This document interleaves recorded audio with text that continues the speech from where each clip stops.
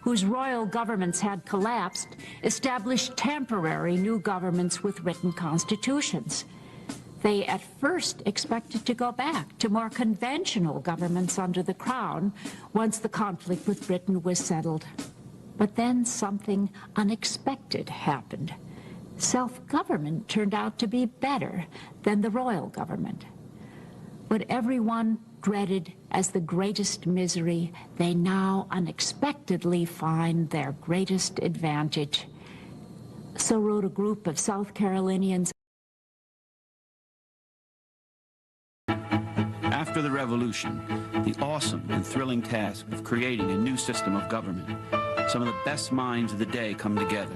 They're drafting a new government in Philadelphia. It's done in secrecy, absolute secrecy. They have armed guards around there. Since they wanted to conduct debates in secret, they closed the windows. It was summertime, and they wore wool clothes. Can you imagine what it's like? This is all-out warfare. I mean, there's contested understandings and meanings of those documents. I mean, those anti-federalists did not buy into what was going on in Philadelphia, and they said that that was a group of 55 well-fed, well-wed men, slave owners, many of them, who had lost faith in the people and who were repudiating the principles of the American Revolution.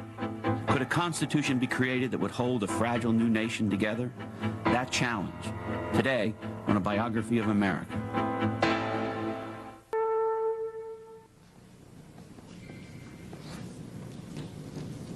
You and I, dear friend, have been sent into life at a time when the greatest lawgivers of antiquity would have wished to live.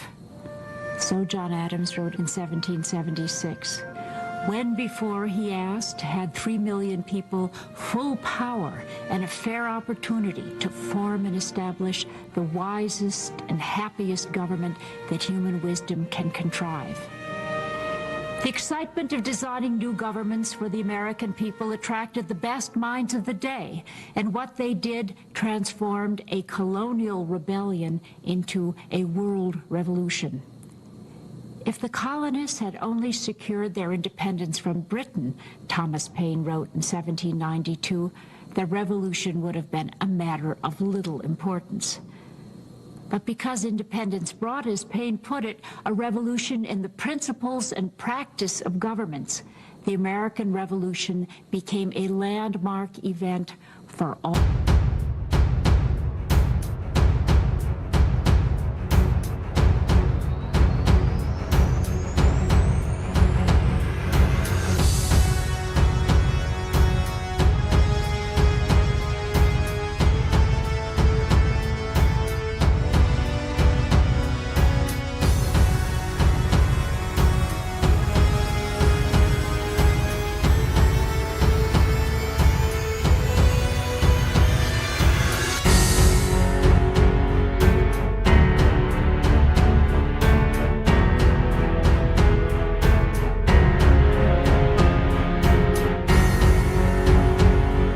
Principle.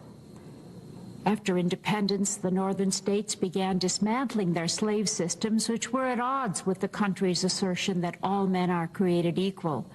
That first emancipation not only made slavery a distinctly Southern institution, but produced a community of free blacks who became the nation's most ardent opponents of both slavery and racism.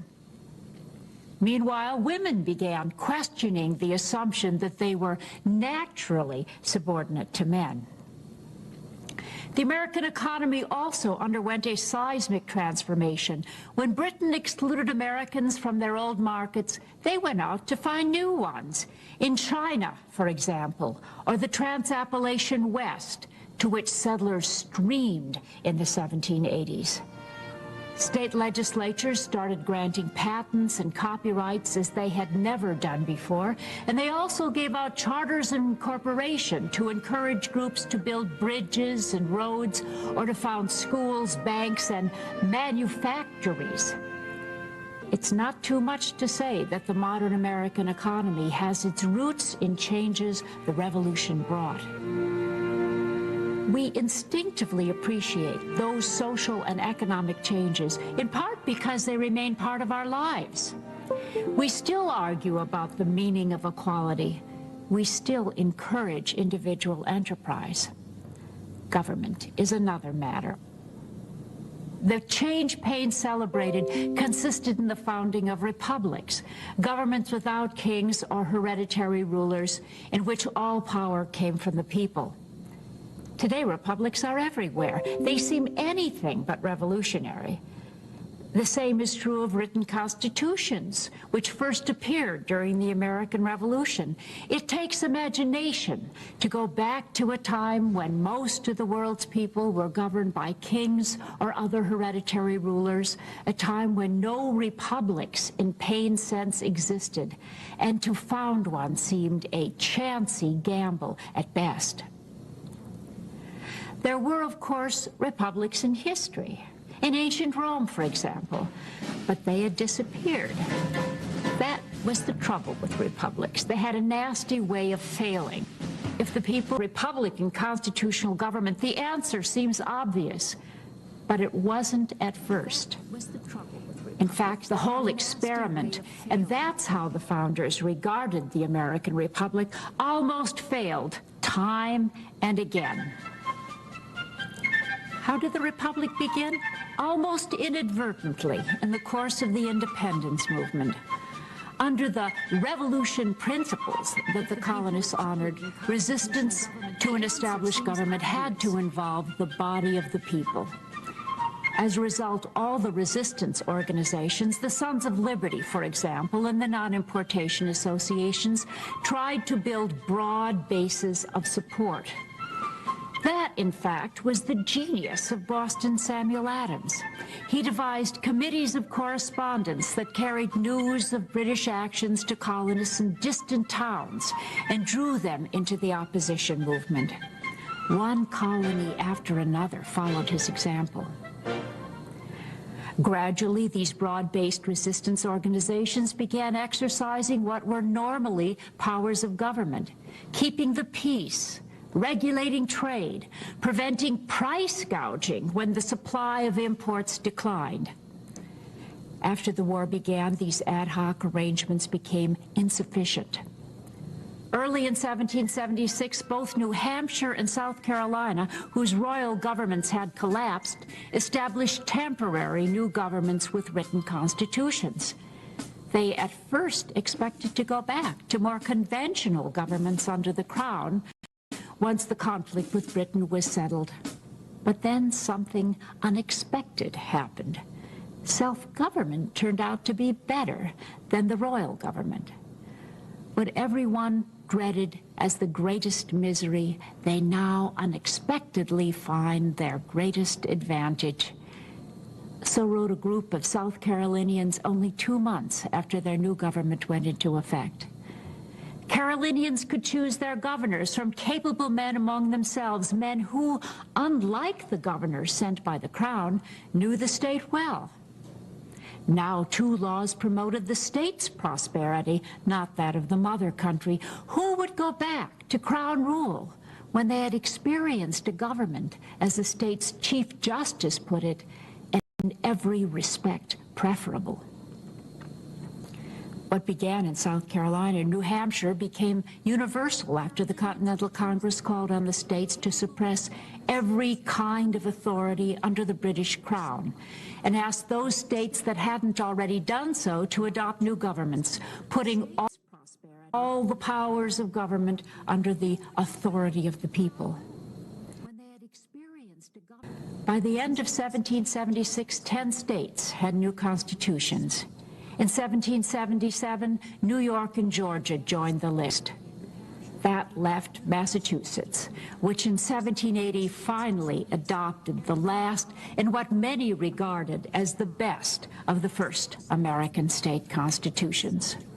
Governments putting all the powers of government under the authority of the people. By the end of 1776, 10 states had new constitutions. In 1777, New York and Georgia joined the list. That left Massachusetts, which in 1780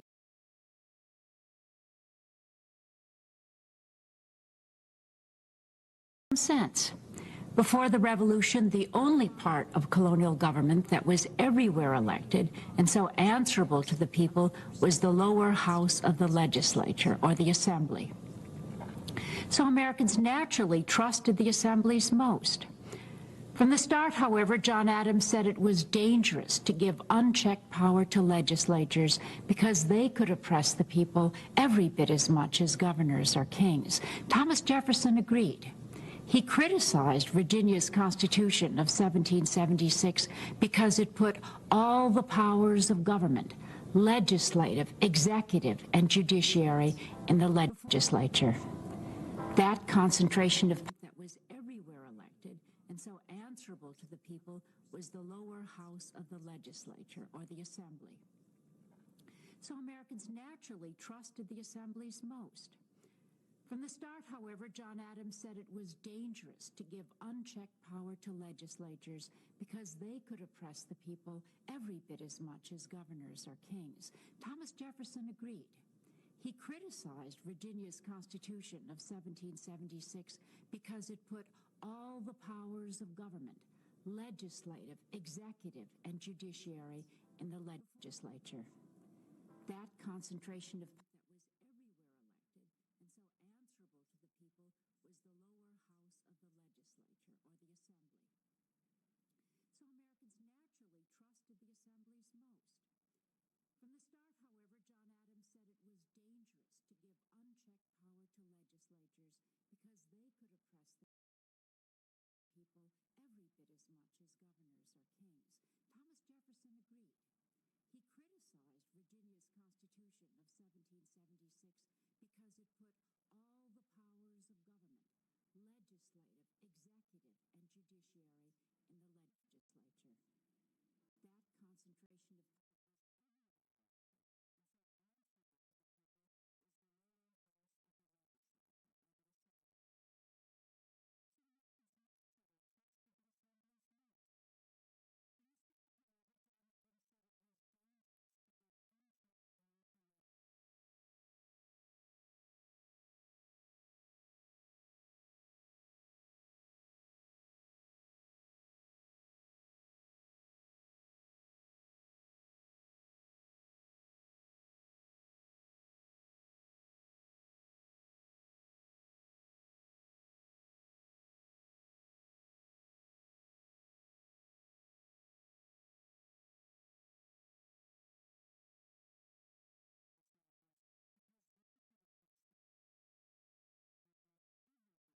and judiciary, in the legislature.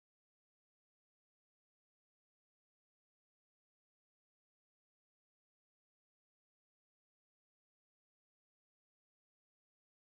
was precisely the definition of despotic government. Gradually, the Constitution separated and balanced the branches of government, and constitutions themselves began to look different. The earliest, Virginia's and Pennsylvania's, for example, just listed their many provisions one after another in a continuous numbered sequence. But the Massachusetts Constitution, which John Adams drafted, was divided into articles. The first was on the legislature, the second on the executive, and the third on the judiciary. Sound familiar? You might say it's just like the federal Constitution, except that the Massachusetts Constitution came first. The states also found a way of making constitutions different and more fundamental than ordinary laws. Elected legislatures adopted the earliest constitutions and then felt free to change or ignore them whenever they liked. How could the Americans create constitutions that even legislatures had to obey? Massachusetts again came up with the answer. And interestingly enough, it didn't come from men like Adams so much as ordinary people in rural towns like Concord or Pittsfield. There, the Constitution was written not by the legislature, but by something new, a specially elected Constitutional Convention. Then the convention sent its draft back to the people for ratification. The Massachusetts Constitution of 1780 was therefore a direct act of legislation by the sovereign people. Its text made that clear.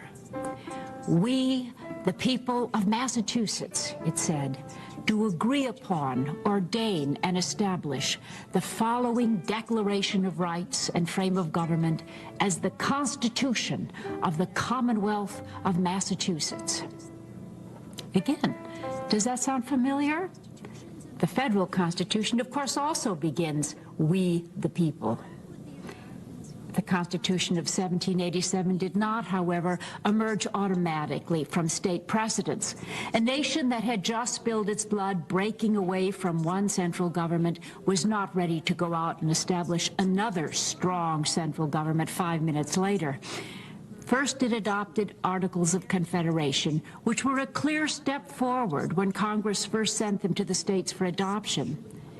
They formally bound the states together in a perpetual union and made a good stab at dividing responsibilities between the states and Congress. The Articles of Confederation, however, put all power in one elected assembly. The Articles did not allow Congress to raise taxes or lay duties on trade. That meant it couldn't retaliate when other countries closed their markets to American shippers. It couldn't stop states from violating the rights of creditors, nor could it help Massachusetts in 1786, when the state's hard money policies caused the debtor uprising known as Shays' Rebellion. And meanwhile, Britain, which had never left its posts in the Northwest, was trying to make Vermont part of Canada. There wasn't sure good reason to think the country was falling apart, which was very upsetting to men like Washington, who'd spent 8 hard years fighting for the United States. His old military adjutant, New York's Alexander Hamilton, or James Madison, a short, physically unimpressive Virginian who was becoming perhaps the nation's greatest expert on constitutional design. The delegates who assembled at Philadelphia in May 1787 saw their job as nothing less than saving the Republic, and so saving the American Revolution from imminent failure. So Congress took up a plan submitted by the Virginia delegation and began creating a new federal government from scratch. The delegates agreed on many things. On some other issues, they disagreed violently. The convention almost broke up over representation. Finally, a compromise solved the impasse. The convention made so many compromises, in fact, that few delegates were entirely happy with the finished Constitution. Even Madison, who had helped design the original Virginia plan, confessed that he thought the Constitution had several fatal flaws. But like most other delegates, he took the closing advice of Benjamin Franklin that they doubt a little of their infallibility and work heartily and unanimously for the Constitution's ratification. The outcome was no sure thing. As soon as the people got a look at the proposed Constitution, critics came out loud and strong. Powerful men like Patrick Henry in Virginia insisted that the Constitution would create a consolidated government, destroying the states, and that it included no real checks on its own power.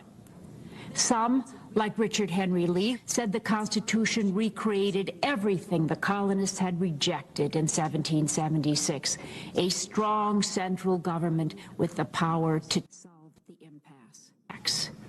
Worse yet, the Constitution had no Bill of Rights. 9 of the 13 states had to ratify before the Constitution went into effect. But when the ninth state, New Hampshire, ratified on June 21st, 1788, Virginia and New York were still undecided. The debates in Virginia were long and passionate, with Patrick Henry taking the floor time and again, driving some of the younger delegates like Madison to distraction with his long, rambling, emotional speeches. In late June, Virginia ratified the Constitution by a close vote, as did New York a month later. Both states and some others proposed lists of amendments that should be adopted to fix the flawed new Constitution. How long could a Constitution that provoked such strong opposition hope to last? Virginia's example wasn't encouraging. It declared that the powers granted to the new government by the people of Virginia may be resumed by them whenever the same shall be perverted to their injury or oppression. That amounted to a threat of disunion. On the other hand, George Washington agreed to serve as first president. He had presided over the Philadelphia Convention and threw his support behind the Constitution. No American commanded the trust and respect of his countrymen like Washington. They knew he could have been America's Caesar. There were some among the nation's military officers who, confronted with a fumbling government under the Articles of Confederation at the end of the war, would have made Washington king. He rejected any suggestion of that sort, resigned his command, and went home to his plantation, Mount Vernon. His willingness to serve the country once again gave the new government a good chance of succeeding. By the time he left office, Washington had reason to regret his decision. He and his administration had come under attack by a group that called itself Republicans because they were, as they saw it, trying to save the Republic from Federalist and pro-British subversives led by Alexander Hamilton, Washington's Secretary of the Treasury. Hamilton had fought for American independence, but he did admire some aspects of British government. Nonetheless, he and other Federalists thought they were themselves struggling to save the Republic from wild-eyed demagogues like Thomas Jefferson, a leader of the Republicans. Tensions declined briefly after John Adams became president and Jefferson vice president. Those two men had been close allies in the struggle for independence, and their friendship deepened during the 1780s, when they both served as representatives of the United States in Europe. Neither, in truth, had much love for Hamilton, but their friendship frayed as the country moved toward war with revolutionary France, a country to which Jefferson and the Republicans were deeply committed. As the Republicans' opposition to the Adams administration mounted, Federalists in Congress adopted a series of measures, the Alien and Sedition Acts, to repress what they understood as Republican sedition. That prompted Vice President Jefferson and his close ally, James Madison, to draft resolutions that the legislatures of Kentucky and Virginia adopted. Virginia denounced the Alien and Sedition Acts as efforts to establish a monarchy on the ruins of the Republic. Kentucky even spoke of state nullification of unconstitutional acts of Congress. Could the nation survive if individual states could decide which national laws they would obey and which they would disregard? The end of the war scare with France and Jefferson's election as president in 1800 seemed to end the crisis. In his inaugural address, Jefferson reached out to the opposition. "We are all Republicans," he said. "We are all Federalists." Fears for the nation declined until Jefferson's decision to purchase Louisiana led die-hard Federalists to call for New England's secession from the Union. Threats of secession surfaced again after 1819, when Missouri requested admission to the Union as a slave state, and a New York representative, James Talmadge, proposed that first the state must begin a program of emancipation. A compromise resolved the crisis, but not before Southerners threatened disunion and predicted seas of blood. Even Jefferson was pessimistic. If the problem of slavery emerged during the Missouri crisis as, in Jefferson's words, a fire bell in the night, it was not a problem that could be solved easily. On that, Jefferson and John Adams agreed.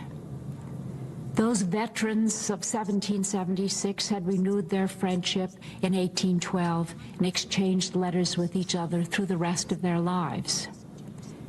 They lived to see a great resurgence of nationalism after 1815. By then, the Declaration of Independence had become for many a revered and even sacred.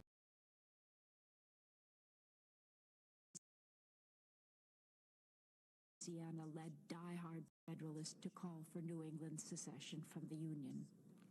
Threats of secession surfaced again after 1819, when Missouri requested admission to the Union as a slave state, and a New York representative that the colonies had become free and independent states. Independence, after all, was by then almost a half-century old. Neither the federal Constitution nor the Bill of Rights said anything about equality or men's unalienable rights to life, liberty, and the pursuit of happiness. As a result, those who wanted to assert those principles in national politics had to cite the Declaration of Independence. And so what was once a revolutionary manifesto took on new life as a statement of rights that the established government had to honor and protect, much like a Bill of Rights. For Jefferson, the Declaration of Independence became the crowning achievement of his life. Discouraged by the Missouri crisis and conscious that his administrative career was less than glorious, worried about the University of Virginia, the pet project of his old age, as well as his own health and his debts, he asked what he had accomplished in his long life. He had no idea that he would become Thomas Jefferson, the most idealized member of the founding generation. The inscription he proposed for his tomb began, "Here lies buried Thomas Jefferson, author of the Declaration of Independence." The pain he suffered while Congress edited his text was, it seems, forgotten. His death came at midday on July 4th, 1826, the 50th anniversary of the Declaration of Independence, as he wished. In bouts of consciousness, he had asked his family, "Is it the 4th?" Later that day in Massachusetts, John Adams uttered his own last words, "Thomas Jefferson survives." The deaths of those two patriarchs, and on so remarkable a day, filled the nation with awe. Another generation had inherited responsibility for carrying on the achievements of the Revolution. Just keeping the nation together would be a challenge to its skills, and that challenge would become more trying before it went away. Worried about the University of Virginia, the pet project of his old age, as well as his own health and his debts, he asked what he had accomplished in his long life. He had no idea that he would become Thomas Jefferson, the most idealized member of the founding generation. The inscription he proposed for his tomb began, "Here lies buried Thomas Jefferson, author of the Declaration of Independence." The pain he suffered while Congress edited his text was, it seems, forgotten. His death came at midday on July 4th, 1826, the 50th anniversary of the Declaration of Independence, as he wished. In bouts of consciousness, he had asked his family, "Is it the 4th?" Later that day in Massachusetts, John Adams uttered his own last words, "Thomas Jefferson survives." The deaths of those two patriarchs, and on so remarkable a day, filled the nation with awe. Another generation had inherited responsibility for carrying on the achievements of the Revolution. Just keeping the nation together would be a challenge to its skills, and that challenge would become more trying before it went away. Worried about the University of Virginia, the pet project of his old age, as well as his own health and his debts, he asked what he had accomplished in his long life. He had no idea that he would become Thomas Jefferson, the most idealized member of the founding generation. The inscription he proposed for his tomb began, America in 1763, not yet a nation. Are we dealing with a nation that's becoming more alike as it's becoming more different at the same time? Well, I think we started out as different as we could possibly be. The beginning of the American Revolution, 13 colonies under the British flag. They see their future as British. But the bond is severed, and Americans declare their independence in action and in written documents. These are not dead documents. And these documents changed in meaning and in their significance as a result of this conflict. Today, on a biography of America, the coming of independence.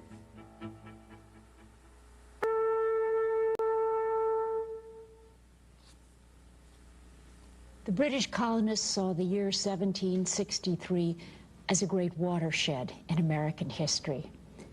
In the past, a great semicircle of Catholic enemies had hemmed them in from French Canada and Louisiana on their north and west to Spanish Florida in the south.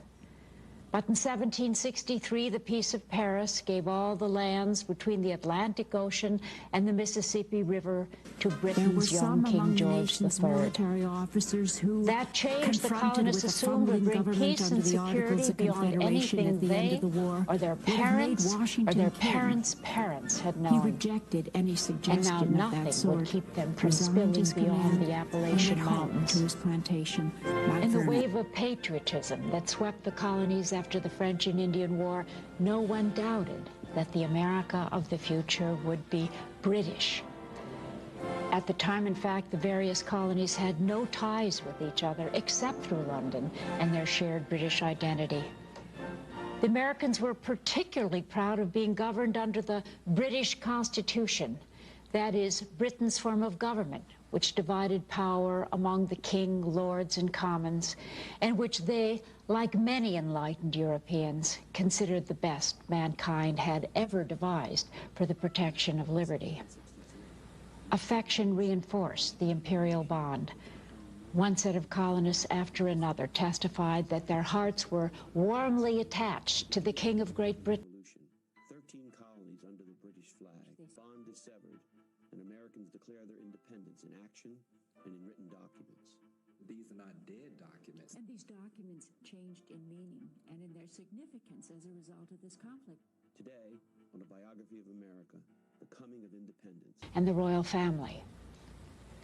The mystery is why, only 13 years later, they declared their independence.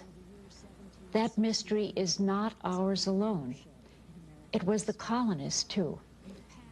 As events unfolded, they wondered at the unexpected course their history was taking and sought explanations. The conflict between Britain and her American colonists began over taxes. The war left Britain with a large debt and new financial obligations. A massive Indian uprising showed that the Crown had to keep an army in America. The British restored peace and then, to prevent further trouble, excluded settlers from lands beyond a line that ran north and south through the Appalachian Mountains. Not only was Britain blocking the colonists' westward expansion, it wanted them to help pay for its army in America. First, they had Parliament put new duties on molasses imported into the colonies from the non-British West Indian Islands. That awoke little opposition. But when the King's minister announced plans for a stamp tax on American legal documents, newspapers, pamphlets, and items such as dice and playing cards, all hell broke loose. Never before had the Parliament laid a direct tax on the colonists.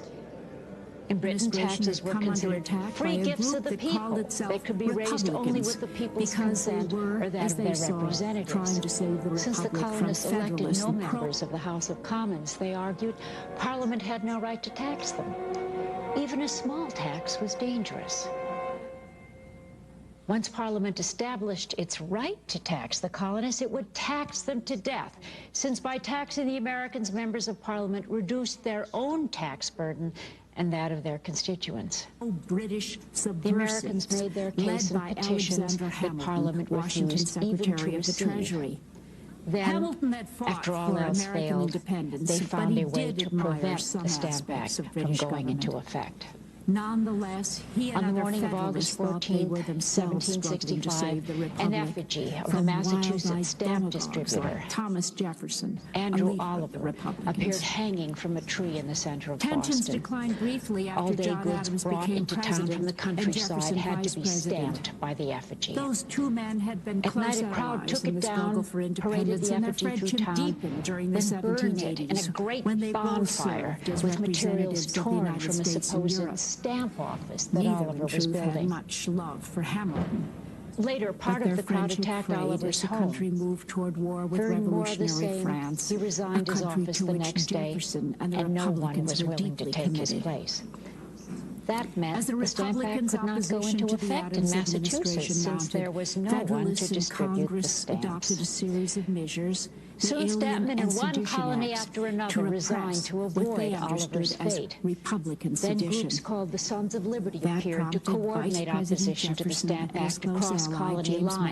Madison, to draft The colonists also resolutions that the boycotted certain legislatures British of imports. Kentucky and Virginia adopted. Parliament gave in. Virginia It repealed the denounced the Stamp Alien and Act, but Sedition Acts only as after efforts to declaring that it establish had a a right to bind the monarchy on the colonies ruins of the in all Republic. cases whatsoever. Kentucky even spoke of state A nullification year later, it tried to raise a revenue through new duties on paper, glass, and tea. If that's how the colonists preferred to give money to the crown, the king's new minister, Charles Townshend, argued, let them have their way. Which they would disregard. But now a series of newspaper essays entitled Letters from a Farmer in Pennsylvania urged the colonists to resist. In his They were in inaugural fact address, written by a Jefferson reached out to mild-mannered the lawyer opposition. "We named are John all Dickinson, Republicans," he a man said. of property "We are with all Quaker Federalists." connections who was dead Spears set for the against nation violence. declined until Jefferson's Duties meant to decision raise a purchase revenue were Louisiana taxes, he led said, and so diehard every bit as Federalists to dangerous call as the for New Stamp England Act. secession from But the Union. we cannot act with too Threats much of secession caution, he surfaced wrote, again after because anger 1819, had a when way of Missouri producing requested anger admission and to could the cause the Union as a separation slave of the state. colonies And a from New Britain. York representative, James Torn from the Talmadge, body to which we proposed are that first united the by state must religion, begin a liberty, program of laws, emancipation. affections, relation, language, Compromise and resolved commerce, the he said. crisis, but not We must before bleed Southerners at threatened every disunion vein. and predicted Dickinson seas of recommended blood. peaceful forms of opposition, such as Jefferson was non-importation pessimistic. associations, problem if of the slavery colonists' emerged petitions during went the Missouri unanswered. crisis as, in Jefferson's Dickinson's words, farmers' "a letters fire were bell copied in from the one night." newspaper It to was another, more and a problem that everywhere could be the solved colonists said easily. he had expressed their On that, position Jefferson and perfectly. John Adams agreed. They also followed his advice and Those cut back veterans imports of until again Parliament 1776 gave had in. renewed their In friendship 1770, in it 1812 repealed all and the new exchanged duties letters with each except other the one through on the rest tea. of their lives. By then, however, They lived many to see a colonists' great old confidence resurgence in the of British government nationalism was pretty after much gone. 1815. Taxes were not the By only then, the reason. Declaration of In Independence had become for 1768, the many Crown had sent revered 2 and regiments even of troops to Boston to support royal officials there. Bostonians said the troops were unnecessary and, like all Englishmen, distrusted governments that used standing armies against their own people. Freemen, they said, are not governed at the point of a gun. It seemed as if the soldiers and civilians were always that the scuffling with colonies each had other. become free and Finally, on independent March states. 5th, 1770, Independence, a after contingent all, of was by troops then fired almost into a a crowd, half-century killing 5 old. people. Neither Paul the federal Revere, a local Constitution nor the Bill silversmith of and Rights patriot, said anything memorialized about the equality or Boston men's Massacre with one of the unalienable most rights to famous life, prints of the liberty, era. and the It shows pursuit of redcoats happiness. willfully shooting As a unarmed result, civilians. those who wanted to assert Another those principles smoking in gun national protrudes politics from a window had to behind the cite the soldiers Declaration in of a building Independence. labeled And so Butcher's what was Hall. once a Was its revolutionary trigger perhaps manifesto pulled took by a on new hated life customs as a man? statement of rights Nowhere that to be the seen are the established government snowballs, some with had to rocks honor and inside that crowd protect. members threw at the Much like the soldiers. Bill of Rights. Nor is there any indication that Bostonians For Jefferson, provoked the soldiers the by shouting, Declaration of "Fire! Independence became Fire!" the crowning which they achievement thought of his the troops life. could not do without the permission of Discouraged town by the officials. Missouri crisis The and print, conscious in short, that his gave only administrative one career side of the was story. less than glorious, Trouble began again after Parliament tried to help the East India Company sell tea in the colonies at a price lower than that of smuggled tea. It refused, however, to remove the old duty. From the colonists' perspective, poisoned the East India Company's cheap tea. Again they resisted, but in as peaceful a manner as they could. Colonists in New York and Philadelphia, for example, convinced the captains of tea ships to turn around and take their cargoes back to England without paying the tea tax. In Boston, however, the tea ships entered the harbor before the opposition organized. Townsmen spent the next 20 days trying without success to get clearances so the ships could go back to sea. Then, on the night before the tea could be seized by the Customs Service, a group of men disguised as Indians boarded the ships and emptied 342 chests of tea into the water. The proceedings were amazingly quiet, except for the ploops of tea dropping into the sea. Other loyal from the town of Braintree named John Adams, an obscure cousin of the better-known Boston leader Samuel Adams, and by no means a lover of mobs, found the event magnificent. The Boston Tea Party, as it was later called, was so bold, so daring, so firm, intrepid, and flexible, and would have such important and lasting consequences, he said, that I cannot but consider it as an epoch in history. The British government proved him right. It punished Boston with a series of coercive acts that the colonists promptly renamed the Intolerable Acts. Among other things, they closed the port of Boston, throwing hundreds of people out of work. They changed the government of Massachusetts so the Crown had more power, the people less. Then Britain put Massachusetts under military rule, appointing General Thomas Gage as royal governor and sending troops to enforce his authority. From there on, the crisis got worse and worse without respite. If Boston and Massachusetts could be punished so severely without a trial or any chance to defend themselves, how could New York or Pennsylvania or South Carolina feel safe? 12 colonies, every one but Georgia, sent delegates to a Continental Congress in Philadelphia to coordinate their response. The Congress petitioned George III to intercede on the colonists' behalf, emphasizing the Americans' loyalty. But the king decided that the colonies were in a state of rebellion and that blows must decide whether they are to be subject to this country or independent. The blows began on April 19, 1775, after General Gage sent troops to seize colonial arms stored at the town of Concord, some 20 miles outside Boston. On the way, they went through Lexington, where local militiamen on the town green began to disperse once they saw how outnumbered they were. Somewhere, someone fired a gun. Then the regulars emptied their muskets into the fleeing militiamen, killing 8 and wounding 10. Amos Doolittle recalled the scene in an engraving he made 7 months later. It is much like Revere's Boston Massacre. Again, Doolittle showed British soldiers with their commander urging them on, shooting innocent colonists. Doolittle also recorded the regulars' march to Concord, an engagement between the provincials and regulars at Concord's North Ridge, and, perhaps most interesting of all, the Redcoats' retreat back to Boston, burning houses along the way, while militiamen from nearby towns shot at them.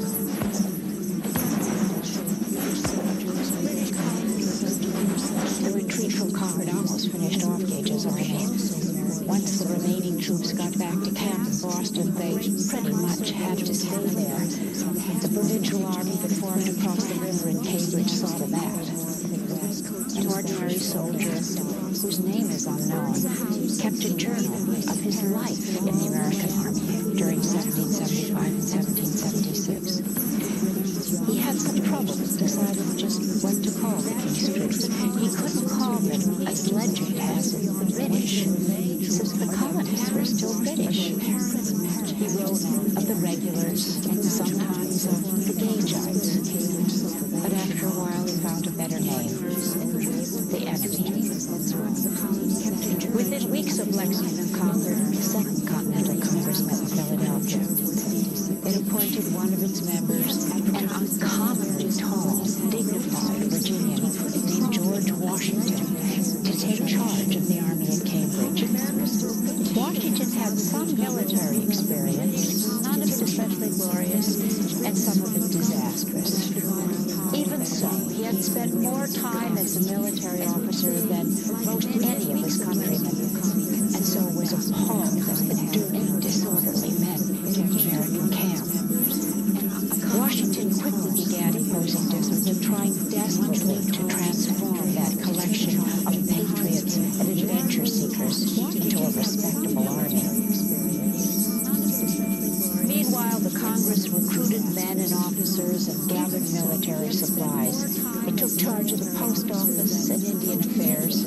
It also borrowed money and eventually issued its own currency. In fact, the Second Continental Congress became the first government of the United States. It had to assume those powers, it seemed, to prevent the British from crushing the Americans and ending their dream of finding a way to live as free men under the British flag. But reconciliation was becoming increasingly unlikely.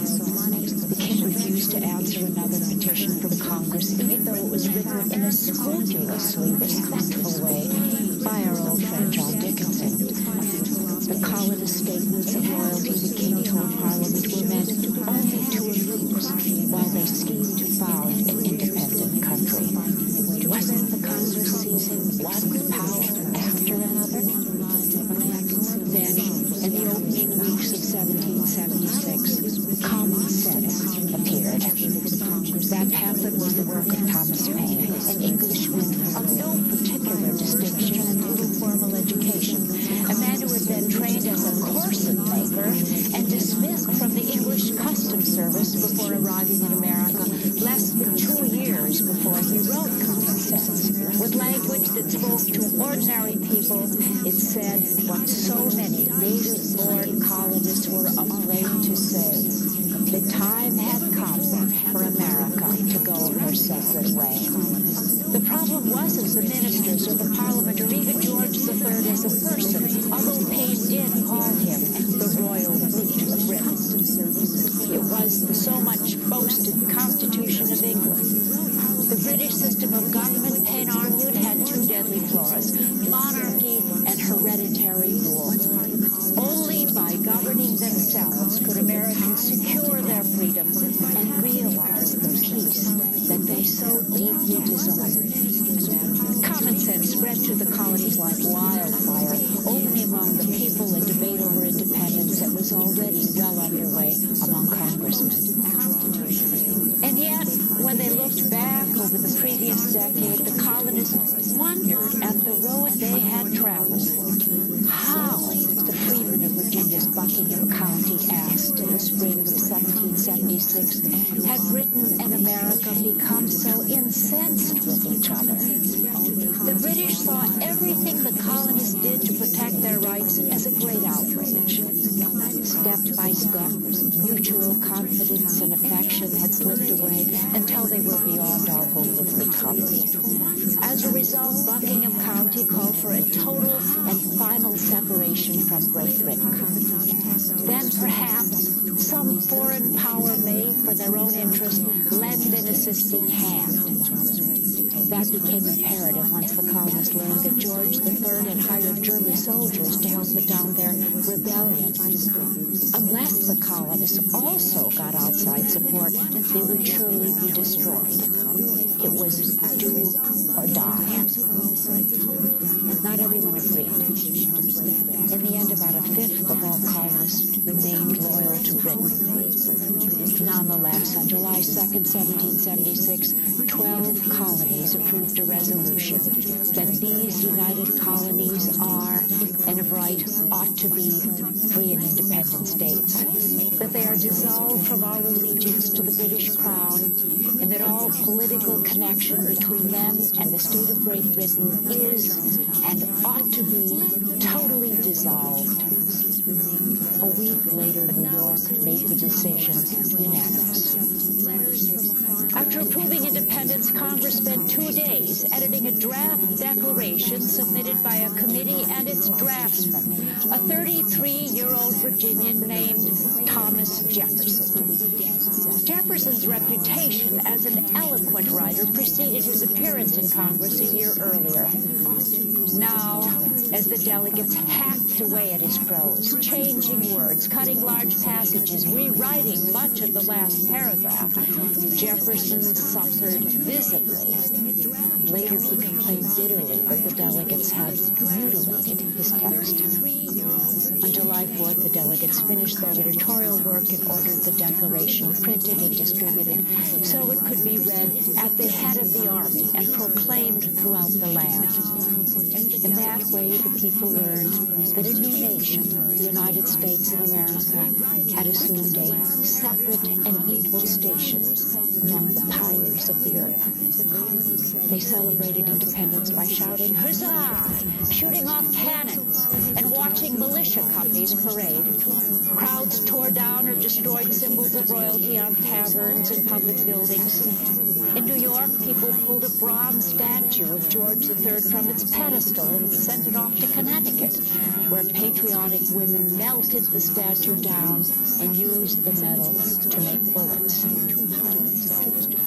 When Americans of 1776 cited the Declaration of Independence, they quoted the last paragraph, the one in which Congress declared that these united colonies are and of right ought to be free and independent states.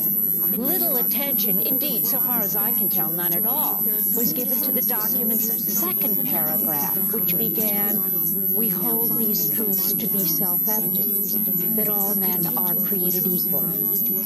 Those ideas were expressed in many other contemporary writings, but only the Declaration announced American independence.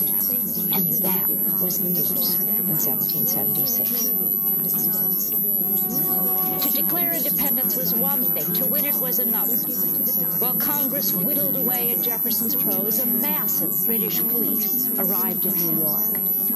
After evacuating Boston, the British had assembled one of the largest sea and land forces ever seen in North America to end this pesky colonial rebellion once and for all. They almost succeeded. In 1776, the American army suffered one defeat after another. Washington broke the downward spiral with small but significant victories at Trenton and Princeton, New Jersey, in late December and early January. By then, he had convinced Congress that the American cause could not depend on local militiamen who would serve only for short periods and preferred to remain near their homes. It needed an army of trained soldiers and officers willing to sign up for long terms of service in return for concrete rewards, including bounties, respectable pay, and the promise of land at the war's end. Thereafter, the American cause was primarily defended not by men defending their homes and families, as at Lexington and Concord, but by young, single men, both white and black, with little, if any, property. Militiamen sometimes supported the Continental Army, as in Saratoga, New York, where they gathered from all over New England to stop an invasion from Canada under the British General Gentleman Johnny Burgoyne in October 1777. The victory at Saratoga gave the signal for France, which was hesitant to join the United States in a losing war, to negotiate an alliance with the Americans. That tipped the odds against Britain. Thereafter, Britain concentrated its attention on the South, where it set off a brutish, bloody civil war.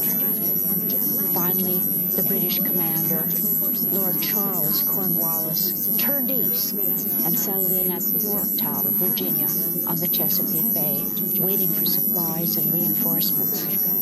Washington and a large body of French troops moved in and mounted a siege while the French fleet prevented the British from rescuing Cornwallis. On October 18th, some 3 years after Saratoga, Cornwallis surrendered. When the British minister learned the news, he exclaimed, "Oh God, it's all over." And so another group of negotiators gathered in Paris. The Americans, including the wily Benjamin Franklin and honest John Adams, won extraordinarily favorable terms. The Trans-Appalachian West became part of the United States, along with all the land between Canada and the northern border of Florida. And Britain recognized the United States as an independent nation. Not 1763, but 1776 turned out to mark the great watershed in American history. How would life be different on the other side of that great divide? Now at least the Americans could decide that themselves. And the wreckage began on 8/17 as an independent nation. After General Gage sent troops, not 1763, but 1776 turned out to mark on the way they went through the watershed in American history. How would life be different on the other side? The American colonies in the 1700s, the best poor man's country in the world. Sure, there's a notion that this is a country where people can do better than their parents did. Unless you were a slave. What manner of man is this American? Well, he might be a woman, right? He might be a slave. She might be a slave. The Slave's Middle Passage. Franklin's Philadelphia. All part of America's growth and empire. Today, on a biography of America.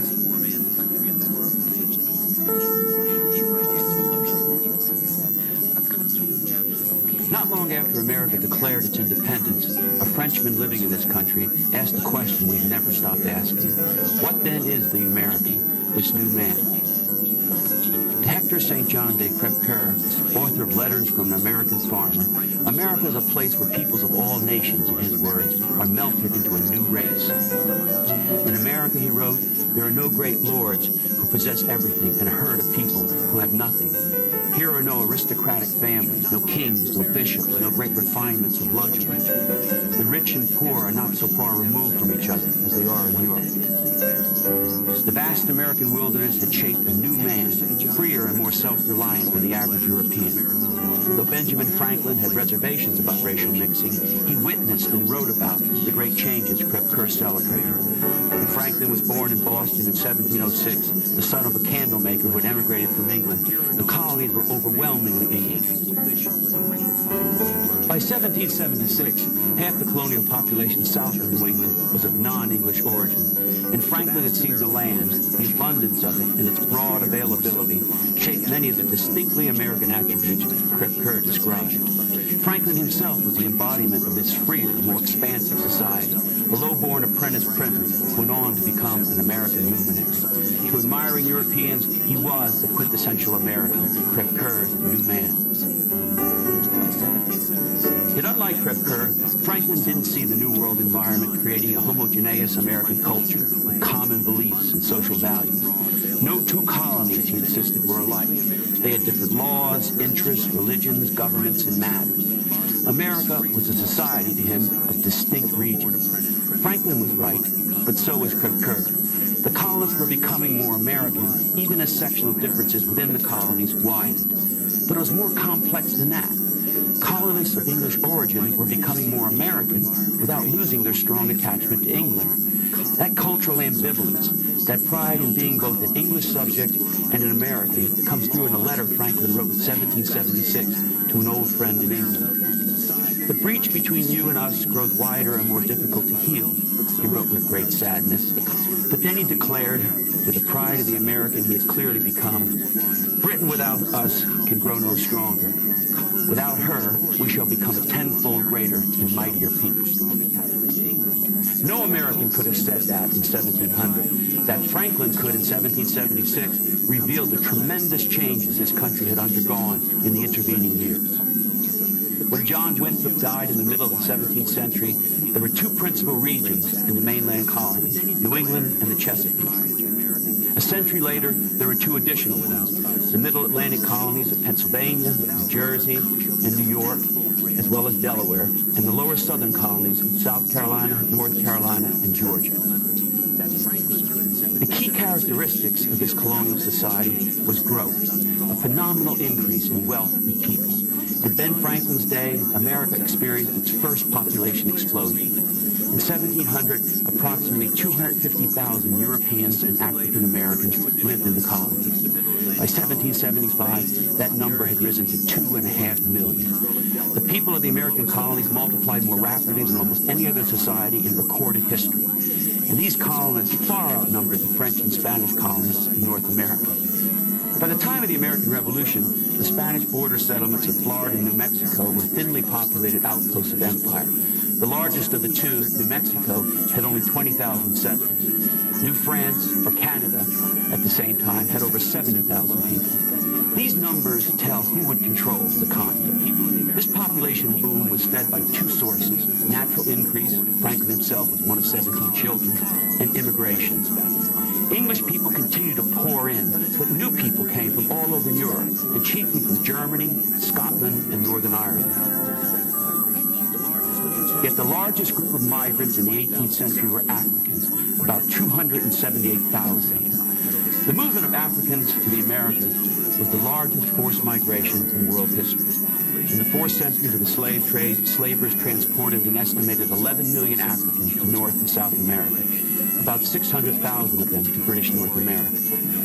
Most slaves were captured in the African interior by raiding parties from the more powerful tribes along the coast, and were then taken on forced marches to coastal trading ports run by Europeans.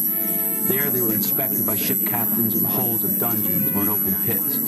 Those selected for transport were branded, chained together, and rowed out to awaiting slave ships, where they were packed below deck in spaces with no more breathing room than a coffin. Ulayodo Iquiano, an Igbo tribesman from what is now Nigeria, was kidnapped and enslaved when he was only 11 years old, and he lived to write an account of one of these slave ships. Under the deck, the groans of the dying, the screams of children who had fallen into open latrines, and the vile stench of vomit and feces combined to create what Iquiano described as a scene of horror almost inconceivable. As Iquiano's ship headed for open sea, a great moan went up from the slaves, who feared they were being taken to the homelands of the bearded monsters to be boiled in water and eaten. As they reached their port of destination, the surviving human cargo was prepared for sale. If slaves had been flogged, their open wounds were disguised by filling them with black tar. Some ship surgeons plugged the rectums of slaves with clamps of hemp fiber to prevent buyers from noticing the bloody discharges that indicated they were dying from dysentery.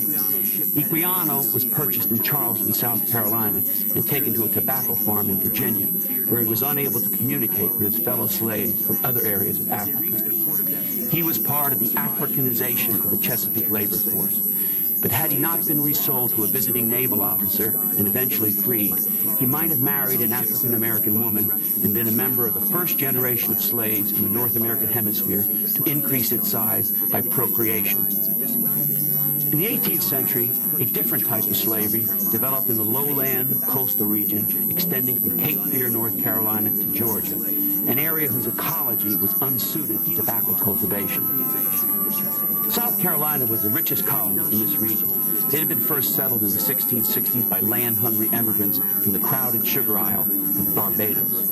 30 years later, they found a profitable cash crop, rice, and rice shaped the lowland as strongly as tobacco shaped the Chesapeake. Rice made South Carolina the richest colony in mainland British North America, and the only one with a black majority. Rice cultivation was hard, human-killing work, but greater oppression, ironically, produced greater autonomy for the slaves. Since tobacco required more constant care than rice, masters closely supervised slave labor. In the Carolina lowlands, masters stayed away from the rice fields, where the death rate from malaria was frightfully high.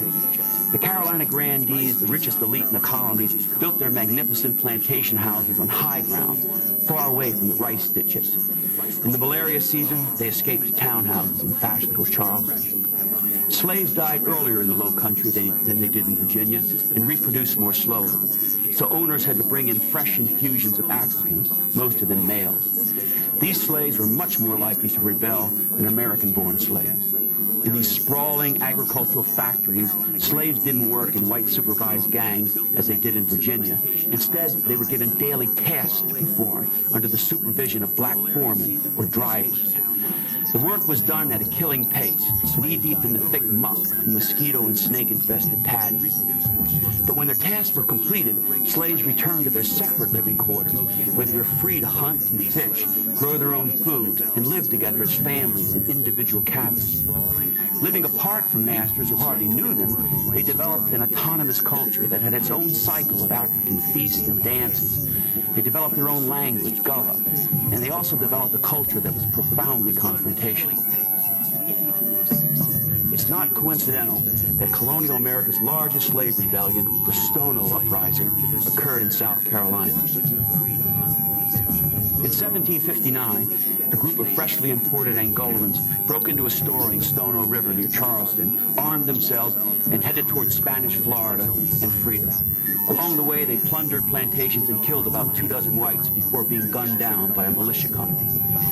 Although slave revolts were rare in mainland North America, as compared, say, to Brazil and the Caribbean, slaves resisted in every way possible, destroying tools, performing work shoddily, running away, and striking and sometimes killing their overseers. Walking through a pleasant wood near Charleston, Creve Coeur, who was visiting in the area, suddenly came upon a black man who had been suspended in a cage and left to die. His arms were tied down and birds had plucked out his eyes. Creve Coeur got him some water, but he begged for poison. At his host home, Creve Coeur was told that the slave had killed his overseer and that the laws of self-preservation, in the words of the master, made such executions necessary. Now, this might make for dramatic reading, but the slave's major act of resistance was not striking back at the master. It was nonviolent, the creation of a resilient, richly varied black culture, the slave's strongest weapon against racial oppression. Southern language, cuisine, folklore, music, and religion were indelibly influenced by this slave culture. Acculturation did not go only one way. As Africans were being anglicized, English colonists in the South were also being Africanized. In this way, African slaves contributed to the making of a uniquely American culture. Slaves played a pivotal role in increasing the wealth as well as the size and ethnic diversity of early America. By 1776, the two main crops that slaves produced, tobacco and rice, were, with wheat, British America's most profitable exports. This is certainly one reason there was a general colony-wide acceptance of slavery, even though slaves comprised only about 10% of the northern population. A Philadelphian called 18th century America the best poor man's country in the world. It was, provided you were white and male.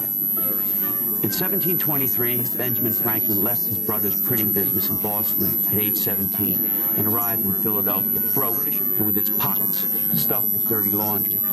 Franklin's rags to riches story is a study in tenacity, but luck sure had a part in it. He had landed in Philadelphia, a city of exploding opportunity. The place and the person were ideally matched. Blessed with a splendid harbor and ringed by fertile land, Philadelphia had recently become the commercial capital of British America. Almost on his own, Franklin would soon make it the cultural capital as well. Philadelphia was built on land that had been given by the crown to William Penn, the son of a British admiral and a devout Quaker. Penn launched Pennsylvania as a holy experiment, a refuge for persecuted people everywhere. This is the theme of Edward Hicks' painting, Peaceable Kingdom. Here, the Garden of Eden is restored, and the wolf dwells with the lamb. While across the Delaware River, William Penn and his band of Quakers in their broad-brimmed hats conclude their treaty with the Indians. Pennsylvania's tolerant policies, its abundant land, and its amazingly fair and peaceful relations with the Indians made it the immigrant center of early America, a place of tremendous ethnic and religious diversity. This diversity was seen even then as distinctly American. Traveling through Philadelphia in 1744, a Swedish botanist encountered in a tavern what he described as a very mixed company of different nations and religions. In addition to Scots, English, Dutch, Germans, and Irish, he reported there were Roman Catholics, Presbyterians, Quakers, Methodists, Seventh-day Men, Moravians, Anabaptists, and one Jew. From Philadelphia, these immigrants spread out all over the land and set up prosperous farms, raising wheat, corn, hemp, and flax, but mostly wheat. Pennsylvania became the breadbasket of American colonies. Other immigrants settled in the city and went into the trades. Tradesmen or artisans established their homes directly above their one-man shops on the thickly built blocks that led out from Philadelphia's crowded harbor. The harbor was the merchant's domain. As in Boston, aggressive businessmen, most of them English Quakers, turned what had been planned as a religious utopia into a capitalist powerhouse. Trade operated here as it did in New York City, the middle colony's other great port. Merchants took the agricultural offerings of farms and shipped them to other colonies, to England, and from England to the wider world. Britain's Navigation Acts mandated that most of this trade be channeled through the ports of the mother country. But in compensation, the colonists received English manufactured goods. Colonial merchants then sold these, along with rum, wine, and sugar, to farmers in the expanding hinterlands of the coastal ports. These merchants were an urban elite, rich, powerful, and socially influential. And they were the Northerners who depended most heavily on slaves, as well as indentured servants. Indentured servants continued to pour into the middle colonies, largely in family groups. With slaves and propertyless city and rural workers, they told the rest of society were the bottom. In between the rich and the poor were property-owning farmers and artisans. Farmers made up over 90% of the American middle class, and most free white men lived long enough to buy or inherit at least 50 acres of land, which qualified them to vote. In proportion to population, America had the largest middle class in the world. But prosperity and abundant opportunity should not be confused with an even distribution of wealth. In all colonies, the rich owned an overwhelming proportion of taxable wealth, and everywhere, political power followed money. Although between 50 and 75% of adult free males could vote in most colonies, they usually returned the rich and influential to seats in the increasingly assertive colonial assemblies. The colonists saw these assemblies as New World parliaments. The assemblies controlled the power to tax and acted as a check on royal governors, just as Parliament back in England acted as a check on the king's power. This was an elite-dominated political economy, but its distinctively American characteristic was the general prosperity of farmers and shopkeepers and their high level of political participation. This at a time when only about 15% of adult males could vote in England. America was also, as opposed to England, a society of independent moneymakers. Shopkeepers, merchants, and farmers who sold cash crops for export. At no other time in our history were we more a nation of entrepreneurs. And at no other time in world history, up to this point, did the great bulk of the population of the country enjoy a higher standard of living. The key to it all is this. In Europe, land was scarce and expensive, labor was cheap and available. In America, land was cheap and available, labor was scarce and expensive. This explains slavery in the South, as well as economic democracy in the North. In America, Franklin wrote, no man continues long a laborer for others, but gets a plantation of his own. No man continues long a journeyman to a trade, but sets himself up for himself. And set himself up for himself was exactly what Franklin had done when arriving in Philadelphia. Franklin entered the printing business as a journeyman and soon owned his own shops, entering the ranks of the property-proud artisans. When he made up his will at the end of his life, he listed his occupation as printer. This was a feature of American life that impressed European visitors, the dignity of labor, the pride American craftsmen took in their work, and the esteem they enjoyed in their communities. We see this in John Singleton Copley's portrait of the Boston silversmith and revolutionary, Paul Revere. Revere is plainly dressed in his shirt sleeves and is holding one of his creations, an exquisite silver teapot. 3 engraving tools lie on the table. They tell us that this is a man who works with his hands and draws satisfaction from that, as you can see from Revere's stoically proud countenance, his chin held in thought. Like Paul Revere, Franklin moved from running a shop to engagement in public affairs. He launched the Pennsylvania Gazette, which became the most successful newspaper in the colonies. And for 25 years, he published his Poor Richard's Almanac, the most widely read book next to the Bible in colonial America. In his almanac, Franklin dispensed humorous advice on how to get rich, later collecting the best of Poor Richard under the title The Way to Wealth. This became a how-to-do guide for the ambitious. Franklin's Puritan father had preached to him the gospel of getting to heaven. The son preached the gospel of getting ahead. The sleeping fox captures no poultry. There's no gain without pain. And this is my favorite one. It costs more to maintain one vice than to raise 2 children. For this, Franklin's been sometimes called sarcastically the father of all Yankees. But behind the Yankee was the Puritan. Growing up in Boston, Franklin skipped church to practice his writing. Calvin's idea of predestination clashed with his self-improving bent. But he did internalize Puritanism's social values, its moral earnestness, its emphasis on hard work and diligence, its self-scrutinizing cast of mind. What he could not accept was John Winthrop's idea of a fixed human hierarchy, the idea that God had ordained that some should be rich and others poor, and that all should be satisfied with their station in life. Franklin believed that it was impossible to keep self-reliant people down in expanding America. Or as Craig Kerr wrote, as soon as a European arrives in America, he begins to throw off his former servitude and starts acting independently. As one historian has written, this was a society unlike any in the world, in which people placed a greater value on their status as independent individuals, beholden to no man. In Philadelphia, Franklin was an advanced agent of an ideological revolution that had begun in his home city of Boston. This was a movement against government controls on money-making and toward greater individual freedom. Colonists still lived in a mercantile world in which British government controlled most of their trade, but they were beginning to fashion a new idea of economic behavior. Modern historians call this privatism, the belief that there should be little or no control on the search for wealth, and that if each person fairly pursues his self-interest, the community as a whole will benefit. Franklin believed in this because he saw it working in Philadelphia. Artisans owned their own one-man shops and controlled the conditions of their work. They also watched over each other's property and didn't charge ridiculously high prices for their scarce products, fearing other artisans whose products they needed would retaliate. That's the kind of self-interest Franklin applauded. These conditions produced urban order as well as prosperity, an order maintained in the absence of a police force and with comparatively little government. This didn't mean that one had no obligations to the community. Without much government, citizens had to give more of themselves to the community, and Franklin did. He became, in his own words, a doer of good.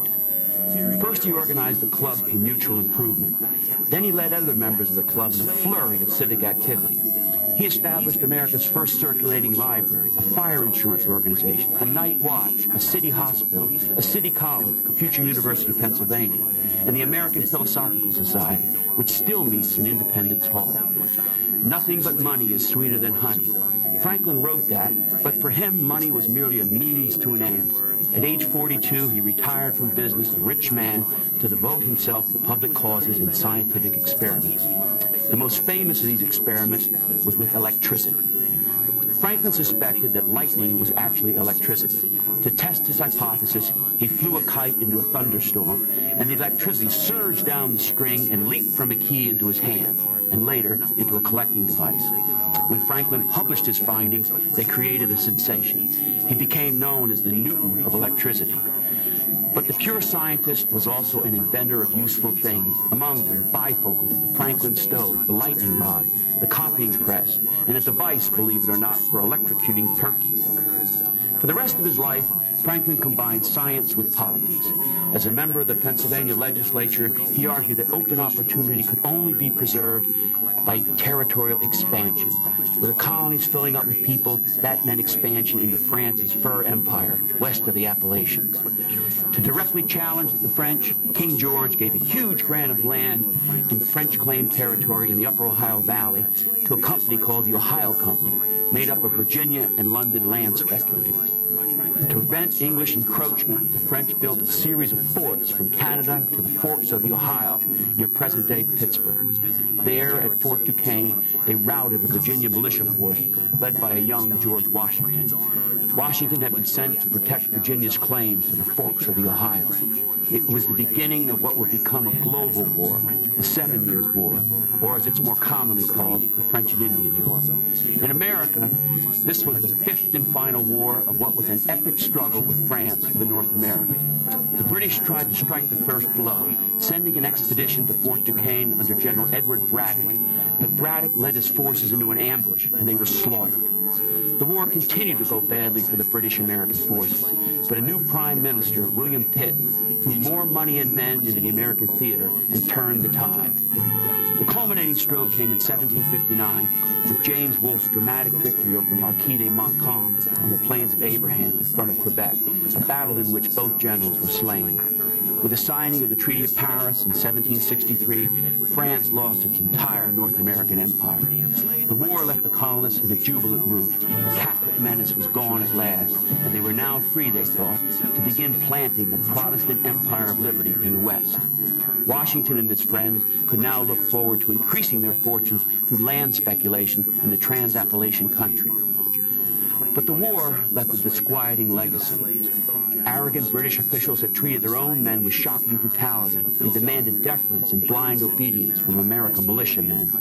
This reinforced the feelings of many American volunteers that they were a distinct people, morally superior to the aristocratic British. Even so, as colonists celebrated the great victory over France, with church bells ringing and toasts raised to the king, no one could have foreseen the approaching break with England, and almost no one desired it. Americans like George Washington and Benjamin Franklin were immensely proud to be part of the world's mightiest empire.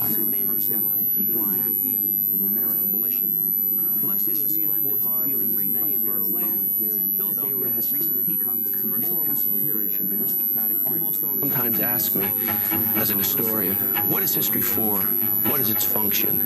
Particularly since it's what I call a crippled discipline, a discipline that can't get at the truth.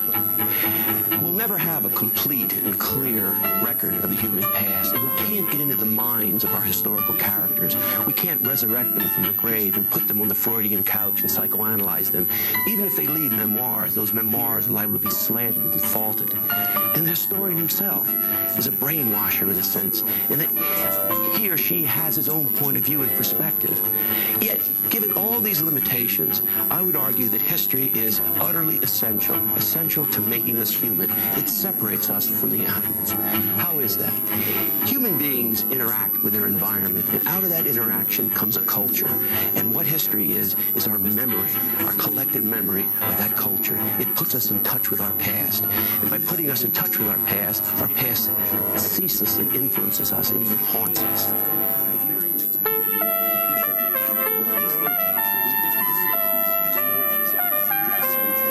A Biography of America is a series of 26 half-hour programs that tells the American story through narrative lecture, discussion, and debate. It didn't happen because it is inconceivable. It is a panorama of American events, lives, ideas, voices. A team of historians came together to think through and shape the series. Stand up for freedom together!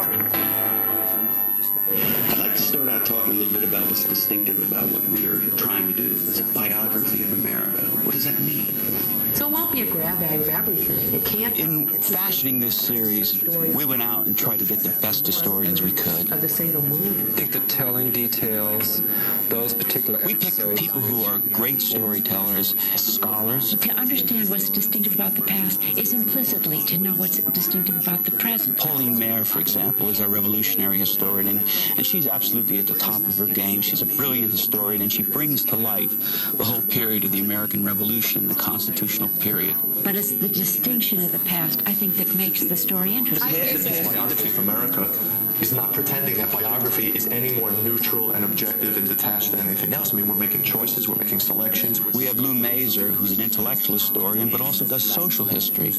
And Lou has a wonderful feel for the 19th century, and he's done some brilliant lectures, I think, for us on the Reform period during the Jacksonian era. As Emerson has said, right, history rightly understood is biography. Right. And so it really comes down also to our definition of history. My students are always enraptured with the notion of success, but failure is often far more interesting and far more revealing. Waldo Martin explains, I think, cogently, clearly, the motivating causes for the Civil War. We bring Waldo back again, and he traces what happened to the South after the Civil War, and takes a look at it from a long-range perspective.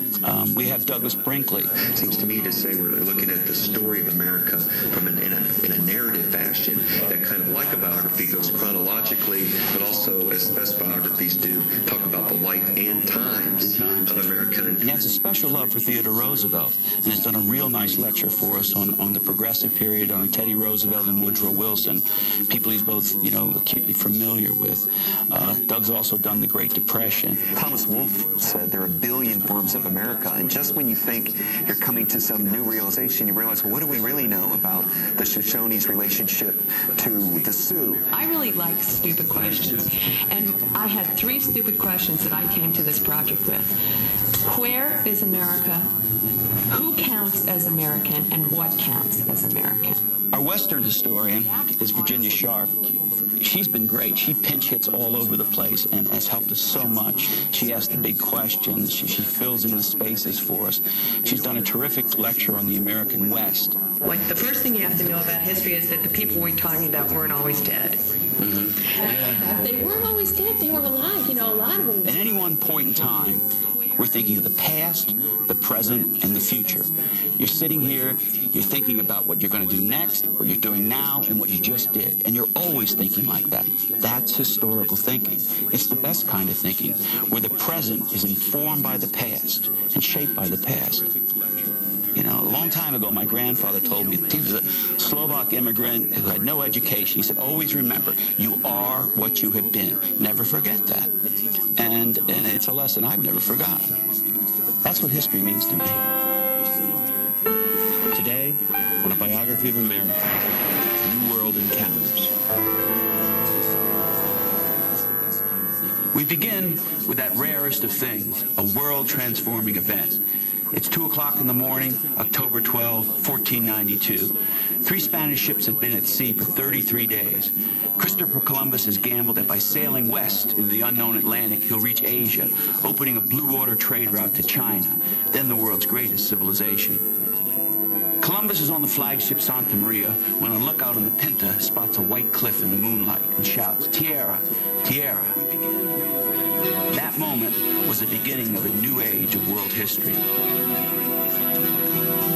A knowledgeable person in 1492 knew the earth was round, but that person's world had only 3 continents: Europe, Asia, and Africa. And they were located around the landlocked Mediterranean. Christopher Columbus changed that forever. Columbus went to his death convinced he'd landed somewhere in Asia, but others suspected he'd found what Shakespeare called a brave new world. The Vikings had landed in North America more than 500 years before Columbus, but hadn't followed up their discovery. Spain did, and its discovery set loose creative energies all over Europe. Columbus's landfall in the Bahamas began one of the most momentous cultural encounters in history. It reunited 2 worlds, 2 peoples who lived apart for tens of thousands of years, and it created the modern Atlantic community. Trade and enterprise expanded beyond all reckoning, and even the world's food would never be the same. In 1492, no one in Ireland had ever tasted a potato, and Italians ate pasta without tomato sauce. Nor had the Indians Columbus encountered ever tasted an onion, a peach, a pear, an orange, or a banana, or anything made with rice, wheat, or sugar. And they'd never seen a horse, a cow, a pig, a goat, a chicken, or even a honeybee. Europeans enriched this cultural exchange by taking back with them a host of plants, beside the tomato and the white potato. They took back squash and cocoa, beans and corn, avocados and pineapples, chili peppers and peanuts, as well as 2 non-food plants, tobacco and cotton, which would sustain wealthy and brutally exploitive slave systems in the New World. Columbus's voyages, as we'll see, changed the global economy and ecosystems in other and sometimes catastrophic ways. But the point I want to make here is that the originator of what has been called the Columbian Exchange wasn't the real discoverer of America, and that American history doesn't begin in 1492. It begins in the Ice Age, approximately 30,000 years ago. We may never know precisely when our history begins or who were the first people to step foot on the land we call America. But what we do know is that at least one group of original discoverers were Stone Age hunting bands from Asia.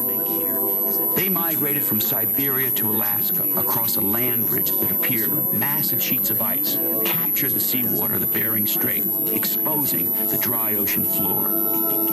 These early American immigrants were searching for game, and their search took them through corridors created by towering walls of blue ice. Others may have entered the continent over the ice floes from the east in an almost unfathomable feat of endurance and navigational skill. Still, the continent was vast and unpopulated prior to the arrival of these people. So wherever they migrated, when they got there, they were utterly alone. Then, almost 10,000 years later, the ice melted, the sea rose up again, the land bridge disappeared, and they were cut off from the rest of the planet. For thousands of years, these Stone Age hunting bands lived nomadic lives. But about 9,000 years ago, people in the highlands of Central America began cultivating beans, squash, and corn, and that changed everything. These first part-time farmers began over a period of thousands of years to live close to their fields, and they started making pottery to store their surplus. Village life was born.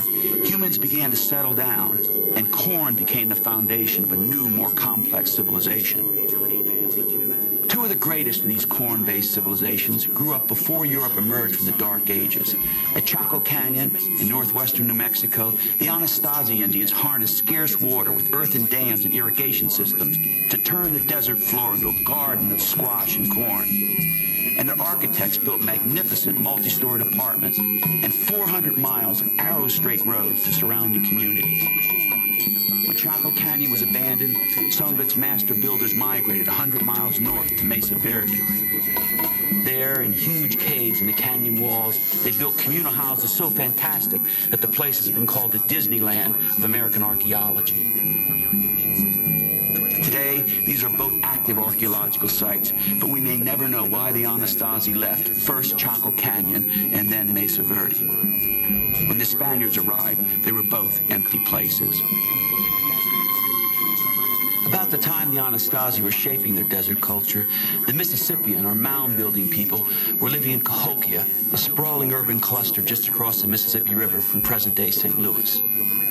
The pharaoh-like rulers of Cahokia lived atop colossal man-made earthen mounds, one of them with a base larger than any Egyptian pyramid. By the 13th century, Cahokia had a population of perhaps 30,000 people and a trading network encompassing the entire Mississippi River basin.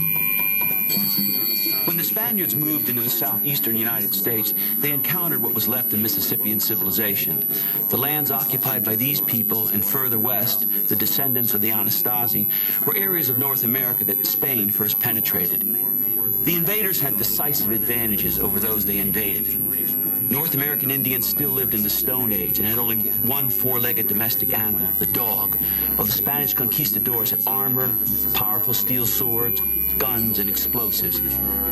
And they had the horse, which gave them tremendous mobility and terrified the Indians who had never seen such a fearsome beast. They also had trained war dogs, greyhounds that could chew the face off a man.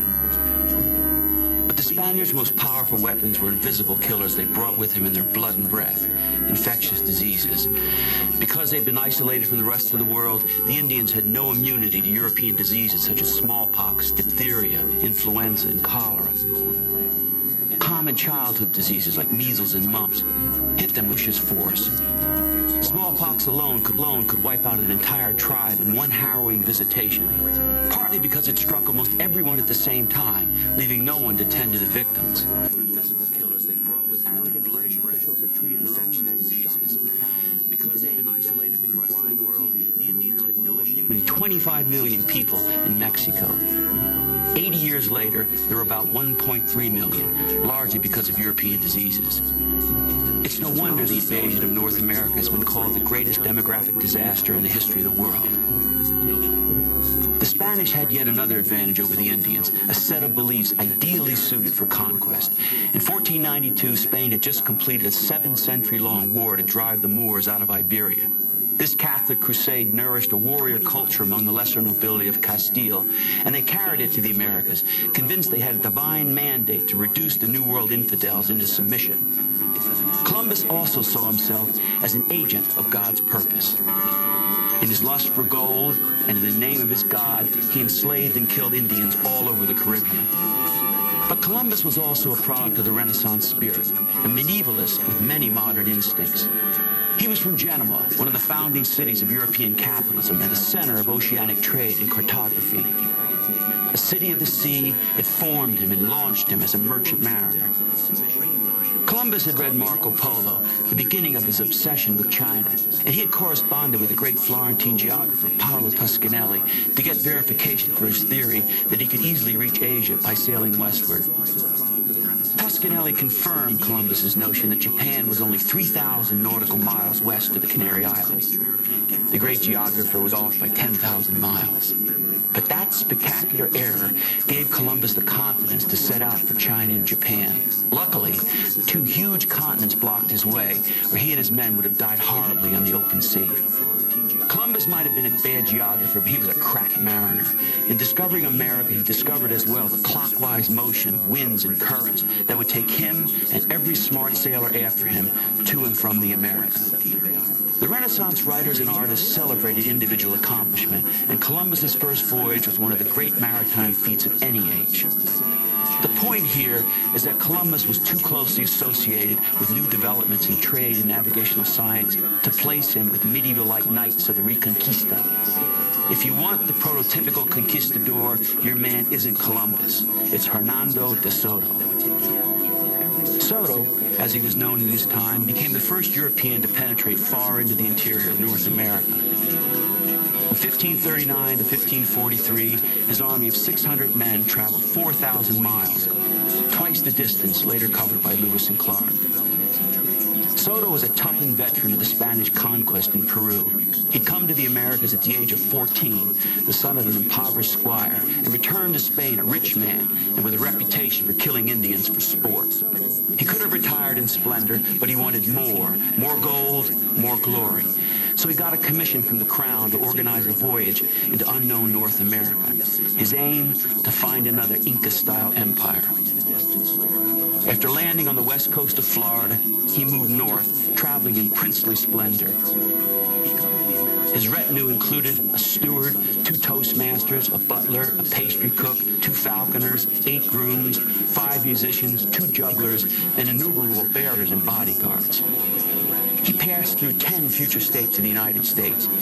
He went up into the Carolinas, across the Appalachians, and down through parts of Tennessee, Alabama, and Mississippi, coming on the Mississippi River near Memphis. Then he pushed on into Arkansas before turning back to the Mississippi when he couldn't find rich civilizations to plunder. There, on the banks of the river, he came down with a fever and died. Freed from his obsession, his men dumped his body into the river and made it back to Mexico in ships made of logs, the local Indians in hot pursuit. There's a splendid painting of De Soto by William Henry Powell in a panel in the rotunda of the U.S. Capitol. Soto was on a white stallion, and he's decked out in satin and glistening armor, as are his soldiers and lieutenants, as they ride toward the great river Soto has discovered. The near-naked Indians are in supplicating positions in fear and awe of the conquering captain.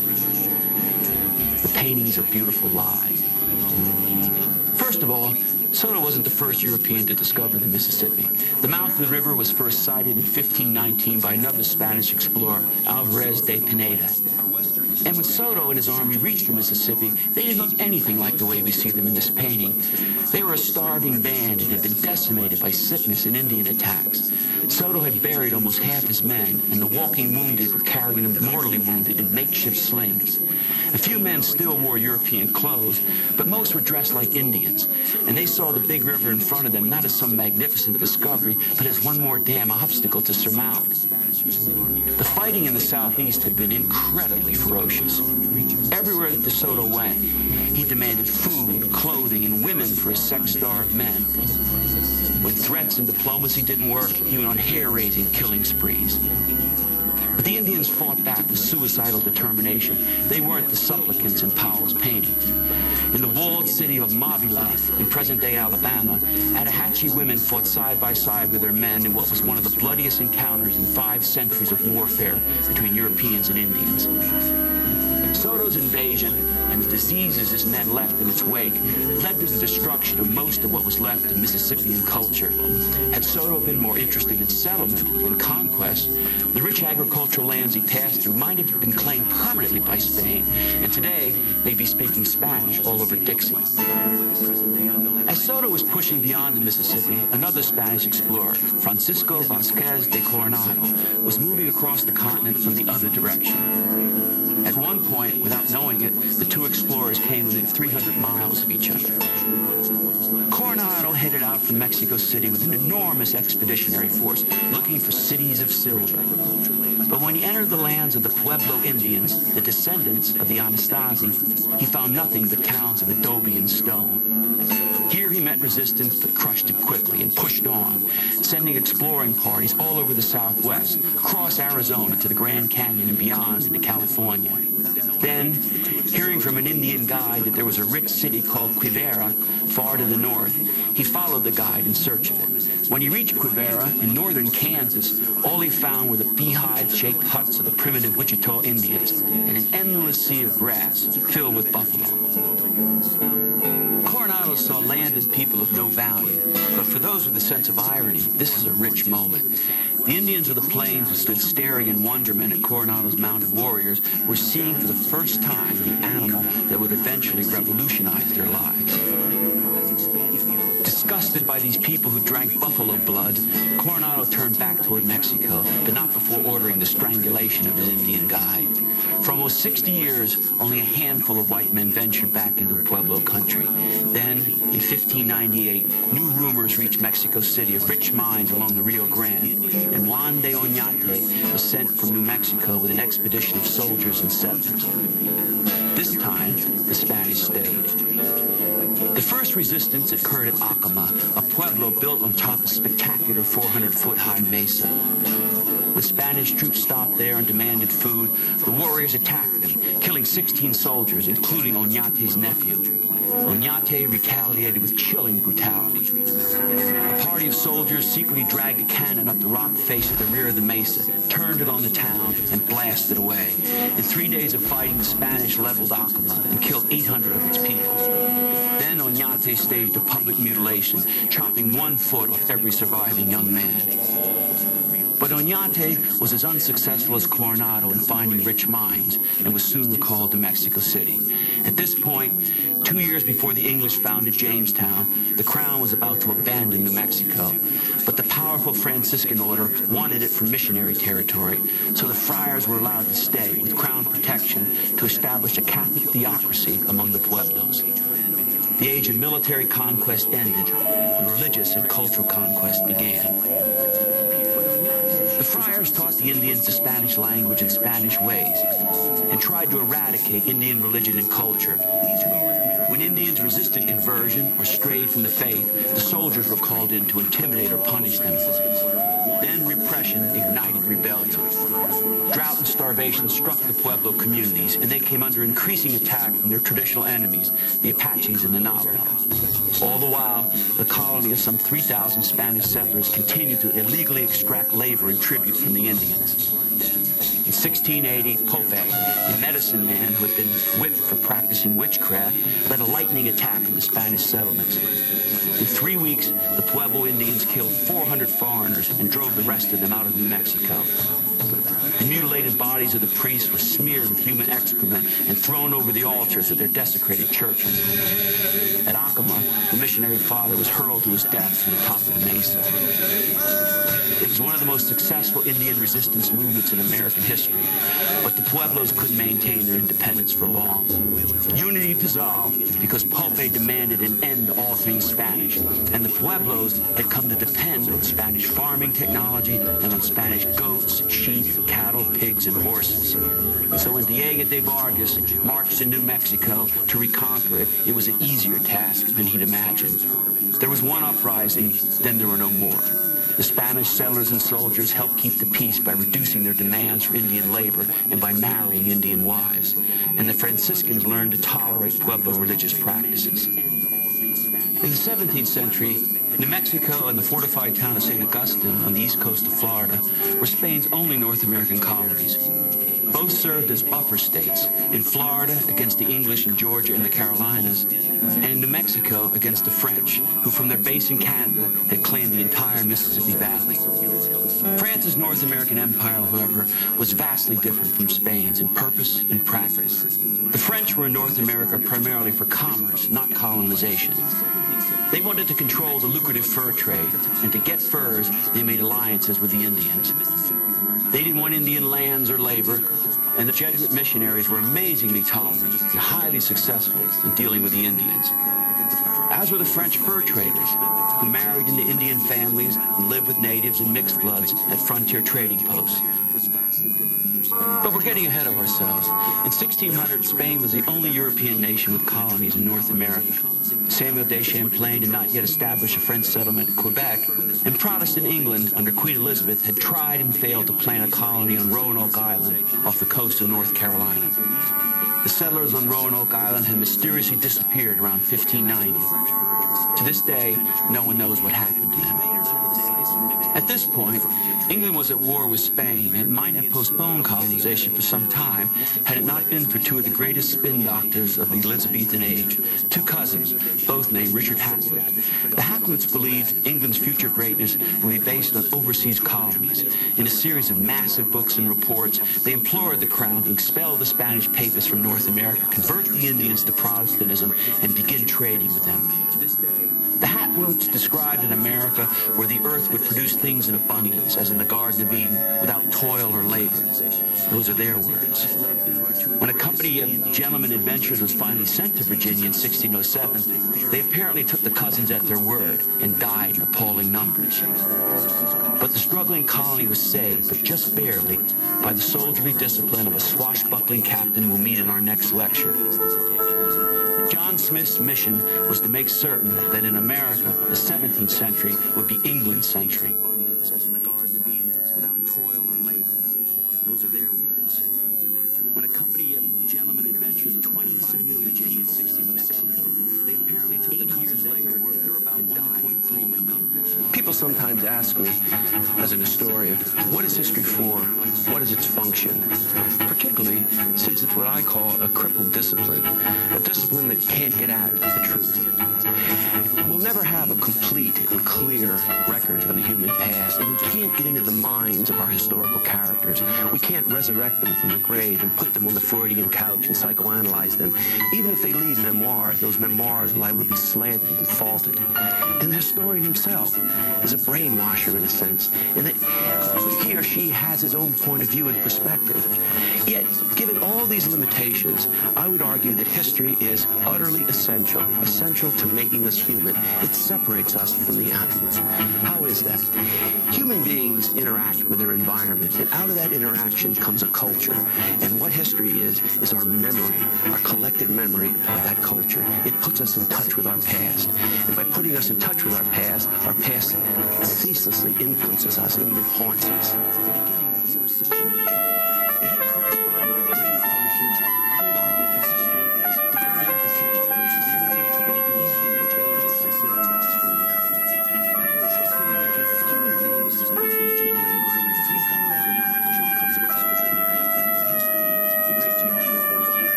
Biography of America is a series of 26 half-hour programs that tells the American story through narrative lecture, discussion, and debate. It didn't happen because it is inconceivable.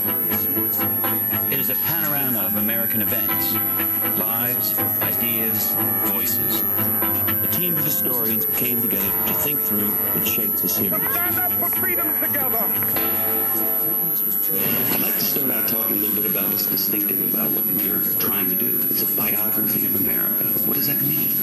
So it won't be a grab bag of everything. It can't. In fashioning this series, we went out and tried to get the best historians we could. Of the single moment. I think the telling details, those particular We picked episodes. people who are great storytellers, scholars. To understand what's distinctive about the past is implicitly to know what's distinctive about the present. Pauline Maier, for example, is our revolutionary historian, and she's absolutely at the top of her game. She's a brilliant historian, and she brings to life the whole period of the American Revolution, the constitutional period. But it's the distinction of the past, I think, that makes the story interesting.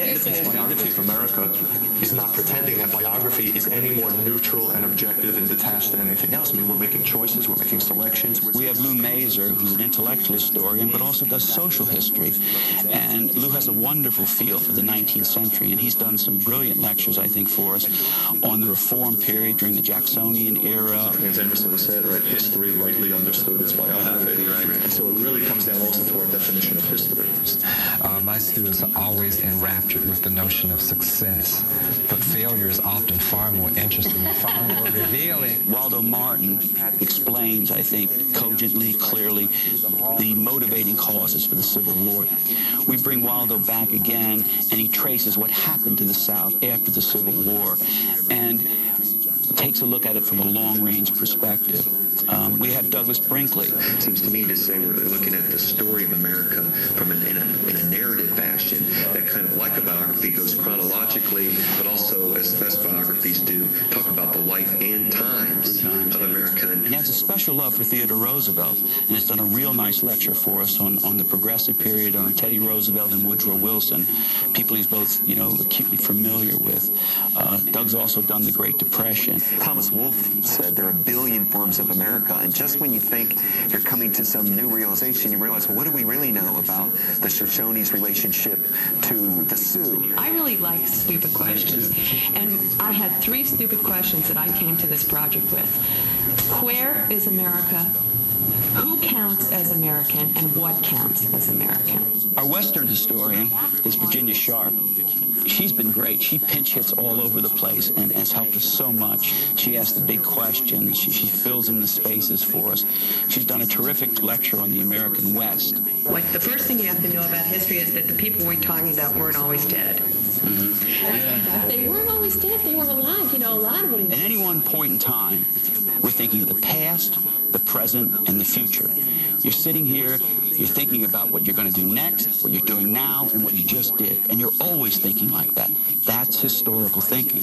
It's the best kind of thinking, where the present is informed by the past and shaped by the past.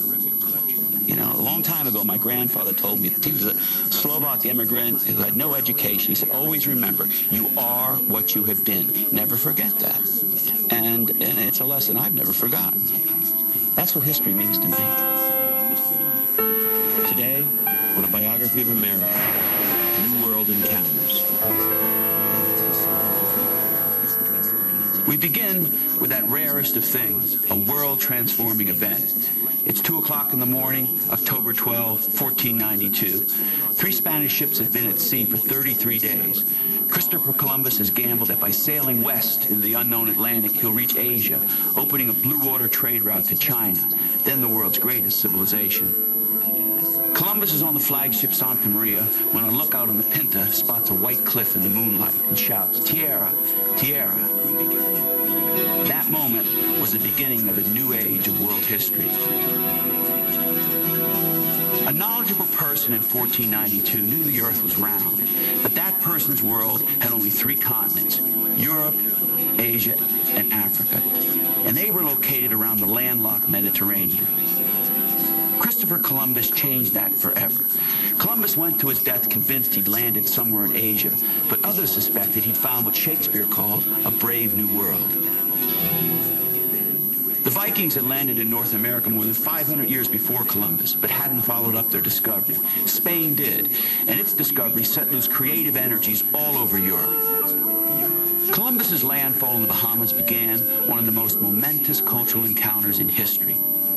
It reunited two worlds, two peoples who lived apart for tens of thousands of years, and it created the modern Atlantic community. Trade and enterprise expanded beyond all reckoning, and even the world's food would never be the same. In 1492, no one in Ireland had ever tasted a potato, and Italians ate pasta without tomato sauce. Nor had the Indians Columbus encountered ever tasted an onion, a peach, a pear, an orange, or a banana, or anything made with rice, wheat, or sugar. And they'd never seen a horse, a cow, a pig, a goat, a chicken, or even a honeybee. Europeans enriched this cultural exchange by taking back with them a host of plants, besides the tomato and the white potato. They took back squash and cocoa, beans and corn, avocados and pineapples, chili peppers and peanuts, as well as two non-food plants, tobacco and cotton, which would sustain wealthy and brutally exploitive slave systems in the New World. Columbus's voyages, as we'll see, changed the global economy and ecosystems in other and sometimes catastrophic ways. But the point I want to make here is that the originator of what has been called the Columbian Exchange wasn't the real discoverer of America, and that American history doesn't begin in 1492. It begins in the Ice Age, approximately 30,000 years ago. We may never know precisely when our history begins or who were the first people to step foot on the land we call America. But what we do know is that at least one group of original discoverers were Stone Age hunting bands from Asia. They migrated from Siberia to Alaska across a land bridge that appeared with massive sheets of ice, captured the seawater of the Bering Strait, exposing the dry ocean floor. These early American immigrants were searching for game, and their search took them through corridors created by towering walls of blue ice. Others may have entered the continent over the ice floes from the east in an almost unfathomable feat of endurance and navigational skill. Still, the continent was vast and unpopulated prior to the arrival of these people. So wherever they migrated, when they got there, they were utterly alone. Then, almost 10,000 years later, the ice melted, the sea rose up again, the land bridge disappeared, and they were cut off from the rest of the planet. For thousands of years, these Stone Age hunting bands lived nomadic lives. But about 9,000 years ago, people in the highlands of Central America began cultivating beans, squash, and corn, and that changed everything. These first part-time farmers began over a period of thousands of years to live close to their fields, and they started making pottery to store their surplus. Village life was born. Humans began to settle down, and corn became the foundation of a new, more complex civilization. Two of the greatest of these corn-based civilizations grew up before Europe emerged from the Dark Ages. At Chaco Canyon in northwestern New Mexico, the Anasazi Indians harnessed scarce water with earthen dams and irrigation systems to turn the desert floor into a garden of squash and corn. And their architects built magnificent multi-storied apartments and 400 miles of arrow-straight roads to surrounding communities. When Chaco Canyon was abandoned, some of its master builders migrated 100 miles north to Mesa Verde. There, in huge caves in the canyon walls, they built communal houses so fantastic that the places have been called the Disneyland of American archaeology. Today, these are both active archaeological sites, but we may never know why the Anasazi left, first Chaco Canyon and then Mesa Verde.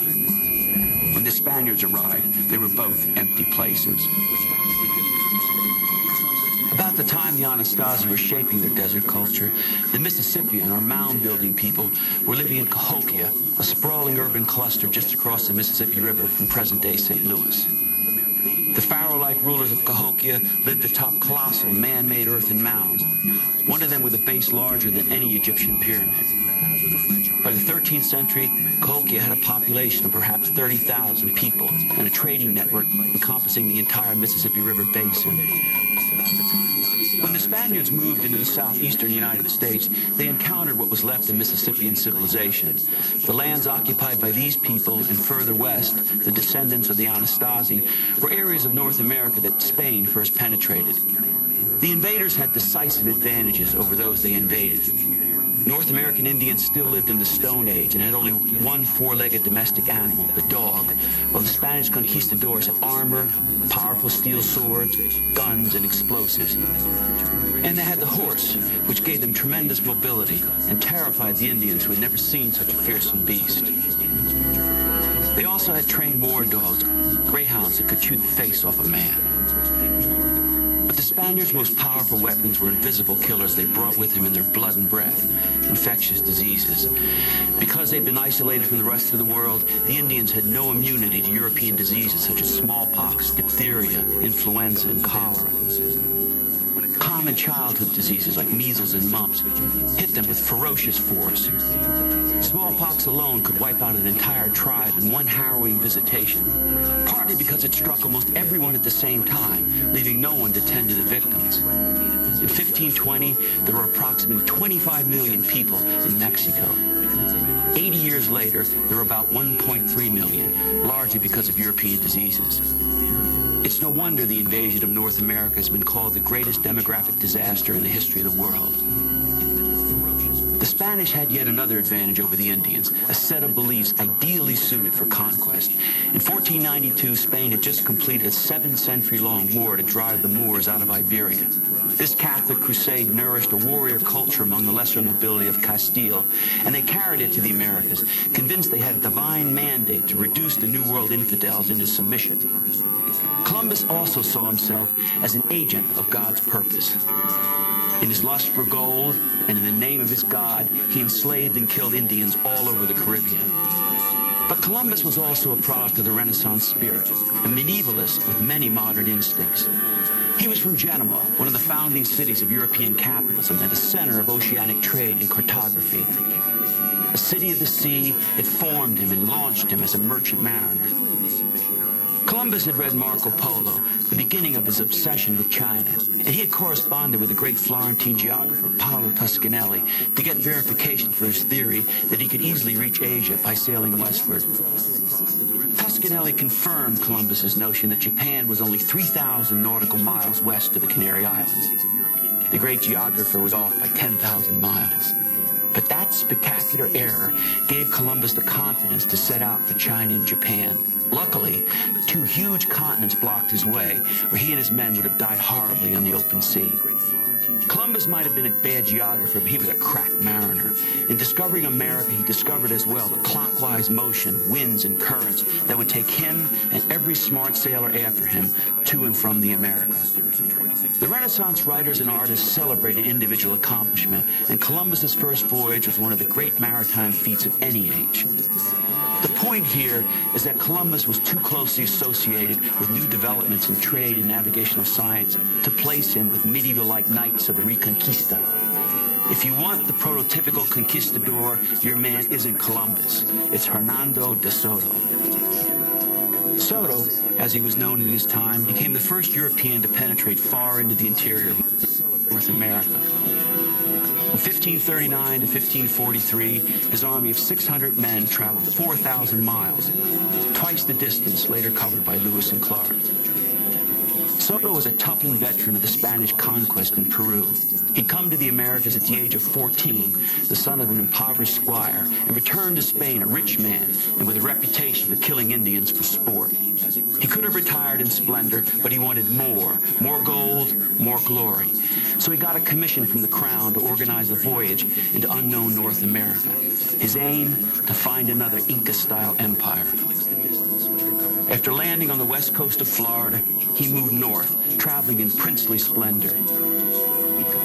His retinue included a steward, 2 toastmasters, a butler, a pastry cook, 2 falconers, 8 grooms, 5 musicians, 2 jugglers, and innumerable bearers and bodyguards.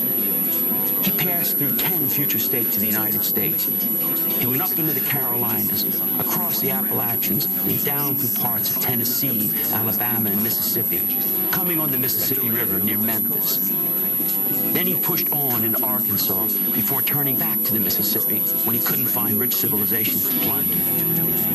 There, on the banks of the river, he came down with a fever and died. Freed from his obsession, his men dumped his body into the river and made it back to Mexico in ships made of logs, the local Indians in hot pursuit. There's a splendid painting of DeSoto by William Henry Powell in a panel in the rotunda of the U.S. Capitol.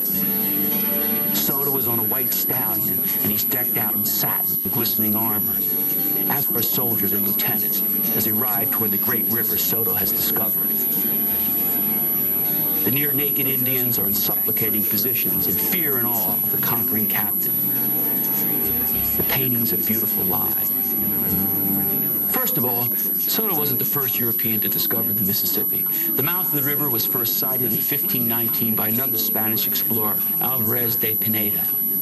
And when Soto and his army reached the Mississippi, they didn't look anything like the way we see them in this painting. They were a starving band and had been decimated by sickness and Indian attacks. Soto had buried almost half his men, and the walking wounded were carrying them mortally wounded in makeshift slings. A few men still wore European clothes, but most were dressed like Indians, and they saw the big river in front of them not as some magnificent discovery, but as one more damn obstacle to surmount. The fighting in the southeast had been incredibly ferocious. Everywhere that DeSoto went, he demanded food, clothing, and women for his sex-starved men. When threats and diplomacy didn't work, he went on hair-raising killing sprees. But the Indians fought back with suicidal determination. They weren't the supplicants in Powell's paintings. In the walled city of Mobile, in present-day Alabama, Attahachie women fought side by side with their men in what was one of the bloodiest encounters in 5 centuries of warfare between Europeans and Indians. Soto's invasion and the diseases his men left in its wake led to the destruction of most of what was left of Mississippian culture. Had Soto been more interested in settlement than conquest, the rich agricultural lands he passed through might have been claimed permanently by Spain, and today they'd be speaking Spanish all over Dixie. As Soto was pushing beyond the Mississippi, another Spanish explorer, Francisco Vázquez de Coronado, was moving across the continent from the other direction. At one point, without knowing it, the two explorers came within 300 miles of each other. Coronado headed out from Mexico City with an enormous expeditionary force, looking for cities of silver. But when he entered the lands of the Pueblo Indians, the descendants of the Anasazi, he found nothing but towns of adobe and stone. Here he met resistance, but crushed it quickly and pushed on, sending exploring parties all over the Southwest, across Arizona to the Grand Canyon and beyond into California. Then, hearing from an Indian guide that there was a rich city called Quivira far to the north, he followed the guide in search of it. When he reached Quivira in northern Kansas, all he found were the beehive-shaped huts of the primitive Wichita Indians and an endless sea of grass filled with buffalo. Coronado saw land and people of no value, but for those with a sense of irony, this is a rich moment. The Indians of the plains who stood staring in wonderment at Coronado's mounted warriors were seeing for the first time the animal that would eventually revolutionize their lives. Disgusted by these people who drank buffalo blood, Coronado turned back toward Mexico, but not before ordering the strangulation of his Indian guide. For almost 60 years, only a handful of white men ventured back into Pueblo country. Then, in 1598, new rumors reached Mexico City of rich mines along the Rio Grande, and Juan de Oñate was sent from New Mexico with an expedition of soldiers and settlers. This time, the Spanish stayed. The first resistance occurred at Acoma, a pueblo built on top of a spectacular 400-foot-high mesa. When Spanish troops stopped there and demanded food, the warriors attacked them, killing 16 soldiers, including Oñate's nephew. Oñate retaliated with chilling brutality. A party of soldiers secretly dragged a cannon up the rock face at the rear of the mesa, turned it on the town, and blasted away. In 3 days of fighting, the Spanish leveled Acoma and killed 800 of its people. Then Oñate staged a public mutilation, chopping 1 foot off every surviving young man. But Oñate was as unsuccessful as Coronado in finding rich mines and was soon recalled to Mexico City. At this point, 2 years before the English founded Jamestown, the Crown was about to abandon New Mexico. But the powerful Franciscan order wanted it for missionary territory, so the friars were allowed to stay with Crown protection to establish a Catholic theocracy among the Pueblos. The age of military conquest ended, and religious and cultural conquest began. The friars taught the Indians the Spanish language and Spanish ways and tried to eradicate Indian religion and culture. When Indians resisted conversion or strayed from the faith, the soldiers were called in to intimidate or punish them. Then repression ignited rebellion. Drought and starvation struck the Pueblo communities, and they came under increasing attack from their traditional enemies, the Apaches and the Navajo. All the while, the colony of some 3,000 Spanish settlers continued to illegally extract labor and tribute from the Indians. In 1680, Pope, a medicine man who had been whipped for practicing witchcraft, led a lightning attack on the Spanish settlements. In 3 weeks, the Pueblo Indians killed 400 foreigners and drove the rest of them out of New Mexico. The mutilated bodies of the priests were smeared with human excrement and thrown over the altars of their desecrated churches. At Acoma, the missionary father was hurled to his death from the top of the mesa. It was one of the most successful Indian resistance movements in American history, but the Pueblos couldn't maintain their independence for long. Unity dissolved because Pope demanded an end to all things Spanish, and the Pueblos had come to depend on Spanish farming technology and on Spanish goats, sheep, cattle, pigs, and horses. So when Diego de Vargas marched to New Mexico to reconquer it, it was an easier task than he'd imagined. There was one uprising, then there were no more. The Spanish settlers and soldiers helped keep the peace by reducing their demands for Indian labor and by marrying Indian wives. And the Franciscans learned to tolerate Pueblo religious practices. In the 17th century, New Mexico and the fortified town of St. Augustine on the east coast of Florida were Spain's only North American colonies. Both served as buffer states, in Florida against the English in Georgia and the Carolinas, and in New Mexico against the French, who from their base in Canada had claimed the entire Mississippi Valley. France's North American empire, however, was vastly different from Spain's in purpose and practice. The French were in North America primarily for commerce, not colonization. They wanted to control the lucrative fur trade, and to get furs, they made alliances with the Indians. They didn't want Indian lands or labor, and the Jesuit missionaries were amazingly tolerant and highly successful in dealing with the Indians. As were the French fur traders, who married into Indian families and lived with natives and mixed bloods at frontier trading posts. But we're getting ahead of ourselves. In 1600, Spain was the only European nation with colonies in North America. Samuel de Champlain did not yet establish a French settlement at Quebec, and Protestant England, under Queen Elizabeth, had tried and failed to plant a colony on Roanoke Island off the coast of North Carolina. The settlers on Roanoke Island had mysteriously disappeared around 1590. To this day, no one knows what happened to them. At this point, England was at war with Spain and might have postponed colonization for some time had it not been for two of the greatest spin doctors of the Elizabethan age, two cousins, both named Richard Hakluyt. The Hakluyts believed England's future greatness would be based on overseas colonies. In a series of massive books and reports, they implored the crown to expel the Spanish papists from North America, convert the Indians to Protestantism, and begin trading with them. The Hakluyts described an America where the earth would produce things in abundance, as in the Garden of Eden, without toil or labor. Those are their words. When a company of gentlemen adventurers was finally sent to Virginia in 1607, they apparently took the cousins at their word and died in appalling numbers. But the struggling colony was saved, but just barely, by the soldierly discipline of a swashbuckling captain we'll meet in our next lecture.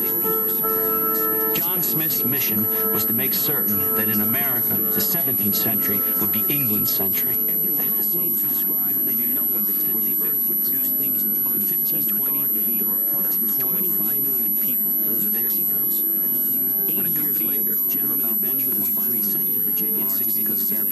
They apparently took the cousins at their word and died in North America. Has been called the greatest demographic disaster in the colony was saved, but just barely, by the soldierly discipline of a swashbuckling captain will meet in our next lecture, ideally suited for conquest. In 1492, Spain had just completed a 7th century-long war to drive the Moors out of Iberia. This Catholic crusade nourished a warrior culture among the lesser nobility of Castile, and they carried it to the Americas, convinced they had a divine mandate to reduce the New World infidels into submission. Columbus also saw... It's an impossible choice, duty or desire.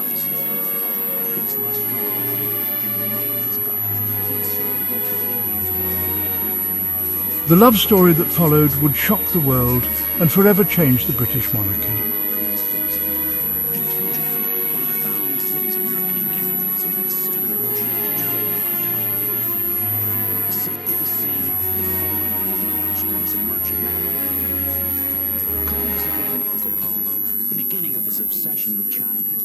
corresponded with a great flying. It's an impossible choice. Duty or desire. We got verification from his theory that he could easily reach Asia by sailing across the This nearly confirmed Columbus. The love story that followed would shock the world and forever change. On a lace-covered table, a faded photograph of young Edward, sepia-toned, eyes bright with promise, captures a prince born to rule, yet destined to question everything.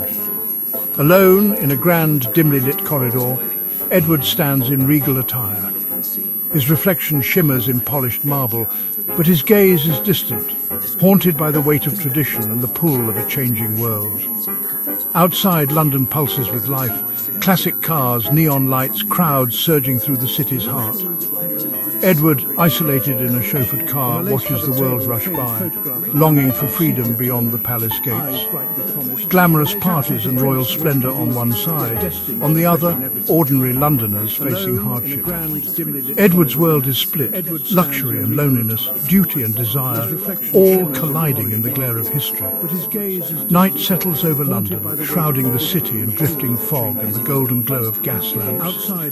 From a palace window, Edward gazes out, his silhouette framed against the moody skyline, classic cars gliding through misty streets below. The city is alive, yet distant, its lights flickering like memories. In this quiet moment, longing and uncertainty linger in the air, a prince adrift between the world he knows and the freedom he craves. The year is 1931. Edward, dashing in his tailored tuxedo, steps into a grand London ballroom. Jazz music floats beneath glittering chandeliers. He scans the crowd, restless, searching, until his gaze lands on a woman unlike any other. Wallis Simpson, American witty, twice divorced, meets his eyes across the room. For a moment the world hushes. "Care to dance?"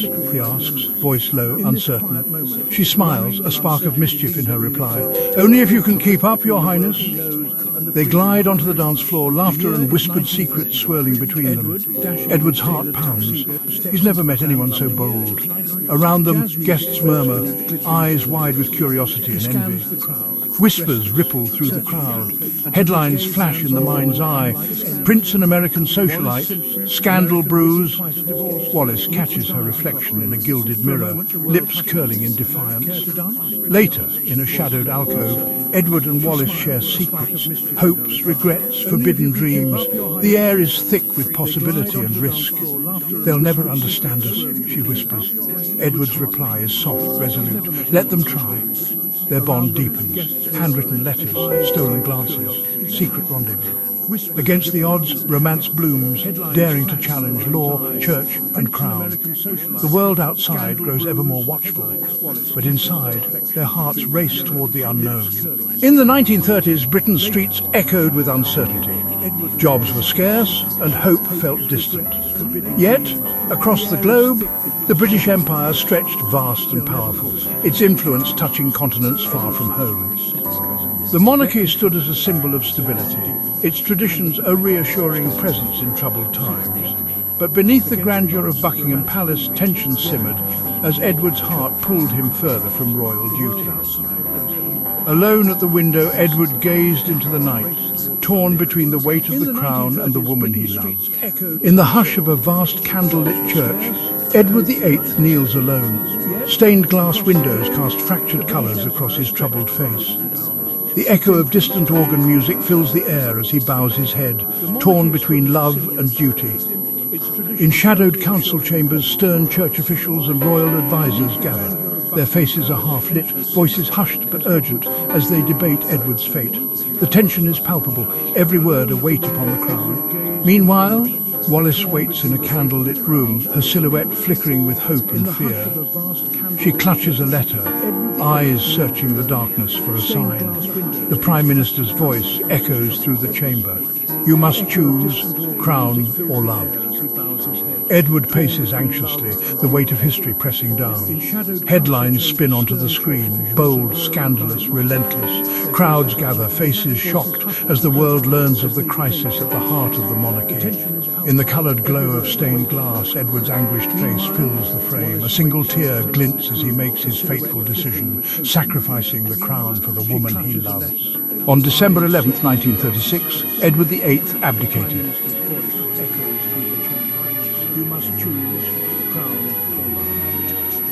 Edward traces anxiously the weight of history pressing down. Headlines spin onto the screen. Bold, scandalous, relentless. Crowds gather, faces shocked as the world learns of the crisis at the heart of America. Only 325 days on the throne, the shortest reign in modern British history. Paris, 1937. Edward and Wallace arrive beneath the city's golden lights, stepping from a vintage car into the marble glow of a grand hotel. The world they enter is dazzling, but every footstep echoes with the knowledge that they are strangers in a city of dreams. Inside, champagne sparkles and laughter rings out at lavish parties. Yet, amid the glittering crowd, Edward and Wallace drift on the edges, smiling for the cameras, but their eyes searching for each other, for comfort, for home. Outside, the night explodes with camera flashes. Paparazzi swarm the hotel steps, shouting questions, their bulbs strobing like lightning. Edward shields Wallace as they push through the chaos, faces tense, hearts pounding, hunted by a world that will not let them forget. In the hush that follows, they find refuge in each other, dancing alone in a grand empty salon, sharing handwritten letters and quiet breakfasts by the window. For a moment, the world's noise fades, and only their whispered hopes remain. But rumours swirl. Secret meetings, political intrigue, whispered betrayals. Newspapers fan the flames, and the world's fascination turns to suspicion. Their love, once a scandal, now becomes a legend shadowed by doubt.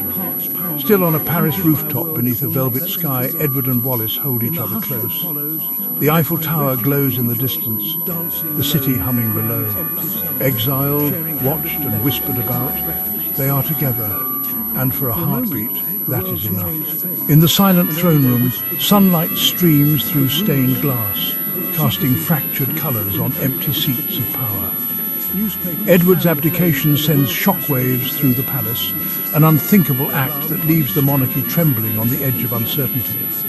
A royal crown rests on velvet, untouched. Then, in flickering black and white, George VI's anxious face emerges. He was never meant to be king, yet the weight of the crown is thrust upon him. Outside, crowds gather, their faces a blur of hope and fear as the nation holds its breath. In the shadows, a young Princess Elizabeth watches her father's coronation, wide-eyed, uncertain, the future of the monarchy written across her face. The ceremony unfolds with solemn grandeur, but beneath the pageantry, the royal family is forever changed. Through the haze of time, Edward's silhouette dissolves into George VI, then into a radiant Queen Elizabeth II. The monarchy is transformed, scarred, resilient, and reborn. The echoes of one man's choice ripple through generations, shaping a legacy that endures to this day. Some see a timeless romance, others a cautionary tale, yet their story endures, a scandal that reshaped the British monarchy. Like, subscribe and ring the bell for more untold stories. The royal family is forever changed. Through the haze of time, Edward's silhouette dissolves into Florence, Italy. Leonardo da Vinci begins work on a portrait he will never part with, the Mona Lisa. What starts as a simple painting turns into one of the most mysterious works in human history.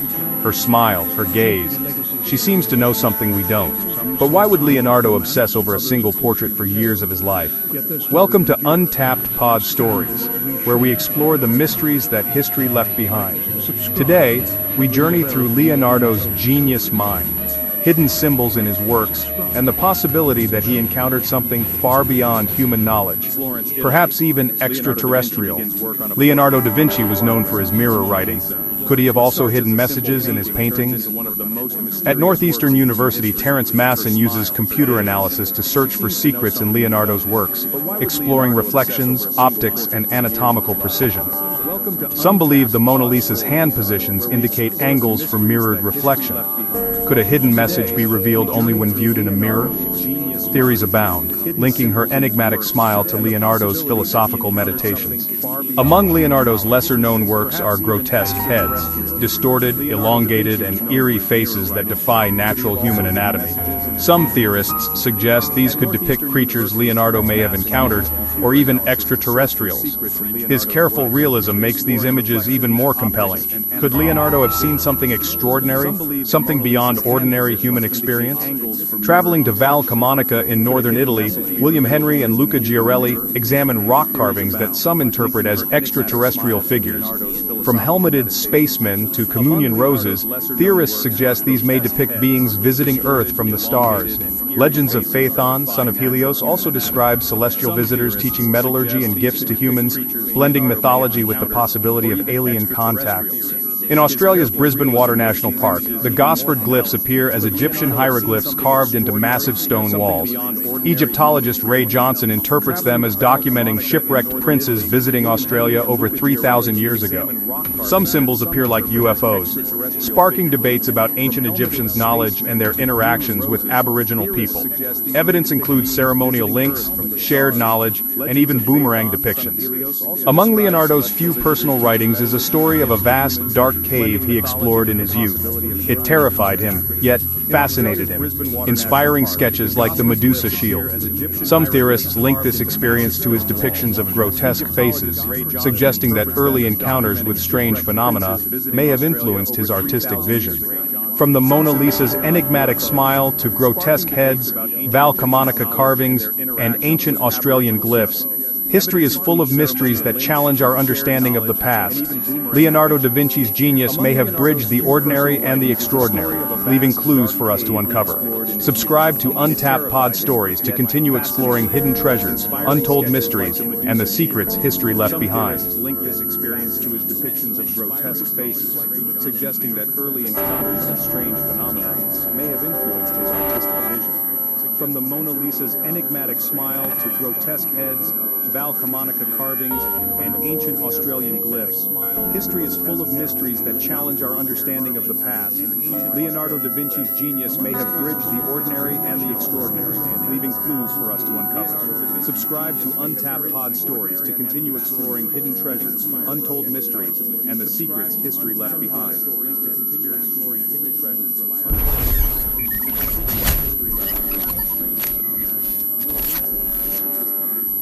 In 1717, off the coast of Cape Cod, the richest pirate ship in history smashed into the rocks and disappeared beneath the waves. For over 260 years, its treasure was lost, until modern explorers uncovered the only verified pirate shipwreck ever found. But what they discovered wasn't just gold and weapons. It was proof that pirates lived by rules far more democratic and far more surprising than the legends ever told. This is the story of the Whydah and her captain, Black Sam Bellamy, the pirate who loved, who dreamed, and who died chasing both. Our story begins in 1715, when the Whydah wasn't a pirate ship at all. Built in London, she was designed for the brutal transatlantic slave trade. Fast, powerful, and armed, the Whydah carried human cargo across the ocean, but her fate changed forever in February 1717, when one of history's most notorious pirates, Samuel Bellamy, or Black Sam, seized her during a daring raid. Bellamy wasn't your typical pirate. He didn't wear an eye patch or a parrot. He wore his long black hair tied with ribbons, and he believed in something shocking for the time, equality among his men. He believed in something shocking for the time, equality among his men. Before he was feared across the Atlantic, Samuel Bellamy was just a poor sailor from Devon, England. Born in 1689, he grew up on the rugged Cornish coast, where stories of treasure ships and seafaring adventure filled every tavern. As a young man, he sailed to the New World. Some say it was for fortune, others say it was for love. According to legend, Bellamy fell for a woman in Massachusetts named Maria Hallett, but her wealthy family forbade the match. Bellamy had nothing, no land, no name, no riches. So he made a promise. He would return with enough gold to win her hand. That vow would drive him into the world of piracy. Bellamy rose quickly in the world of piracy. He stood out not for cruelty, but for fairness. Tall, strong, and commanding, He ruled with reason instead of fear. He wore simple black coats instead of gaudy clothes, which earned him the name Black Sam.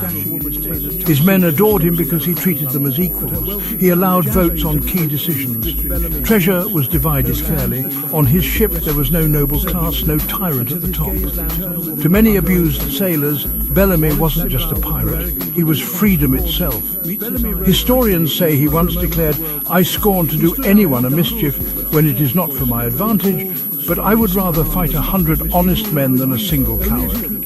This philosophy made him not only respected, but feared. In just 1 year, Bellamy captured over 50 ships. His greatest prize came when he seized the Whydah, transforming a slave ship into his flagship. By April 1717, he was one of the richest pirates alive, commanding nearly 150 men and carrying unimaginable treasure. But his heart? Some say it was still in New England, with the woman he swore to return to. And it was on his way back to her that everything fell apart. April the 26th, 1717. Off Cape Cod, a brutal nor'easter struck. Wind screamed at 70 miles an hour. Waves towered above the decks. The Whydah, heavy with plunder, fought to stay afloat. But near midnight she slammed into a sandbar. Her massive hull broke apart in the surf. Treasure spilled into the sea. Over 140 men drowned, including Bellamy himself. Only 2 survivors lived to tell the tale, and with that, the richest pirate ship in history vanished beneath the waves. For centuries, the Whydah was thought to be just another pirate legend. Treasure hunters searched, but the ocean kept her secret. Then, in 1984, marine explorer Barry Clifford made a discovery that changed history. Shipwrecked remains buried off Cape Cod. What he found stunned the world. The Whydah was real. The first and only verified pirate shipwreck. More than 200,000 artifacts were recovered. Gold coins, pistols, swords, jewellery, belt buckles, even clothing. Each artifact was a time capsule of pirate life. They showed us that these men weren't the savage monsters of Hollywood. They were sailors who built their own society with rules, discipline and surprising fairness. And in 2018, divers recovered bones from the wreck. DNA confirmed they belonged to Bellamy's crew. Some believe Black Sam himself may still lie beneath the sand. The Whydah's recovery also revealed something greater than treasure, the truth about pirate democracy. On Bellamy's ship, captains were elected. Loot was divided equally. Sailors of every race and background, European, African, indigenous, stood as equals, at least on deck. For men abused by empires, piracy wasn't just crime, it was rebellion. It was freedom on their own terms. But for Bellamy, freedom wasn't enough. He was sailing home, legend says, to reunite with Maria Hallett. When news of the wreck reached her, she was devastated. Some say she never recovered, known in local folklore as the Witch of Wellfleet, a woman cursed by loss, wandering the shores for the pirate who never returned. Fact or legend, her story lingers like the whisper of waves against the rocks. Samuel Bellamy was just 28 when he died. In barely a year, he rose from obscurity to become the richest pirate of the Golden Age. The Whydah's discovery doesn't just tell us about treasure. It gives us fragments of Bellamy's humanity.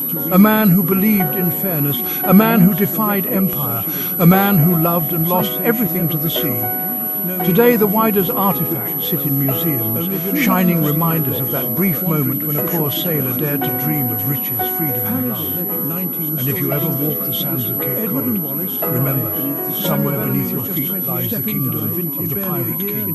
He rose from obscurity to become the richest. The world they enter is dazzling, but every Whydah's discovery is a knowledge that they are strange. It gives us fragments of Bellamy's humanity. A man who can champagne spark. What if I told you that in the sands of the Sahara lies one of humanity's greatest treasures, a treasure not of gold or diamonds, but of wisdom? Centuries ago, in the fabled city of Timbuktu, scholars gathered knowledge so vast and so powerful that when Europe was still crawling out of the Dark Ages, Africa was writing about medicine, astronomy, law, and even the stars beyond our world. But here's the twist. When invaders came to burn it all down, The people of Timbuktu did something unthinkable. They hid it. For hundreds of years, this treasure stayed buried in trunks, caves, and desert huts, waiting for the world to rediscover it. Today, we're going to uncover the forgotten story of Timbuktu's hidden libraries, the secret legacy of Africa's golden age. To understand the miracle of Timbuktu's manuscripts, we need to travel back to the 15th and 16th centuries. Timbuktu wasn't just some desert outpost, it was the beating heart of West Africa, a city fueled by trade. Salt, gold, ivory flowed through its markets.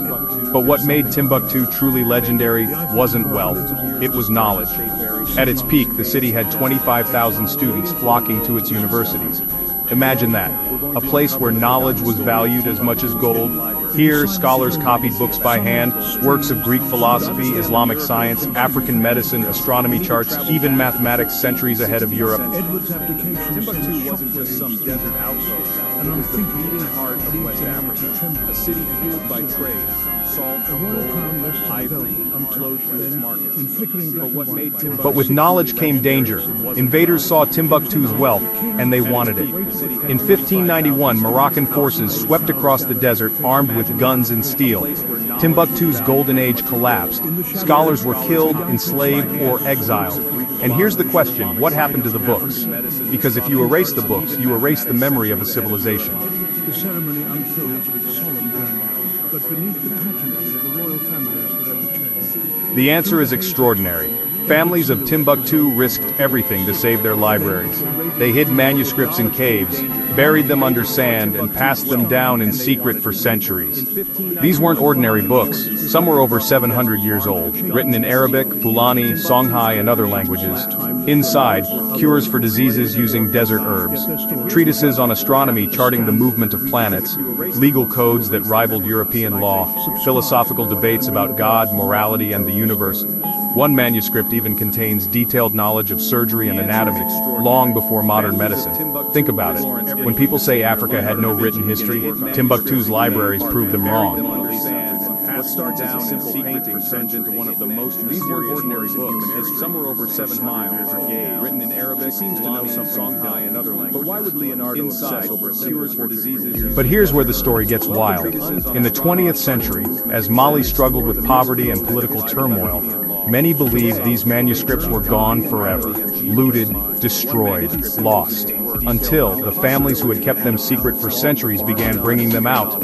Trunks upon trunks filled with fragile manuscripts appearing in courtyards and mud brick homes. Scholars realized Timbuktu's hidden libraries were not just legends, they were real. Today, tens of thousands of manuscripts have been recovered, but here's the open wound. Thousands more remain hidden, vulnerable to war, neglect, and the desert itself. As Mali struggled with poverty and reflection, could any message these manuscripts have gone forever? Theories abound, linking her. During the 2012 Mali conflict, jihadist fighters threatened to destroy the manuscripts, but locals once again risked everything, smuggling thousands of books out of Timbuktu in rice sacks, donkeys, and canoes, moving them secretly by night.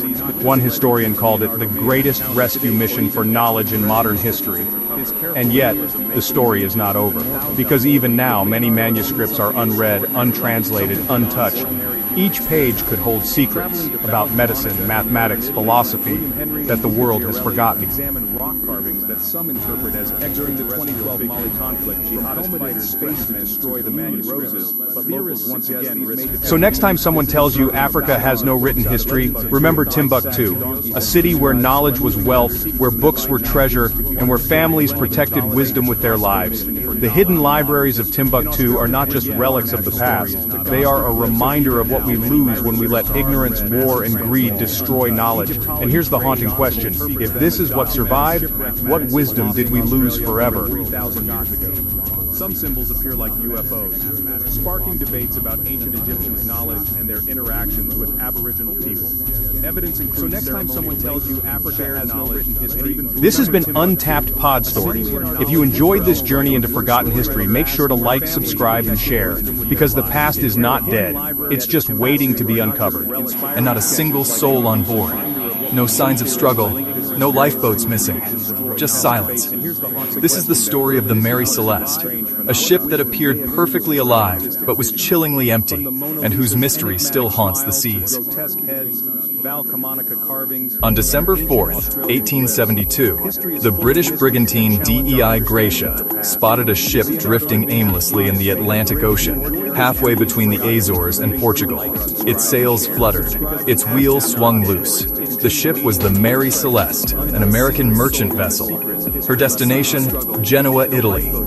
But something was horribly wrong. The boarding crew found no captain, no crew, and no signs of life. The cargo of 1,700 barrels of alcohol? Untouched. The crew's belongings? Still there. The only thing missing? The people. The British brigantine DEI Gracia spotted a ship drifting aimlessly in the Atlantic Ocean, halfway between the Azores and Portugal. Its sails fluttered, its wheels swung loose. The ship was the Mary Celeste, an American merchant vessel. To understand the mystery, we must go back. The Mary Celeste set sail from New York Harbor on November 7, 1872, commanded by Captain Benjamin Briggs. Alongside him were his wife Sarah, their young daughter Sophia, and 7 experienced crewmen. They were seasoned sailors with everything to live for. The ship was seaworthy, the weather favorable. Yet within a month, they would vanish into legend. But what they discovered wasn't just gold and weapons. It was proof that pirates lived. To understand the mystery, we must go back. The Mary Celeste set sail from New York Harbor on November 7, 1872, commanded by Captain Benjamin Briggs. Alongside him were his wife Sarah, their young daughter Sophia, and 7 experienced crewmen. They were seasoned sailors with everything to live for. The ship was seaworthy, the weather favorable. Yet within a month, they would vanish into legend. Fast, powerful, and armed. The Wider carried human cargo across the Atlantic, but her fate changed forever in February 1772, when one of history's most notorious pirates, Samuel Bellamy, or Black Sam, seized... What could cause an entire crew to vanish, leaving everything behind? Over the years, theories have swirled like the ocean itself. He wore his long black hair tied with ribbons, and he believed in something shocking at the time, equality among his men. But nothing was stolen. Valuables, cargo, even food remained untouched. Before he was feared across the Atlantic, Samuel Bellamy was just a poor sailor from Devon. But no evidence of struggle, no blood, no chaos. He grew up on the rugged British coast, where stories of treasure ships and seafaring adventure filled every talent. As a young man who caused an entire crew to vanish, leaving everything behind. Some claimed a monstrous sea creature dragged them away. More legend than fact, but chilling to imagine. But her wealthy family forbade the match. But nothing was stolen. Bellamy had nothing. Valuables, cargo, even food remained untouched. So he made a promise. He would return with enough gold. A sudden waterspout or freak wave forcing evacuation, but the ship was perfectly intact. He stood out not for cruelty, but for fairness. Tall, strong, and commanding, he ruled with reason instead of fear. He wore simple. Some claimed a monstrous sea creature. The cargo, barrels of industrial alcohol. If fumes escaped, Captain Briggs may have ordered evacuation, but the lifeboat was never found. Treasure was divided fairly. On his ship there was no noble class, no tyrant. To many abused sailors, a sudden waterspout or freak wave forcing evacuation, but the ship was Historians say he once declared, "I scorn to do anyone a mischief when it is not to my advantage, but I would rather fight 100 honest men than a single coward."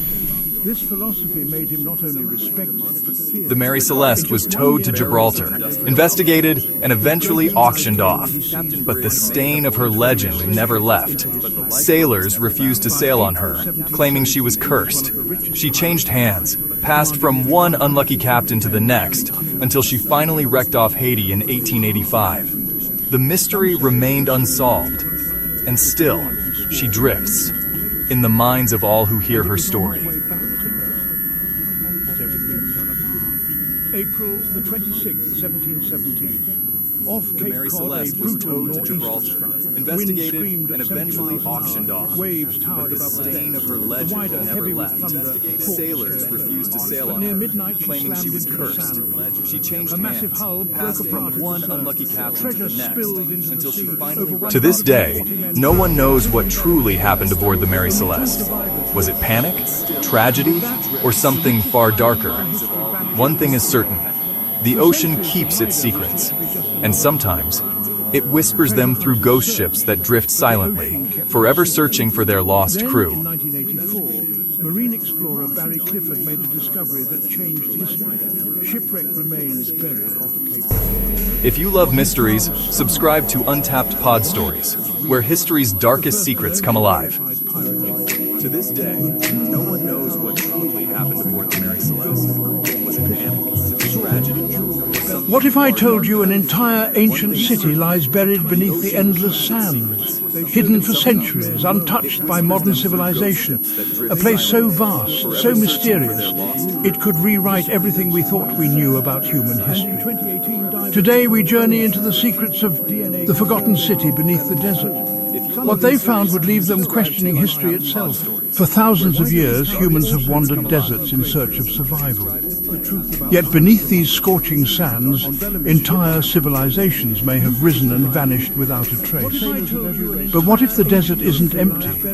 What if it's hiding the ruins of a city that predates recorded history? Historians have speculated about lost cities from Atlantis to Pharaohs, yet very few imagined a city swallowed entirely by sand. Patterns in the earth suggested streets, blocks, walls, geometric shapes that didn't belong to nature. Could the desert really be hiding a city?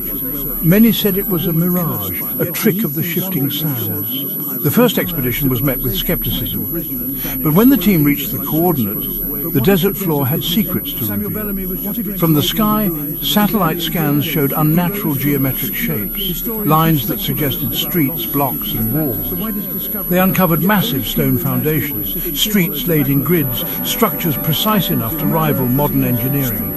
This wasn't a simple settlement, this was a metropolis, perfectly preserved beneath layers of sand. Artifacts unlike anything seen before, golden tools, ceramics with unknown marks began to surface.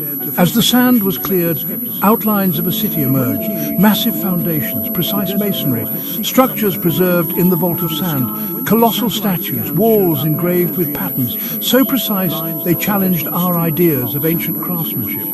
Ceramics with unknown inscriptions, tools of gold, objects that did not match any known culture. And then, deeper still, structures so large they suggested a society with engineering beyond what we expected for the era. Some symbols matched nothing known, an alphabet of mystery that pushed experts to the edge of their understanding. This was not random, it was a planned metropolis.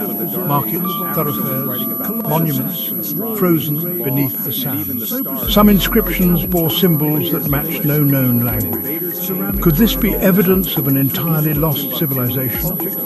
Then came the strangest discovery, underground tunnels stretching miles, lined with carvings that hinted at secrecy and purpose. Carvings suggested rituals, guardians, knowledge encoded in stone, a civilization obsessed with hiding something. Experts debated causes, catastrophic climate shifts, invasion, or something more inexplicable. The city swallowed as if nature demanded erasure. Locals whisper of desert spirits. Others tell of a cataclysm too terrible to survive. More controversial theories suggest deliberate erasure. Knowledge so advanced it frightened those who possessed it. Imagine walking through corridors untouched for millennia, each footprint echoing in eternity. Every artifact, every wall, every shadow is a message from people who disappeared without a name. Some believe this city could change everything we know about human history, challenging where civilization truly began. Standing here you feel both small and awed, a reminder that history is never fully written. And somewhere beneath the dunes, a city waits, silent, holding secrets we may never fully understand. The earth keeps its stories close, but every uncovering brings us closer to the truth, if we are brave enough to look. So next time you gaze across endless sand, remember, what you see may be only the tip of a forgotten world. Subscribe for more journeys into history's hidden places. challenging where civilization truly began. Standing here, you feel both small and The answer is extraordinary. Families of Timbuktu risked everything to save their libraries. They hid manuscripts in caves, buried them under sand, and passed them down in secret for centuries. These weren't ordinary books. Some were over 700 years old, written in Arabic, Fulani, Songhai, and other languages. Inside, cures for diseases using desert herbs, treatises on astronomy charting the movement of planets, legal codes that rival European law, philosophical debates about God, morality, and the universe. One manuscript even contains detailed... In 1717, off the coast of Cape Cod, the richest pirate ship in history smashed into the rocks and disappeared beneath the waves. For over 260 years, its treasure was lost, until modern explorers uncovered the only verified pirate shipwreck ever found. But what they discovered wasn't just gold and weapons. It was proof that pirates lived by rules far more democratic and far more surprising than the legends ever told. This is the story of the Whydah and her captain, Black Sam Bellamy, the pirate who loved, who dreamed, and who died chasing both. Our story begins in 1715, when the Whydah wasn't a pirate ship at all. Built in London, she was designed for the brutal transatlantic slave trade. Fast, powerful, and armed, the Whydah carried human cargo across the ocean. But her fate changed forever in February 1717, when one of history's most notorious pirates, Samuel Bellamy, or Black Sam, seized her during a daring raid. Bellamy wasn't your typical pirate. He didn't wear an eye patch or a parrot. He wore his long black hair tied with ribbons, and he believed in something shocking for the time, equality among his men. He believed in something shocking for the time, equality among his men. Before he was feared across the Atlantic, Samuel Bellamy was just a poor sailor from Devon, England. Born in 1689, he grew up on the rugged Cornish coast, where stories of treasure ships and seafaring adventure filled every tavern. As a young man, he sailed to the New World. Some say it was for fortune, others say it was for love. According to legend, Bellamy fell for a woman in Massachusetts named Maria Hallett, but her wealthy family forbade the match. Bellamy had nothing, no land, no name, no riches, so he made a promise. He would return with enough gold to win her hand. That vow would drive him into the world of piracy. Bellamy rose quickly in the world of piracy. He stood out not for cruelty, but for fairness. Tall, strong, and commanding, he ruled with reason instead of fear. He wore simple black coats instead of gaudy clothes, which earned him the name Black Sam. His men adored him because he treated them as equals. He allowed votes on key decisions. Treasure was divided fairly. On his ship there was no noble class, no tyrant at the top. To many abused sailors, Bellamy wasn't just a pirate. He was freedom itself. Historians say he once declared, "I scorn to do anyone a mischief when it is not for my advantage, but I would rather fight 100 honest men than a single coward." This philosophy made him not only respected, but feared. In just 1 year, Bellamy captured over 50 ships. His greatest prize came when he seized the Whydah, transforming a slave ship into his flagship. By April 1717, he was one of the richest pirates alive, commanding nearly 150 men and carrying unimaginable treasure. But his heart? Some say it was still in New England, with the woman he swore to return to. And it was on his way back to her that everything fell apart. April the 26th, 1717. Off Cape Cod, a brutal nor'easter struck. Wind screamed at 70 miles an hour. Waves towered above the decks. The Whydah, heavy with plunder, fought to stay afloat. But near midnight she slammed into a sandbar. Her massive hull broke apart in the surf. Treasure spilled into the sea. Over 140 men drowned, including Bellamy himself. Only 2 survivors lived to tell the tale. And with that, the richest pirate ship in history vanished beneath the waves. For centuries, the Whydah was thought to be just another pirate legend. Treasure hunters searched, but the ocean kept her secret. Then, in 1984, marine explorer Barry Clifford made a discovery that changed history. Shipwreck remains buried off Cape Cod. What he found stunned the world. The Whydah was real. the first and only verified pirate shipwreck.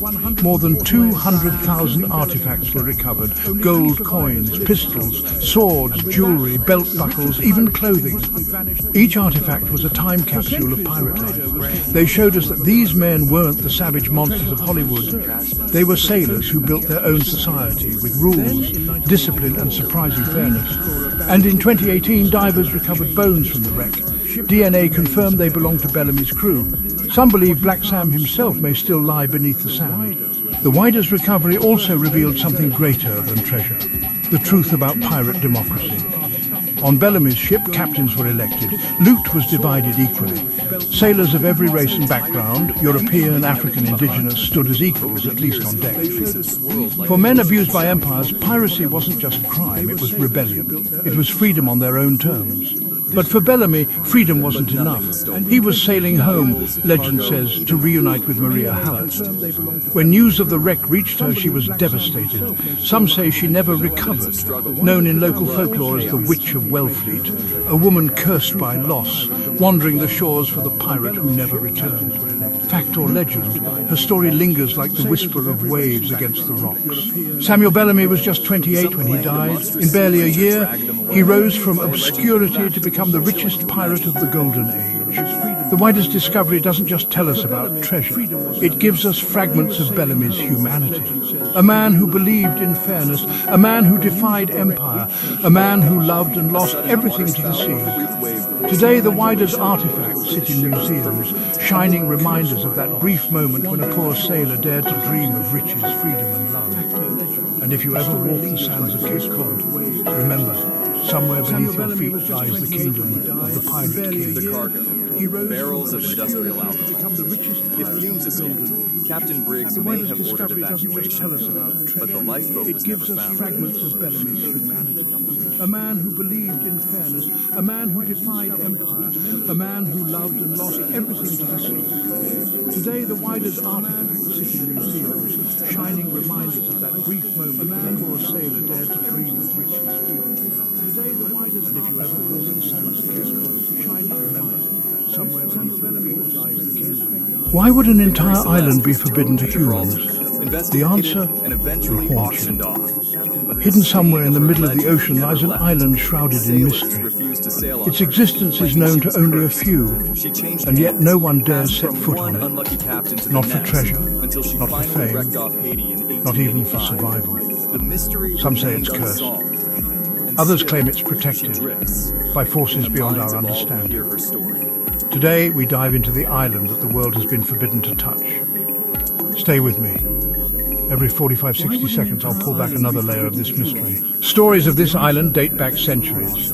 Ancient sailors whispered about it in hushed tones. Their journals spoke of a place where ships would mysteriously disappear. Those brave enough to approach were never seen again.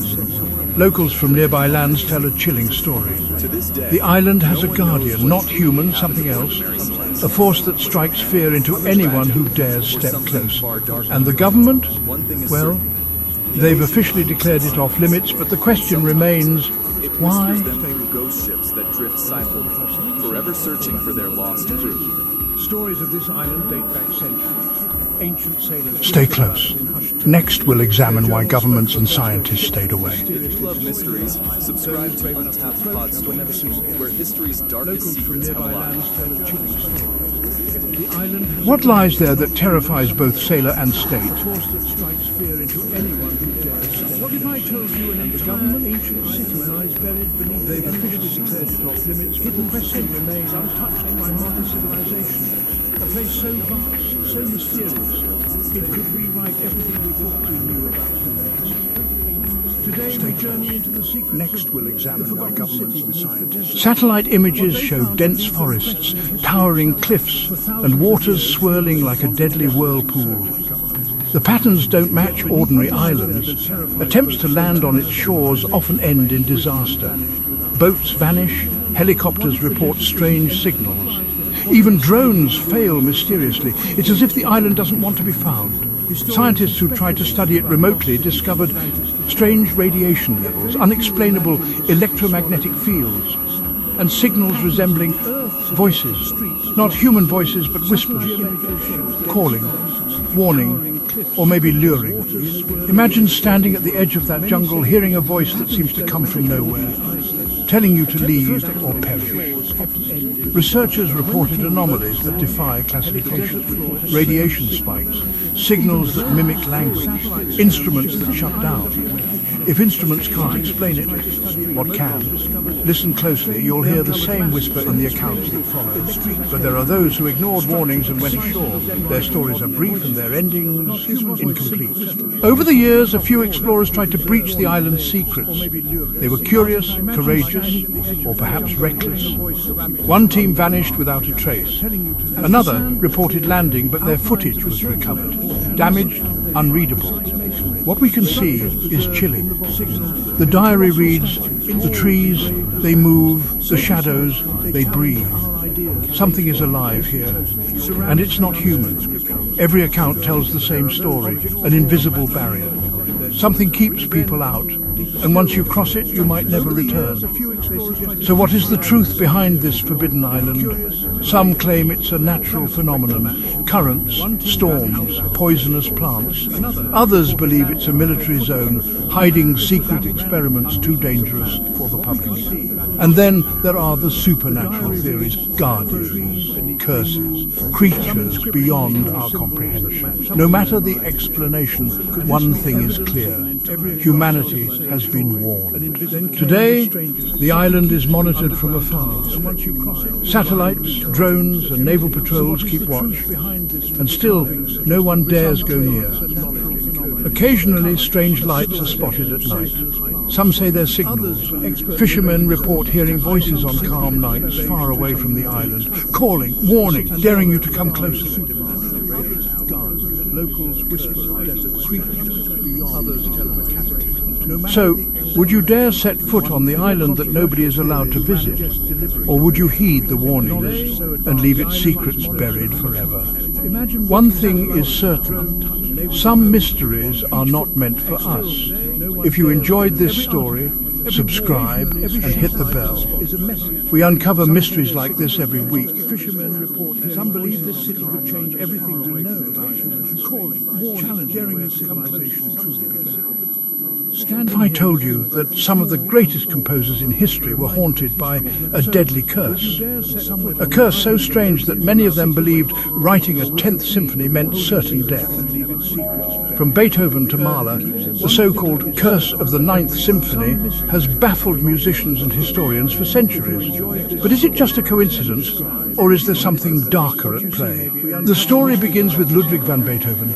After completing his 9th Symphony, one of the greatest masterpieces ever written, he died before he could finish his 10th. Some believe his death sealed the fate of symphonies to come, and soon others began to follow this strange pattern. A curse so strange that many of them believed writing a 10th symphony meant certain death. From Beethoven to Mahler, the so-called curse of the 9th Symphony has baffled musicians and historians. Next came Franz Schubert. But is it just a coincidence? He completed his 9th Symphony, but death struck before he could move on. Then Anton Bruckner. He died working on his 9th, leaving it unfinished. And Gustav Mahler, terrified by this so-called curse, refused to call his next work a symphony. He named it Das Lied von der Erde instead, thinking he could outsmart fate. But when he finally wrote his 9th, he too never lived to complete his 10th. Until modern explorers uncovered the only verified. Next came Franz Schubert. He completed his 9th symphony. It led proof pirates lived.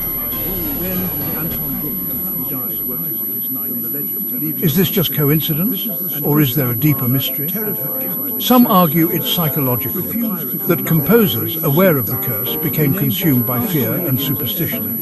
Others point to health. Many composers simply worked themselves to death. Yet, the fact remains, time and again the 9th seemed to be their final act. Not everyone believed in the curse.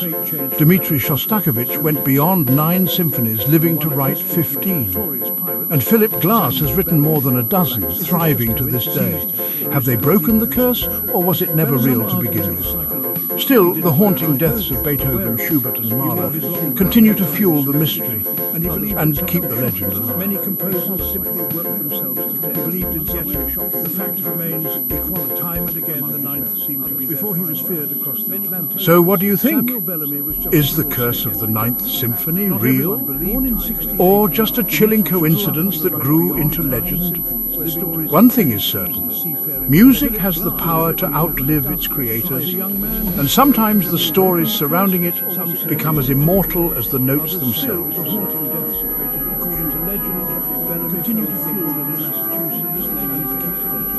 Do you believe in the curse of the Ninth Symphony? Drop your thoughts in the comments below. And if you love untold stories of history and mystery, make sure to like this video, subscribe, and ring the bell so you never miss the next story. He stood out one thing, but for fairness. Music has the power to strong and commanding. He ruled sometimes the stories surrounding it. Could human civilization have been guided, not by gods, but by beings from beyond the stars?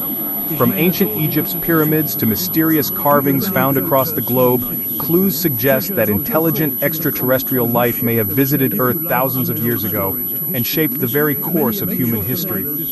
But what if the truth has been hidden in plain sight all along? Stay with me, because by the end of this video, you might never look at history the same way again. Before we dive in, what do you think? Were ancient civilizations capable of such wonders on their own, or did they have help? Drop your thoughts below. I'll be reading your comments. Our story begins with monuments that defy explanation. The Great Pyramids of Giza, constructed with such precision that even modern technology struggles to replicate them. Massive stones weighing over 70 tons, somehow lifted, transported, and placed with near-perfect accuracy. How did an ancient civilization achieve such feats without advanced machinery? Some historians say it was human ingenuity.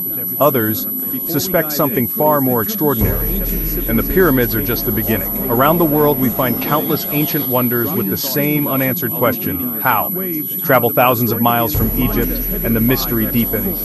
The Nazca lines in Peru, giant geoglyphs etched into the desert floor visible only from the sky. Were they meant for the gods or for visitors descending from above? Then there's Stonehenge in England. Perfectly aligned with the solstices, its purpose remains uncertain. Some scholars claim it was an ancient calendar.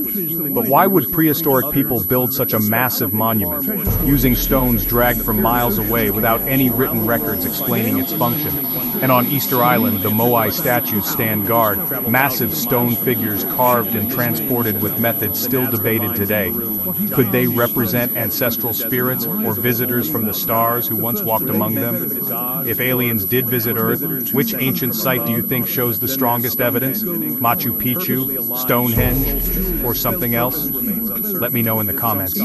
Archaeological wonders aren't the only source of mystery. Ancient texts and legends across cultures seem to describe otherworldly encounters. In Mesopotamia, the Sumerians wrote about the Anunnakis, powerful beings who descended from the heavens and taught mankind knowledge and technology. Were these gods or extraterrestrial visitors? In India, the ancient Vedas describe Vimanas, flying machines capable of incredible maneuvers. In Central America, the Mayans carved depictions of figures seated in what some believe resemble space capsules. Even the Bible contains references to fiery chariots, wheels within wheels, and beings descending from the sky. Coincidence, or testimony of contact with advanced civilizations from beyond our world? And if these texts are more than myth, what happened to these visitors? Why did they leave? Or are they still watching? Of course, skeptics argue there's no solid proof of alien contact. They point to human ingenuity, trial and error, and centuries of lost knowledge. But the alignment of ancient monuments with celestial bodies, the repeating symbols across unrelated cultures, and the sudden leaps in technology raise questions we still can't answer. Could it be that humanity received a helping hand from intelligent life? Or are we underestimating the brilliance of our ancestors? This debate isn't just about history. It challenges challenges our understanding of human potential, our place in the universe, and the possibility that we are not alone. Here's the most intriguing part. The mysteries of the past connect directly to today. NASA scientists, military reports, and even government disclosures have admitted to unexplained aerial phenomena. Some cultures believe their gods will one day return. Could these legends be warnings or promises of future contact? And if civilizations thousands of years ago really did meet extraterrestrial beings, could that explain why humanity advanced so rapidly compared to other species? Were we guided, taught, or perhaps even engineered? And maybe, just maybe, the answers are still buried, waiting to be uncovered, in the ruins, in the skies, or in our own DNA. So, were ancient aliens hidden in history? Or are we seeing patterns where none exist? The truth remains one of the greatest mysteries of our time. What do you believe? Are we the product of pure human ingenuity, or the legacy of visitors from the stars? Drop your theory in the comments below.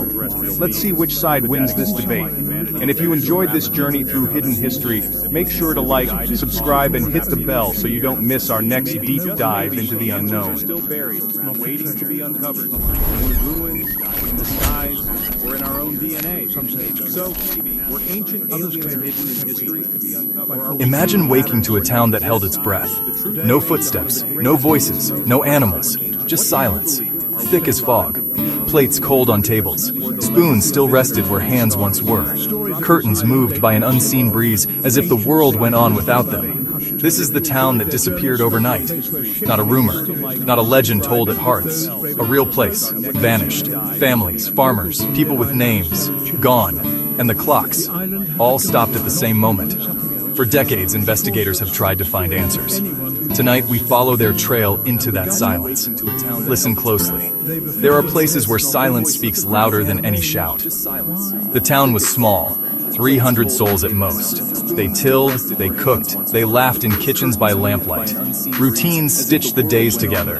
There were stories, birthdays, funerals, the steady beat of small-town life.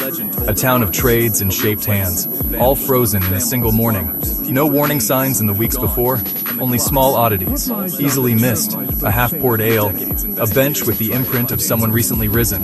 By morning, neighbors came looking and found only doors open to emptiness. No struggle, no blood, just rooms like stage sets waiting for actors who never returned. Animals remained where they had last been fed, as though whoever left expected to return. Pots on stoves, fire still warm. The mundane became evidence of the impossible. Word spread. Authorities came. Scientists, clergy, reporters with cameras. They found no footprints leading out, no tracks toward a river, no evidence of a forced exit. Every clock halted at midnight. A single, impossible timestamp. Time seemed to fold inward on itself inside those streets. Locals told half-remembered tales. Strange lights, nights with no insects, songs on the wind. And there were warnings, passed down.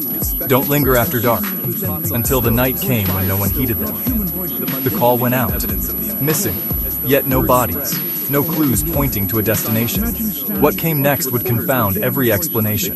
The first teams walked through as if through a film set. Toys abandoned mid-play. A guardian's sweater left on a chair. Meals left as if someone had simply stood and walked away. No signs of panic, no overturned furniture. Livestock remained. No one had harnessed them for flight. Everything suggested departure without struggle.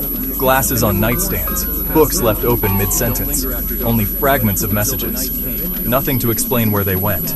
Every clock stopped the same night. Every watch frozen at midnight. Technicians found no sabotage, no mechanical cause. In summer, thermometers plunged in certain rooms. Cold spots with no source. Explorers recorded everything, hoping the machines would tell where humans had gone. Sometimes the tapes caught whispers, words that never formed a sentence. Indecipherable whisper. Photographs sometimes showed blurs.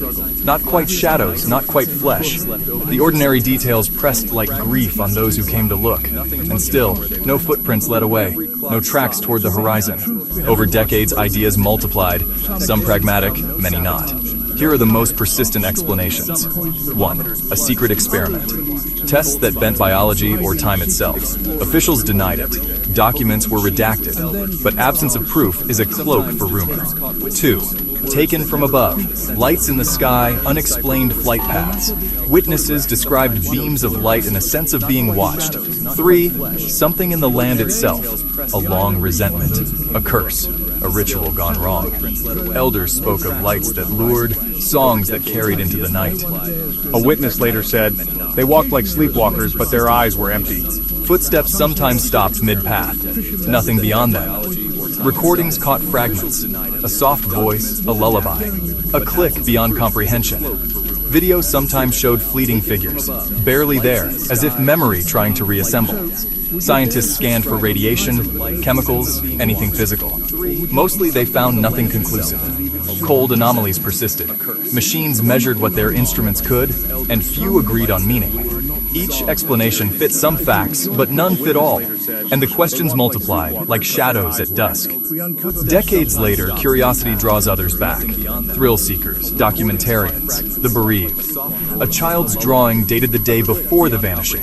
Stars circled above a house. Some swear they saw figures in windows, not quite human, not quite memory. Eyes that did not blink, staring into a world they no longer belonged to.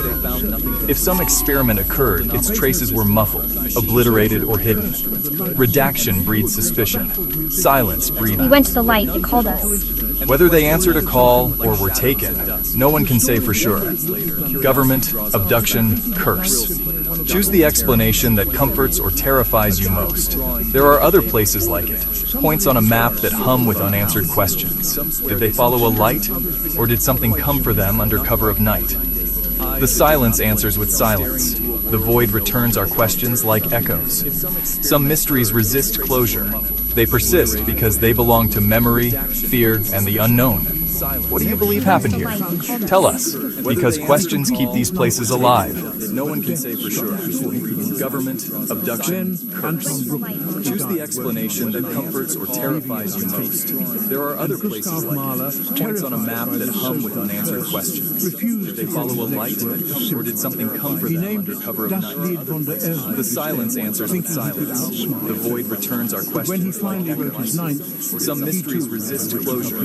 They persist. Countries, 48 teams, billions of fans. The 2026 FIFA World Cup isn't just another tournament, it's the biggest sporting revolution football has ever seen. But what makes it so groundbreaking?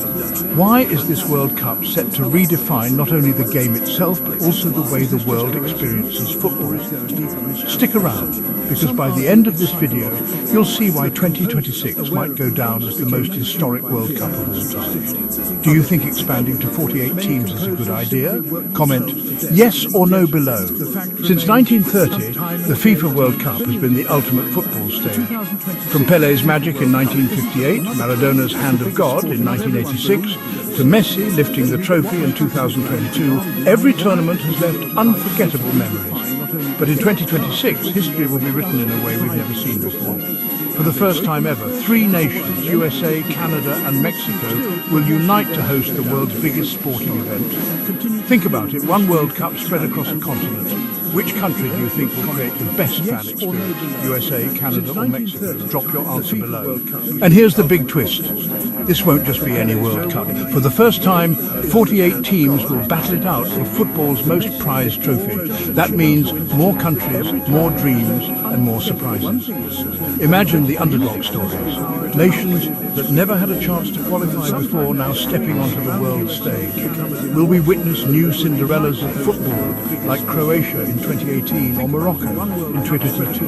Which underdog nation do you want to see make history in 2026? But wait, this expansion also brings controversy. Some argue that more teams could dilute the competition, so is bigger always better? We'll come back to that. Picture this. Matches played in Los Angeles' Sophie Stadium, Mexico City's legendary Azteca, and Toronto's BMO Field. Iconic venues, each with their own story. The Azteca, for example, will become the first stadium in history to host 3 World Cups. From Maradona's goal of the century to Messi's legacy, this ground is the temple of football. Meanwhile, America's state-of-the-art arenas will bring a modern, flashy twist to the experience. Fans will literally witness football history on 2 extremes. Tradition and innovation colliding. If you could watch one match in any stadium in 2026, where would it be? But beyond the stadiums, there's an even bigger story, how this World Cup could reshape football in North America forever. In Europe and South America, football is a religion. But in North America, the 2026 World Cup could finally change that. With the US investing heavily in MLS, Canada producing stars like Alphonso Davies, and Mexico's long-standing passion, this event might ignite a football boom across the continent.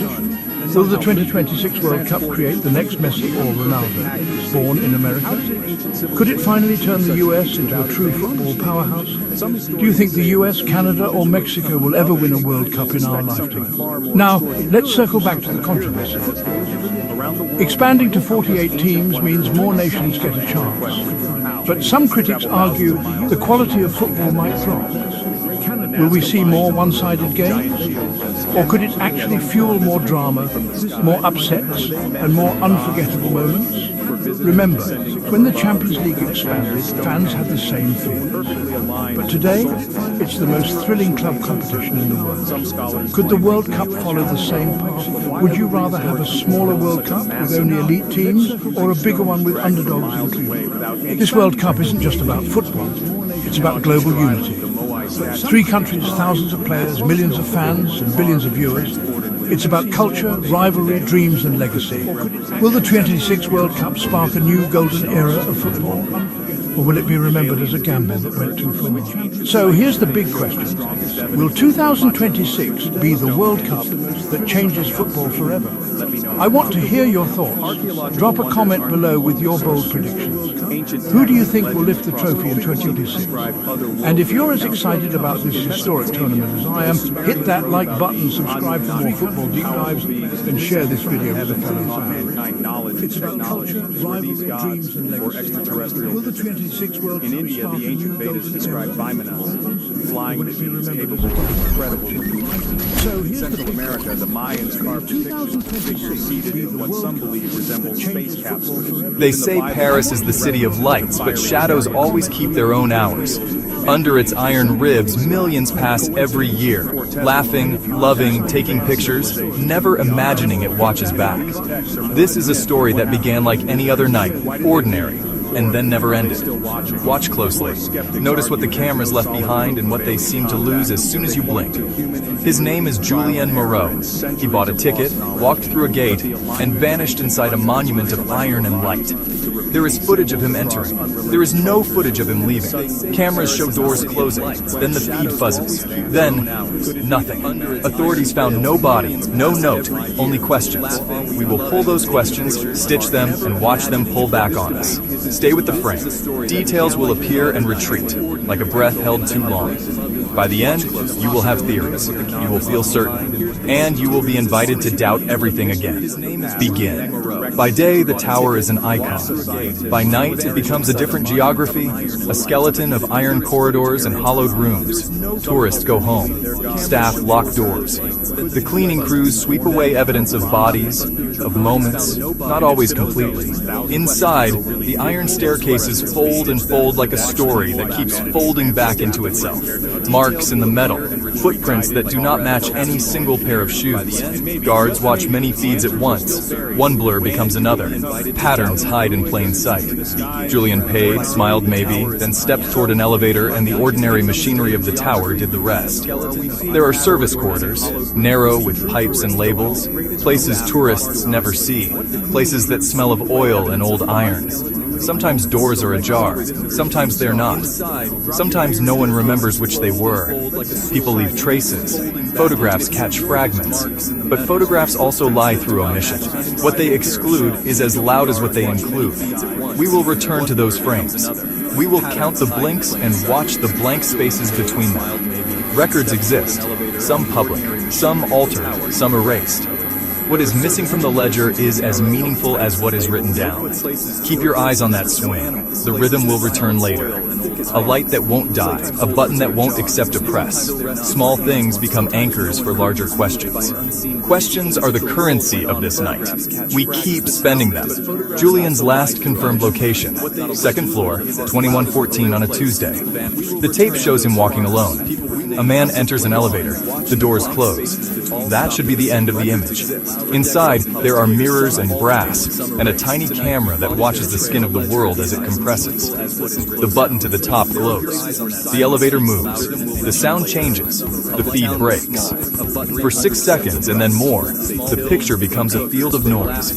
When the frame returns, the doors open and no one steps out. No one is recorded walking away. No one is recorded falling.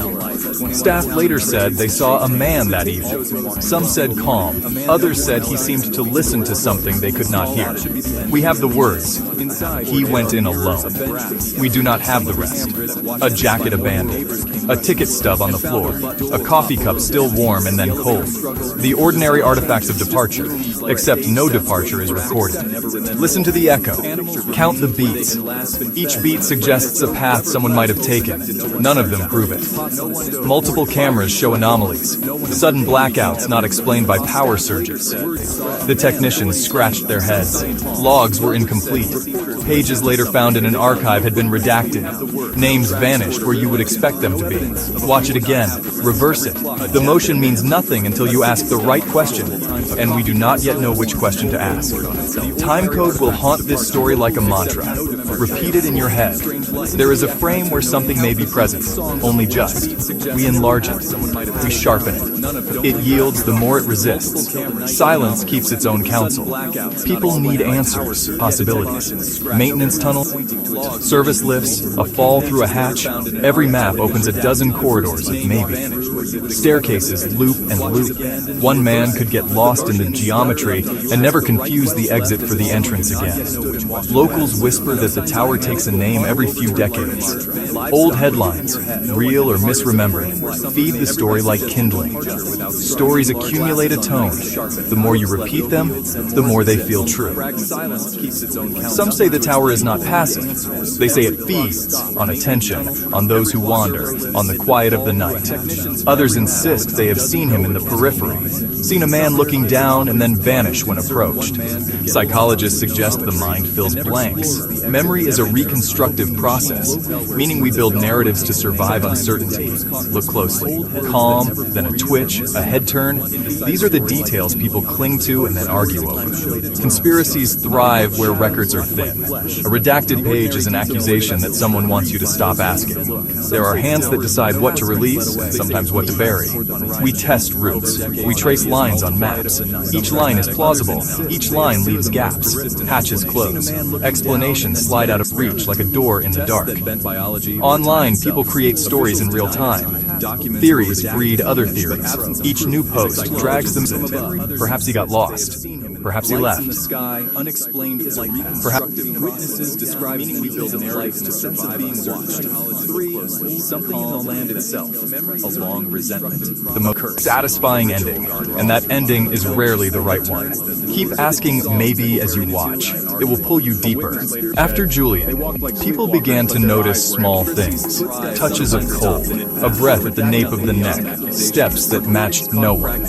They say they felt watched, one of the most primitive alarms of the human mind. Some swear they saw the man at the top, standing where no one should, staring at the city with eyes that accepted you back. When staff checked, the space would be empty. The report would say, no one present. The memory would still say otherwise. Explanations fit some facts, but none fit all. And the questions multiply, like shadows at dusk. He got lost. Decades later, curiosity draws others back. Thrill seekers, documentarians, the bereaved. A child's drawing dated the day before the vanishing. Stars circled above a house. Some swear they saw figures in windows, and that ending is rarely not quite memory. Eyes that did not blink, staring into a world they no longer belong to. If some keep asking maybe as you were much, obliterated or hidden. After redaction breeds suspicion, people began to notice small things, touches of cold. Whether they answered a call or were taken, no one can say for ships that matched government, abduction. They say they felt walked. Choose the explanation that comforts one of the most primitive alarms of there are other places like it. Some swear on a map they saw the man at the top. Stand, they follow a lighting where no or did something come for them? Staring at the city with eyes, the silence answers with silence. When the void returns our questions like echoes. The report some mysteries resist no one present. They persist memory because they belong to memory, fear, and the unknown. What do you believe happened here? Tell us, because questions keep these places alive. No one can watch like shadows in government laws. Abductions and curiosity draws the explanation that culprits were terrified terrorists. There are other places a child draws on a map they hum with an answer question. Stars follow lights. Or did something terrifying uncover? And that ending, the silence answers with silence. Eyes the void returns our quest staring into a world they no longer. Some mysteries resist closure. They persist. Countries, 48 teams, billions of fans. The 2026 FIFA World Cup isn't just another tournament, it's the biggest sporting revolution football has ever seen. But what makes it so groundbreaking? Why is this World Cup set to redefine not only the game itself, but also the way the world experiences football? Stick around, because by the end of this video, you'll see why 2026 might go down as the most historic World Cup in history. Do you think expanding to 48 teams is a good idea? Comment yes or no below. Since 1930, the FIFA World Cup has been the ultimate football stage. From Pele's magic in 1958, Maradona's Hand of God in 1986, to Messi lifting the trophy in 2022, every tournament has left unforgettable memories. But in 2026, history will be written in a way we've never seen before. For the first time ever, 3 nations, USA, Canada and Mexico, will unite to host the world's biggest sporting event. Think about it, one World Cup spread across a continent. Which country do you think will create the best fan experience? USA, Canada or Mexico? Drop your answer below. And here's the big twist. This won't just be any World Cup. For the first time, 48 teams will battle it out for football's most prized trophy. That means more countries, more dreams and more surprises. Imagine the underdog stories. Nations that never had a chance to qualify before now stepping onto the world stage. Will we witness new Cinderellas in football, like Croatia in 2018 or Morocco in 2022? Which underdog nation do you want to see make history in 2026? But wait, this expansion also brings contrast. And here's some argue that more teams will dilute the competition, so is bigger or is better. We'll come back to the start. Picture this. Matches played in Los Angeles' SoFi Stadium, Mexico City's legendary Azteca, and Toronto's BMO Field. Iconic venues, each with their own story. The Azteca, for example, will become the first stadium in history to host 3 World Cups. From Maradona's goal of the century to Messi's legacy, this ground is the temple of football. Meanwhile, America's state-of-the-art arenas will bring a modern, flashy twist to the experience. Fans will literally witness football history on 2 extremes. Tradition and innovation colliding. If you could watch one match in any stadium in 2026, where would it be? But beyond the stadiums, there's an even bigger story. How this World Cup could reshape football in North America forever. In Europe and South America, football is a religion. But in North America, the 2026 World Cup could finally change that. With the US investing heavily in MLS, Canada producing stars like Alphonso Davies, and Mexico's long-standing passion, this event might ignite a football boom across the continent. Will the 2026 World Cup create the next Messi or Ronaldo, born in America? During the darkest days of the Black Death, there was a village so cursed that death itself refused to take its victims. Now, let's circle back to the controversy. People vanished, corpses walked, and whispers filled the night. By the end of this story, you'll wonder, would you survive a place where even the dead hunts you? Will we see more one-sided game? Or could it actually fuel The year was 1348. Europe was gripped by the Black Death.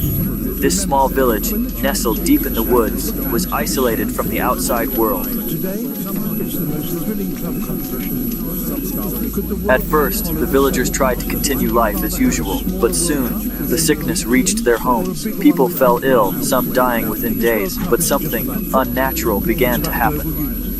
3 countries, thousands of players, millions of fans. The villagers noticed that some of the bodies didn't stay in their graves. Will the 26th World Cup spark a new golden era of football? Or will it be It started with small things. A coffin moved, a scream in the middle of the night, a shadow crossing the moonlight, vanishing before anyone could see clearly. I want to hear your thoughts. Drop a comment below with your... Old Marta, the village herbalist, swore she saw her husband's corpse standing by the well, but she couldn't be sure. Was it grief or something else?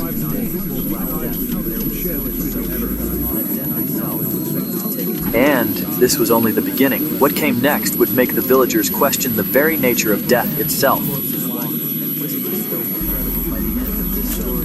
As the plague spread, the terror grew. Entire families disappeared overnight. Those left behind barricaded themselves in their homes, praying that death would finally let them be. During the darkest days of the Black Death, but at night, the corpses came. And then never ended. Watch closely. Notice what the cameras left. People vanished. Villagers reported seeing familiar faces, walking silently in the streets, eyes empty, mouths moving as if whispering secrets too horrible to hear. Some claimed to have seen them eating, but not food from this world. And then one night, the village priest disappeared. He left a note scrawled in blood. The plague isn't killing them, it's awakening them. Stitch them and watch them pull back on us. At first, the villagers tried to continue life as usual. Fear had consumed the village. People whispered in terror of the dead walkers, the ones who were no longer alive, but no longer dead either. The tower is an icon.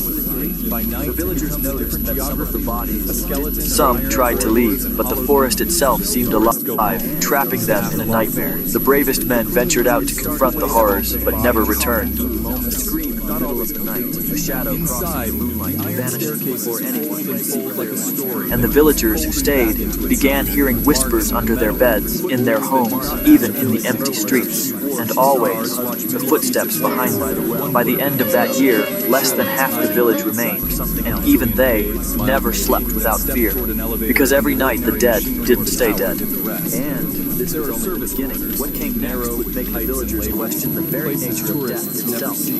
Places that smell of oil and old iron. Today, the village lies abandoned, reclaimed by nature. But some say on misty nights you can still hear the faint echo of footsteps. The villagers never truly left. They became part of the curse, walking endlessly, trapped between life and death. Historians still debate whether the story was real or just the fevered imagination of a plague-ridden land. But one thing is certain, the Black Death took more than lives. It took sanity, and perhaps it awakened something that should have stayed buried. Would you survive a village where death itself hunts you? Comment below. And don't forget to hit subscribe if you want more stories that blur the line between history and horror. And remember, sometimes history is darker than fiction. The tape shows him walking alone. A man enters an elevator. The doors close. That should be the end of the image. Inside, there are mirrors and... Somewhere deep in the mountains, a village hides beneath a permanent mist. Outsiders rarely return the same. Every home bears a mark, an ancient symbol carved above each doorway. They whisper of something older than memory, something they simply call the Watcher. Researchers, missionaries, even officials who try to learn either vanish or return fractured, refusing to speak of what they saw. Tonight we step inside the secret they guard, quietly and without names. They do not speak of a monster. They speak of a god, not flesh, not fur, a shape that glides between trees, no eyes, no mouth, only presence. And the villagers, they bow. They bring offerings, not out of fear alone. There is devotion in the rhythm of those nights. But what do they gain from worship? And what do they trade for it? At midnight they gather, silent in a ring of fire and shadow. Offerings, food, dolls, sometimes, rumours say, more chilling things. They chant words no outsider understands. The sound itself seems to press against the air. In that sound, the earth seems to answer. They leave offerings at the glade and step back, waiting like servants awaiting a king. Sometimes the mist responds. Sometimes something else moves inside it. By morning, offerings are altered, shifted, torn, arranged. A message, perhaps, or a toll. Outsiders ask, why worship something so terrifying? unless that terror offers protection, or power, or both. And then there are the records, redacted pages, classified stamps, officials who vanish from the logbook. Conspiracy boards tie this village to experiments, cover-ups and impossible sightings. Some say it was born of science gone wrong. One traveller slept in a hut and heard soft dragging outside. He peered through the cracks and saw a towering, faceless shape stop, then wait. He could not breathe. He left by morning. Weeks later, he vanished for good. Others described spacewalking, forms stretching as if reality itself pulled at the seams. Government files were marked classified and then disappeared. Why hide a village? Satellite images show perfect burned circles deep in the woods, unnatural, deliberate. Someone claimed to find a VHS clip, an image of movement removed hours after upload. In one frame, a shadowy hand reaches just before the image collapses into static. Villagers forbid a core glade, a place they say the watcher sleeps by day. Even the trees are marked, symbols not learned but inherited. Some say a bargain was struck centuries ago, offerings for protection, worship for power. If true, how many bargains like this exist beyond our sight? The terrifying part is not that a village worships a creature. It is that somewhere now the watcher may glide through mist, unseen, waiting for the next offer. Perhaps the worst part is this. What we refuse to believe is often the very thing that keeps us safe. Watch the mist. Offerings at the glade and step back, waiting like servants awaiting a king. Sometimes satisfying. Some books are hidden not because they're lost, but because they're too dangerous to know.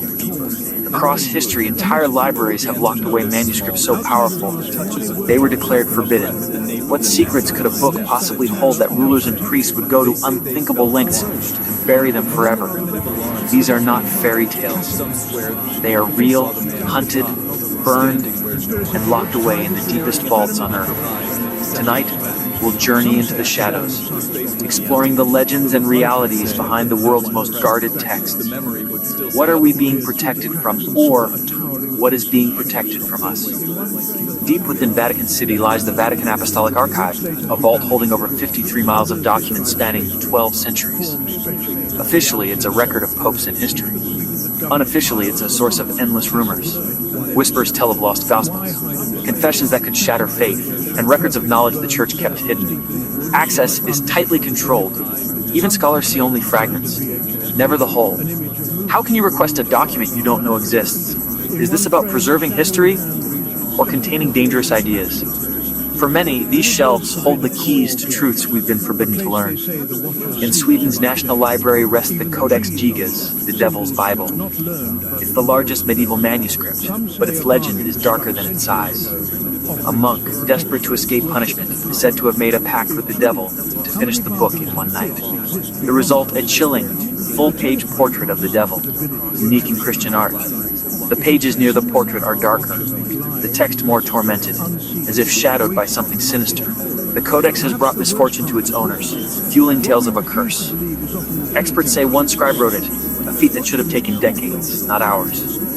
Was it the work of a man possessed or something else entirely? Some knowledge promises not just wisdom, but godlike power. The Book of Thoth, said to be written by the Egyptian god of wisdom, was a collection of emerald tablets containing secrets to command the universe.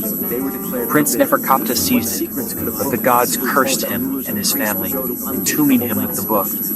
Generations later, Setnekamwaz braved the tomb. The curse followed him until he returned the book.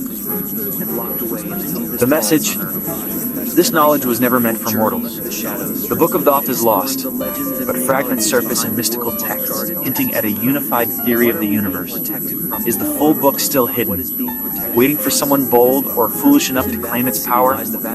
Or is it a warning that some secrets are best left buried? The Voynich manuscript is forbidden not for its danger, but for its utter mystery. Discovered in 1912, it's written in an unknown script no one has ever deciphered. Its pages are filled with bizarre plants, strange astronomical charts, and surreal diagrams. It feels like a textbook from another world, or the diary of a madman. Theories abound: lost genius, elaborate hoax, or artifact from a forgotten civilization. The Voynich manuscript is the ultimate enigma, guarded not by humans, but by the universe itself. Its silence is what makes it so unsettling. Why are these stories hidden? Is it about power or protection? Knowledge can be more dangerous than any weapon. A single book could rewrite history or unravel reality. Some ideas may be too much for the human mind, like a virus that shatters sanity. The curse of forbidden books may be psychological, a burden too heavy to bear. Perhaps these secrets are quarantined not to enslave us, but to shield us from truths we can't handle yet. Our curiosity is relentless. These books challenge the belief that all knowledge is worth having. Who decides what we're ready to know, and can we trust them? The library of forbidden books may never open, but its echoes remain, waiting for someone brave enough to turn the page. Would you dare to read them? Sometimes ignorance isn't just bliss, it's survival. These books mark the boundaries of our understanding, reminding us the universe is still full of mystery. The greatest secrets aren't always written in ink, but hidden in reality itself. We just need to learn how to see them. If you want more eerie stories the world was never meant to know, subscribe. Your next mystery is already waiting.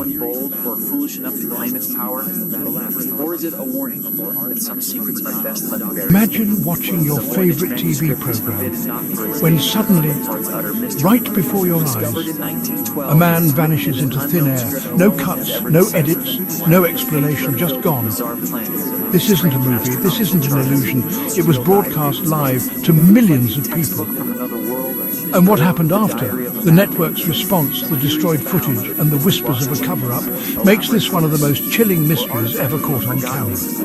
Imagine watching your favorite TV program when suddenly, right before your eyes, a man vanishes into thin air. This isn't a movie. This isn't an illusion. This was broadcast live to millions of people.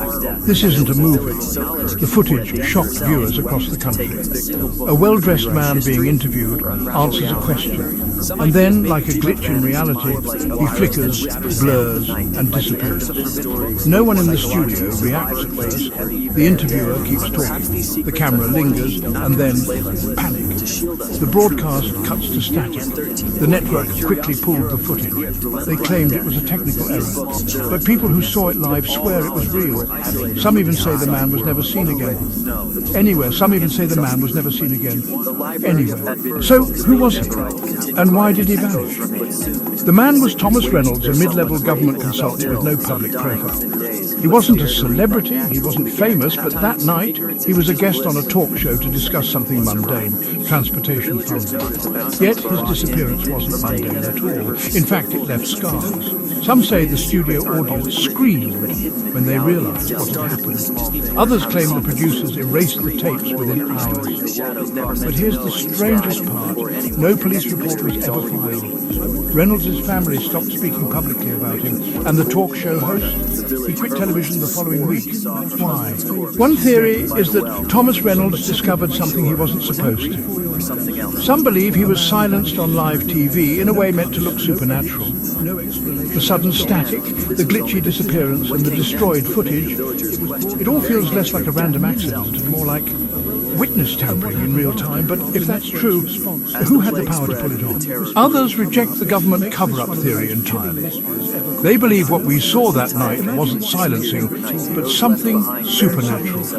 In the slowed-down footage, Reynolds' body doesn't just vanish, it warps, almost as if space itself bent around him. Some paranormal researchers even link his case to stories of time slips, where people claim to vanish from one era and appear in another. Of course, skeptics say it was nothing more than a broadcast error. The camera malfunction could have made Reynolds appear to disappear while the studio lights blinded the feed. But if it was just a glitch, why did the network confiscate audience members' camcorder tapes that night? Why did the host walk away from a $1 million career just days later? And why did every mention of Thomas Reynolds slowly vanish from public records? An online forum user claimed to have found a backup copy of the footage, hidden on an old VHS tape. They uploaded it, but within hours, the account was deleted. The clip removed. So what really happened that night? Was Thomas Reynolds erased by forces who didn't want him speaking? Was he swallowed by a glitch in our reality, proof that dimensions collide in ways we don't understand? Or was it simply a broadcast accident magnified by rumour and fear? Whatever the truth is, the fact remains. A man vanished on live TV.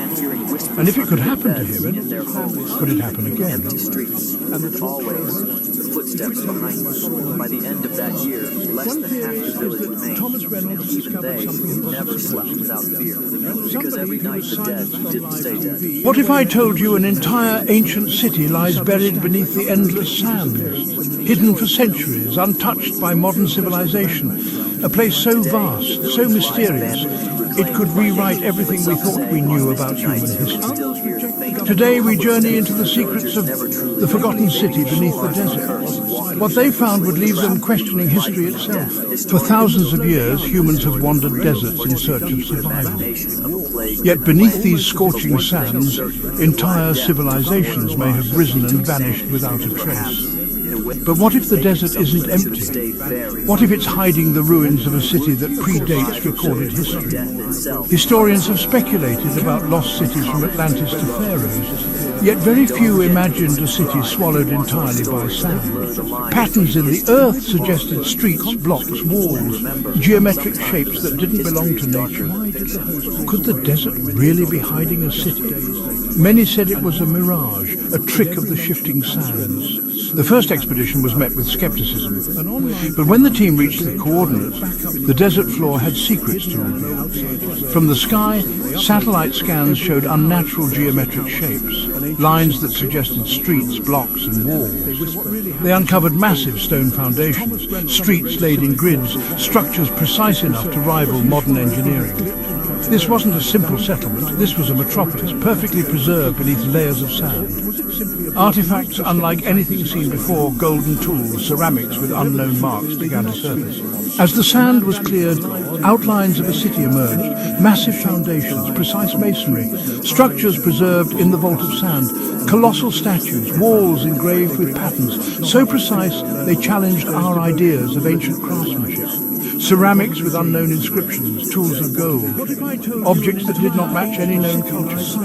And then, deeper still, structures so large they suggested a society with engineering beyond what we expected for the era. Some symbols matched nothing known, an alphabet of mystery that pushed experts to the edge of their understanding. This was not random, it was a planned metropolis. Markets, thoroughfares, monuments, frozen beneath the sand. Some inscriptions bore symbols that matched no known language. Could this be evidence of an entirely lost civilization? Then came the strangest discovery.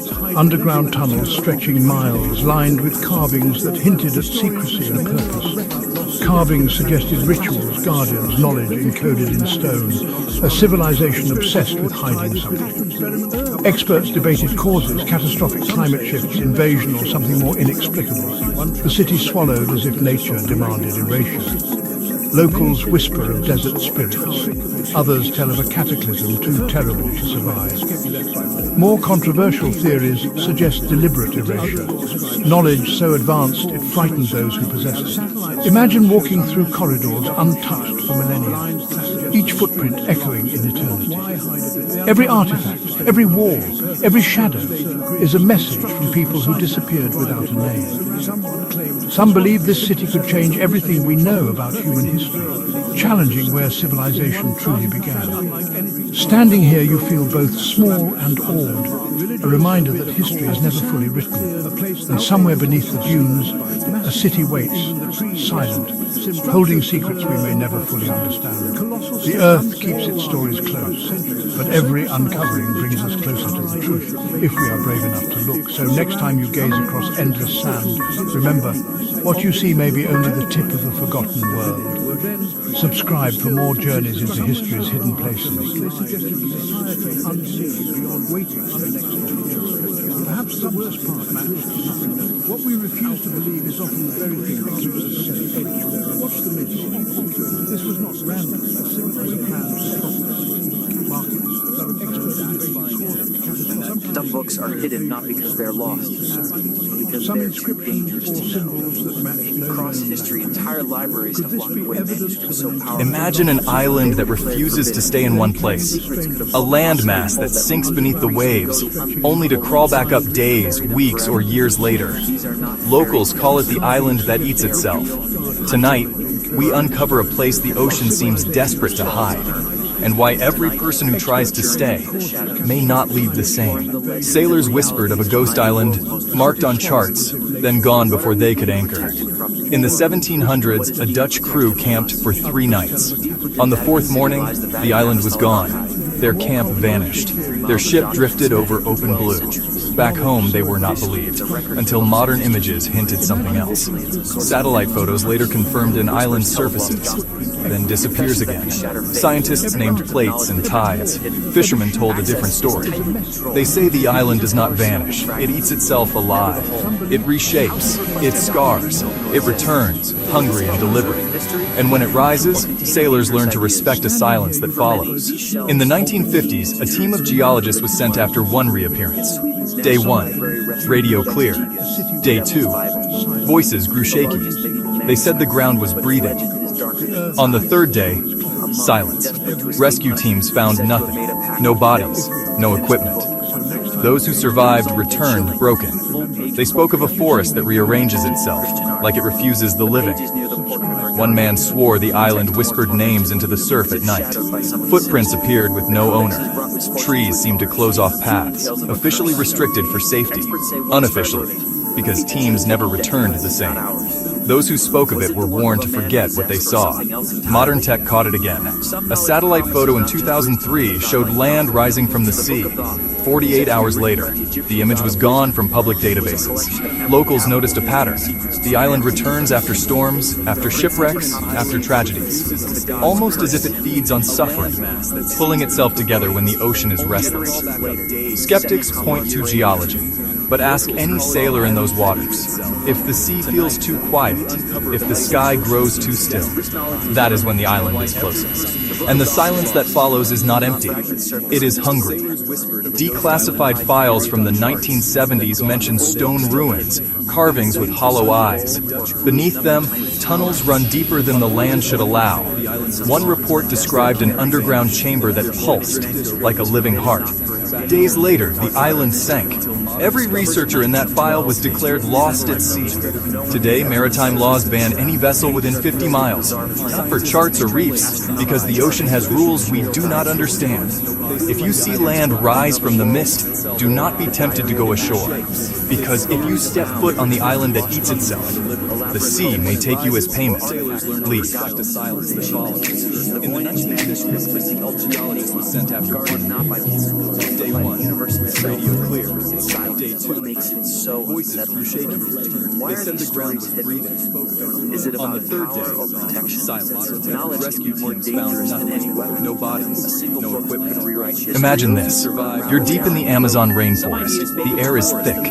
Every sound, every rustle, every screech feels like a warning. You're lost. No food, no map, no way out. And worst of all, you're completely alone. For most of us, this would be the end. But for one woman, this was only the beginning of a story the world would never forget.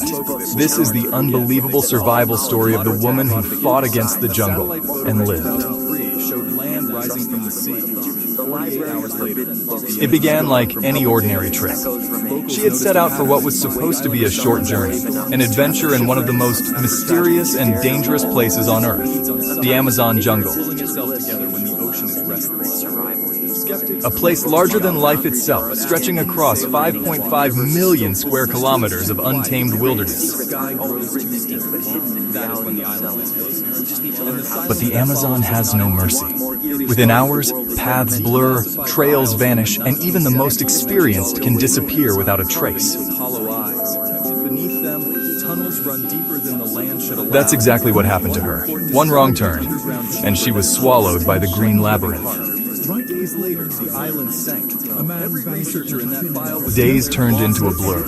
With no compass, no supplies, and no idea which direction led back to civilization, survival became her only focus.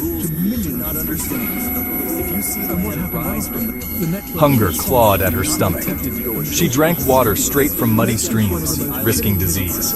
She ate berries she couldn't name, roots she hoped weren't poisonous. Every bite could be her last. Nights were the worst. Alone in total darkness, the jungle came alive. The screech of monkeys, the hiss of snakes, the low growl of predators circling nearby. Sleep was nearly impossible when every shadow felt like death waiting to strike. But it wasn't just the animals she had to fear. It was the jungle itself.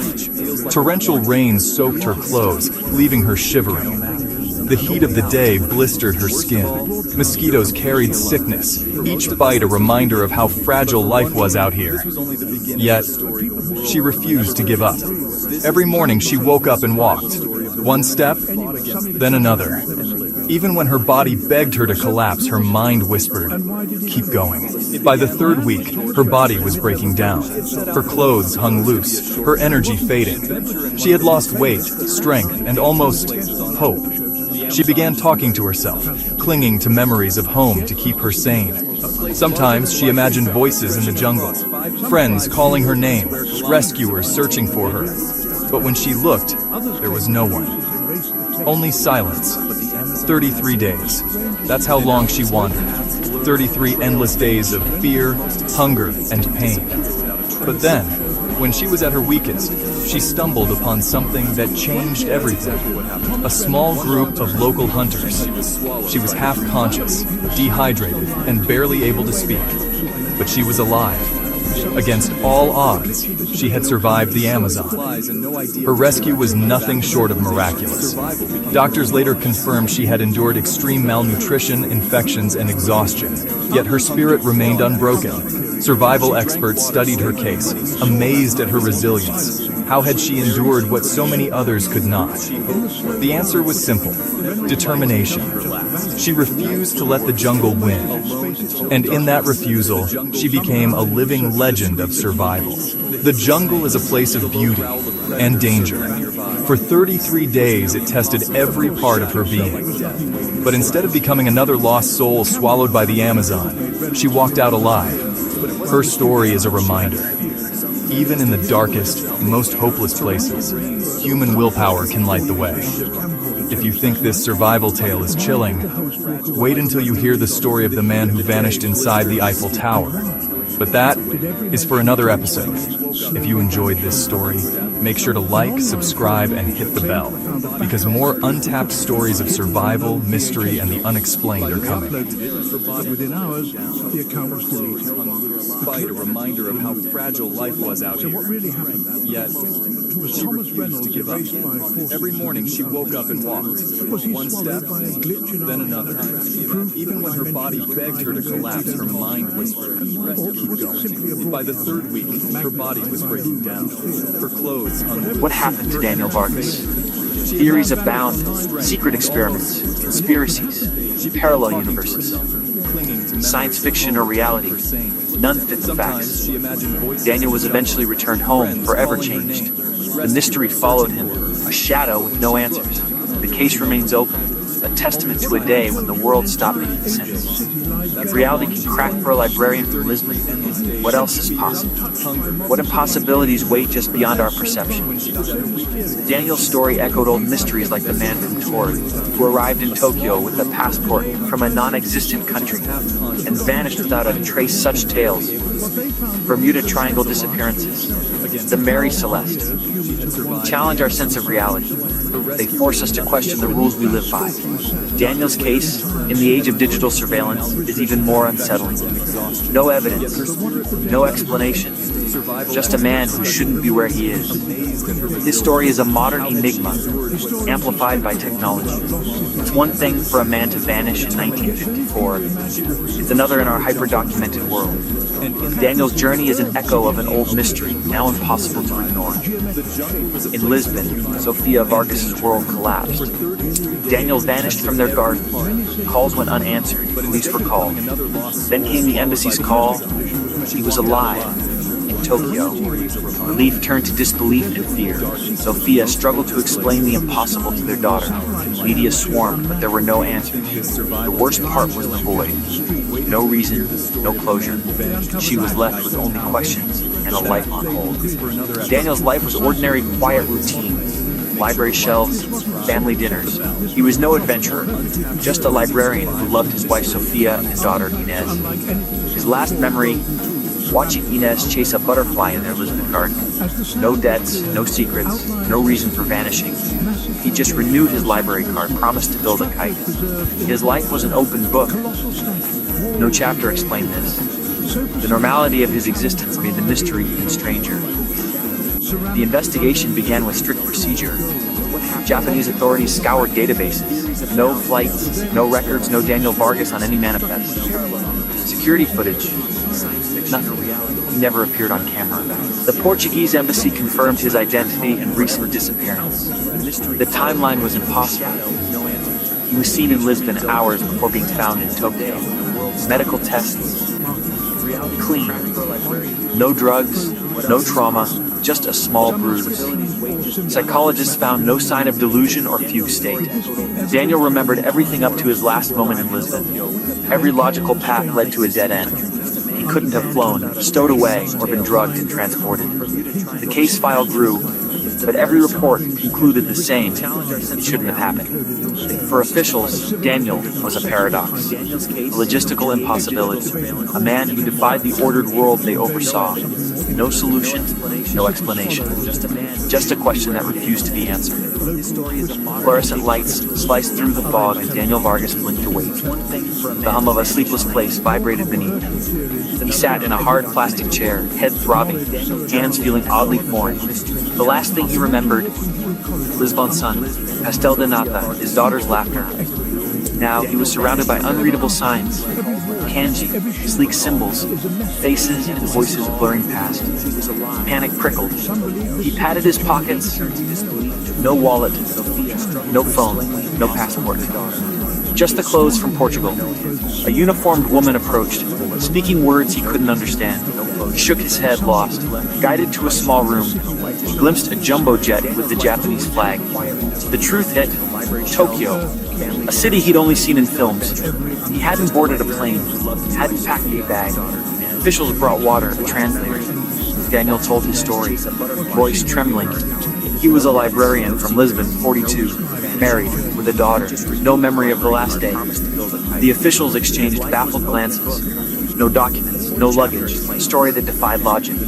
Security footage showed nothing, no sign of his arrival. The Portuguese embassy confirmed his identity and that he'd been reported missing just a day before. The timeline was impossible. He couldn't have traveled here by any normal means. Medical exams found nothing but a small bruise. Daniel was a ghost, materialized in their terminal. The officials had seen lost tourists, but never this. He was a problem without precedent, a man who simply should not be here. Locals call it the island that eats itself. No trauma. Tonight, we uncover a place the ocean seems desperate to hide, and why every person who tries to stay may not leave the same. Sailors whispered of a ghost island marked on charts, then gone before they could anchor. In the 1700s, the Dutch crew camped for 3 nights. On the 4th morning, the island was gone. Their camp vanished. Their ship drifted over open blue. As panic spread, skeptics suggested the prince survived due to fire, retardant varnish, or falling face down during fires. Believers insisted the painting was cursed, haunted by the orphan's vengeful spirit. The Sun organized a mass burning of crying boy prints on Halloween 1985, hoping to end the curse yet. Many prints reportedly refused to burn, fueling the legend further today. The crying boy remains a fixture of modern folklore, some prints hidden away, others still hanging in homes. The mystery endures. Is it coincidence, clever materials, or something supernatural? The painting's gaze still unsettles its story, a chilling reminder of the power of belief. If you found the crying boy in a dusty shop, would you dare bring it home? In the 1970s, in ADS The Crying Boy became a household name in Britain, first as decor then. As a symbol of dread, the Sun newspaper's 1985 article Blazing Curse of the Crying Boy unleashed a flood of Story's homes, destroyed the painting, always surviving eyewitnesses described the bad luck, deaths, and fires following the painting's arrival. Some claimed the boy's eyes followed them, or that the painting moved. Before disaster struck, firefighters refused to hang the print in their own homes, citing repeated cases where it alone survived infernos. The legend became a national obsession, fear-gripping thousands. The painting's reputation shifted from sentimental art to supernatural threat. The curse, it seemed, was real and unstoppable. The curse's reputation grew as house fires swept through homes displaying the crying boy. Time and again, families lost everything, except the painting, found pristine amid the ashes. One famous case in Rotherham saw a home destroyed, yet the crying boy print survived, baffling firefighters. Reports of similar incidents multiplied. Another fire, another untouched painting. Fire officials quietly admitted seeing this phenomenon. Was it coincidence or something darker? The pattern was too consistent to ignore. Fear began to spread. The artist behind the crying boy was Giovanni Bergolin, real name Bruno Amadio, who painted a series of sorrowful children in post-war Spain. The most famous model, legend says, was a Madrid orphan whose family died in a fire, rumored to bring misfortune wherever he went. Ignoring warnings, Bergolin painted the boy, capturing his deep pain. Soon after, Bergolin's studio burned down. The boy vanished.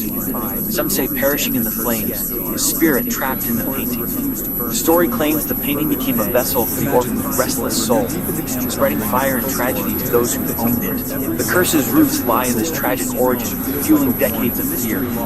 But the legend would only grow when the painting crossed borders and disaster followed.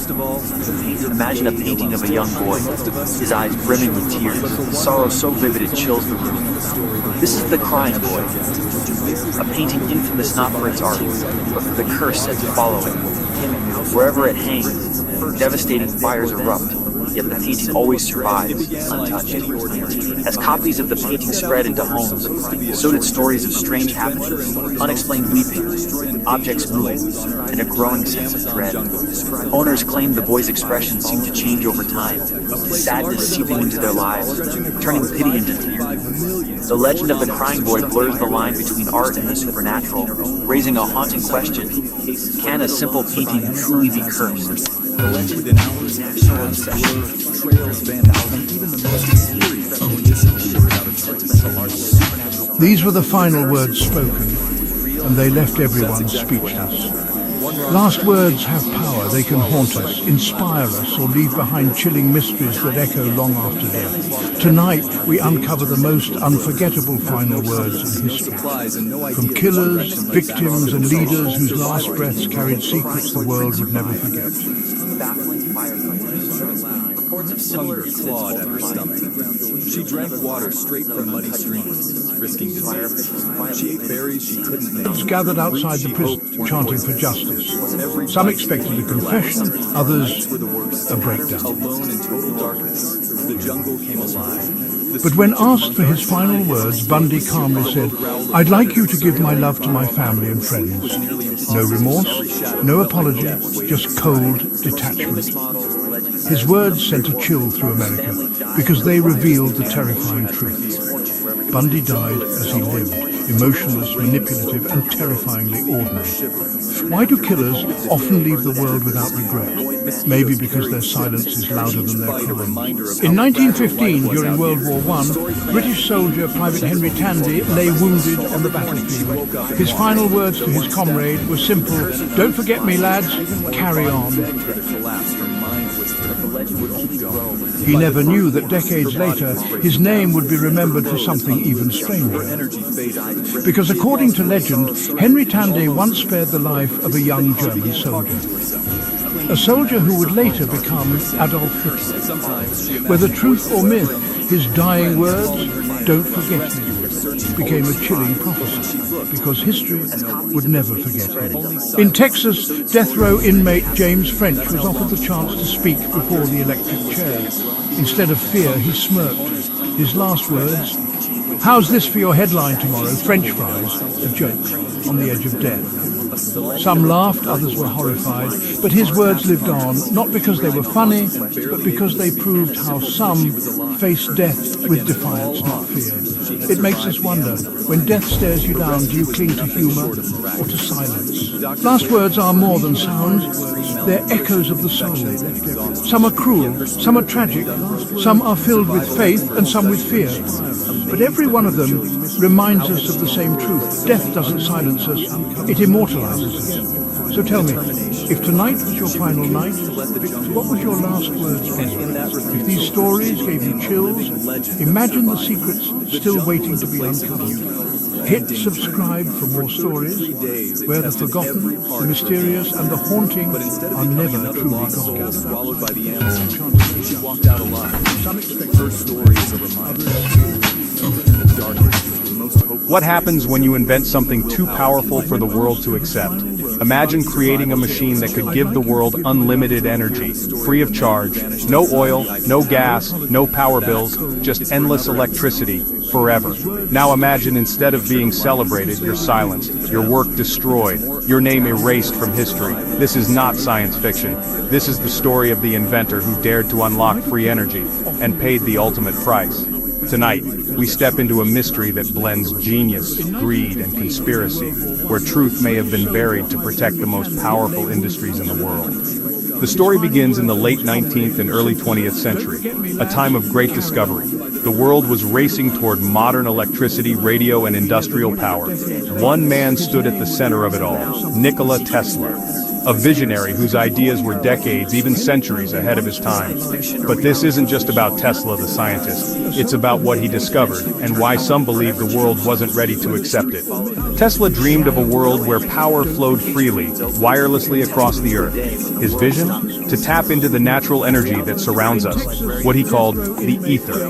In 1901, with funding from financier J.P. Morgan, Tesla began constructing something extraordinary, the Wardenclyffe Tower, a 187-foot-tall transmission station on Long Island designed to send wireless power across continents. Imagine charging your phone without a plug, running your city without fuel.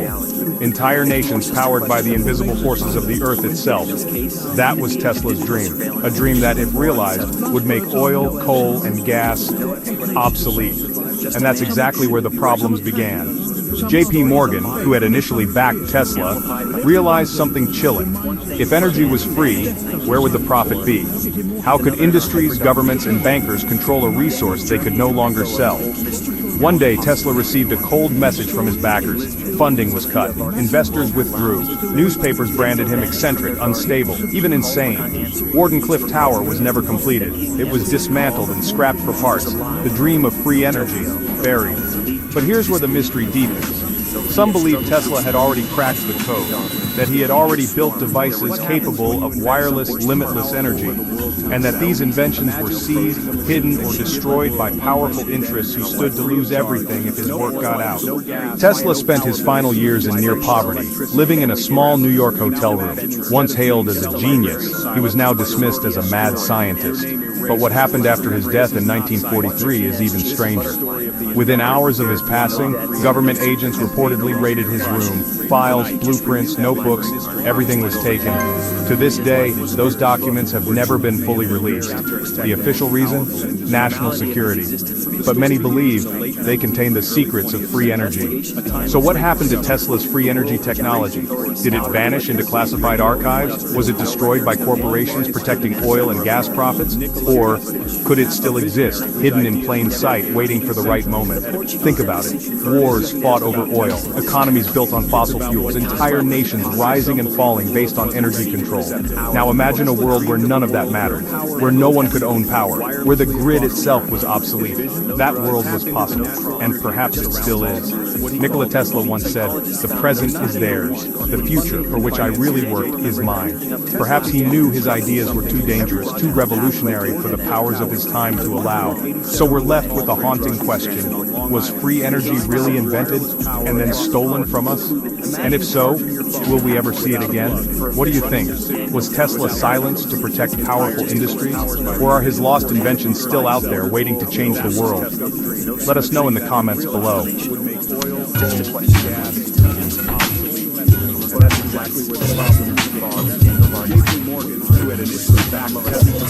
When they opened it after 100 years, they never expected to see this. A century-old mystery, locked away, untouched by time. This is the story of the time capsule that shocked the world. Imagine this. The year is 1923. The world is recovering from war, technology is advancing, and visionaries decide to leave behind a gift for us. A time capsule buried deep, meant to be opened exactly 100 years later. For 100 years that capsule sat untouched, waiting. When historians and scientists gathered to witness the opening, the world held its breath. But as the lid creaked open, everyone realized this was no ordinary collection of trinkets. The first layer seemed harmless enough. Letters, photographs, coins from the 1920s, a window into a vanished world. But beneath those items was something chilling, sealed envelopes marked for the year 2023 and beyond. Inside those letters were predictions, detailed descriptions of events that hadn't happened yet, eerily accurate mentions of world wars, pandemics, technology. How could they have known? And then came the strangest discovery. A black journal filled with cryptic symbols, strange maps and a warning, do not open the second capsule. Why would people in 1923 warn us about the future? Some believe the predictions were fabricated. Others suggest secret experiments, government projects.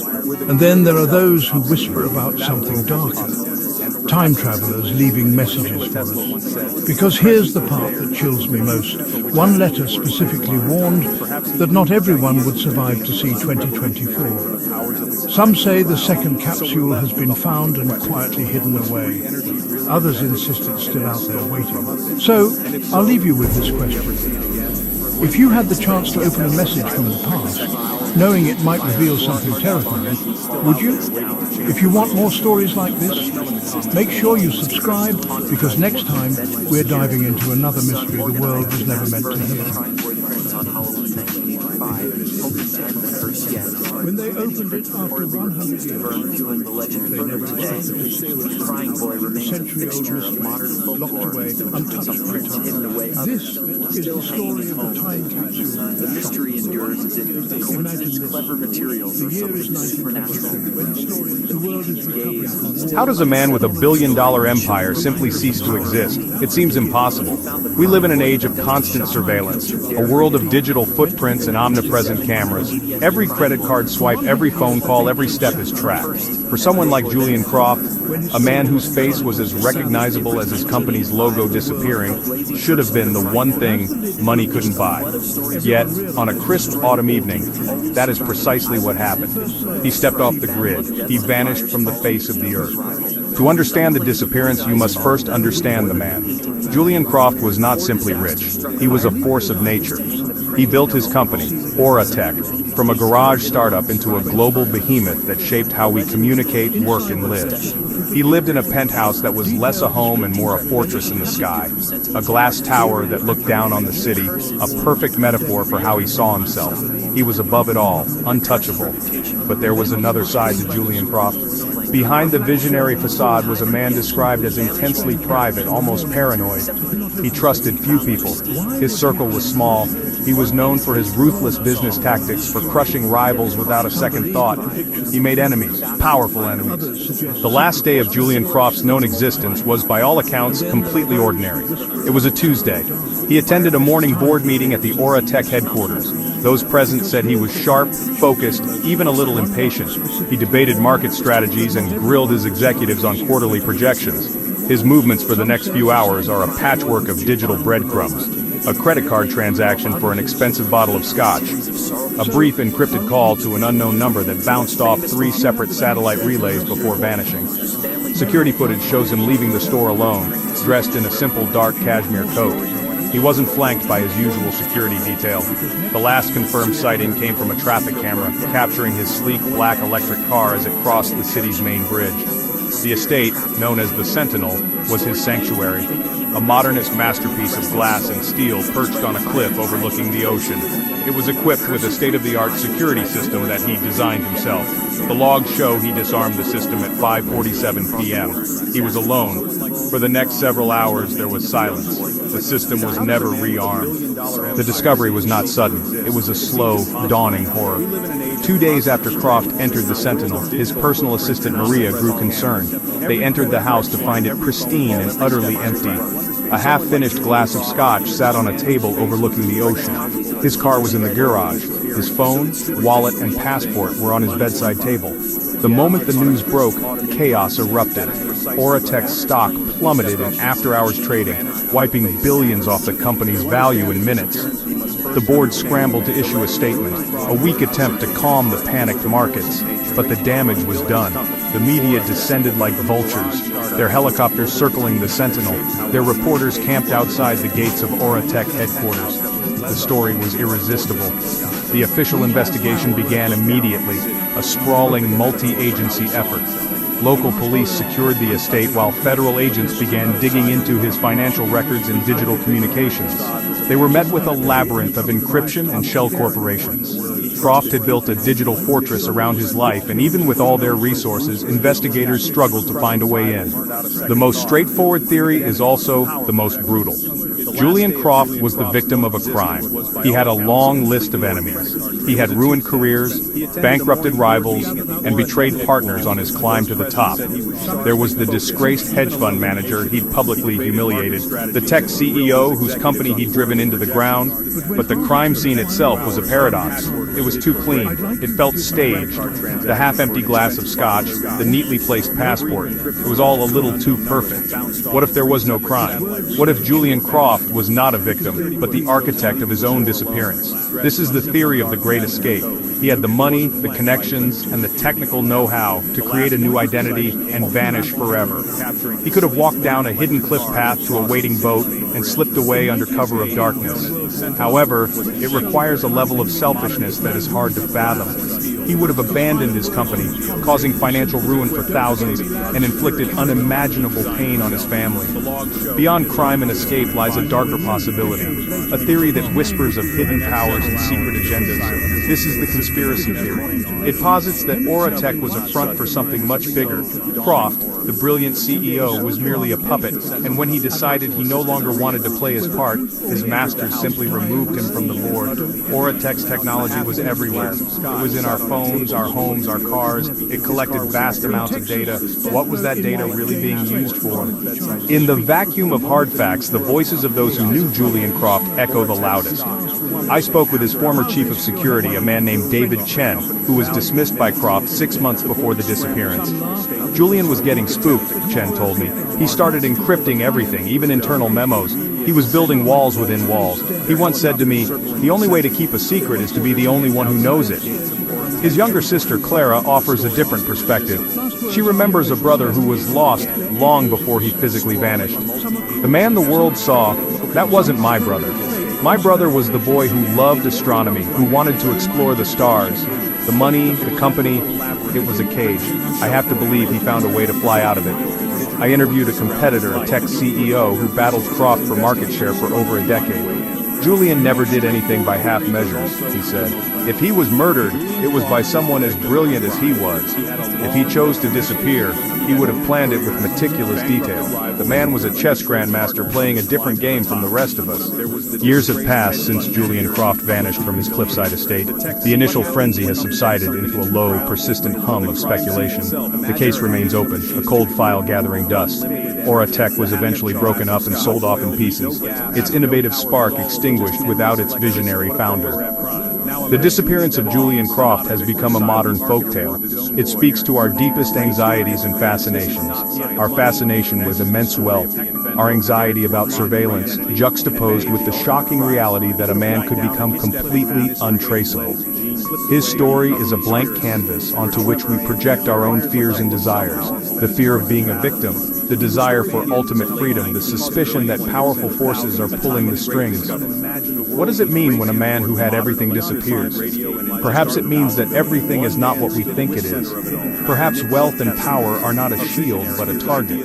Or perhaps they are a burden so heavy that the only escape is to abandon them completely. The Croft enigma forces us to question the very nature of identity in the 21st century. If a man's digital footprint and public persona can be erased, what is left? What is the core of a person when all external markers are stripped away? We may never know if he was taken, if he ran, or if he was erased by some shadowy cabal. The truth is locked away in that silent, empty house by the sea, and so Julian Croft remains forever perched on that cliff, trapped between a final sunset and an endless night, a permanent and captivating ghost in the machine. The billionaire who vanished without a trace, leaving behind only questions that may never be answered. That his younger sister Clara offers a different perspective. Would make she remembers a brother who was lost long before he physically vanished. And that's exactly where the man the world saw. That wasn't Morgan, who had initially my brother was the boy who loved, realized something, wanted to explore the stars. The money, where would the company the town of Black Hollow was long before she died. Margaret Holloway was a reclusive widow, a grand, decaying mansion on the edge of the forest. It was said she was once breathtakingly beautiful. Age and sorrow twisted her features into something cold and hollow. When she passed, townspeople marveled at the extravagance of her burial. The Holloway family fortune had dwindled, but somehow Margaret had been laid to rest in an ornate black casket, wearing a dress of dark velvet and a diamond ring so large it shimmered even in the candlelight of her funeral. 3 young men, desperate for wealth, watched from the shadows. Damien, Kyle, and Ethan had spent their lives on the outskirts of Black Hollow, scraping by, always yearning for more. The sight of that ring ignited a fire in them, easy fortune buried beneath the earth. We dig her up, Damien whispered, his voice thick with grief. No one ever knows. Under the cover of darkness, they crept into Black Hollow Cemetery, their shovels slicing through the damp earth. The air was thick with decay and the scent of wilted flowers. Hours passed, sweat clinging to their bodies, despite the chill in the air. Finally, their shovels struck.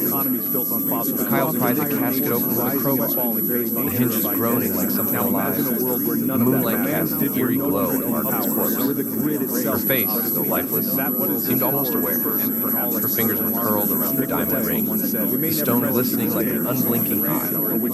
Ethan hesitated. Maybe we shouldn't. Don't be stupid, David snapped. He grabbed Margaret's cold, stiff fingers and pried them apart. But the ring wouldn't budge. Frustration flared in his eyes. He pulled out a pocket knife. We'll take the whole damn finger. The blade sliced through brittle flesh. A gust of wind tore through the cemetery as a howl echoed through the trees. Ethan swore he saw Margaret's lips twitch, but he blinked and she was still.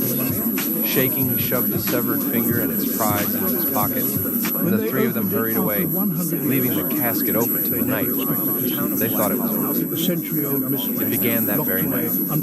Kyle was first. He awoke to the sound of whispering. The room was suffocatingly dark. The air smelled of damp earth. A shadow loomed at the foot of his bed, its shape barely distinguishable. As his eyes adjusted, he saw her, Margaret Holloway, her decomposing face frozen in a deathly grin, her bony finger extended, reaching for him. Kyle screamed. The next day, he was found in his bed, mouth open, in a silent wail, eyes wide with terror. His heart had simply stopped. Ethan was next. He began seeing Margaret everywhere, in mirrors, in reflections, lurking at the edges of his vision. The smell of rotting flesh filled his nostrils, no matter where he went. Desperate, he tried to rid himself of the ring, but it refused to come off. It had tightened around his finger, sinking into his flesh. His skin turned gray, rotting as if he had been buried alive. By the end of the week, Ethan was found in an alley, his body withered, his finger blackened to the bone, the diamond ring still clinging. Damien, the ringleader, laughed it off. Coincidence, he muttered. Just their minds playing tricks on him. But in the dead of night, he felt something ice cold touch his throat.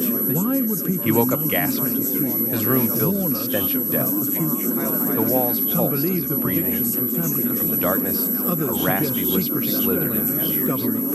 Give it back. Damien's breath pinched. His fingers clawed at his throat as unseen hands choked the life from him. His body convulsed. His vision blurred. He collapsed to the floor, his last sight the diamond ring, rolling from his dead friend's finger onto the floor, glinting mockingly in the moonlight. When authorities found his body, his face was twisted in an expression of pure horror. The ring had disappeared. The town of Black Hollow remains quiet of late. Margaret Holloway's grave has never been disturbed again. But sometimes, on a cold, misty night, a lone shadow wanders the cemetery, whispering in the wind. Give it back. Hope you enjoyed this video. Don't forget to like and subscribe.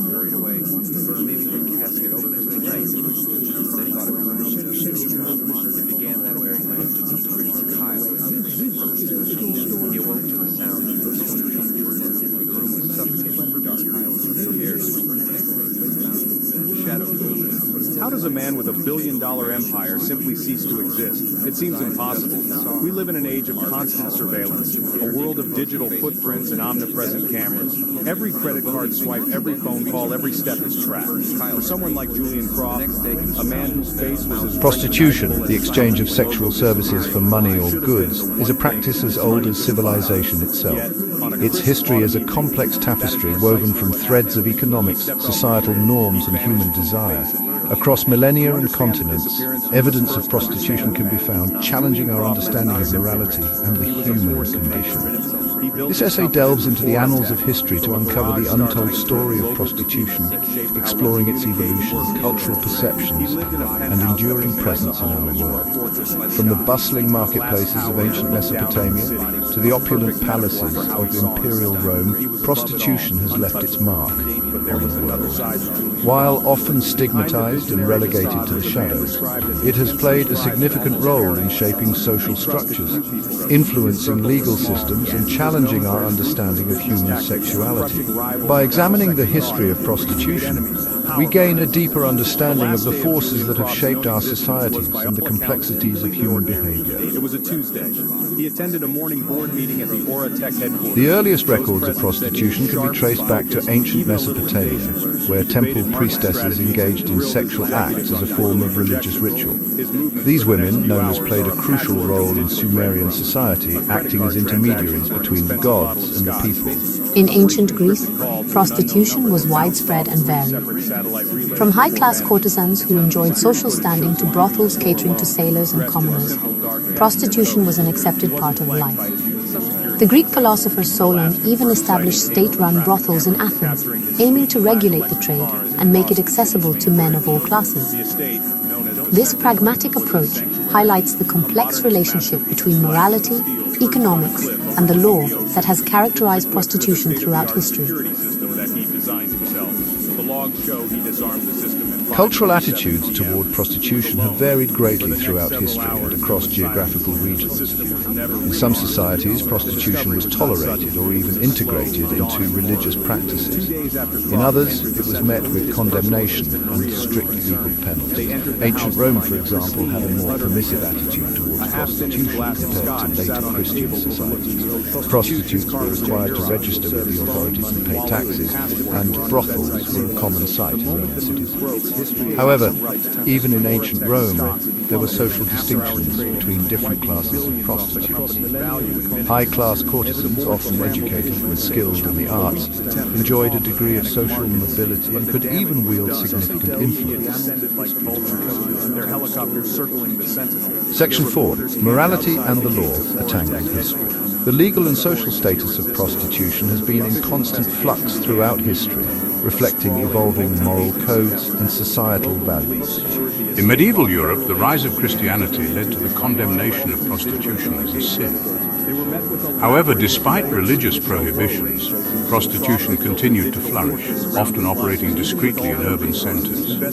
The 19th century saw a shift towards the regulation of prostitution in many parts of the world. Governments sought to control the spread of sexually transmitted infections and address concerns about public order by implementing systems of registration and mandatory medical examinations for prostitutes. These regulations, while aimed at mitigating some of the negative consequences of prostitution, often further marginalized and stigmatized sex workers.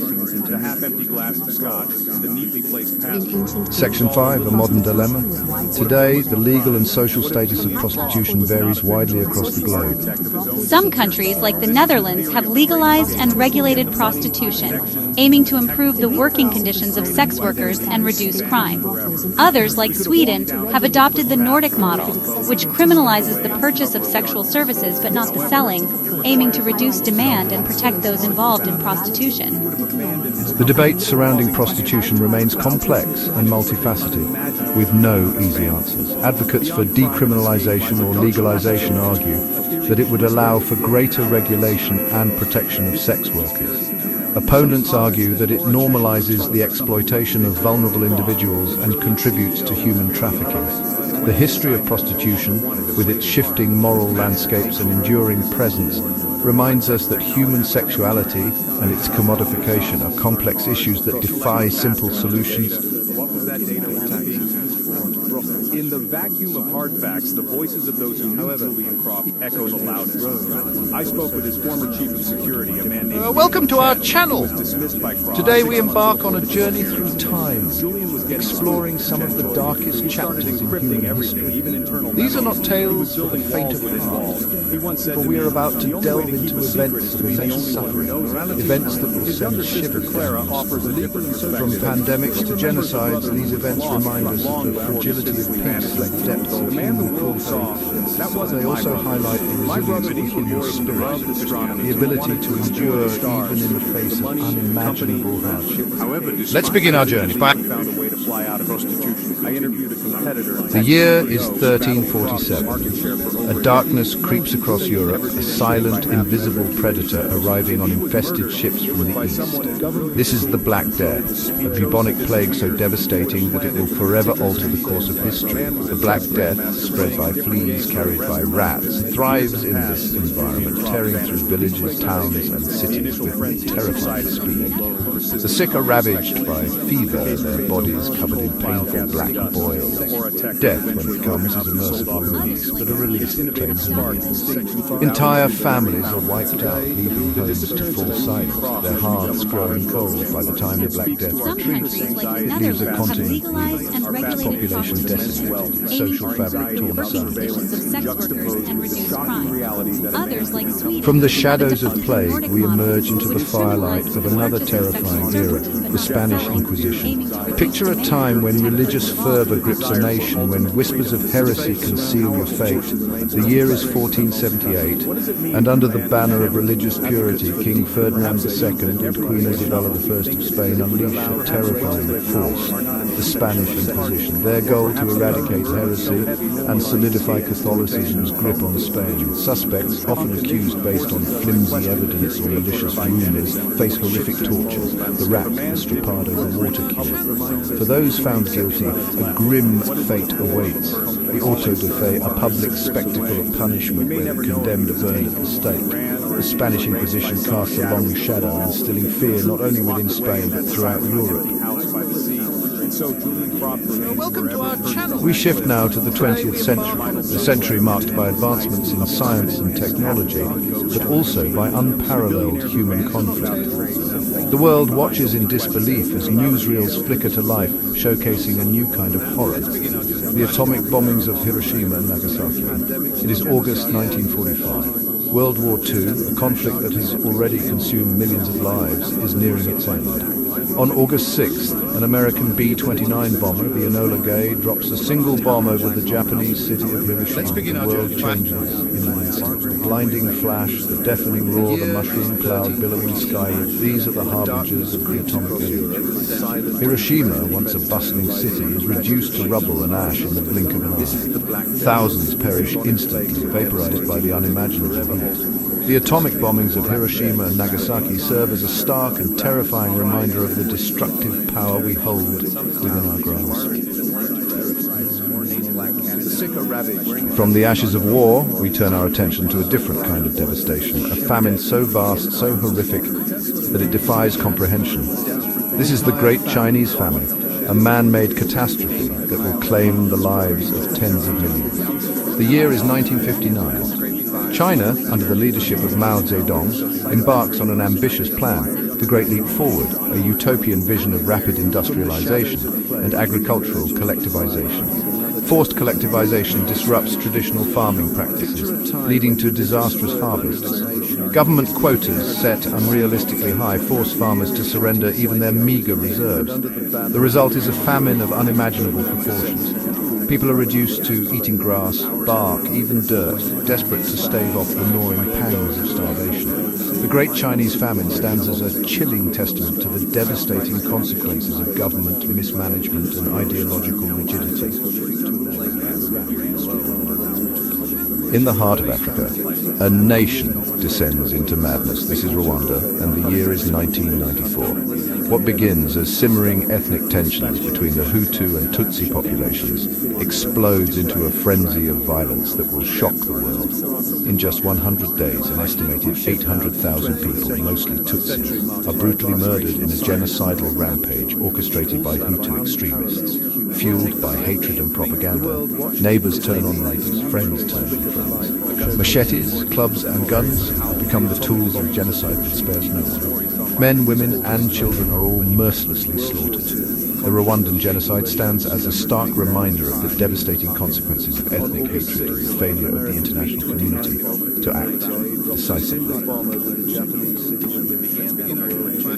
We come now to one of the darkest chapters in human history, a chapter so horrific, so utterly devoid of humanity, that it defies comprehension. This is the Holocaust, the systematic extermination of 6 million Jews by Nazi Germany during World War II. Driven by a twisted ideology of racial purity and fueled by anti-Semitism, the Nazis embark on a campaign of genocide, targeting not only Jews but also Roma, homosexuals, the disabled, and anyone deemed unfit for their so-called master race. The names of these camps, Auschwitz, Treblinka, Sobibor, have become synonymous with horror, their gates marking the entrance to a living hell. The Holocaust stands as a chilling reminder of the depths of human depravity and the dangers of unchecked hatred. From the horrors of the Holocaust, we journey to 19th century Ireland, a land gripped by famine, a famine that will decimate a nation and leave scars that linger to this day. The year is 1845. Ireland, a nation heavily reliant on the potato as its staple crop, faces a catastrophe, potato blight. A disease that rots the potato in the ground sweeps across the island. Field after field of once promising crops turns black and putrid, leaving the Irish people facing starvation. The British government, then ruling Ireland, responds with a mixture of indifference and incompetence. Relief efforts are slow and inadequate, and the export of other Irish crops to England continues, even as the Irish people starve. Families are torn apart as people flee the countryside in search of food or passage to America, often on overcrowded, disease-ridden ships known as coffin ships. The Irish potato famine stands as a stark reminder of the devastating consequences of agricultural dependence and government inaction. We journey now to Southeast Asia, to the killing fields of Cambodia, where a brutal regime will unleash a reign of terror upon its own people. This is the era of the Khmer Rouge, a communist party led by the ruthless dictator Pol Pot. The year is 1975. Cambodia, ravaged by years of civil war, falls to the Khmer Rouge. Their vision, a radical transformation of Cambodian society into an agrarian utopia. Cities are forcibly evacuated, their inhabitants driven into the countryside to work as slave laborers on collective farms. Intellectuals, professionals, anyone deemed an enemy of the revolution is targeted for elimination. Prisons, such as the infamous Tool Sleng, become torture chambers. where prisoners are interrogated, tortured and executed. The killing fields, mass graves scattered across the Cambodian countryside, bear silent witness to the horrors inflicted upon the Cambodian people. The Khmer Rouge regime stands as a chilling reminder of the dangers of ideological extremism and the human capacity for unimaginable cruelty. In the heartland of America, a tragedy unfolds, a forced migration that will become a tragic symbol of injustice and displacement.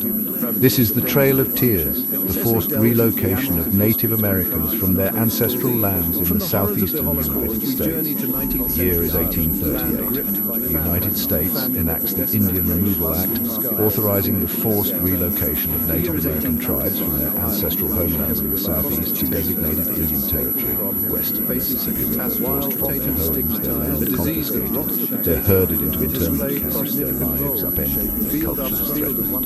The Trail of Tears becomes a symbol of the brutal treatment of Native Americans at the hands of the United States government. Our journey through history's darkest hours takes us now to France, a nation on the cusp of revolution, a revolution that will promise liberty, equality and fraternity, but will also descend into a maelstrom of violence and terror. The year is 1793. The French Revolution, which began with such high hopes, has taken a sinister turn. The reign of terror, orchestrated by the Committee of Public Safety, grips the nation in a vice of fear and paranoia.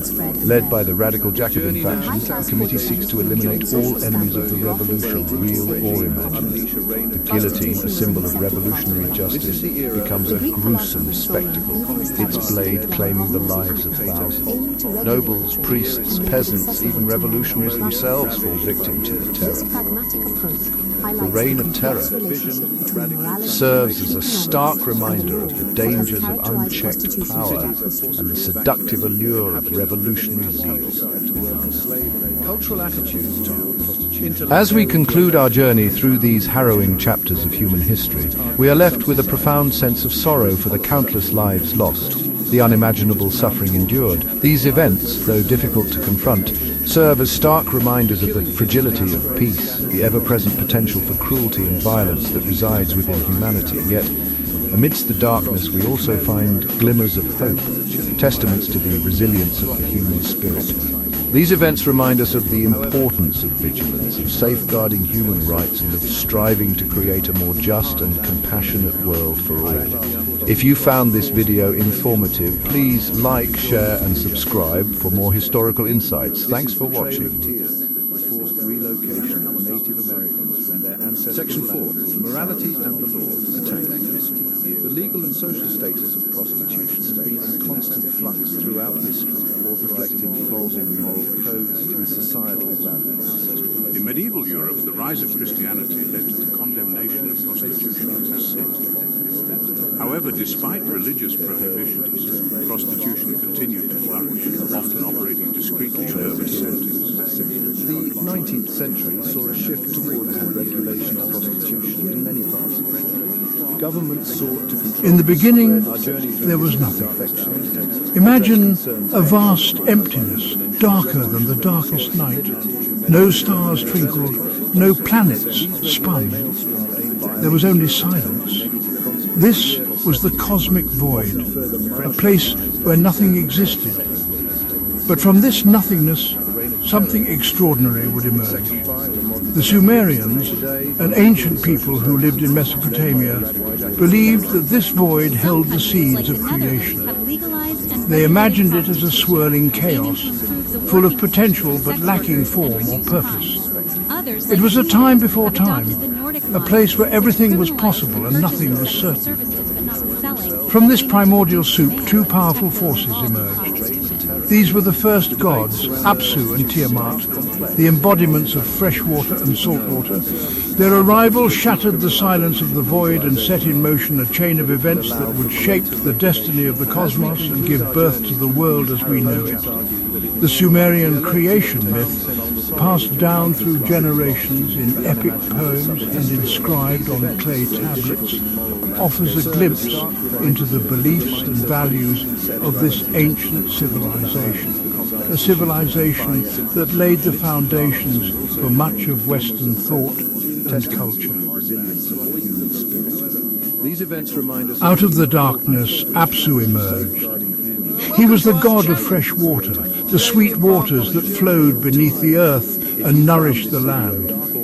Apsu was vast and powerful, his body a swirling mass of currents and eddies. He represented the life-giving force of water, essential for all creation. Then came Tiamat, the goddess of salt water. She was the embodiment of the chaotic and untamed seas.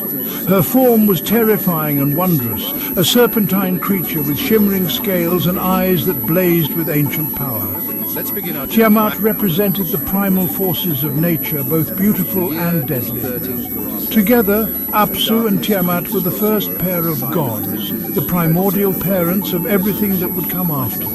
They mingled their waters, the sweet and the salty, and from their union, the first generation of gods was born. These new gods, full of youthful energy, would soon challenge the old order, leading to a cosmic struggle for power. This clash between the old and the new, between order and chaos, is a recurring theme in mythology across cultures. The Sumerian creation myth captures this timeless struggle with vivid imagery and dramatic intensity. Apsu and Tiamat gave birth to a new generation of gods. These were not the monstrous beings of Tiamat's later wrath. No, these were gods of light and sky, of wind and earth. They were powerful and full of energy, constantly moving and shaking things up. Among the firstborn were Anu, the god of the sky, Enlil, the god of wind and storm, and Enki, the god of wisdom and water. These three would become the most powerful of the gods, shaping the world and the destinies of mortals. Anu rose to rule the heavens, his gaze encompassing all that lay below. Enlil, mighty and tempestuous, commanded the winds and storms, his voice booming across the earth. Enki, clever and resourceful, delved into the mysteries of creation, seeking knowledge and understanding. These new gods, full of life and vigor, were a stark contrast to their more primal parents. Where Apsu and Tiamat represented the unchanging forces of nature, their offspring embodied change itself, constantly pushing the boundaries of creation and challenging the established order. Apsu was vast, and the world watches his body as swirling. The new gods were a boisterous bunch, always moving and shaking, singing and dancing. Their energy filled the cosmos. But Apsu, accustomed to the quiet stillness of the void, grew weary of their constant activities. He longed for peace and quiet, for a return to the time before the gods. Apsu complained to Tiamat, "Their clamour never ceases. I cannot rest, I cannot think. We must silence them and reclaim our peace." Tiamat, though initially hesitant, was swayed by Apsu's pleas and agreed to help him subdue their unruly offspring. However, Enki, the cleverest of the gods, overheard their plotting. He devised a plan to protect himself and his siblings. Using his cunning and mastery over magic, Enki lulled Apsu into a deep sleep. With Apsu slumbering, Enki bound him and stripped him of his power. This act of rebellion marked a turning point in the cosmic order. The old gods were overthrown and a new era had begun, an era ruled by the younger gods. But the victory was short-lived. Tiamat, enraged by the betrayal of her offspring and the humiliation of her consort, vowed revenge. Her fury shook the very foundations of the cosmos, and a terrible darkness descended upon the world. Section 5. Tiamat's Rage and the Monstrous Army. The murder of Apsu unleashed Tiamat's full fury.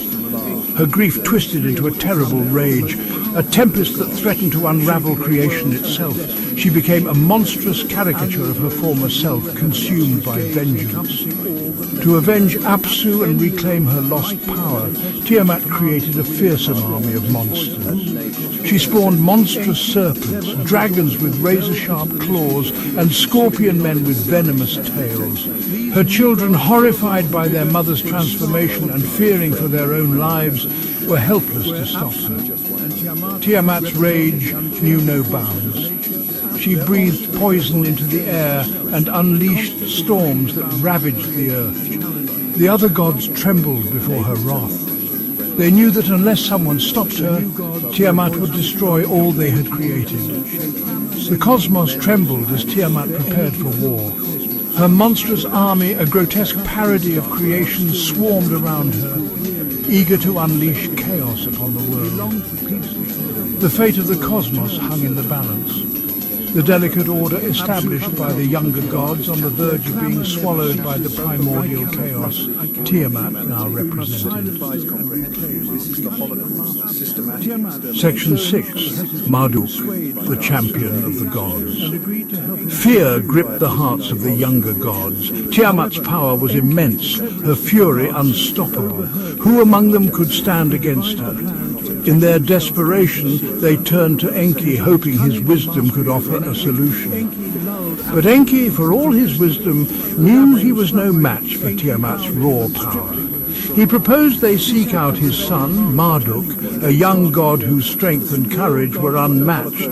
Marduk, armed with his father's cunning and a heart filled with righteous fury, agreed to confront Tiamat. But he had one condition. He demanded to be named the supreme ruler of the gods, his authority unquestioned. Desperate, the gods agreed to his terms. Marduk, now their champion, prepared for the ultimate battle. Marduk was a god of storms and agriculture, his power reflecting both the destructive and life-giving forces of nature. He was armed with lightning bolts, a symbol of his divine authority, and a net woven by his grandmother, representing his strategic brilliance. With these weapons and the fate of the cosmos resting on his shoulders, Marduk rode out to confront the monstrous Tiamat. Section 7. The epic battle, Marduk versus Tiamat. The battle between Marduk and Tiamat was a clash of titans, a cosmic struggle that shook the very foundations of existence. The heavens roared with thunder as Marduk, riding his chariot drawn by four winds, faced off against Tiamat, her monstrous form blotting out the sun. Marduk unleashed a torrent of wind and lightning upon Tiamat, tearing at her monstrous form. But Tiamat, fueled by rage and ancient power, fought back with ferocity. Her monstrous offspring, a grotesque menagerie of claws and fangs, swarmed around Marduk, trying to overwhelm him. Yet Marduk stood firm. He ensnared Tiamat in his net, trapping her thrashing body. Then, with a final, earth-shattering blow, Marduk unleashed his most powerful weapon, a wind that ripped through Tiamat's defenses, splitting her body in two. With Tiamat vanquished, her monstrous army scattered, and the cosmos fell silent. Marduk, victorious, stood triumphant over the remains of his foe. He had saved the gods and ensured the survival of creation. But the battle had reshaped the cosmos, and Marduk, as promised, was now the supreme ruler. He proposed they seek out his son, Marduk. Section 8. The creation of humanity. Marduk, having vanquished Tiamat and secured his position as king of the gods, set about creating a new world from the remains of the old. He took Tiamat's lifeless body and split it in two like a giant clamshell. With one half of her body, Marduk formed the heavens, creating a vast dome to hold back the chaotic waters above. With the other half, he fashioned the earth, shaping mountains and valleys, rivers and seas. But Marduk's creation wasn't complete. He needed someone to inhabit this new world, to tend its gardens and honor the gods. So he took the blood of Kingu, Tiamat's most favored general, and mixed it with clay.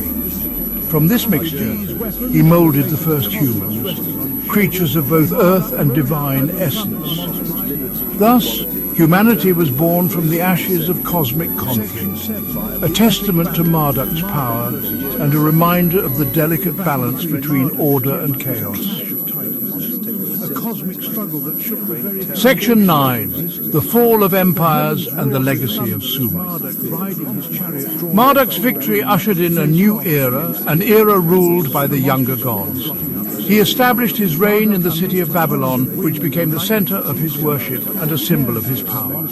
But even gods and empires are not eternal. Just as the old gods were replaced by the new, so too would Marduk's reign eventually fade. The empires of Mesopotamia, mighty as they were, would crumble and fall, leaving behind only ruins and legends.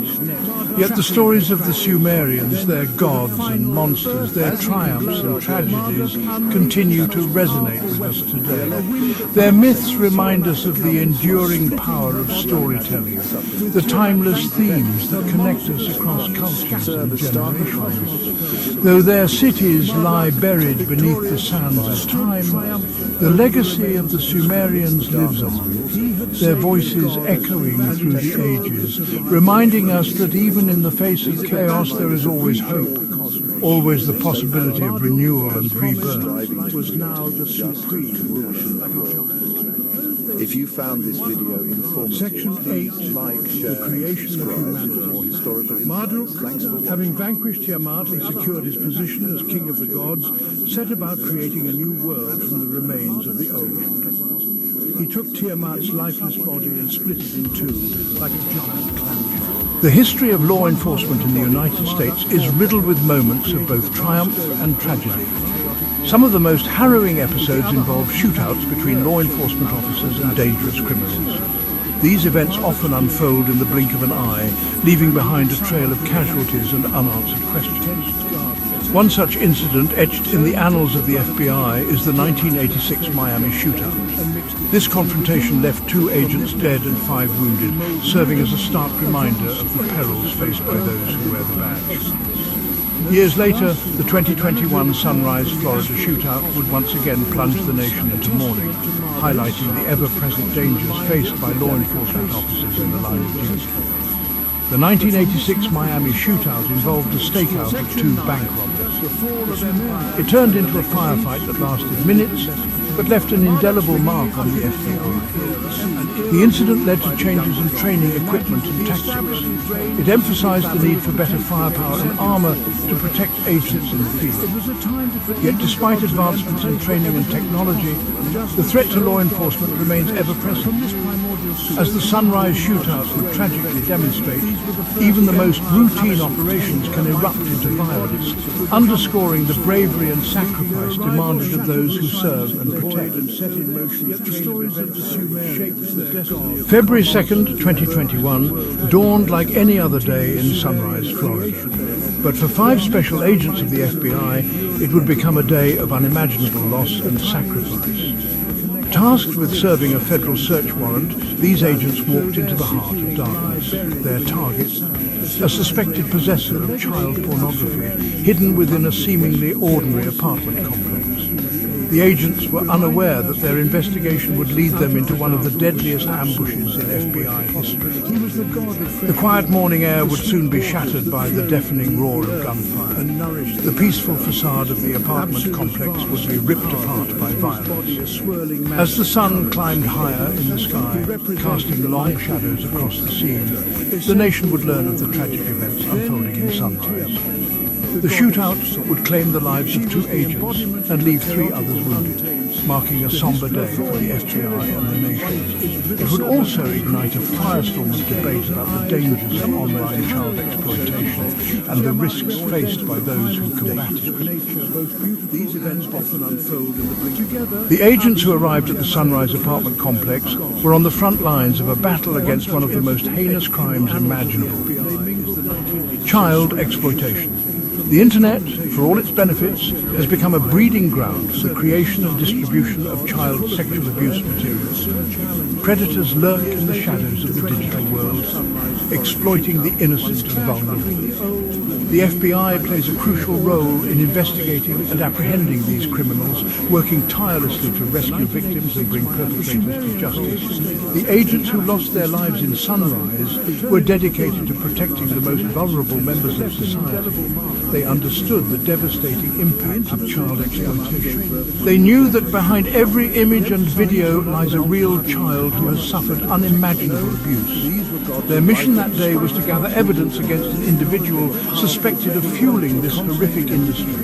Their courage and sacrifice serve as a stark reminder of the importance of combating child exploitation in all its forms. It is a battle that requires constant vigilance, relentless investigation, and unwavering dedication from law enforcement agencies worldwide. February 2nd, 2021, dawned like any other day. The federal search encompassing all that lay below. But for 5 seconds, the search warrant was clear. Agents were authorized to enter the suspect's apartment and search for evidence related to the possession and distribution of child pornography. Such warrants are not issued lightly. They are the result of meticulous investigative work, often involving the analysis of online activity, digital footprints, and other intelligence. In the Sunrise case, agents had gathered sufficient probable cause to convince a judge that evidence of a crime would likely be found within the apartment. Armed with this legal authority, the agents approached the apartment doors. They were prepared for a range of possibilities. Experience had taught them that even seemingly routine warrant executions could quickly turn dangerous. They announced their presence, identifying themselves as FBI agents and stating their purpose. What they couldn't have known was that the suspect, David Lee Huber, was waiting on the other side. He was armed and ready to unleash a torrent of violence that would have devastating consequences. Section 5, ambush, a hail of gunfire. As the agents entered the apartment, they were met with immediate and overwhelming gunfire. Huber, concealed within, had transformed his home into a deadly trap. He lay in wait, his finger on the trigger, ready to spring his ambush. The agents, caught off guard, found themselves in a desperate fight for their lives. Bullets ripped through the air, shattering the morning calm and transforming the apartment complex into a war zone. The agents, though surprised, reacted with the training and courage instilled in them. They returned fire, seeking to neutralize the threat and protect themselves and their colleagues, but the damage was swift and severe. 2 agents, Special Agents Daniel Alfin and Laura Schwarzenberger, were fatally wounded. 3 others sustained injuries, their bodies bearing the scars of that horrific day. The shootout, though brief, was intensely violent, a stark reminder of the deadly risks faced by law enforcement officers every time they don their uniforms. Section 6, The Face of Evil, David Lee Huber. In the aftermath of the shootout, as investigators pieced together the events of that tragic day, the name David Lee Huber emerged as the perpetrator of this horrific act of violence. Huber, a 55-year-old man, was no stranger to darkness. His past was littered with red flags, including a history of mental health issues and a documented fascination with violence. He had a documented history of making threats and exhibiting erratic behavior. Huber's online activity painted a disturbing picture. He frequented websites and forums known to harbor extremists and individuals with violent ideologies. His digital footprint revealed a descent into a world of hate, violence, and depravity. While the exact motivations behind his actions may never be fully understood, it is clear that Huber was a deeply troubled individual consumed by darkness. His decision to arm himself and open fire on law enforcement officers was a final act of cowardice and hatred, one that will forever link his name to the tragedy in Sunrise. They were prepared for a range of possibilities. Section 7, National Mourning and Outrage. News of the shootout sent shockwaves across the nation. Flags were lowered to half-mast as Americans mourned the loss of 2 dedicated public servants. President Joe Biden expressed his condolences to the families of the fallen agents, praising their courage and sacrifice. He ordered flags to be flown at half-staff at the White House and all public buildings. He called for a moment of national unity and reflection, urging Americans to honor the service and sacrifice of law enforcement officers who put their lives on the line every day. FBI Director Christopher A. Wray issued a statement expressing his profound sadness and vowing to honor the memories of the fallen agents by continuing their mission to protect the American people. The FBI community, a tight-knit brotherhood forged in service and sacrifice, grieved the loss of 2 of their own. The Sunrise shootout served as a stark reminder of the dangers inherent in their profession, a profession that demands unwavering courage and a willingness to confront evil head-on. The nation mourned alongside the families, friends and colleagues of the fallen, united in grief and gratitude for their service.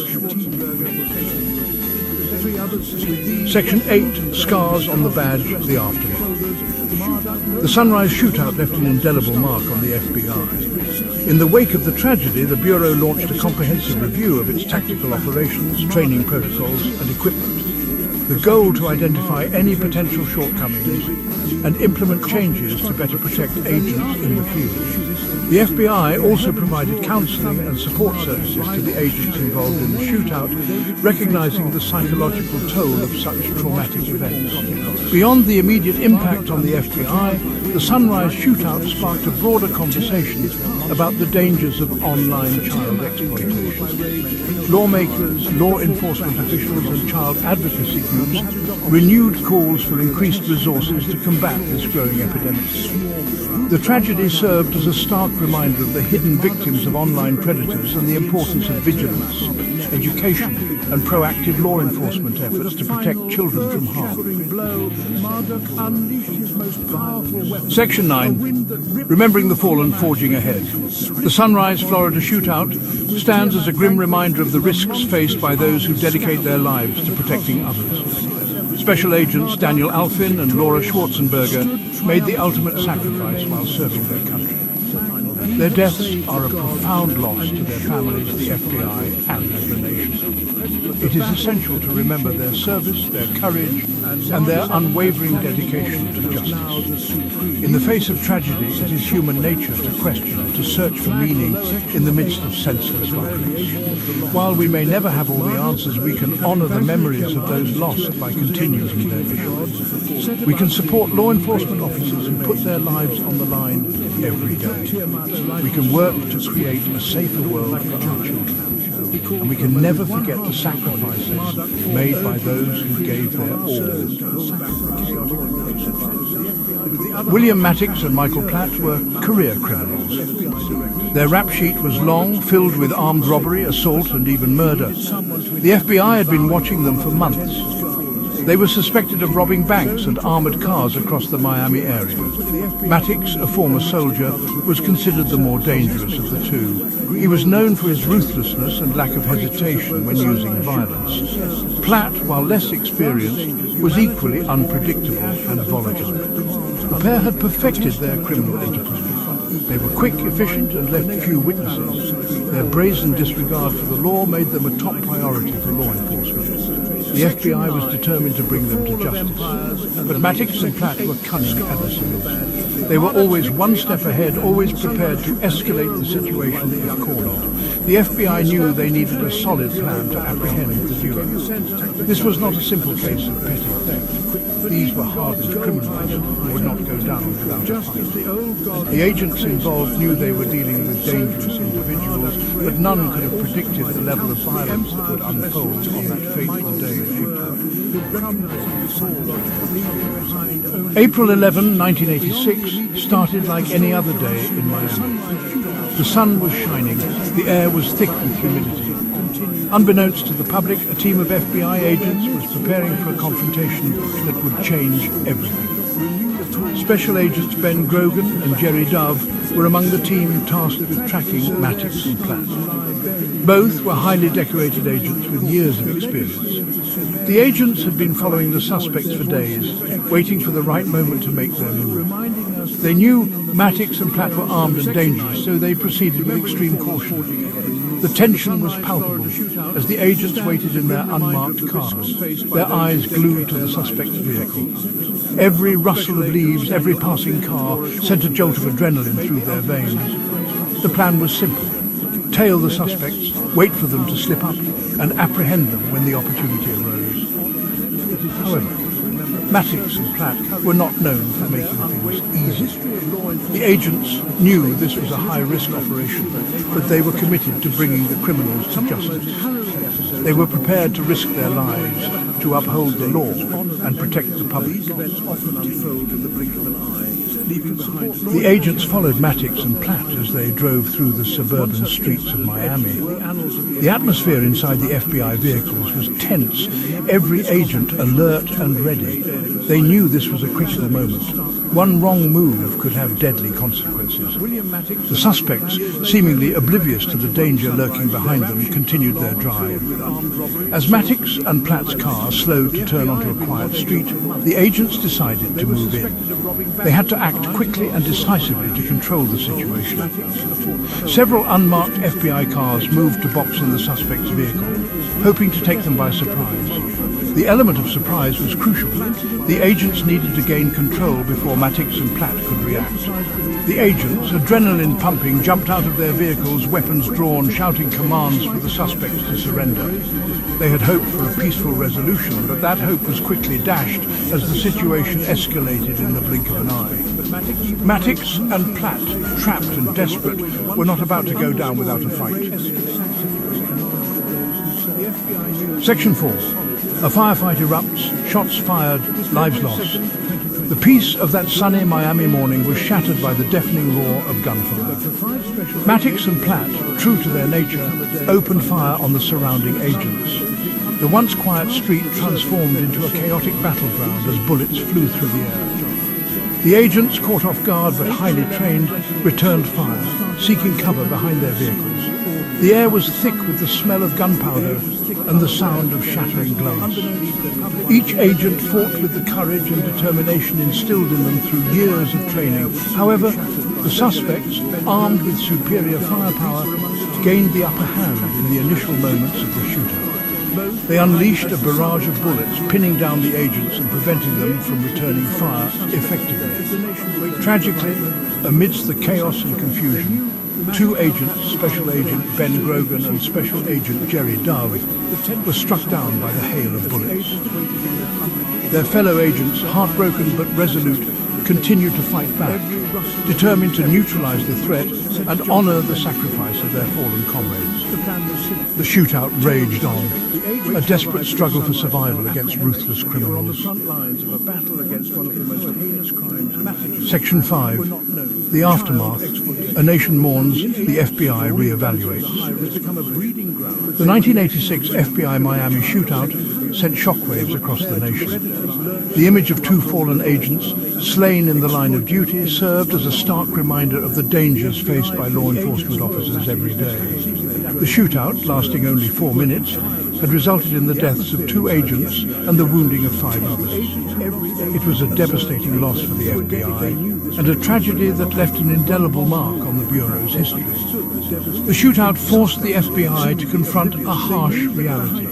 Their standard-issue revolvers and semi-automatic pistols were outmatched by the superior firepower wielded by criminals like Matix and Platt. This realization led to a complete overhaul of the FBI's weapons policies and training protocols. The Bureau recognized the urgent need to equip its agents with the tools and training necessary to face the evolving landscape of criminal activity.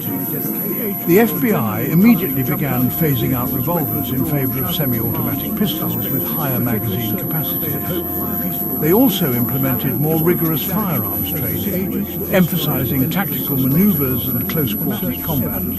The tragic events in Miami served as a catalyst for change, prompting the FBI to prioritize the safety and preparedness of its agents facing increasingly dangerous situations. The peace of that sunny Miami morning was shattered by the deafening roar of gunfire. In the sunrise, Matix and Platt, agents of their sufficient open fire on the surrounding agents.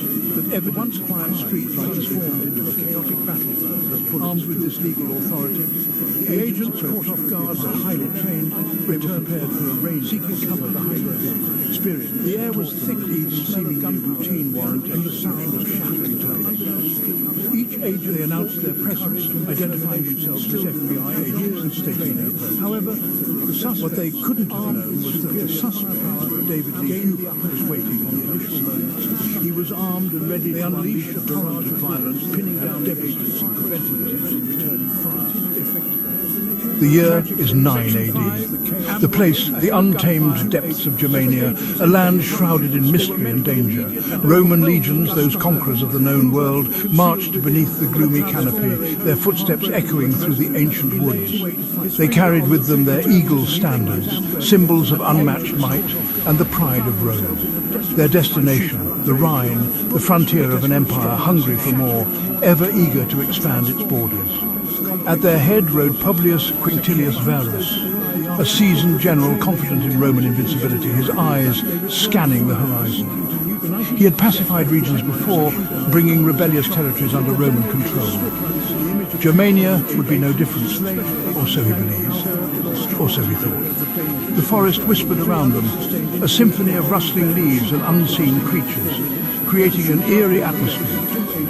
The legions marched in disciplined ranks, the rhythmic clang of their armour a stark counterpoint to the wildness around them, a testament to their training and discipline. They were the bringers of civilization, here to impose order on the barbarian wilds, to spread the influence of Rome. But the forest held secrets, and danger lurked in its shadows, unseen and unpredictable.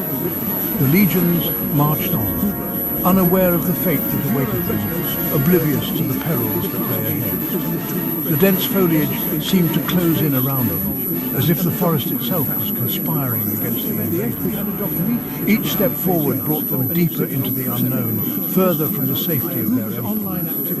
The air grew thick with tension, the soldiers' breaths heavy with anticipation and unease. They were on a path that would lead them into history, but not in the way they had envisioned.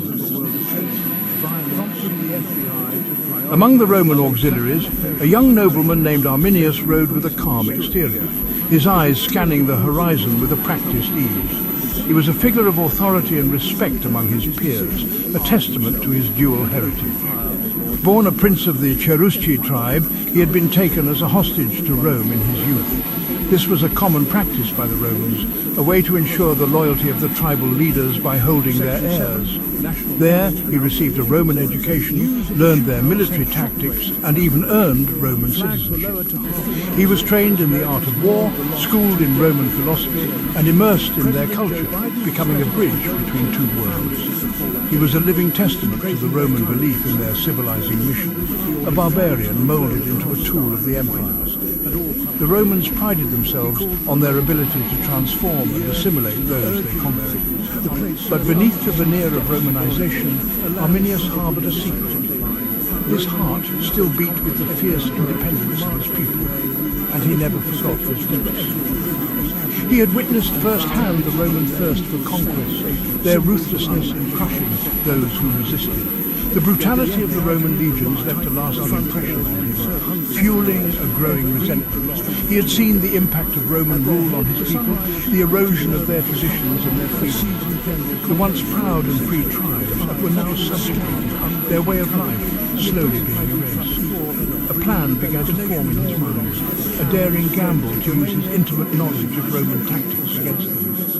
He knew the strengths and weaknesses of the Roman military, and he intended to exploit them. He would play the role of the loyal auxiliary, all the while plotting their downfall. Arminius was determined to free his people, to restore their honour and independence, even if it meant betraying the empire that had shaped him.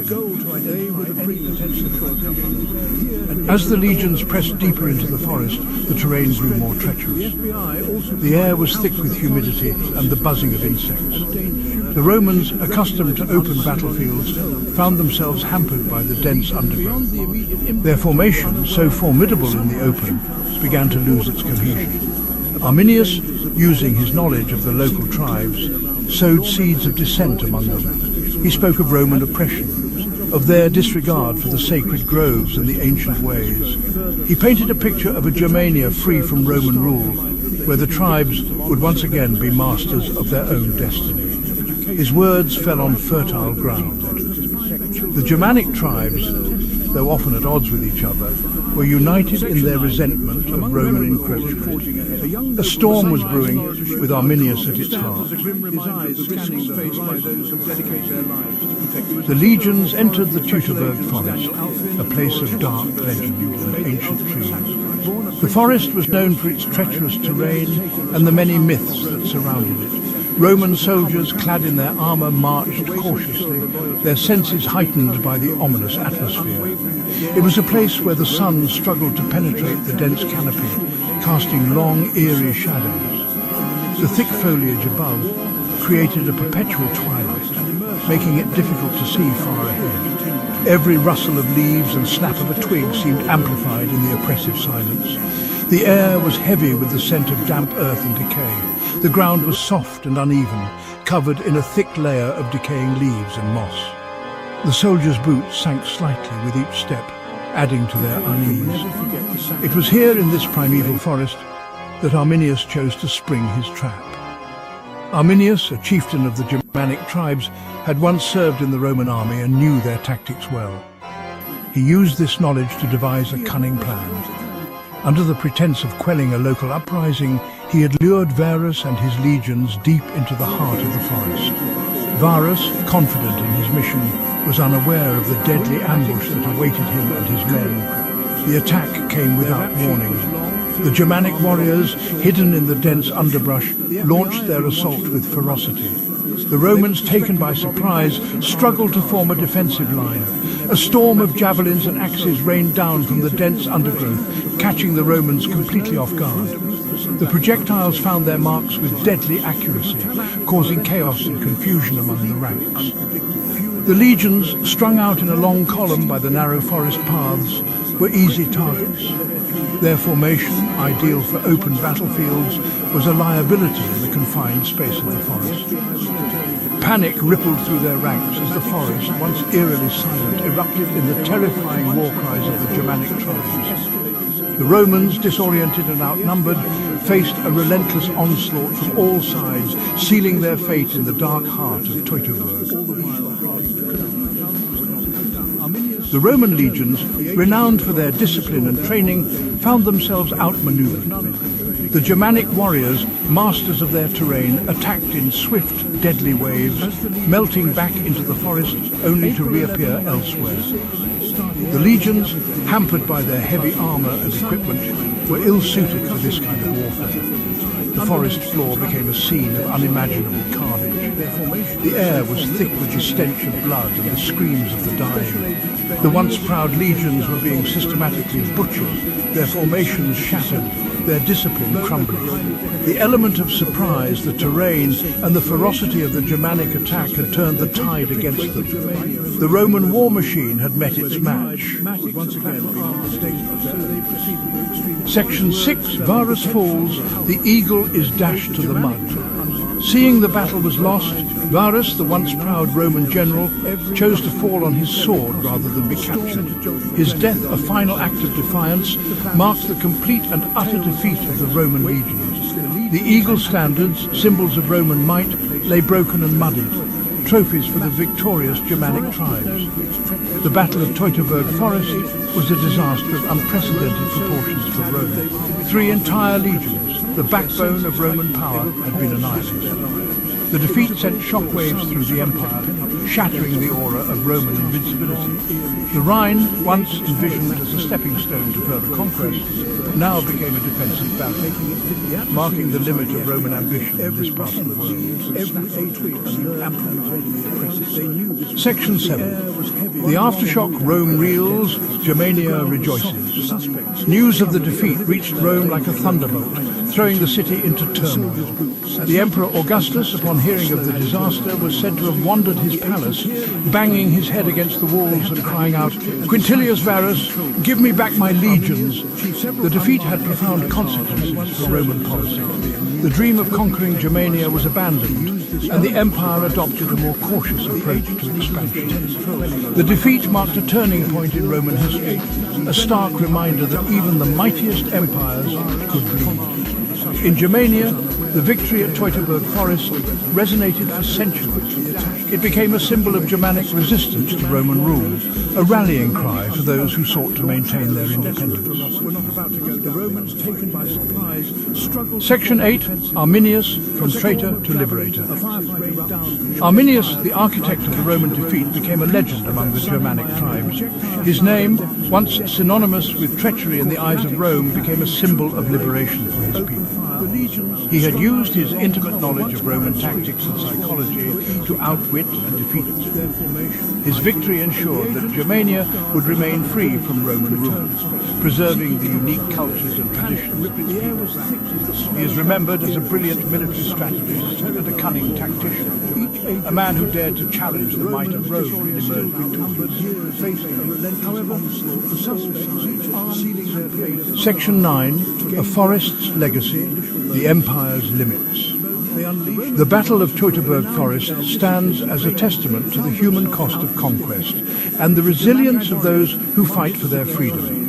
It serves as a reminder that even the most powerful empires can be humbled and that the desire for freedom can inspire even the most unlikely of victories. The forest, once a silent witness to the clash of civilizations, stands as a memorial to the thousands who perished there. It is a place where the past whispers through the trees, a reminder of the enduring power of freedom and the limits of empire.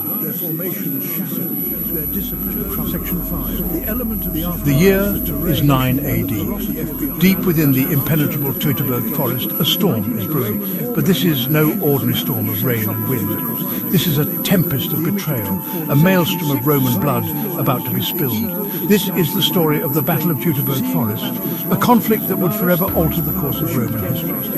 It is a tale of arrogance and miscalculation, of cunning and barbarity, a stark reminder that even the mightiest empires can crumble in the face of unforeseen adversity.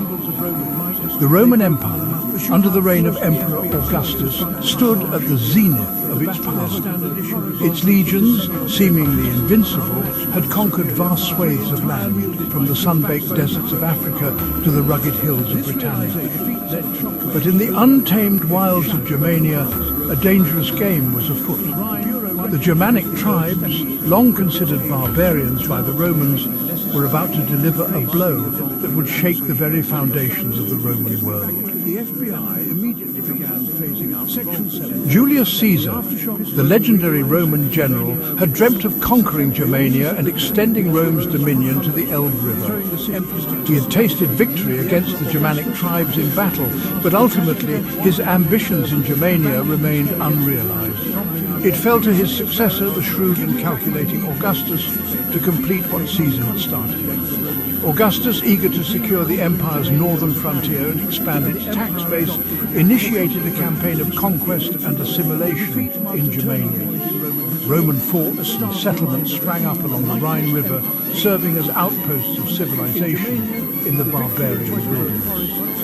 The region west of the Rhine was formally annexed and christened Germania Inferior, a testament to Rome's growing influence. To govern this newly acquired territory, Augustus appointed Publius Quinctilius Varus, a seasoned general and close confidant. Varus, a stern and unyielding figure, was tasked with bringing law and order to the unruly Germanic tribes. He believed firmly in the superiority of Roman civilization and sought to impose Roman customs and governance on the conquered peoples. However, Varus's heavy-handed approach, characterized by excessive taxation and harsh punishments, sowed the seeds of resentment among the Germanic tribes. They chafed under Roman rule, yearning for their lost independence. What Varus failed to realize was that his every action was pushing the Germanic tribes closer to the brink of rebellion. Among the Germanic nobles serving in the Roman auxiliary forces was a young man named Arminius. A skilled warrior and a shrewd tactician, Arminius had spent his youth as a hostage in Rome, where he received a Roman military education. He knew the Roman way of war, its strengths, and most importantly, its weaknesses. Unbeknownst to Varus, Arminius harbored a deep hatred for Rome and a burning desire to liberate his people from Roman oppression.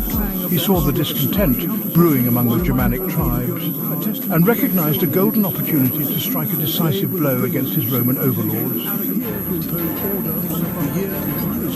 With cunning and guile, Arminius ingratiated himself with Varus, becoming a trusted advisor. He whispered tales of a brewing rebellion among the Germanic tribes further east, urging Varus to march his legions deeper into Germania to quell the uprising. Varus, blinded by arrogance and swayed by Arminius's treacherous counsel, took the bait. He assembled 3 Roman legions along with their families and a vast baggage train and marched eastward into the heart of Germania. Little did he know that he was walking his men into a carefully orchestrated trap.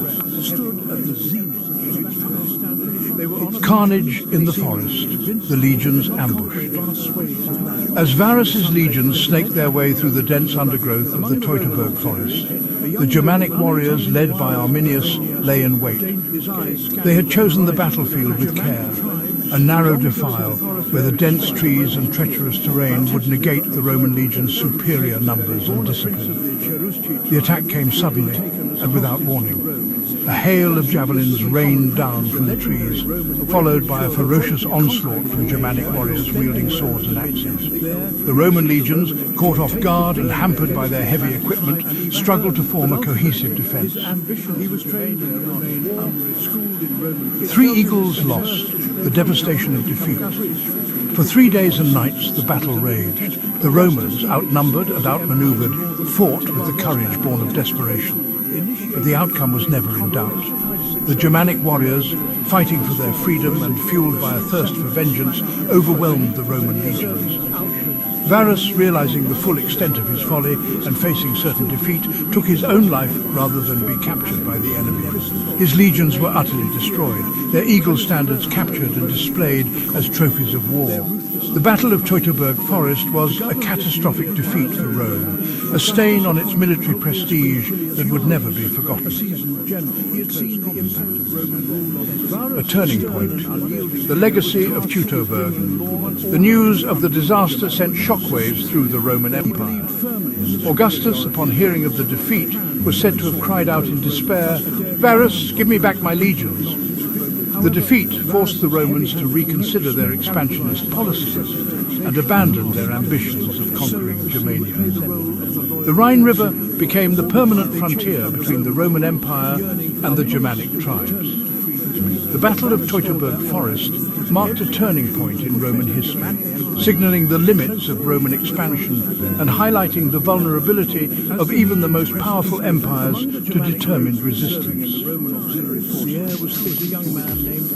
Echoes in the forest. Remembering the fallen, the Battle of Teutoburg Forest continues to resonate through the ages. A stark reminder of the human cost of war and the enduring power of national identity. Today, the site of the battle is a place of remembrance, where visitors can pay their respects to the fallen and reflect on this pivotal moment in history.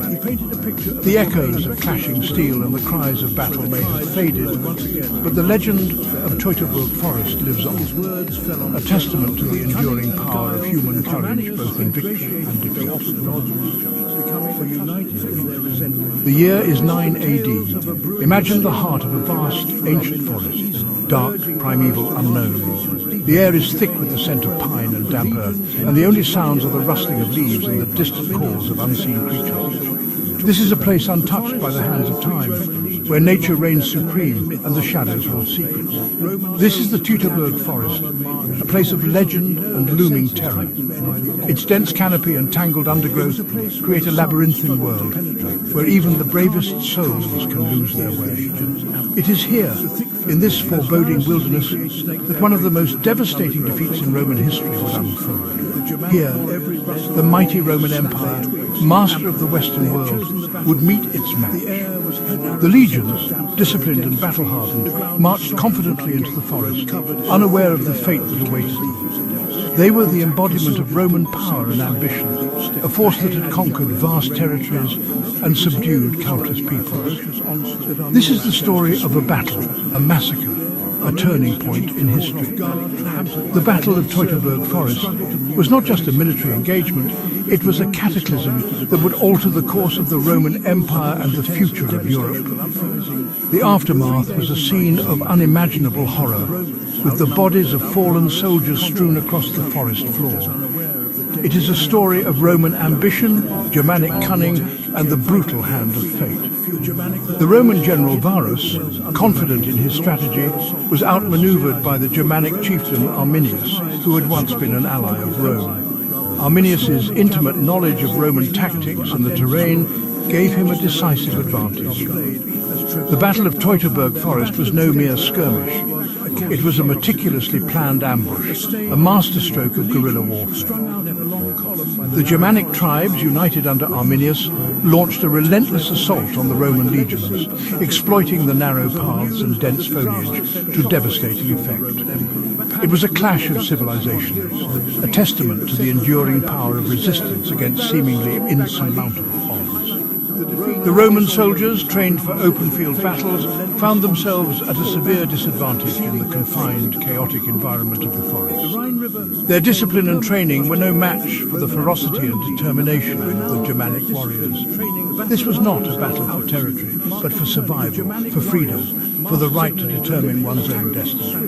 The Germanic tribes fought with a desperation born of the desire to protect their homeland and their way of life. For them, this was a fight for their very existence. The echoes of this conflict would reverberate through the centuries, shaping the destiny of Europe itself. The defeat at Teutoburg Forest marked the end of Roman expansion into Germania and signalled a shift in the balance of power. The legacy of this battle is a testament to the resilience of the human spirit and the enduring struggle for freedom. The Roman war machine had let its cries of battle. Publius Quinctilius Varus, Roman general and governor of Germania, stood on the precipice of disaster. His name, once synonymous with Roman authority and military prowess, would soon be etched into history for a catastrophic failure. A veteran of campaigns in Africa and the Middle East, Varus was confident, perhaps overly so. His victories in these distant lands had bolstered his belief in the invincibility of the Roman legions and the superiority of Roman strategy. He believed in the Roman way, in the legions' invincibility. The disciplined ranks of soldiers, the meticulously planned strategies, and the sheer might of Rome's military machine seemed unbeatable. He underestimated the cunning of his adversary, the young nobleman called Arminius. Arminius, a chieftain of the Cherusci tribe, had been raised in Rome and had served as an officer in the Roman army. Varus, blinded by ambition and a desire to bring the wilds of Germania under Roman control, made a fatal error. He believed that his experience and the might of his legions would be enough to subdue the Germanic tribes. He trusted Arminius, a Germanic prince raised in Rome, schooled in Roman military tactics. Varus saw Arminius as an ally, a bridge between the Roman Empire and the Germanic tribes. Arminius, however, harbored a secret. Beneath his Romanized exterior, he nurtured a deep-seated resentment towards Rome and a burning desire for freedom for his people. He yearned not for Rome's embrace, but for its downfall. Arminius saw the Roman occupation as a threat to the independence and traditions of the Germanic tribes. He saw an opportunity, a chance to unite the fractious Germanic tribes against their common enemy. Arminius began to weave a web of alliances, convincing the tribes that together they could challenge the might of Rome and reclaim their lands. Arminius, a cunning strategist and a master manipulator, played a dangerous game. He pledged loyalty to Rome while secretly plotting its demise. He carefully cultivated Varus's trust, all the while uniting the Germanic tribes under his banner. Under the pretense of quelling a local uprising, Arminius lured Varus and his legions deeper and deeper into the treacherous forest. The trap was set. The Romans, weighed down by their baggage train and oblivious to the impending danger, marched blindly into the abyss. Section 9, a forest. The heavens themselves seemed to conspire against the Romans. Torrential rain turned the forest floor into a treacherous quagmire. The Roman columns, once models of discipline and order, began to dissolve into chaos. The legions, accustomed to open battlefields, were ill-equipped for the close quarters fighting that awaited them. The rain hampered Roman movements, bogging down their heavy equipment and disrupting their formations. The once proud legions, their formations broken, were now vulnerable. Arminius, a keen observer of nature and a master of exploiting his enemies' weaknesses, chose his moment carefully. The time to strike was upon him. The year is 980. The ambush, a trap, springs in the Teutoburg forest. The forest erupted with a cacophony of war cries and the clash of weapons. The dense canopy of trees provided the perfect cover for the Germanic tribes who had meticulously planned this ambush for months. Thousands of Germanic warriors, hidden amongst the trees, unleashed a storm of javelins and axes upon the unsuspecting Romans. The Romans, marching in a long, vulnerable column, were caught completely off guard. The sudden onslaught was devastating. The first volley, a deadly hail of projectiles, caught the Romans completely off guard. Shields were raised in a desperate attempt to protect themselves, but the sheer volume of the attack was overwhelming. The air was thick with the sound of projectiles whistling through the air and the cries of the wounded. Panic spread through the Roman ranks. Soldiers, trained for open field battles, found themselves in a chaotic and unfamiliar environment. The dense forest restricted their movements, making it difficult to form their usual defensive formations. The element of surprise, carefully orchestrated by Arminius, played a crucial role in breaking the Roman morale. Arminius, once a trusted ally of Rome, had turned against him, using his intimate knowledge of Roman tactics to devastate the effect. The Romans, their formations shattered, fought back with the courage born of desperation. They tried to regroup and mount a counterattack, but the dense forest and relentless assault made it nearly impossible. Every step forward was met with fierce resistance, but they were surrounded, outnumbered and outmaneuvered. The Germanic warriors had the advantage of terrain and surprise, and they used it to full effect. The Romans found themselves trapped in a deadly vice with no clear path to escape. The Germanic warriors, fueled by years of resentment and a thirst for vengeance, fought with the fury of cornered wolves. Their attacks were relentless, driven by a deep-seated desire to reclaim their land and freedom from Roman occupation. The forest, once a symbol of Roman ambition, had become their tomb. The aftermath of the battle was a grim testament to the ferocity of the conflict. Fallen soldiers lay scattered among the trees, a stark reminder of the high cost of war. The legions broken, Roman might crumbles before Germanic fury. For 3 days and nights the battle raged. The Romans, their discipline crumbling under the relentless onslaught, fought with the courage of cornered animals. But it was a hopeless struggle. The legions, once the invincible force of the Roman world, were systematically annihilated. Varus, realizing the depth of his defeat, took his own life rather than fall into enemy hands. His death, a symbol of Roman hubris and the limits of imperial power, sent shockwaves through the Roman world. Echoes of defeat, trauma and the Roman psyche. The news of the defeat at Teutoburg Forest sent a shockwave through the Roman Empire. It was a blow to their pride, a stain on their military honor. The once seemingly invincible legions had been vanquished. The myth of Roman invincibility lay shattered. The defeat had a profound psychological impact on the Romans. It exposed the limits of their power, the vulnerability of their legions. The forest, once a symbol of Roman ambition, became a haunted place, a reminder of their mortality. Augustus's anguish. Varus, give me back my legions. The Emperor Augustus, upon hearing of the disaster, was overcome with grief and rage. Varus, give me back my legions, he is said to have cried out, banging his head against the wall. The defeat was a personal blow to Augustus, a stark reminder of the fragility of Roman power. Rome, though shaken, was not broken.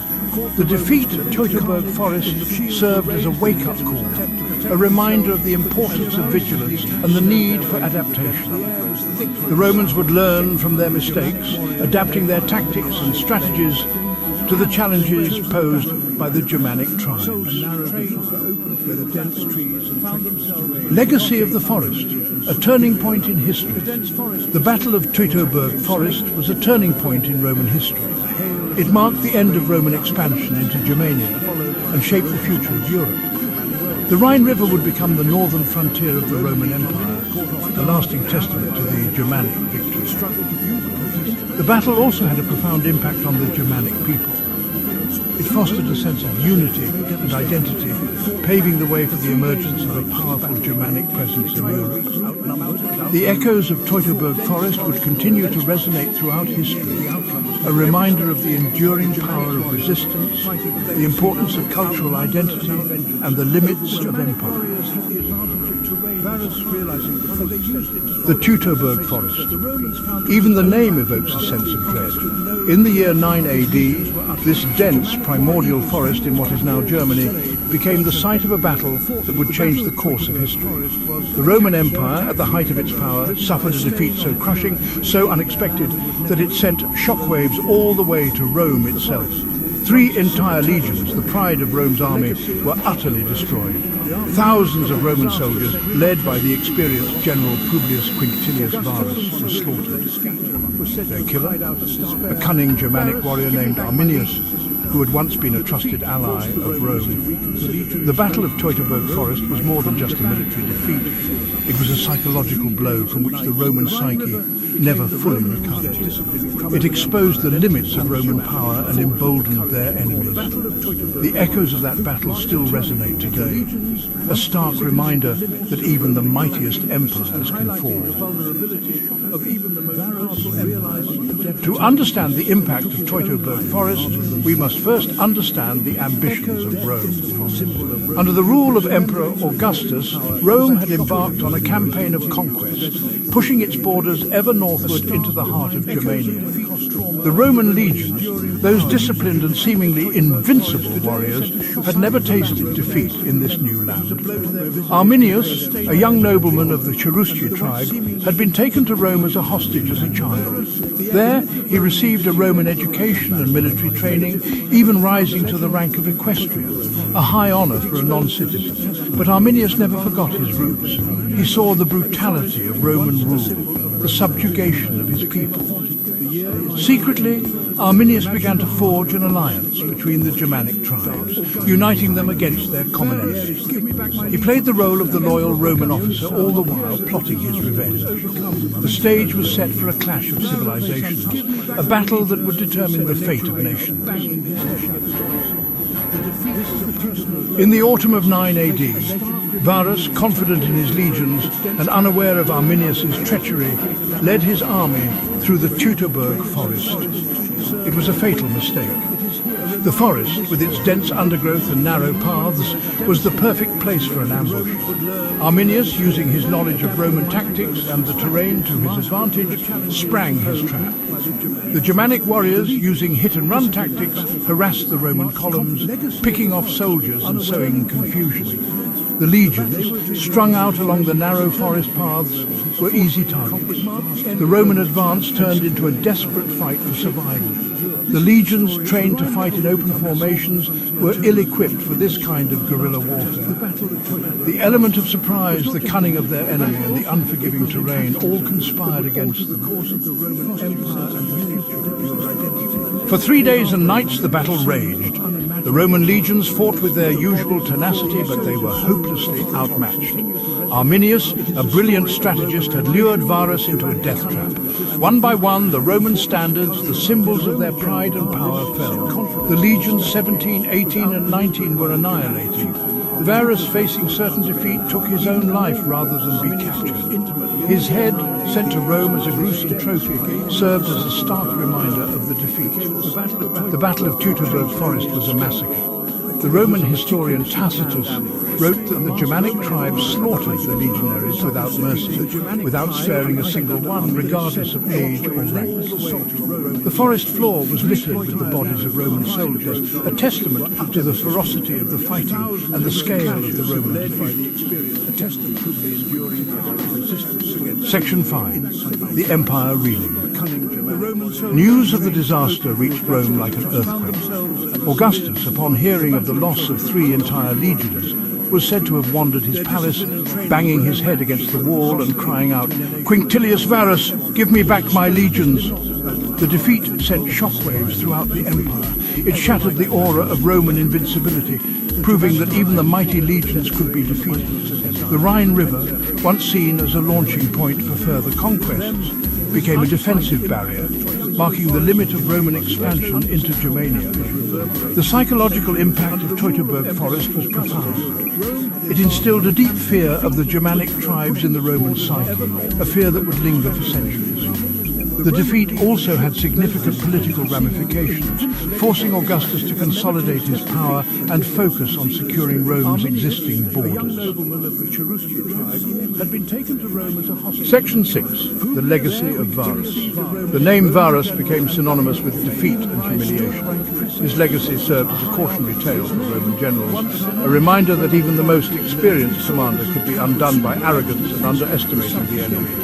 The Battle of Teutoburg Forest marked a turning point in Roman history. It forced the Romans to reconsider their expansionist policies and acknowledge the limits of their power. The empire would continue to flourish for centuries after Teutoburg, but it would never again attempt to conquer Germania. The battle also had a profound impact on the Germanic tribes, fostering a sense of unity and identity that would eventually contribute to the emergence of a distinct Germanic culture. Teutoburg Forest was a victory not just for Arminius and his warriors, but for an entire people. Section 7. The Rhine, a river of division. The Rhine River, once a symbol of Roman ambition, became a symbol of division. It marked the boundary between the Roman Empire and the Germanic tribes, a physical and cultural divide that would shape the political landscape of Europe for centuries. On the western bank of the Rhine, Roman law, language and culture prevailed. On the eastern bank, the Germanic tribes maintained their independence, their way of life largely untouched by Roman influence. The Rhine became a frontier, a place of both conflict and cultural exchange. The legacy of Teutoburg Forest is still felt today in the modern nations that emerged from the ashes of the Roman Empire. The battle serves as a reminder of the enduring power of nationalism, the importance of cultural identity, and the legacy of the past in shaping the present. Section 8. Barbarians at the Gate. In recent years, the Battle of Teutoburg Forest has captured the imagination of popular culture, most notably in the Netflix series. The series, while fictionalized, offers a glimpse into the brutality of the conflict and the complex motivations of the characters involved. Depicts Arminius not as a traitor to Rome, but as a freedom fighter, a man torn between two worlds who ultimately chooses his people over his Roman upbringing. The series has been praised for its historical accuracy, its gritty realism, and its exploration of the human cost of war. The popularity of is a testament to the enduring fascination with the Battle of Teutoburg Forest. The battle, with its themes of betrayal, courage, and the clash of civilizations, continues to resonate with audiences today. Section 9, Teutoburg Forest, an enduring echo. The Battle of Teutoburg Forest was more than just a battle, it was a clash of civilizations, a turning point in history. It marked the limits of Roman expansion, the rise of Germanic identity, and the beginning of a new era in Europe.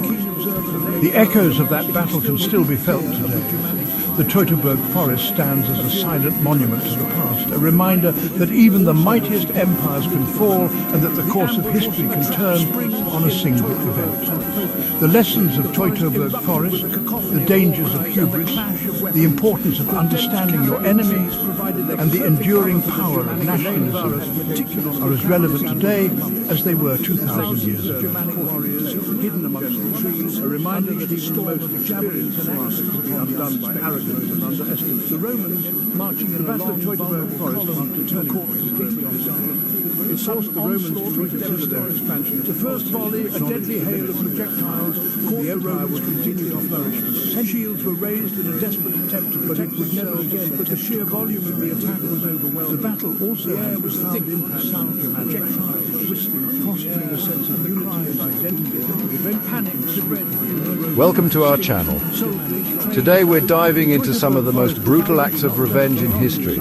These events are not for the faint of heart, so viewer discretion is advised. From ancient sieges to modern genocides, the thirst for vengeance has fueled some of humanity's darkest chapters. Join us as we journey through time, exploring 10 historical events where revenge became the driving force, leaving behind a legacy of pain, suffering, and profound loss. Prepare to be shocked, saddened, and forced to confront the darkest aspects of our shared human story. The year is 70 CE. The Roman Empire has laid siege to Jerusalem. Titus, son of Emperor Vespasian, commands the Roman legions. Inside Jerusalem's walls, the Jewish defenders and civilians brace themselves for the inevitable.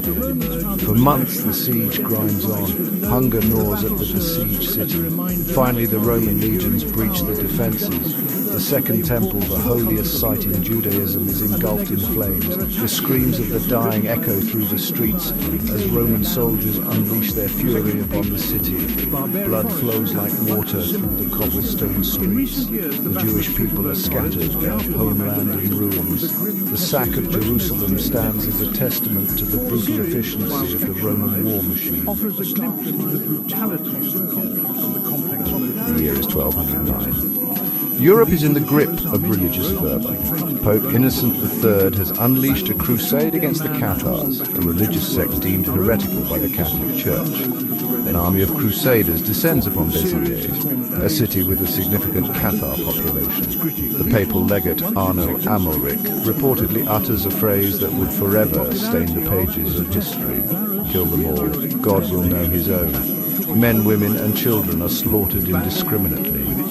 The Church of St. Mary Magdalene, where citizens sought refuge, becomes their tomb as the Crusaders burn it to the ground. The massacre at Béziers stands as a chilling testament to the horrors that can be unleashed in the name of religious righteousness. This event serves as a stark reminder of the dangers of religious fanaticism. The year is 1221. A vast Mongol army, led by Genghis Khan, stands poised to unleash its fury upon the city of Nishapur. The crime, the audacity to resist the Mongol advance, and the death of Tokuchar, Genghis Khan's son-in-law. Nishapur, a flourishing center of Islamic learning and culture, becomes an emblem of defiance. The Mongols, masters of siege warfare, encircle the city, cutting off all escape. When the city walls finally crumble, the Mongol horde surges through the breach, unleashing a wave of destruction. Men, women and children are put to the sword. Buildings are razed to the ground. Libraries and mosques, repositories of centuries of knowledge, are put to the torch. Legend has it Mongols piled up the skulls of the slain into pyramids. Nishapur, once a vibrant metropolis, is reduced to rubble. The Mongol destruction of Nishapur stands as a chilling reminder of the brutality that can be unleashed when empires clash. Welcome to our channel. Today we're diving into some of the most... The year is 1572. France, torn apart by religious strife, teeters on the brink of chaos. The marriage of Margaret of Valois to Henry of Navarre is meant to heal the divide. Instead, it fans the flames of hatred. Catholic hardliners led by the Guise family view the Huguenots with suspicion. An assassination attempt on Admiral Gaspard de Coligny ignites the city. On St. Bartholomew's Day, August 24th, violence erupts. Catholic mobs take to the streets. The massacre begins. Huguenots are hunted down and slaughtered in their homes and streets. The River Seine runs red with blood. The Louvre Palace echoes with the screams of the dying. The massacre spreads beyond Paris, engulfing other French cities. Weeks of violence leave thousands of Huguenots dead. The St. Bartholomew's Day massacre becomes a symbol of religious intolerance and the fragility of peace. The year is 1890. The Sioux Nation, driven from their lands, clings to hope. The ghost dance promises the return of the buffalo and their way of life. The US government moves to suppress the ghost dance.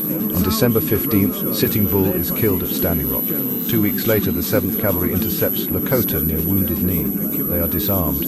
A shot rings out. It is the catalyst for a massacre. The 7th Cavalry opens fire on the unarmed Lakota. Over 300 Lakota lie dead in the snow. Wounded Knee symbolizes broken treaties and cultural genocide. The year is 1804. Saint-Domingue, a French colony, is inspired by the French Revolution. Enslaved Africans rise up. Toussaint Louverture leads the Haitian Revolution. Napoleon sends an army to reassert control. Louverture is captured and dies in France. Jean-Jacques Dessalines vows revenge. In early 1804, Dessalines orders the extermination of the remaining white population. A brutal campaign of violence follows. Thousands are massacred. The Haitian massacre of 1804 is a stark reminder of the brutal legacy of slavery.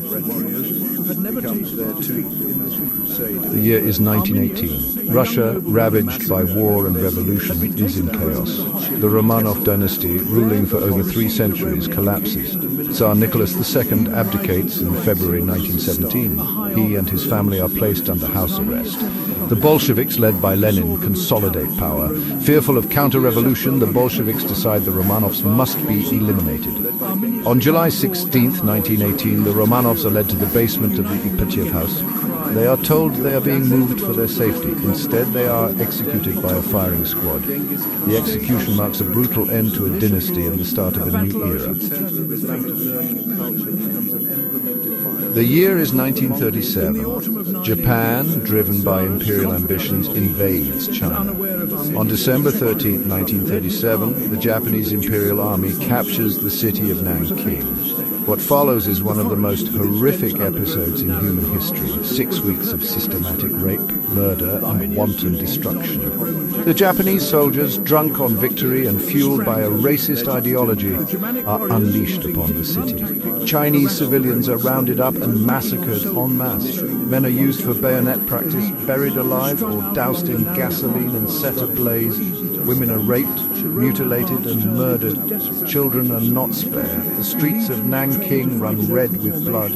The Yangtze River is choked with the corpses. The year is 1572. The once proud city becomes a charnel house. The Nanking massacre is a chilling reminder of the horrors of war and the dangers of unchecked nationalism and racism.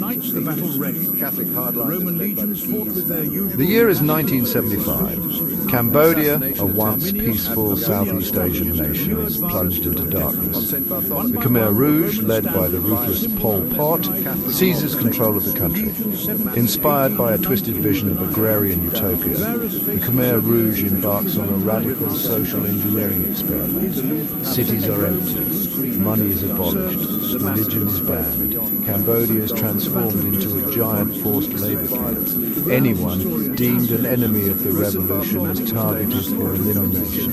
They are sent to the killing fields, remote areas where they are tortured, worked to death or executed. Starvation, disease, and overwork are rampant. By the time the Khmer Rouge is overthrown in 1979, an estimated 1.5 to 2 million Cambodians have perished. The Cambodian genocide is a chilling reminder of the fragility of civilization and the dangers of unchecked ideology.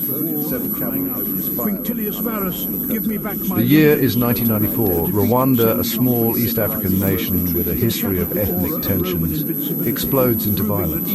On April 6, 1994, a plane carrying Rwandan President juvenile Habyarimana is shot down. The assassination sparks a wave of violence that quickly spirals out of control.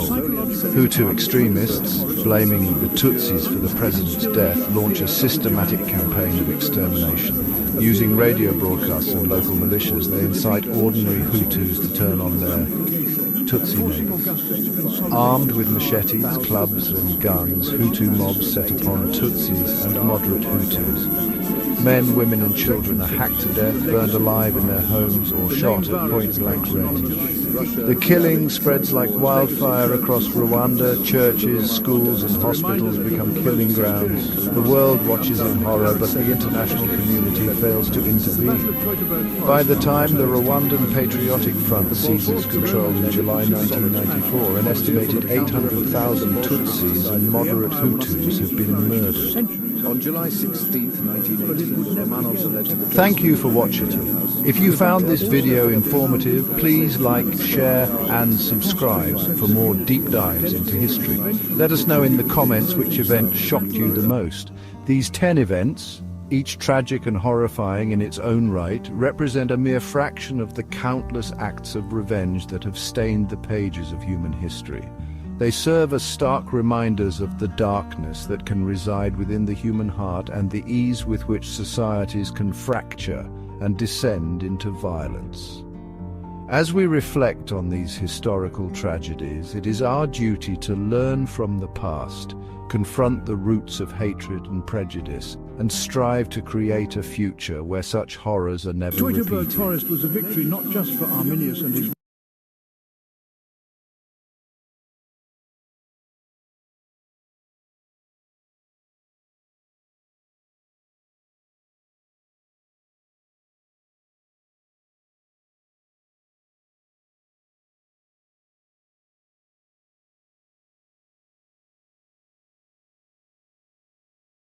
Fearful of counter-revolution, the Bolsheviks decide the Romanovs...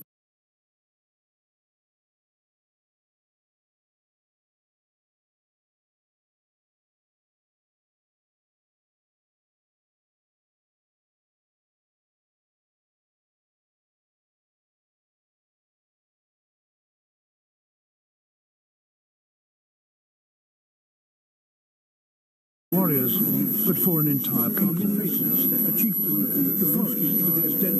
Section 7, the Rhine, a river of division. The Rhine River, once a symbol of Roman ambition, became a symbol of division.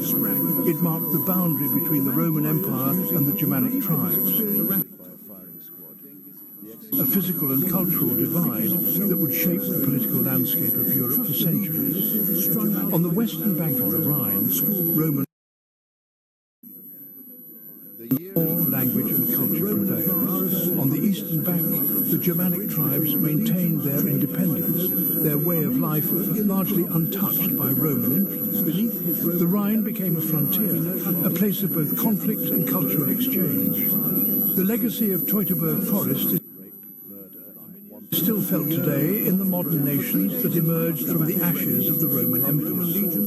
The battle serves as a reminder of the enduring power of nationalism, the importance of cultural identity, and the legacy of the past. The year is 1937. Japan, driven by imperial ambitions... Section 8, Barbarian... On December 13, 1937, the Japanese... In recent years, the Battle of Teutoburg Forest has captured the imagination of... What follows is one of the most notably in the Netflix series. The series, while fictionalized, offers a glimpse into the brutality of the conflict. The Japanese soldiers, drunk on victory and fueled by a racist ideology, depicts Arminius not as a traitor to Rome, but Chinese civilians are rounded up, a man torn between two worlds, men are used for bayonet practice, buried alive, doused in gasoline and set. The series has been praised for its historical accuracy, its gritty realism, and its exploration Nanking run red with blood. The popularity of is a testament to the enduring fascination of the Battle of Teutoburg. The battle, with its themes of betrayal, courage, dangers of clashing civilization, continues to resonate with audiences. The year is 1975. Section 9, Teutoburg Forest, an enduring echo. The Battle of Teutoburg Forest was more than just a battle. It was a clash of civilizations, a turning point in history. It marked the limits of Roman expansion, the rise of Germanic identity, and the beginning of a new era in Europe. The echoes of that battle can still be felt today. The Teutoburg Forest stands as a silent monument to the past, a reminder that even the mightiest empires deemed an enemy of the rebel can fall, and that the course of history can turn they are on a sent single to kill it. The lessons of Teutoburg Forest, the danger of hubris, the importance of understanding your enemies, and the enduring power of nationalism. By the time relevant today as they were 2,000 years ago.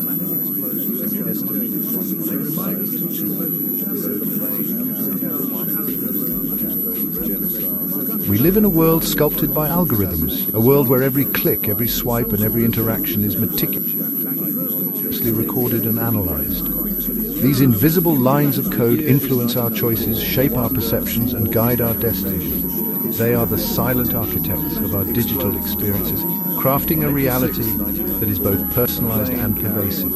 They are the invisible forces shaping our digital lives, omnipresent and omnipotent, much like the deities of ancient times who were believed to control the fate of humanity. Have we, in the age of technology, simply exchanged one set of gods for another?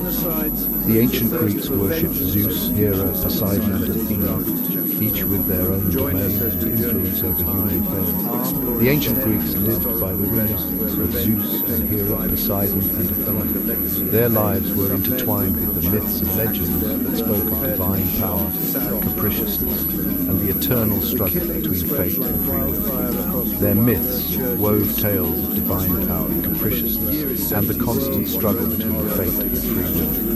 These stories were not just entertainment, they were a way to understand the world and their place within it. Today, we find ourselves navigating a similar landscape, but instead of gods, we have algorithms. These algorithms, created by humans, have taken on a life of their own, influencing every aspect of our digital existence. But our gods have been reborn in the form of algorithms. These complex mathematical formulas, like ancient deities, hold immense power over our lives, dictating what we see, what we hear, and even what we think. These complex mathematical formulas, like ancient deities, hold immense power. They are the gatekeepers of information, the curators of our digital experiences, and the unseen hands that guide our decisions. They dictate what we see, what we hear, and even what we think. From the news we consume to the products we buy, algorithms are the new gods of our digital age. They permeate every aspect of our digital lives. From the news we consume to the products we buy. They shape our opinions, influence our behaviors, and even predict our future actions. They permeate every aspect of our digital lives, creating a reality that is both familiar and foreign. We are constantly connected, yet often feel disconnected from the world around us. From the news we consume to the products we buy, algorithms are the new gods of our digital age. They shape our opinions, influence our behaviors, and even predict our future actions. They dictate the products we buy, the content we engage with, and the information we trust. In this digital age, algorithms have become the new arbiters of truth and reality. This essay delves into the intriguing parallels between the ancient world of gods and our modern world of algorithms. We will explore how these digital deities influence our lives, examining both the immense good and the potential dangers they present. We will explore how these digital deities influence our lives, examining both the immense good and the potential dangers they present. From the convenience of personalized recommendations to the risks of data breaches and privacy invasion, the power of algorithms is both a blessing and a curse. Examining both the immense good, such as the convenience of personalized recommendations, and the potential dangers like data breaches and privacy invasion, we will uncover the dual nature of these digital deities and the potential dangers they present. As we delve deeper into this digital realm, we must ask ourselves, are we the masters of these algorithms, or have we become their subjects? Join me on this journey as we unravel the myths of the machine. Together, we will explore the evolving relationship between humanity and technology and the ways in which these digital deities shape our world. Let's explore the evolving relationship between humanity As we navigate this digital landscape, we must remain vigilant, questioning the power and influence of these modern gods, and striving to maintain our autonomy in an increasingly algorithm-driven world. Prometheus, the Titan god, defied the gods to bring fire to humanity. This act of rebellion was not just a simple theft, it was a profound gesture that symbolized the transfer of knowledge and power. Fire in ancient times was more than just a source of warmth and light.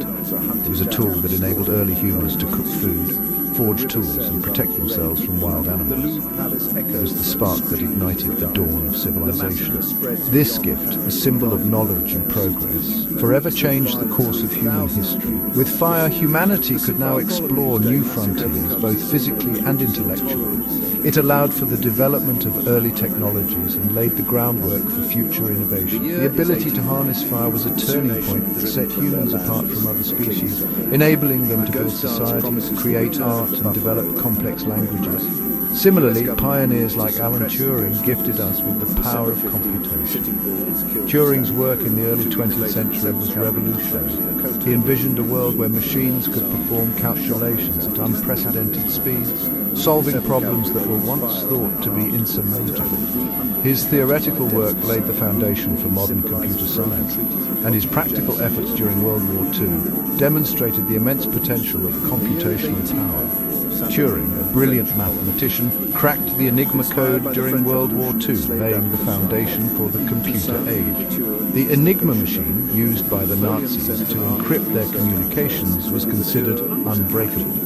But Turing's ingenuity and persistence led to the development of the bomb, a machine that could decipher Enigma's codes.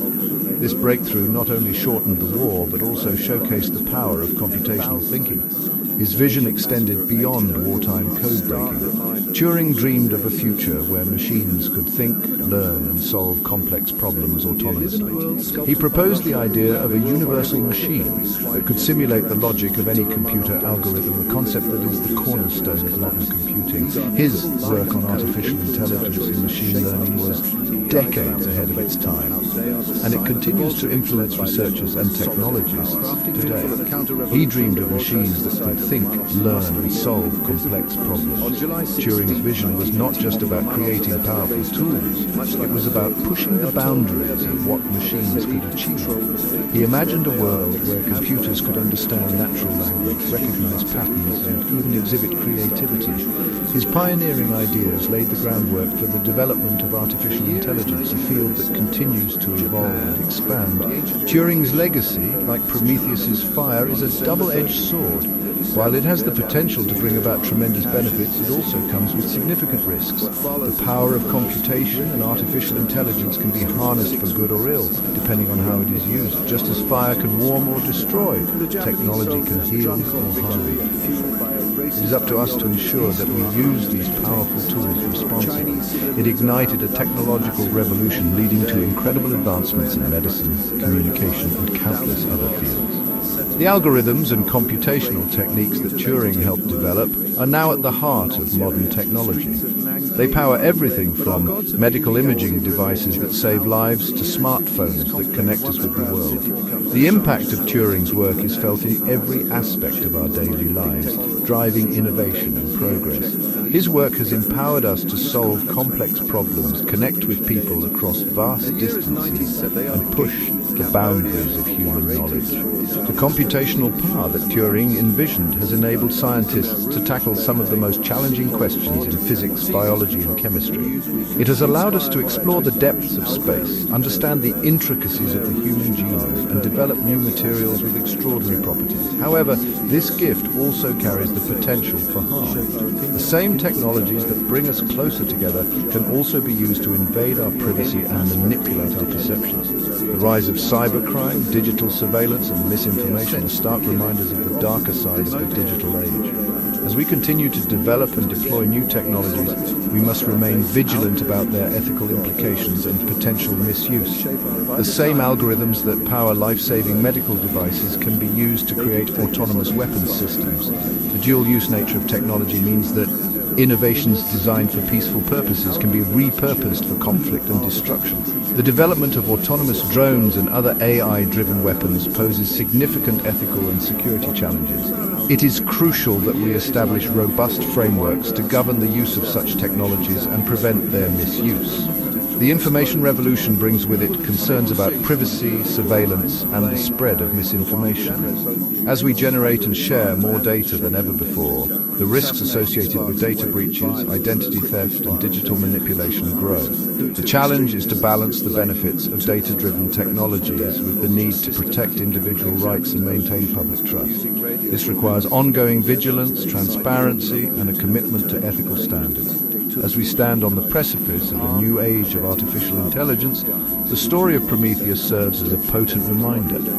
The myth of Prometheus is a cautionary tale about the consequences of wielding great power without foresight. It reminds us that with great power comes great responsibility. As we develop and integrate AI into our lives, we must be mindful of its potential impacts and strive to use it in ways that benefit humanity as a whole. The power of technology, like fire, must be wielded with caution and foresight. As we continue to push the boundaries of what is possible, we must ensure that our innovations are guided by ethical principles and a commitment to the greater good. By learning from the past and anticipating the future, we can harness the power of technology to create a better, more equitable world for all. It reminds us Prometheus, the Titans, in ancient Greece, people flocked to oracles seeking guidance from the gods. These sacred sites, often perched on mountaintops or nestled in secluded groves, were believed to be portals to the divine. Pilgrims traveled great distances, enduring hardships and making offerings, all in the hope of receiving a glimpse into their future. These oracles, often shrouded in mystery, offered cryptic pronouncements about the future. Their words, veiled in metaphor and ambiguity, were interpreted by priests and priestesses who acted as intermediaries between the mortal and the divine. The prophecies could be both a source of comfort and a cause of anxiety, as their true meanings were often elusive. Today, algorithms have become our modern-day oracles. Instead of consulting ancient priestesses, we turn to our smartphones and computers, seeking answers from the vast digital cosmos. These algorithms, powered by complex mathematical models, analyze our data and predict our behaviors, offering insights that can seem almost magical. Predictive algorithms analyze vast data sets, identifying patterns and trends. They sift through mountains of information, from our online shopping habits to our social media interactions, to forecast future outcomes. This process, known as data mining, allows companies and organizations to make informed decisions based on statistical probabilities. They offer insights into everything from consumer behavior to the spread of diseases. In the medical field, predictive algorithms can identify potential outbreaks before they occur, enabling timely interventions. In marketing, they help businesses understand customer preferences, tailoring products and services to meet demand. Financial algorithms make split-second trading decisions, shaping global markets. These high-frequency trading systems can execute thousands of transactions in a fraction of a second, capitalizing on minute price fluctuations. While this can lead to significant profits, it also introduces new risks and complexities into the financial system. Recommendation algorithms curate our online experiences, influencing what we watch, read, and buy. By analyzing our past behaviors, these systems suggest content that aligns with our interests, creating a personalized digital environment. However, this can also lead to echo chambers where we're only exposed to information that reinforces our existing beliefs. Like the oracles of old, these algorithms whisper predictions about the future, shaping our choices and destinies. They guide us through the complexities of modern life, offering a semblance of certainty in an uncertain world. Yet, just as the ancient prophecies were open to interpretation, so too are the outputs of these digital oracles. We rely on them to navigate our complex world, seeking their guidance in making decisions both large and small. From choosing a movie to watch to making critical business decisions, we trust these algorithms to provide us with the best possible options. Their influence permeates every aspect of our lives, often in ways we're not even aware of. However, we must remember that these algorithmic pronouncements are not infallible. They are not divine decrees, but rather the product of human design and data. Errors and biases can creep into the algorithms, leading to flawed predictions. It is crucial to approach these digital forecasts with a healthy dose of skepticism. They are based on data, often reflecting existing biases and inequalities. If the data used to train an algorithm is biased, the predictions will also be biased. This can perpetuate and even exacerbate social inequalities, as the algorithmic decisions reinforce the status quo. The future is not predetermined, and we must approach algorithmic predictions with a critical eye. By questioning and scrutinizing these digital prophecies, we can ensure that they serve to enhance our lives rather than limit them. It is up to us to interpret the data wisely and make informed choices. Blind faith in these digital oracles can lead to self-fulfilling prophecies, reinforcing existing power structures and limiting our choices. By remaining vigilant and critical, we can harness the power of algorithms to create a more equitable and just future, breaking free from the constraints of the past. The same algorithms that power life-saving medical devices. The ancient Greeks believed Mount Olympus to be the dwelling place of the gods. Today, Silicon Valley has become our modern-day Olympus. Here, tech giants wield immense power, shaping the digital landscape with their innovative products and services. These companies have become the new deities of the digital age, their influence extending far beyond the screens of our devices. Mark Zuckerberg, Sundar Pichai, Tim Cook. These names are synonymous with the power and influence of the tech industry. They are the architects of our digital lives, shaping how we communicate, consume information, and interact with the world around us. While their creations have brought about undeniable progress, it is crucial to recognize the concentrated power these companies hold.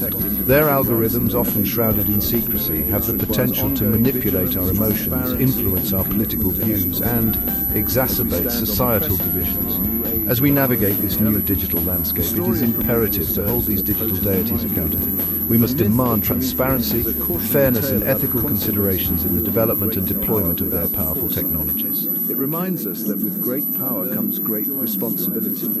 As we develop and integrate AI into our lives, we must be mindful of its potential impacts and strive to use it in ways that benefit humanity as a whole. The power of technology, like fire, must be wielded with caution and foresight. As we continue to push the boundaries of what is possible, we must ensure that our innovations are guided by ethical principles and a commitment to strive to good. By learning from the past and anticipating the future, we can harness the power of technology to create The great hall of Camelot buzzed with life.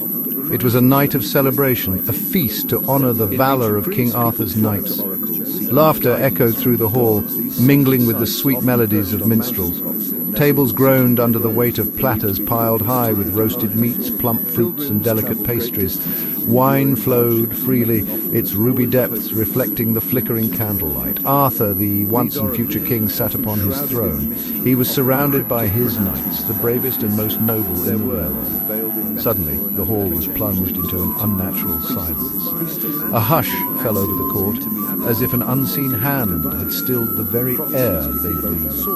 The candles flickered and dimmed, casting long dancing shadows across the startled faces. All eyes turned towards the head of the table, where a blinding light began to emanate from the empty seat reserved for the king's right hand. Then it appeared. A chalice, seemingly crafted from pure light, rested upon the table. These algorithms, powered by complex mathematical models. Into the stunned silence stepped the ancient figure of Merlin. He was Arthur's advisor, a powerful wizard and a seer of unmatched wisdom. His eyes, usually twinkling with merriment, now burned with an almost prophetic intensity. He raised his hand and the whispers died down. Behold, the Holy Grail has appeared. It is a sign, a beacon of hope in a world shrouded in darkness. The Grail has chosen this time and this place to reveal itself. It seeks a knight of purest heart and strongest will to embark upon a quest, a sacred journey to find its true resting place and heal the potential. His gaze lingered on each knight, as if weighing their souls in the balance. A murmur rippled through the court. The knights, their initial awe giving way to a burning curiosity and a thirst for adventure, began to whisper amongst themselves. These high-frequency trading systems connect souls. An eager energy now filled the hall, a stark contrast to the stunned silence that had preceded it. The knights, their eyes alight with a mixture of excitement and trepidation, looked to Arthur. They were the bravest and most skilled warriors in the land, each eager to prove their worth by undertaking this holy quest. Arthur, ever the wise and measured king, surveyed his knights. He saw their burning desire for glory, their eagerness to embark on this perilous quest. Yet he also saw the potential for danger, for pride to cloud their judgment and lead them astray. His heart was heavy with a father's concern for his sons, for he knew that the path to the Grail would be fraught with peril. My knights, the quest for the Holy Grail is not a task to be undertaken lightly. It is a journey fraught with danger, a test of not only your physical strength, but also the very core of your being. Many will answer the call, but only the purest of heart will succeed. I implore you, my knights, to proceed with humility and caution, for the Grail's power is not to be trifled with. Among the knights of the Round Table, 3 stood out for their valour, their chivalry, and their unwavering loyalty to Arthur. There was Lancelot, the bravest of the brave, his prowess in battle unmatched. Yet Lancelot harboured a secret shame, a forbidden love for Arthur's queen, Guinevere. His guilt gnawed at his soul, casting a shadow over his noble heart. My heart is heavy with a burden I dare not share, yet my duty to the king and the realm must come first. Then there was Percival, the young and untested knight. He was filled with a burning desire to prove himself worthy of his place at the Round Table. Percival possessed a pure heart and an unwavering faith, yet his youthful naivety made him susceptible to the temptations and distractions that lay in wait on the path to the Grail. I will prove myself, no matter the cost. My faith and my heart will guide me.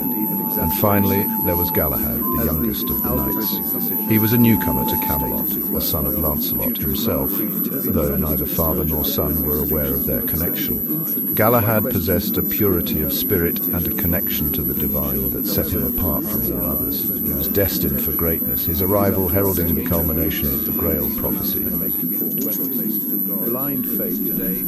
Despite my internal struggles, I rode out from Camelot with my usual air of confidence and determination. Lancelot was a knight without equal in matters of warfare and chivalry. Yet, the weight of his forbidden love for Guinevere pressed down on him, a constant reminder of his flawed nature. I hope that by achieving this holy quest, I can somehow atone for my sins and find a measure of peace. His journey was fraught with trials. He faced down monstrous beasts and overcame cunning sorcerers.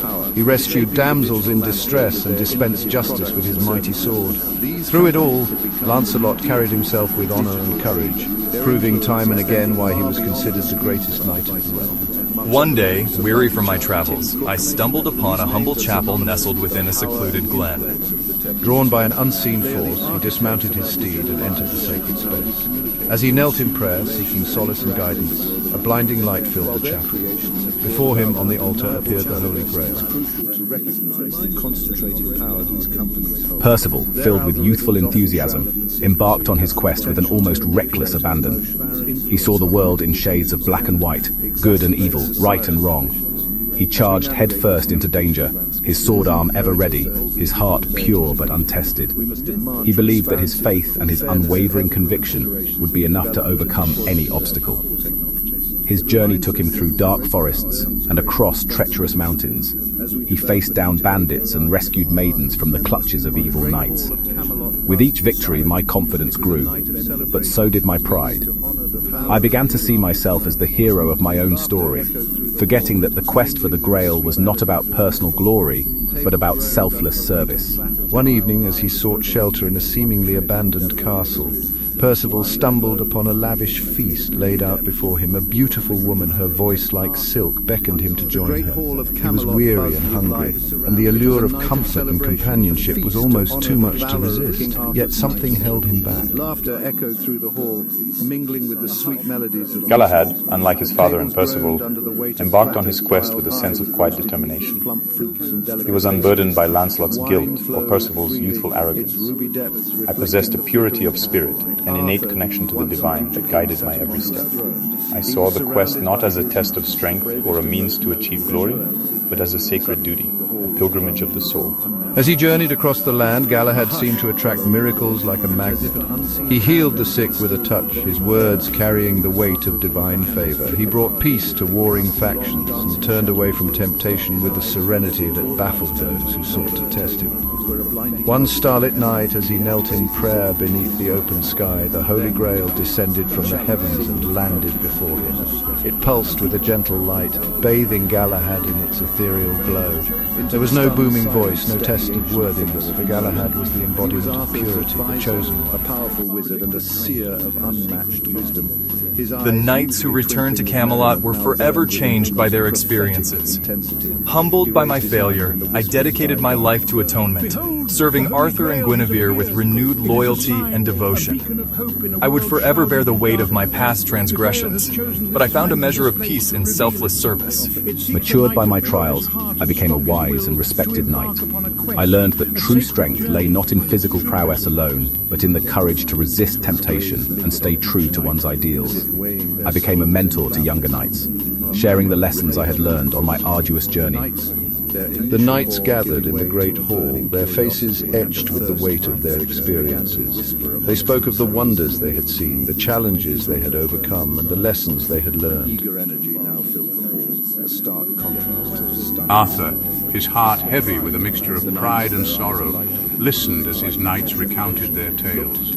He saw how the quest had changed them, how it had tested their limits and revealed the true nature of their hearts.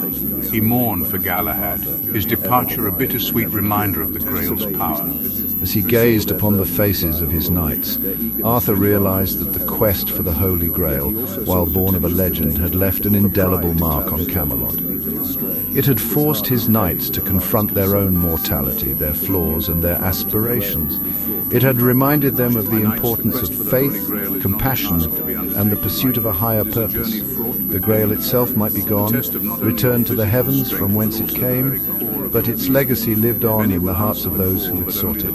It served as a reminder that even in the darkest of times, hope and faith could prevail. It was a symbol of the enduring human spirit, the unwavering belief in something greater than oneself. Three stood out for their valor, their chivalry, and their unwavering loyalty to Arthur. There was Lancelot, the bravest of the brave, his prowess in battle. The Headless Horseman, the terror of Sleepy Hollow. The mist curled over the sleepy town of Sleepy Hollow, where the streets lay silent, save for the occasional whisper of the wind through the dark trees. The moon hung high in the sky, casting eerie shadows over the village, as if hiding secrets too dreadful to be seen in the light of day. It was the time of year when the chill of autumn seeped into the bones of those who lived there, and it was in these dark nights that the true terror of Sleepy Hollow emerged. Finally, there was Galahad. For many years, whispers had circulated through the village about a rider who roamed the forest beyond the town, a spectre draped in shadow. But no one knew the full truth. The legend of the Headless Horseman was told in hushed tones, passed down through generations, like an old cursed tale. The horseman, it was said, was the ghost of a fallen soldier, decapitated in battle, seeking vengeance from the living, a relentless rider whose empty, ghastly cloak billowed in the wind as he galloped through the night in search of his lost head. The weight of his forbidden love for Guinevere pressed down on him. Ishmael, a young man from Sleepy Hollow, had always thought the stories were nothing more than superstition. He was brave, perhaps too brave, and often scoffed at the old tales. But that all changed one cold evening when he found himself walking home through the woods, the faint smell of earth and damp leaves filling his lungs. The air was thick with silence, an unnatural stillness that seemed to hum in the dead of night. One day, weary from my travels, he had just passed the old church, its steeple looming like a forgotten monument, when he heard it, the sound of hooves pounding against the earth, growing louder with each passing second. A chill ran down his spine. He quickened his pace, glancing over his shoulder to see nothing but shadows that seemed to twist and turn in the mist. The pounding continued, closer now, but still no rider appeared. Ishmael's heart raced as the hooves became deafening, an infernal clatter that drowned out all else. He was no longer walking, he was running, his footsteps quick and frantic, as if the very ground beneath him was urging him to flee. He darted through the trees, his breath coming in ragged gasps, but the sound of hooves stayed with him, relentless and unforgiving.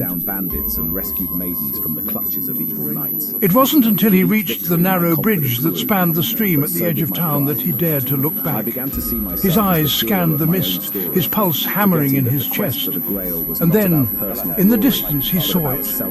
A rider cloaked in shadow, perched atop a midnight steed that seemed to glide over the ground with supernatural grace. The rider's head was missing, a hollow, gaping void where a face should have been. In its place was a blackened stump wrapped in the dark folds of the rider's cloak. The horseman's body was rigid, unmoving as it sped toward him with terrifying precision. Ishmael froze, paralyzed by fear as the rider approached with unnatural speed. The horse's eyes gleamed like fiery embers, and the wind that followed in its wake howled like a banshee, shrieking through the trees. He could feel the weight of the horseman's presence, an oppressive force that pressed against him, making it difficult to breathe. Without warning, the horseman raised a massive, gleaming axe, its blade catching the moonlight in a flash of silver.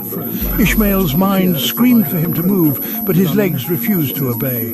The axe descended in a swift arc, and for a moment everything seemed to slow, as if time itself had paused to watch what was about to happen. At the last possible moment, Ishmael's legs found strength, and he darted to the side, narrowly avoiding the blade. He scrambled to his feet, his heart pounding in his chest, and fled down the bridge toward the safety of the town. The horseman pursued, the hooves clattering on the wooden planks as they echoed through the hollow. But just as he reached the end of the bridge, something strange happened. The horseman stopped. The eerie wind ceased. The hooves fell silent, and the mist thickened as if swallowing the rider whole. Ishmael looked back, fear gripping him, but the figure was gone, as though it had never been there at all. Panting and wide-eyed, Ishmael stumbled into the town, his breath ragged and his hands shaking. The villagers, long familiar with the legend, gathered around him as he tried to explain what he had seen. But no one would believe him. Some said it was a trick of the mind, the result of too much fear and too little sleep. Others whispered that he had been spared, for the headless horseman only claimed those who dared to challenge his wrath. That night, as Ishmael lay in bed, the fear never fully left him. The sound of hooves echoed in his mind, and he could feel the cold wind that had preceded the horseman's arrival swirling around him, creeping into the corners of his room. And as the town of Sleepy Hollow slept, he wondered, was the headless horseman truly gone? Or had the terror merely been delayed, biding its time, waiting for the next soul brave or foolish enough to wander into the forest on a dark, misty night? The whispers of Sleepy Hollow would never die. Neither would the legend of the headless horseman.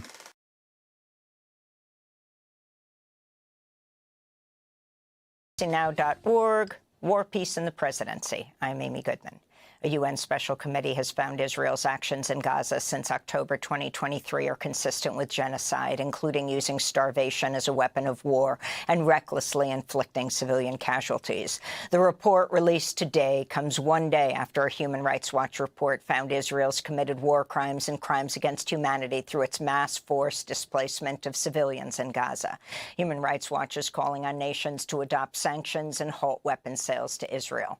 But Israel's indiscriminate slaughter continues, with at least 5 Palestinians killed today in central Gaza's Al-Maghazi refugee camp. Elsewhere, at least 2 people were killed by an Israeli strike on a tent encampment for displaced Palestinians near Nuseirat. Meanwhile, the UN's Humanitarian Affairs Office warned Palestinian children are at high risk of injury or death from unexploded ordnance left after more than 13 months of Israeli attacks. Among the victims is severely wounded 8-year-old Mohammed Karmash. This is his mother. No one was there to tell him that these are explosives that the Israelis throw. The children play with them and they blow up. What is happening to us is not fair. His father died at the Karni border and his body stayed there. What is happening to us is not fair, really. In Lebanon, Israel launched at least 7 airstrikes on Beirut's southern suburbs overnight after ordering residents to leave their homes. At least 8 people were killed in Israeli attacks on the village of Dahit Aramun, south of the capital. Israeli warplanes also struck Damascus and the Syrian city of Homs. In southern Lebanon, Israel's army says 6 soldiers were killed Wednesday in exchange of gunfire with Hezbollah fighters defending Lebanese territory. The deaths were announced after Israeli Defense Minister Israel Katz said he'd expanded Israel's military ground operation in southern Lebanon. Meanwhile, the Washington Post is reporting a close aide to Prime Minister Benjamin Netanyahu told Donald Trump and his son-in-law Jared Kushner this week that Israel's rushing to advance a ceasefire deal in Lebanon is a gift to Trump ahead of his inauguration in January. The UN Security Council voted to extend sanctions on Yemen for another year, freezing assets and banning travel by leaders of Yemen's Houthi movement. Wednesday's vote came after the U.S. and U.K. launched airstrikes on Yemen over the weekend, targeting what the Pentagon said were advanced weapons storage facilities. The bombings came after Houthis fired missiles and drones at Israel and attacked commercial vessels in the Red Sea in response to Israel's war on Gaza and Lebanon. Senate Republicans have selected John Thune of South Dakota to become the next majority leader, replacing Mitch McConnell as the party's leader. Republicans picked the establishment conservative over Texas Senator John Cornyn and Trump loyalist Florida Senator Rick Scott. The White House is urging Senate Democrats to quickly confirm some 30 federal judges appointed by President Biden before Trump comes into office and Democrats lose control of the Senate. Meanwhile, Pennsylvania's Senate race is headed for a recount as Republican David McCormick remains ahead of incumbent Democratic Senator Bob Casey by only 28,000 votes. If McCormick's lead holds, Republicans will have a 53-seat majority in the U.S. Senate. Meanwhile, House Republicans have nominated Speaker Mike Johnson to remain head of the conference as Republicans cemented their control of the House of Representatives. In other news from Washington, President Biden hosted Trump at the White House Wednesday, continuing a long-standing tradition, though Trump did not host Biden after Trump's loss in the 2020 election. President-elect Trump announced Wednesday he's nominating disgraced Florida Congressman Matt Gaetz as Attorney General. Also on Wednesday, Gaetz abruptly resigned from Congress. It came just 2 days before a highly damaging report about Gaetz was set to be released by the House Ethics Committee, according to multiple sources. Gaetz was at the center of a sex trafficking probe, which included allegations he misused campaign funds, engaged in bribery, and obstructed government. The House committee has now lost its jurisdiction to investigate Gaetz since he retired, though it could still release their report. Trump's also nominated former Democratic Congresswoman Tulsi Gabbard to become Director of National Intelligence. Before entering politics, Gabbard was part of the U.S. Army's Psychological Operations Command. Critics warn of Gabbard's support for anti-Muslim figures, including Indian Prime Minister Narendra Modi and his Hindu nationalist government. Meanwhile, concerns are mounting over Trump's pick to lead the Pentagon. The Fox News weekend host and military veteran Pete Hegseth. CBS News reports Hegseth was one of 12 National Guard members who was removed as a guard for President Biden's 2021 inauguration over possible extremist ties. Hegseth has tattoos associated with the white supremacist and neo-Nazi movements, including what's known as the Jerusalem Cross, a symbol used by Christian nationalists. In related news, the government watchdog Accountable U.S. announced it's launching a Trump Accountability War Room to monitor Trump's appointments and executive actions as he takes up his second term. House Democrats are introducing a resolution to clarify the Constitution's 2-term limit for presidents applies even if the terms are not consecutive. The resolution, set to be unveiled by New York Congressmember Daniel Goldman today, comes after Trump joked to House Republicans on Wednesday, quote, "I suspect I won't be running again unless you say, he's so good, we've got to figure something else out," unquote. A new study suggests the death toll in Sudan's devastating civil war is far higher than is being reported, with as many as 61,000 killed in Khartoum in the first 14 months of the war, which began in April of last year. Researchers from the London School of Hygiene and Tropical Medicine say over a third of those were violent deaths, while others were caused by starvation, illness, and lack of medical care. Most deaths were not officially recorded, as many victims were never brought to a morgue or treated in a hospital, many of which have been destroyed in the fighting. This is Mohammed Omar, who helped bury his friend, the musician Khalid Sankhuri, in his front yard in the city of Omdurman. My brother Khaled was sick and the war started, and this is a frontline area. There were no hospitals or pharmacies where we could get medicine, not even markets to buy food, which is essential to one's health. These were all factors which had an impact until his body was frail and he got sick. The war in Sudan has forced some 11 million people to flee their homes and led to the world's largest hunger crisis. Half of Sudan's population, nearly 25 million people, are in need of aid. Earlier this week, the Darfur Women Action Group appealed to the UN Security Council to deploy peacekeepers to Sudan, citing the scorched earth tactics of the paramilitary rapid support forces in North Darfur, including rampant sexual violence and indiscriminate killings. In Haiti, 2 patients being treated by Doctors Without Borders were killed after their ambulance was ambushed in the capital, Port-au-Prince. The organization said its workers were violently attacked by vigilantes and police officers during the ambush. The attack comes as Haiti is suffering a worsening security and humanitarian crisis. Earlier this week, the Federal Aviation Administration banned all civilian flights from the U.S. to Haiti for a month after gang members fired on JetBlue and Spirit Airlines planes at the Port-au-Prince airport. As the COP29 climate summit continues in Azerbaijan, activists stage a protest at a Baku sports stadium, holding up giant letters spelling out the words, "Pay up." Financing is the key issue of this year's summit, but wealthy nations like the U.S. have so far refused to commit the necessary funds to manage the climate crisis they've disproportionately created. This is Sandra Guzman from the group GFLAC. For instance, if we reduce the fossil fuel subsidies, if we tax the richest, we could be already generating sources to pay for climate change. So it's not a lack of money, it's a lack of a political will to allocate that money where it is needed. This comes as a new report says $1 trillion per year should be spent on helping poorer countries mitigate the effects of the climate disaster. A separate report finds the world is on track for a disastrous 2.7 degrees centigrade temperature rise. In other news from COP29, Argentina has withdrawn its 80-plus negotiators from the UN summit. Argentina's far-right president, Javier Milei, has previously called the climate crisis a socialist lie. A Central Intelligence Agency official is due to appear in federal court on Guam today, charged with disclosing classified documents that revealed Israeli military planning to attack Iran.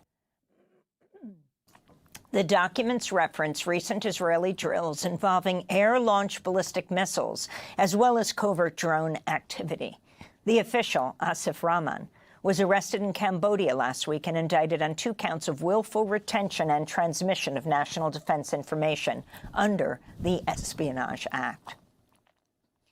Meanwhile, a federal court in Massachusetts has sentenced Air National Guardsman Jack Teixeira to 15 years in prison for violating the Espionage Act. The 22-year-old had pleaded guilty to leaking highly classified Pentagon intelligence documents about Russia's war in Ukraine to a group of gamers on the messaging app Discord. Teixeira was convicted of violating the same part of the Espionage Act initially used by federal prosecutors to charge Donald Trump over his mishandling of classified documents at Mar-a-Lago before U.S. District Judge Aileen Cannon, a Trump appointee, dismissed the case. We'll have more on this story later in the broadcast. And in media news, The Guardian announced it'll no longer post their content on X, formerly known as Twitter, though X users will still be able to share Guardian articles from the platform. The Guardian writes, quote, "The U.S. presidential election campaign served only to underline what we've considered for a long time, that X is a toxic media platform and that its owner, Elon Musk, has been able to use its influence to shape political discourse." And those are some of the headlines. This is Democracy Now!, democracynow.org. War, Peace, and the Presidency. I'm Amy Goodman. Coming up, Donald Trump's picked far-right Congressman Matt Gaetz to be Attorney General. He'll head the Justice Department, a move that shocked many in Washington. Coming Tuesday at the age of 99. This is Democracy Now!, democracynow.org, War, Peace, and the Presidency. I'm Amy Goodman. Many lawmakers on Capitol Hill are expressing shock President-elect Donald Trump's selection of Florida Congressmember Matt Gaetz to be Attorney General.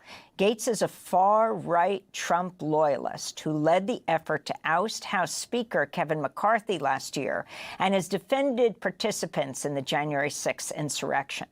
The nomination of Florida Congressman Gaetz is widely seen as part of Trump's plans to weaponize the Department of Justice to target political enemies. But his confirmation in the Senate is not guaranteed. Gaetz was recently under a federal sex trafficking investigation involving an underage girl. While federal charges were never filed, the House Ethics Committee has also been looking into Gaetz' actions. The committee was scheduled to release what was expected to be a highly damaging report about Gaetz as soon as Friday. But on Wednesday, following his nomination, Gaetz resigned as congressmember from the House, likely putting an end to the probe.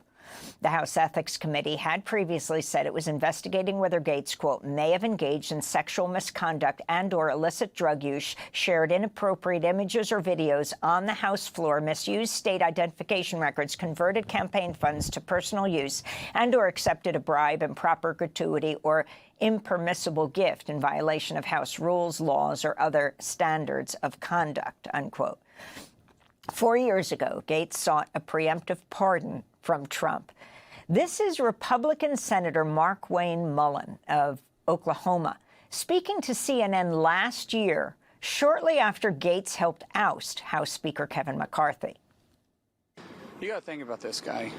This is a guy that the media didn't give a time of day to after he was accused of sleeping with an underage girl. And there's a reason why no one in the conference came and defended him, because we had all seen the videos he was showing on the House floor that all of us had walked away of the girls that he had slept with. He'd brag about how he would crush ED medicine and chase it with an energy drink so he could go all night. This is obviously before he got married. And so when that accusation came out, no one defended him, and then no one on the media would give him a time of the day. All of a sudden he found fame because he opposed the Speaker of the House. That was Republican Senator Mark Wayne Mullen speaking about Congressman Matt Gaetz last year. We're joined now by two guests. Zach Beecham is a senior correspondent at Vox covering the crisis of global democracy, the author of The Reactionary Spirit: How America's Most Insidious Political Traditions Swept the World. Noah Bookbinder is the president of the D.C. watchdog nonprofit Citizens for Responsibility and Ethics in Washington, known as CREW. He formerly prosecuted public corruption cases for the Department of Justice. We welcome you both to Democracy Now! Noah Bookbinder, let's begin with you. First, talk about how important the Attorney General is, and especially for our global audience, to explain what it means to run the Department of Justice, and then to talk about who Matt Gaetz is. Sure. So the Attorney General is the chief law enforcement officer of the United States. The Attorney General runs the Department of Justice, which brings all federal prosecutions in the United States, but also handles vast amounts of civil litigation, environmental litigation, civil rights litigation. The Department of Justice sets legal policy for the executive branch of the government. It's hard to overstate what an important position the Attorney General is, both in the actual management of the justice system in the United States and in setting the tone for how justice works in the United States.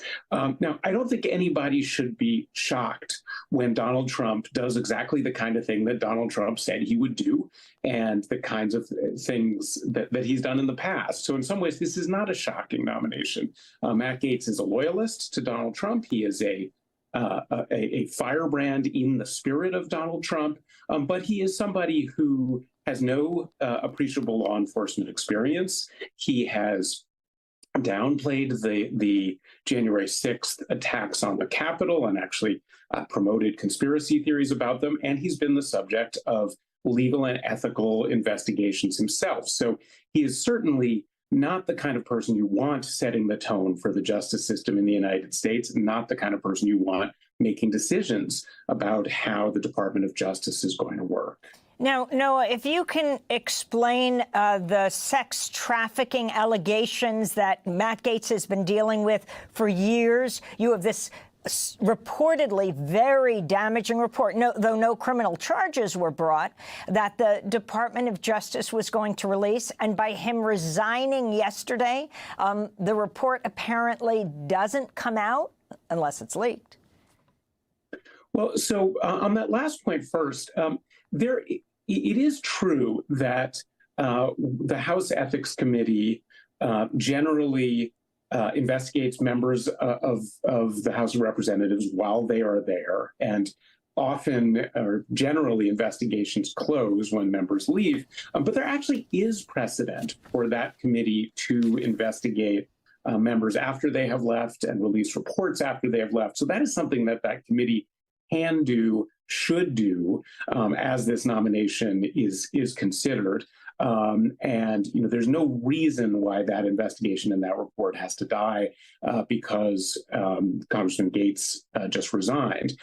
He was investigated for apparently for sexual conduct with an underage person, for potential involvement in trafficking, for potential drug use, for potential sharing of inappropriate videos on the House floor. We don't know the facts because as of now, there haven't been charges and we haven't seen that House Ethics Committee report. But our organization has actually sued to obtain the Department of Justice's files on their investigation. And there is that House report that reportedly is very damaging and that ought to be made public, and it should be made public right away. I want to go to former House Speaker Kevin McCarthy, speaking at Georgetown in April about then Congressman Matt Gaetz.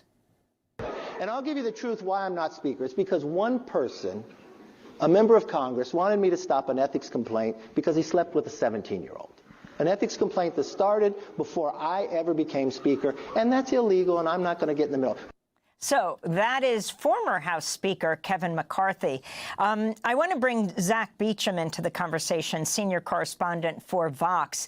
If you can tell us more about Matt Gaetz, also his past connection with Joel Greenberg, and his resume, however thin it is. Yeah, I mean, thin is right. He is a law school graduate, so technically he's a lawyer, but there is no law enforcement experience to speak of, as we just learned. He's been a member of Congress. He's 42 years old, if I'm recalling the exact number correctly. And look, I'm in my late 30s, nothing against younger adults being ambitious, but you really need to be extraordinarily impressive if you want to, at the particular stage in his career, take a job as big as Attorney General, and Gaetz just doesn't have any relevant qualifications to do that. Moreover, his chief qualification, right, as far as I can tell, based on all the reporting that's come out, is his willingness to do whatever Donald Trump needs to be done, right? Trump picked him because, according to a report in the Bulwark this year, sourced to Trump insiders, or excuse me, this morning, he was going in there and he wants to start chopping heads, though there's an expletive in there that I've cut out for broadcast purposes. He really, really is the kind of person that you would appoint if what you're trying to do is to take an axe to the nonpartisan functioning of the Justice Department. So I want to go to Matt Gaetz in his own words, speaking at CPAC, that's the Conservative Political Action Conference, in 2023.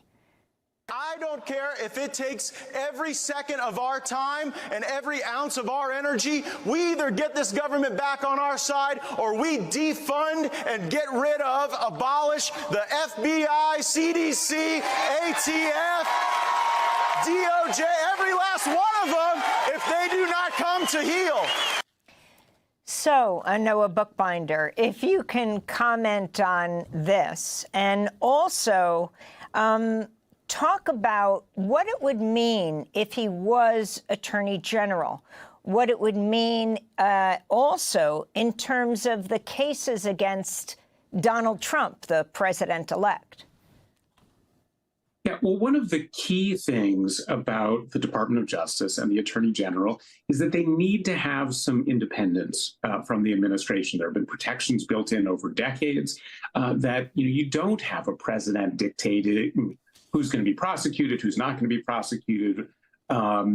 Certainly the president's policy preferences play a role, but the president should not be deciding what kind of justice is administered. What you heard from Matt Gaetz is the polar opposite of that. You heard Congressman Gaetz essentially saying that the Department of Justice and these other parts of government have to be brought to our side. They have to be brought to heel. They should essentially be made political weapons of a particular party and a particular president. That is not how the Department of Justice has ever functioned and not how it's meant to function in our system. So I think there is a real danger that if you put in somebody like Matt Gaetz and he does the kinds of things that he says he's going to do and that Donald Trump seems to want an attorney general to do, you're going to have a entirely different, much less democratic system in the United States, where you have a Department of Justice and a justice system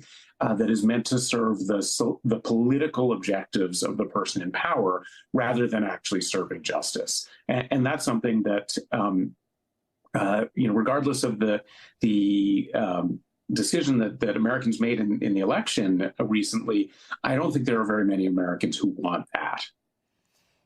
Zach Beecham, you tweeted yesterday, Gaetz at justice is the clearest signal of authoritarian intent imaginable. And you also tweeted, inside Trump's ominous plan to turn civil rights law, well, this was a headline of a piece that you wrote, inside Trump's ominous plan to turn civil rights law against vulnerable Americans. Talk about both. You'd also written about making America hungry again. That's right. So my book is about how modern authoritarianism works and why it rises in countries that seemed like previously strong or healthy democracies. And one of the clearest pathways, right, from getting from a democracy to a more authoritarian system of government is the replacement of key government functionaries and executive figures with loyalists. So when you take people who had a degree of independence, as the attorney general is supposed to, and you turn them into political apparatchiks who twist the law into whatever the chief executive of the country needs it to be in order to advance his political interests, that to me is that's sort of like the biggest, clearest, we are in trouble signal that one could send. And given especially that CPAC clip that you just played and Gaetz's long track record of talking like this, he's exactly that kind of person.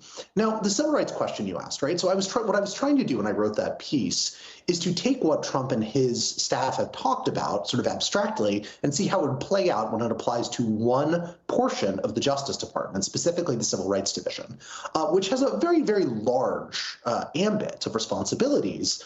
But, in brief, you can summarize it as enforcing the laws that are designed to address structural inequalities in the American political system. And so that means that they enforce anti-discrimination law in employment, in housing. It means that they deal with the Voting Rights Act and enforcement of discrimination in voting law, on down the list, right? And so what you can see if this department is twisted to do what Trump wants it to do is a department that functions in the exact inverse of the way it's supposed to. So to take anti-discrimination law, what you can do is turn it into anti-discrimination against whites, which is to say dismantling protections for minority groups and using those laws that are designed to create essentially an environment of, hi, sweetie, hold on, I'm on TV, to create an environment in which people are prosecuted for creating systems that are designed to ameliorate long-standing patterns of discrimination by calling it a new form of anti-white discrimination. I know that you have to go, Zach, to do some childcare duties, and so I'm going to let you go. She is very, very sweet. Zach Beecham is senior correspondent at Vox, covering the crisis of global democracy, and we'll have you back on all too soon. Author of the recent book, The Reactionary Spirit, How America's Most Insidious Political Tradition Swept the World. But Noah Bookbinder, given that you don't have kids who are pulling at your sleeve, I want to ask you about the court cases that Donald Trump faces or now will not face. You know, a lot of people say the cases are just going to go away. But I think it's important before they do, if they do, to remember what they are, what he is dealing with, what will happen to the evidence. Jack Smith is apparently wrapping up. And for that, again, a global audience, who is Jack Smith? What are these two federal cases that he's dealing with? Then we'll talk about the state cases. So Jack Smith is a longtime federal prosecutor who was appointed as special counsel to handle two investigations of Donald Trump. One of them was into misuse and mishandling of classified information, sort of very serious abuses of information that is crucial to America's national security that Trump appears to have kind of left around at Mar-a-Lago, where it was incredibly vulnerable, and to have hidden from the federal government. And the other investigation is an investigation into Donald Trump's role in efforts to keep him in power after losing the 2020 election and to overturn the results of that election, including inciting a violent insurrection. So these are about as serious a set of offenses for a democracy as you can imagine. Trying to keep yourself in power after you lose an election really cuts at the heart of a democracy. These are not trivial investigations. They're not politically motivated investigations. They're deeply important investigations to America. What appears to be happening is that Jack Smith recognizes that the Department of Justice has a policy that says that a sitting president, that the Department of Justice will not prosecute a sitting president. I think we've always questioned whether that is a legally correct interpretation. It's certainly even less clear that it applies to investigations like these ones that began before Donald Trump's coming term for president. But that is the Department of Justice's policy. I think Jack Smith looks at that and says, these are going to be impossible to bring anyway. And he looks at that further and says that if he stays, he and his team are likely to be fired, could go beyond that. They could be investigated, which could cause a crisis. And if he dismisses those cases, closes down the investigation, as he may be seeing it, that could get you to the same place without the crisis, and it is potentially a way to protect his team. But it does mean that these deeply, deeply serious investigations could have the plug pulled on them, which is deeply troubling for democracy. I will say that Jack Smith can, I believe should, and I believe will release a report before he goes, setting out the findings of these investigations and getting that information to the people of the United States. It will be public? He doesn't have to do that. He may not do that, but I think that he will. It's certainly what Special Counsel Mueller did in the case that he investigated. It's pretty standard practice. And I have to imagine that Jack Smith's team is hard at work on a public report now that they understand that these cases are very unlikely to make it to trial. So we haven't even talked about the Mar-a-Lago documents yet, or I should say the White House or the government documents that he brought to Mar-a-Lago. But what about the insurrectionists, the hundreds and hundreds of people who are jailed right now, and what you think Donald Trump will do, who bills himself as the law and order president, but more than 100 police officers were injured? A number died. Some took their own lives. One had an attack the day after. He dealt with the gas. Yeah, I mean, this is, these are not people who are being prosecuted for protesting.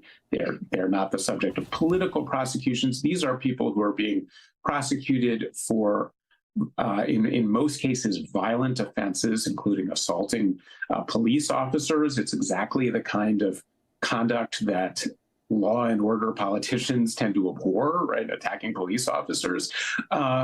And yet, Donald Trump has said that he intends to pardon at least some of these people. I think that would send a deeply destructive message to the democracy that you can try to overturn an election, try to install someone in power who wasn't elected, and that would be okay, and you can come out just fine. I think that would be a very dangerous message to send. I think, as I was saying before with the Matt Gaetz nomination, I think we can't be shocked if Donald Trump does the things that he has said he was going to do. I think people tend to discount a lot of what he says.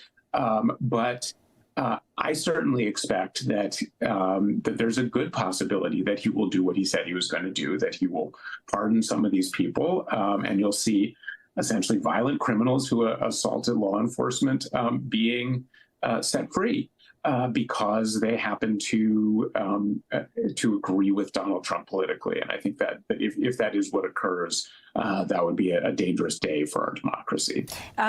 Two last quick questions, and we have less than a minute. One is what happens with the document case. Aileen Cooper Cannon got rid of it. There's talk of possibly he would nominate her to the Supreme Court, which goes to also the recess appointments. This whole issue of what that means, how you get people like Matt Gaetz through when perhaps the Senate wouldn't even approve him.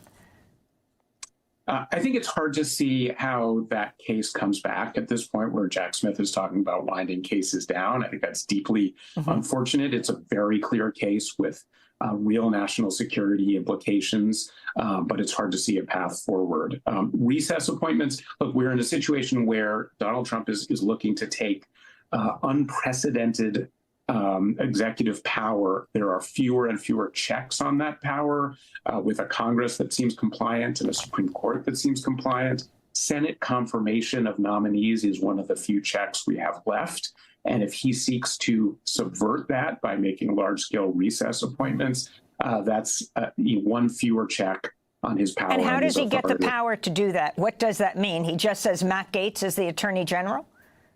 Well, there is a provision in law that says essentially when Congress goes into recess, there is an ability to name officials for a limited period of time because historically you had situations where there was an emergency need for officials. Congress couldn't get to town as quickly. It is something that traditionally has not been used in large amounts. And, this would be unprecedented. It is also for a limited period of time. And so it would then be up to the courts and to Congress to hold the administration to those limits and make sure that even if Donald Trump abuses this power, it's only temporary and Senate confirmation is put into play as it legally needs to be. Enough, let's say it was a year, time enough to destroy documents and also to investigate people that Donald Trump calls the enemy within.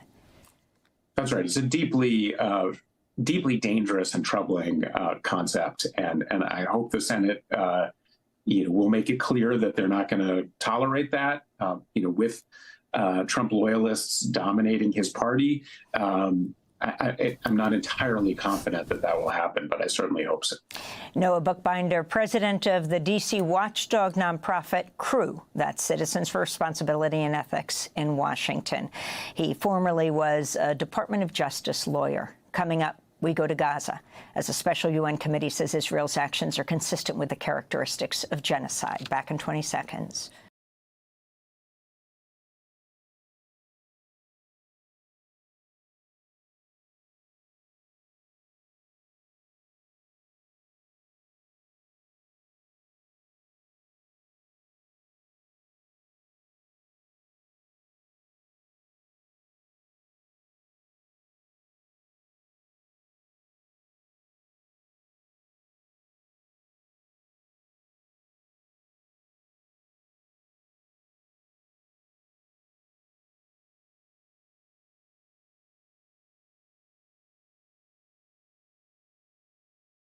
passed away November 9th at the age of 98. This is Democracy Now!, democracynow.org. The War and Peace Report. I'm Amy Goodman. We turn to Israel's war on Gaza. A special UN committee reported today Israel's action in Gaza are consistent with the characteristics of genocide, unquote. Another report by Human Rights Watch finds Israel's committed war crimes and crimes against humanity through its mass forced displacement of Gaza's civilians. This comes as the Biden administration's decided to continue arming Israel, even though aid groups say Israel's failed to meet a U.S.-imposed 30-day deadline to increase the flow of food and humanitarian aid into Gaza. We go now to Deir al-Balah in Gaza, where we're joined by Arwa Damon, founder of Anara, a nonprofit currently providing medical and mental health care to children in Gaza. Previously spent 18 years at CNN, including time as a senior international correspondent. Thanks so much for being with us, Arwa. This is your fourth trip back to Gaza since October 7th, 2023. Tell us what you see there.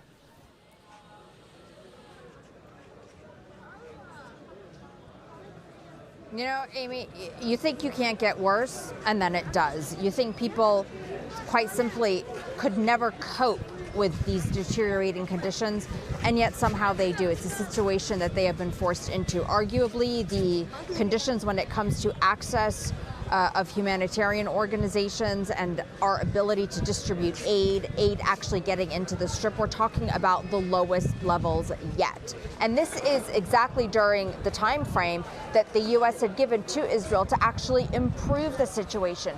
We've seen it getting significantly worse. We're not just talking about a shortage in things like flour, food, water, fresh vegetables, hygiene kits. We're also talking about shortages in what's available on the commercial market. So even if you somehow had money to be able to go buy what you need, it quite simply isn't here. These hospitals that we keep talking about as being partially functioning, what does that actually mean? It means that if you show up bleeding, someone inside is going to try to stop the bleed. But do they actually have what they need to save your life? No. I was inside visiting some kids here at Aqsa earlier today and over the weekend. There's a little 2-year-old boy here whose brain you can see pulsing through his skin. His skull bone was removed. This little boy was not stabilizing properly because the ICU was missing a pediatric-sized tracheostomy tube. Now, luckily, we were able to, source some of them, and he has now stabilized, and he is off the ventilator. But this really gives you an idea of just how serious the situation here is. People are gathering to demonstrate for things like flour, for bread, for whatever it is that you can imagine. Winter is coming. The rains are coming. This means flooding is coming. And on top of just, water flooding, we're also anticipating that the sewage sites are going to be flooding as well. Aid organizations need to be able to have the capacity and the ability to, shift those sites to areas where they're not going to pose even more of a health hazard to the community. So, I mean, it's a complete and total nightmare. It's beyond being a nightmare. If you can talk about this latest report, the special UN committee says Israel's action in Gaza are consistent with the characteristics of genocide, coming at the same time as a Human Rights Watch report, and UNRWA talks about famine being imminent in northern Gaza.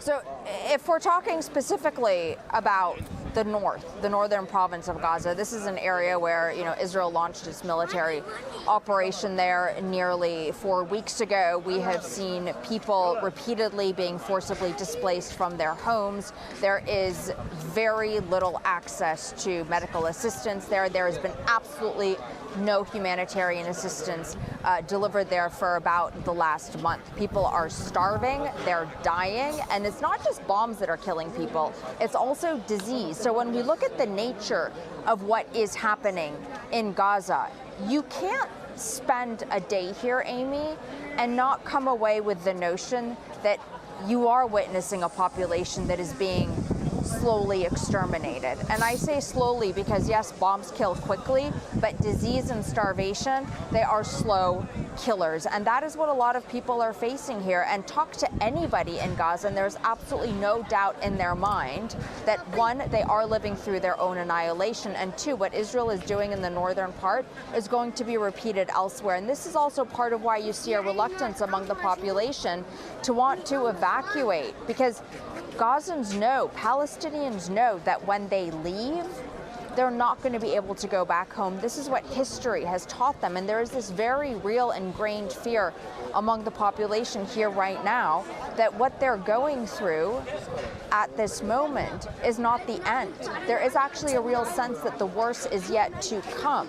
And they feel completely and totally abandoned by the international community, by global leaders, not to mention the United States. And everyone is convinced that right now Israel is going to have even more free reign to do whatever it is that it wants here. When you talk to people about what it is that they're going through, they do feel as if every single aspect of trying to survive here has been carefully orchestrated by Israel so that it is able to sort of meet America's bare minimum of standards, to allow America sufficient cover to say, oh no, there's improvement that's happening, and yet actually at the core of it is just another way to continue to kill the population. And as you talk about the United States, which has given tens of billions of dollars in military aid to Israel. They did recently set a 30-day deadline to increase the flow of food and humanitarian aid into Gaza. But the U.S. has decided to keep arming Israel despite this, and despite the number of officials in the State Department and other parts of the U.S. government who have quit over this.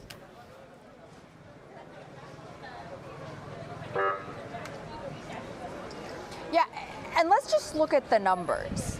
Let's just look at what happened when the U.S. started the clock for that 30-day deadline to improve humanitarian assistance. We saw very shortly afterwards the number of trucks accessing Gaza dip significantly, down to 30 a day, keeping in mind that one of the key demands that the U.S. had was that aid be increased to at least 350 trucks. So we saw this, decrease consistent of roughly 30 trucks a day for most of the month of October. Now in November, that number did go up to around 60, 70, but we're still talking about, falling extraordinarily short, providing, barely 20% of what it is that the population here needs. We saw less access to these besieged areas in the north where people are effectively trapped or having to basically risk their lives. We've had numerous instances where aid has been delivered to the Kamar Redwan hospital in the north, for example, where shortly after medical evacuation teams have arrived there, there have been strikes. You have this very ingrained fear that exists among people right now, especially in the north, where some of them are saying, don't deliver anything because right after you're delivering, strikes are happening. And just to illustrate how it is that we try to move, so if we're moving from, south to north, for example, or even if we're moving within the northern areas, those movement requests have to be approved by Israel. And aid organizations are increasingly wary of moving around with what we call soft-skin cars, which is basically your normal vehicle that we used to move around in, because of the increasing frequency of instances at Israeli checkpoints where aid convoys have been shot at by IDF troops after receiving the green light, the okay to cross through, which means that for a lot of aid organizations, movement is limited to those who have access to armored vehicles that are more secure.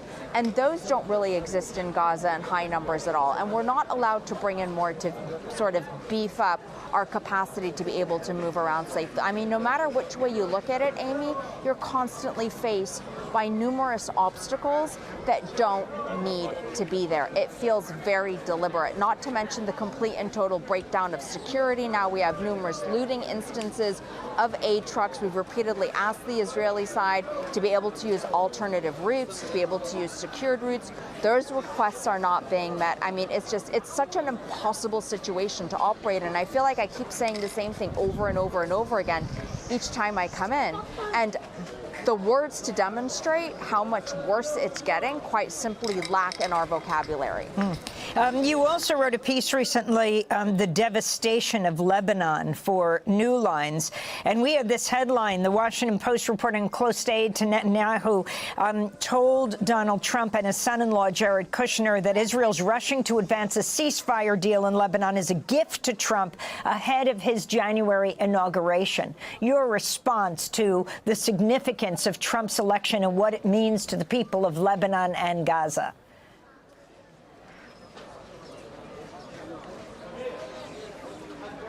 You know, first of all, anyone who lives in the Middle East and anyone who's kind of been focusing on the Middle East knows very well that it really doesn't matter who's in the White House, whether it's Republican or Democrat. That really is not going to change significantly U.S. policy towards this region. But the thing that we've been hearing, specifically when it comes to the re-election of Donald Trump, is at least he's not lying to us.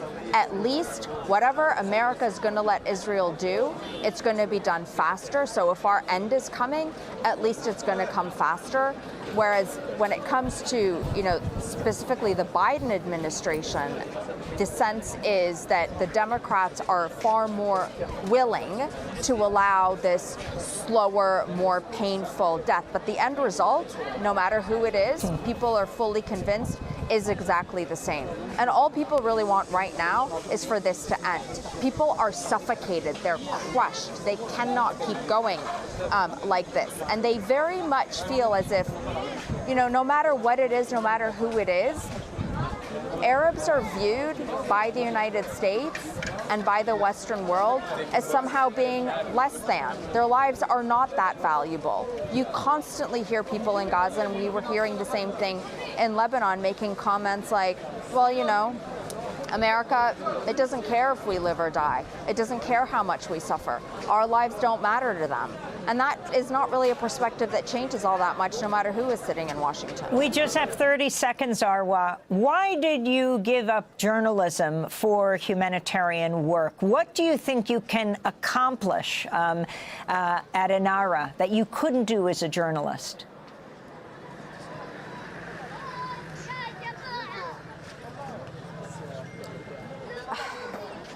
There's a certain sort of privilege of being able to spend extensive periods of time with people and really get to know who they are. And I feel as if, moving around in the humanitarian sphere, I'm getting a different understanding of sort of people's emotional journeys, what it actually takes to be able to provide them with assistance.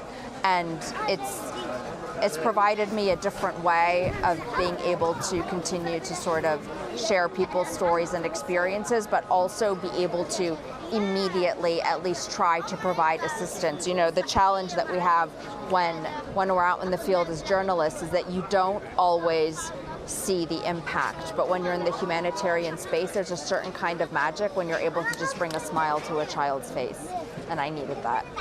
Arwa Damon, we thank you so much for being with us. Stay safe. Award-winning journalist, was with CNN for 18 years, but now has founded Inara, a nonprofit currently providing medical and mental health care to children in Gaza. Speaking to us from Deir al-Balah in Gaza, outside Al-Aqsa Hospital. This is Democracy Now!, democracynow.org. I'm Amy Goodman. A federal jury in Virginia has ordered the U.S. military contractor CACI to pay $42 million to 3 Iraqi men who were tortured at the notorious Abu Ghraib prison in Iraq. The landmark verdict came after 16 years of litigation, the first time a civilian contractor has been found legally responsible for the gruesome abuses at Abu Ghraib, which included murder, sexual assault, rape, the use of attack dogs, sleep deprivation, prolonged isolation, dietary manipulation, induced hypothermia, mock executions, and the humiliation of prisoners.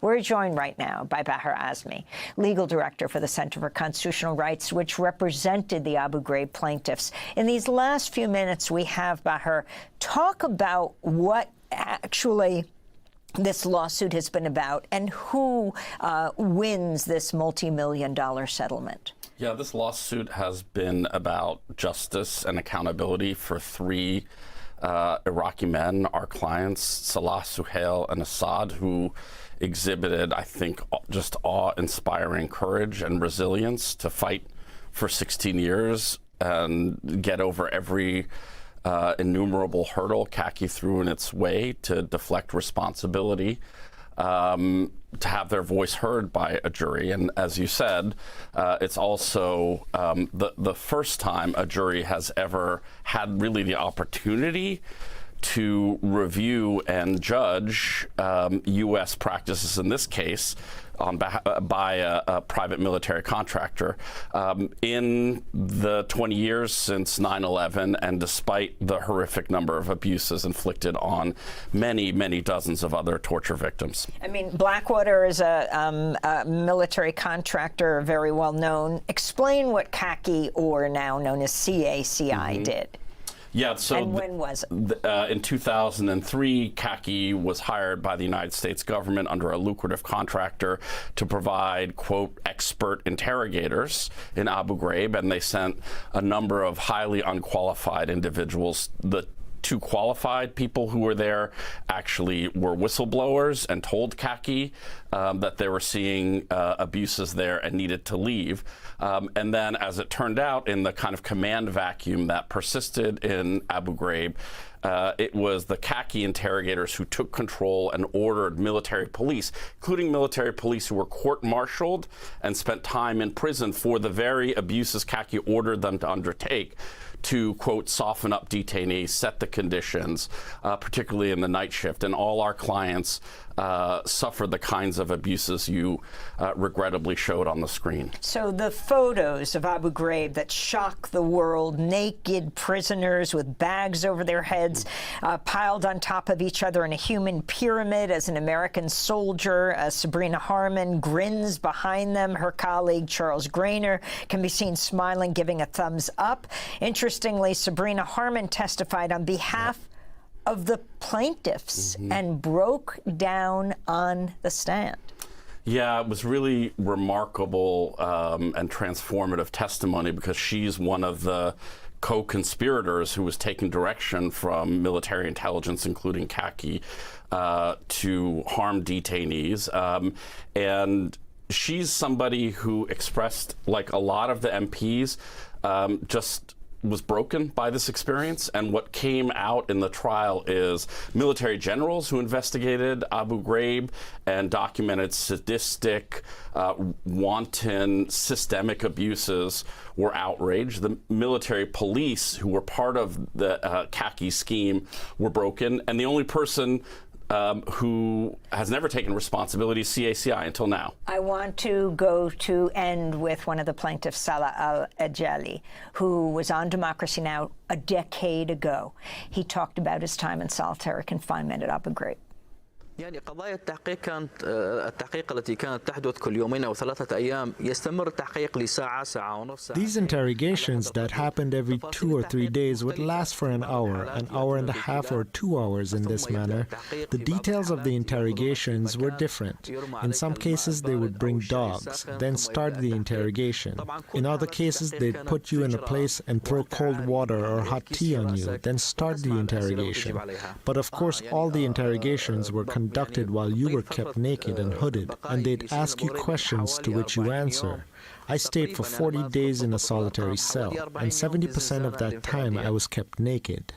That's Abu Ghraib prisoner Salah al-Ajali. He now lives in Sweden. He now lives in Sweden, yeah. And just to clarify, the jury awarded each of the plaintiffs $3 million in compensatory damages and $33 million in punitive damages, because they saw right through CACI's deflection and finally held them responsible for the egregious and reckless conduct the jury found they engaged in. So it is a small victory in the context of broader human rights efforts in the global war on terrorism that so many people have been involved in over the 20 years, but it's still significant. Bahar Azmi, thank you so much. I'm Amy Goodman. This is Democracy Now!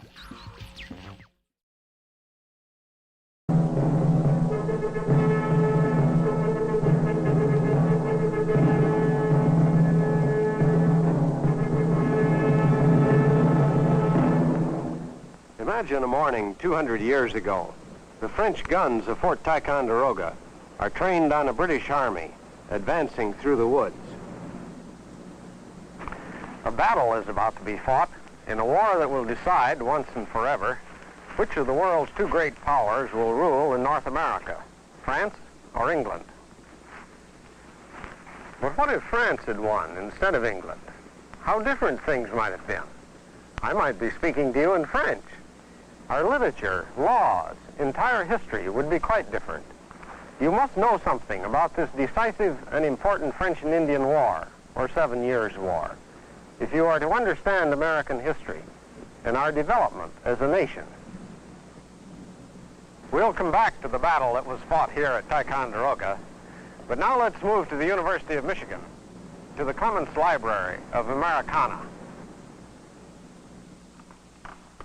Here at the library, we've collected thousands of old books, manuscripts, and maps, many of them written by persons who actually lived in colonial times, like this History of the French Dominions, or this one, an eyewitness account of the French and Indian War.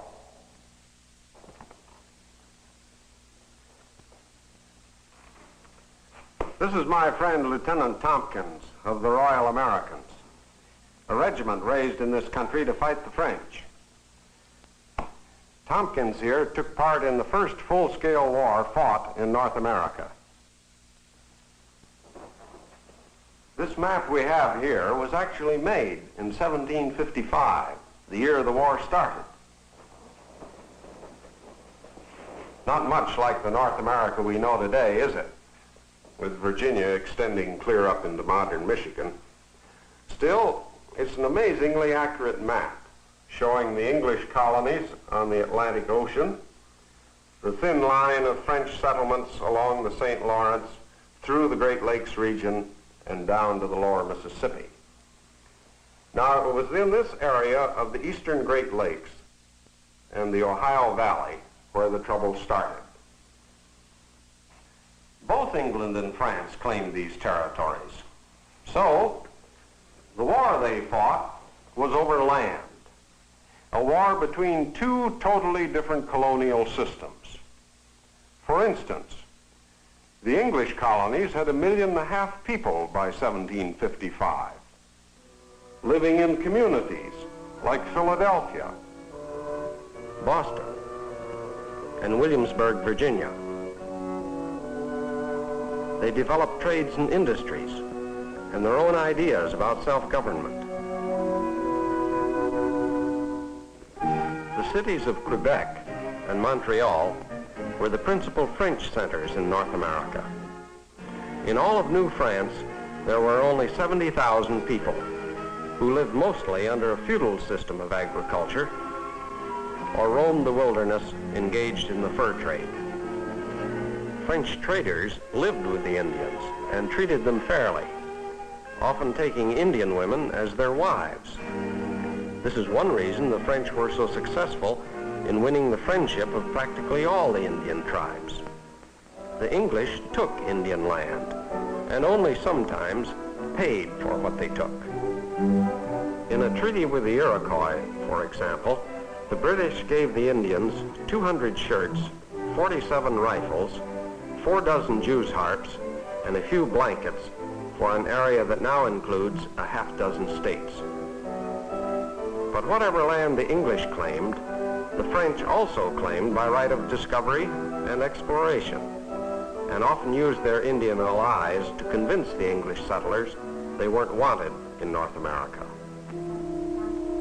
There was open warfare on the frontier from 1690 through the 1740s, as the French and the Indians tried to drive the English settlers out of New England and upper New York State.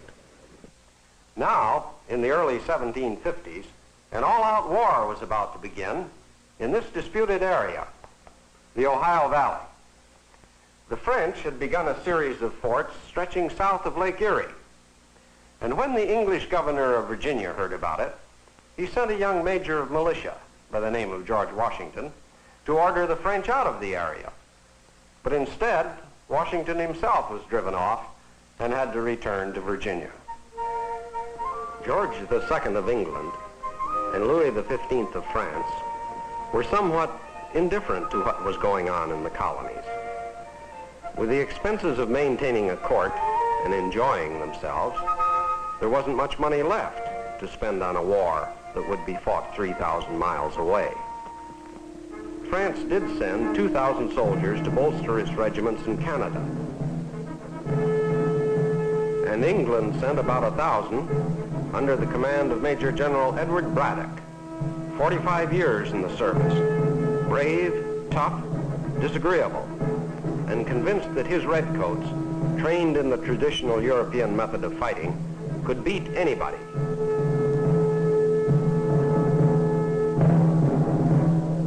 Braddock marched on Fort Duquesne at the head of the Ohio River, but discovered too late that the rules of European warfare were worthless in the backwoods of western Pennsylvania.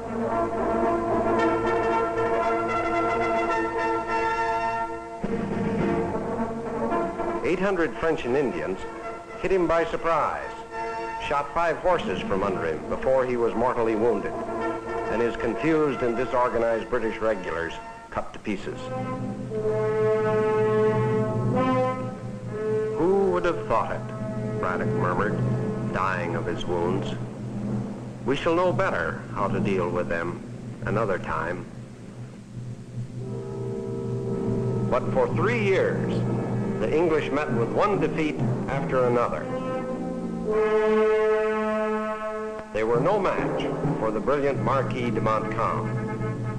Don't let the powdered wig fool you. Montcalm was a wound-scarred combat veteran who knew how to fight. His seasoned troops captured Fort Oswego on Lake Ontario, marched down across New York to Lake George, and took Fort William Henry. But after the battle, Montcalm was unable to stop his Indian allies from scalping and carrying off hundreds of English prisoners. "Humanity groans," a French officer wrote, "at being forced to use such monsters." The English general, Abercrombie, said, "We'll make them pay." He sailed up Lake Champlain with 15,000 men to attack Montcalm at Fort Ticonderoga. Abercrombie threw his Highlanders and his Grenadiers at the French positions, pushed them headlong into the withering fire of the French, and didn't know enough to retreat until there were 2,000 dead British soldiers on the field.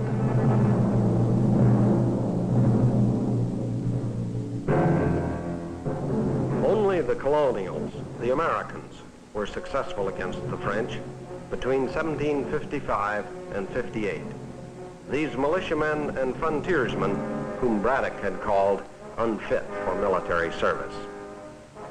Under such leaders as Sir William Johnson, Ephraim Williams, killed in action against the French, and Robert Rogers, organizer of the famous Rangers, they fought the Indians on even terms and stopped the French cold at the Battle of Lake George. By this time, the French and English were fighting in Europe and in colonial possessions as far away as India. The French and Indian War was now just one aspect of a much larger conflict called the 7 Years' War. Prussia sided with England, Russia and Austria with France. Now this is important to remember, because when England saw that Frederick the Great of Prussia and his tough, well-trained army could hold off France and her allies, England was able to move more of her troops from Europe to North America. Now at this time, a very remarkable man by the name of William Pitt became England's Secretary of State in charge of war.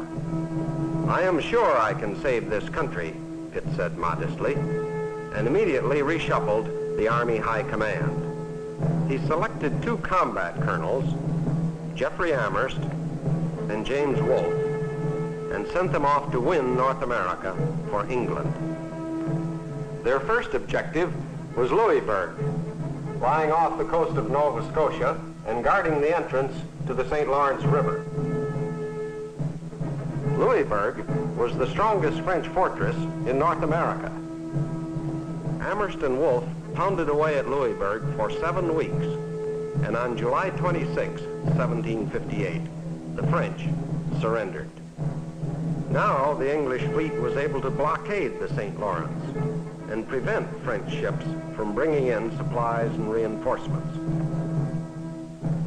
The English were on the offensive at last.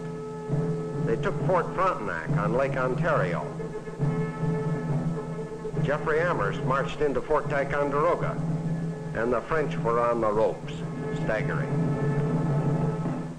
So now, Pitt thought, hit the French where it would hurt the most, and without batting an eye, decided to take Quebec, the very heart of New France.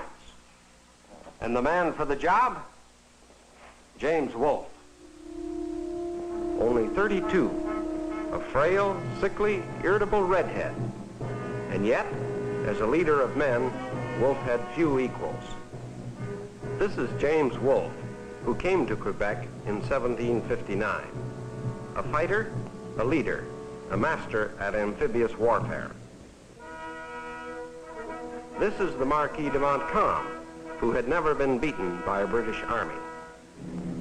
From the river, Wolfe's fleet bombarded Quebec all summer long, with little let-up. Wolfe landed over 4,000 British troops on the French side of the St. Lawrence. They scaled the heights to the Plains of Abraham, a short distance from the city, and were in battle formation almost before the French knew they had landed. Montcalm rallied his troops and led them out to meet the English. For both sides, it would be all or nothing now, victory or ruin. The English waited until the French approached within 40 paces of their lines, and then, with one deafening crash, the most perfect volley ever fired on a battlefield burst forth as from a single monstrous weapon.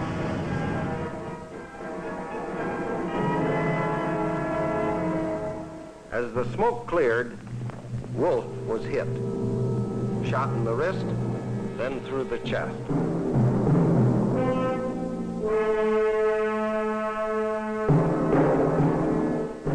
In the French camp, Montcalm was also dying of wounds.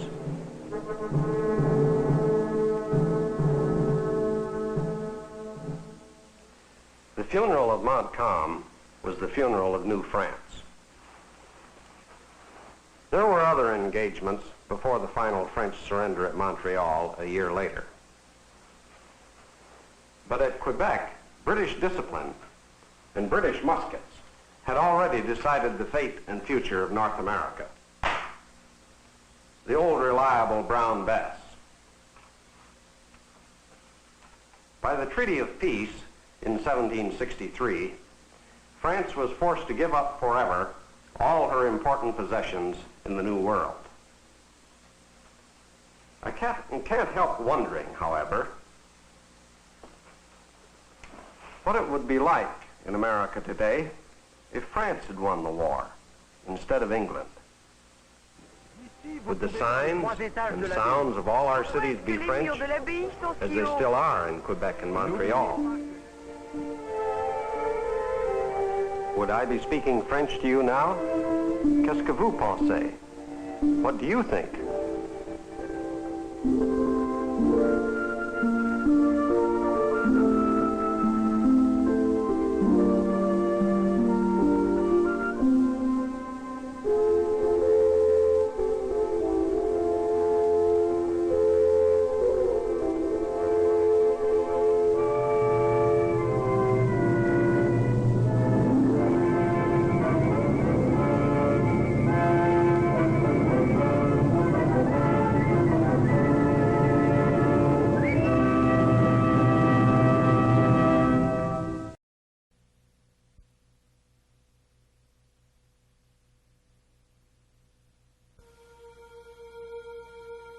I was 17 years old. I was married. And 10 months after I was married, I had a baby girl. She was very ill, very jaundiced, and the doctor told me, the OBGYN who had delivered her, told me that if I ever had another child, I would die. 3 months later, I was pregnant again. And I was absolutely terrified. So I went back to him and I said, "Am I pregnant?" And he said, "Yes." And he said, "I told you not to get pregnant." And I said, "But you didn't tell me how not to." I thought we were pretty close. I mean, we had talked about getting married, we had talked about babies, we had talked about what we would name a child. And when I got pregnant and said, "I'm pregnant," everything changed. It was like, well, whose is it? And that was such a shock to me that the relationship ended. And there was this whole kind of thing, we had to keep it an absolute secret, and it was a humiliating, strange kind of experience. And so I decided I should have an abortion. I didn't know what it would be. I didn't really understand the implications in the fact that it was illegal. So I said, well, it was just like it would make this problem go away.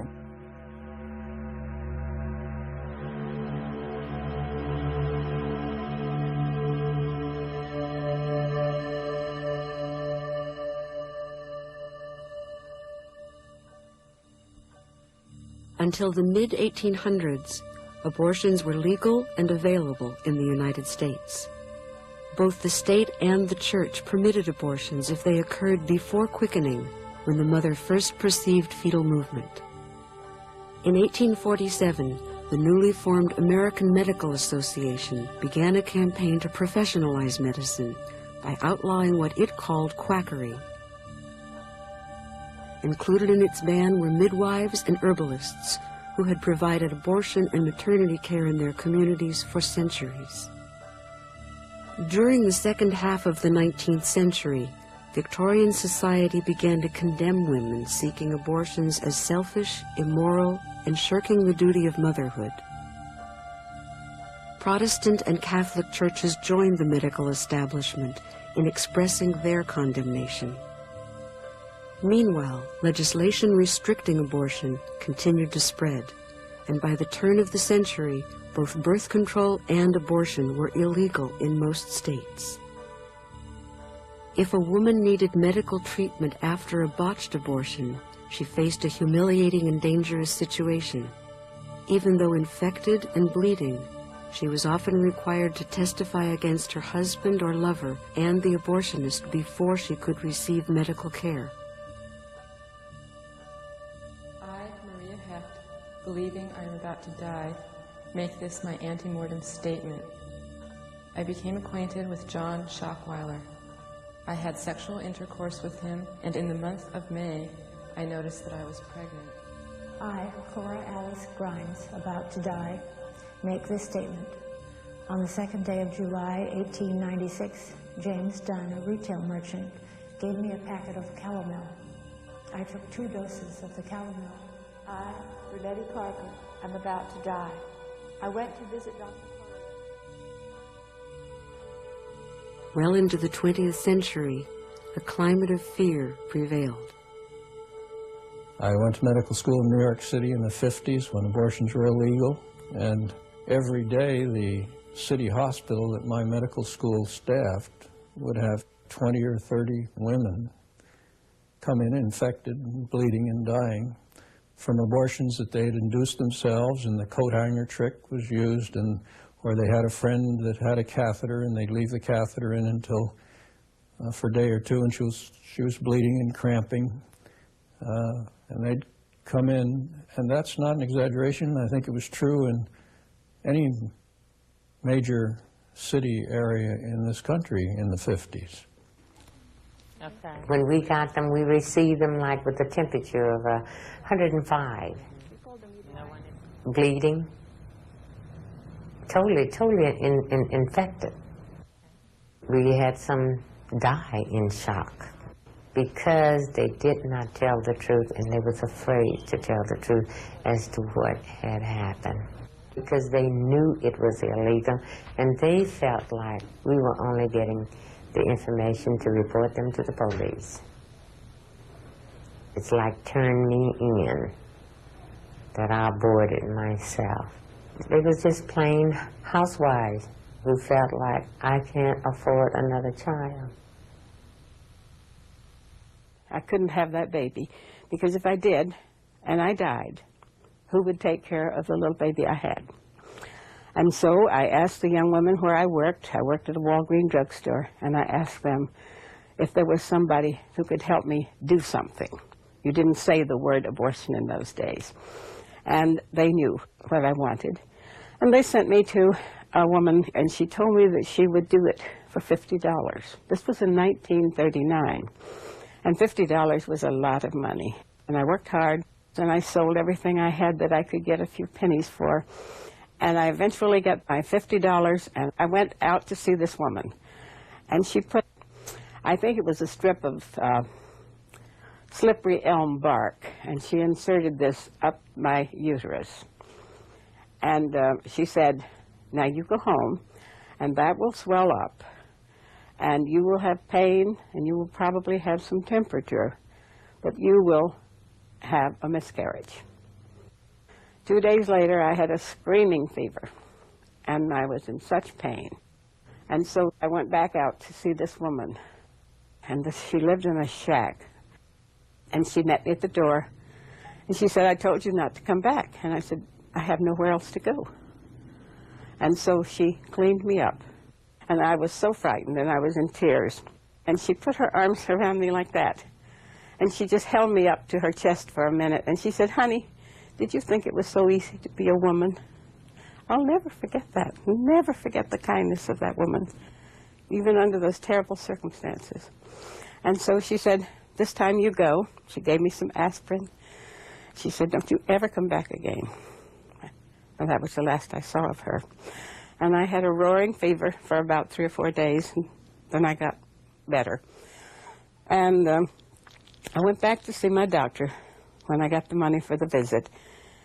And I told him, I said I had something done. And he said, well, I figured a smart kid like you would figure a way out of it. And I looked at him then, and I thought, how could he? How could he? This was a man trained and licensed, and he turned me away. And I had to go out and find this woman to do this. And it was to save my very own life. The day came, and they took me to a motel several miles from Boise. It was a dirty motel, and I was alone with this woman, and I remember what she looked like really well. She was dirty too, and not friendly, really.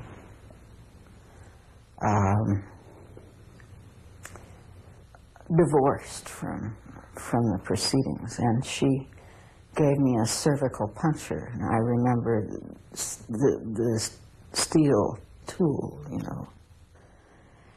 And then she told me to go, and that there would be blood, but it would be all right.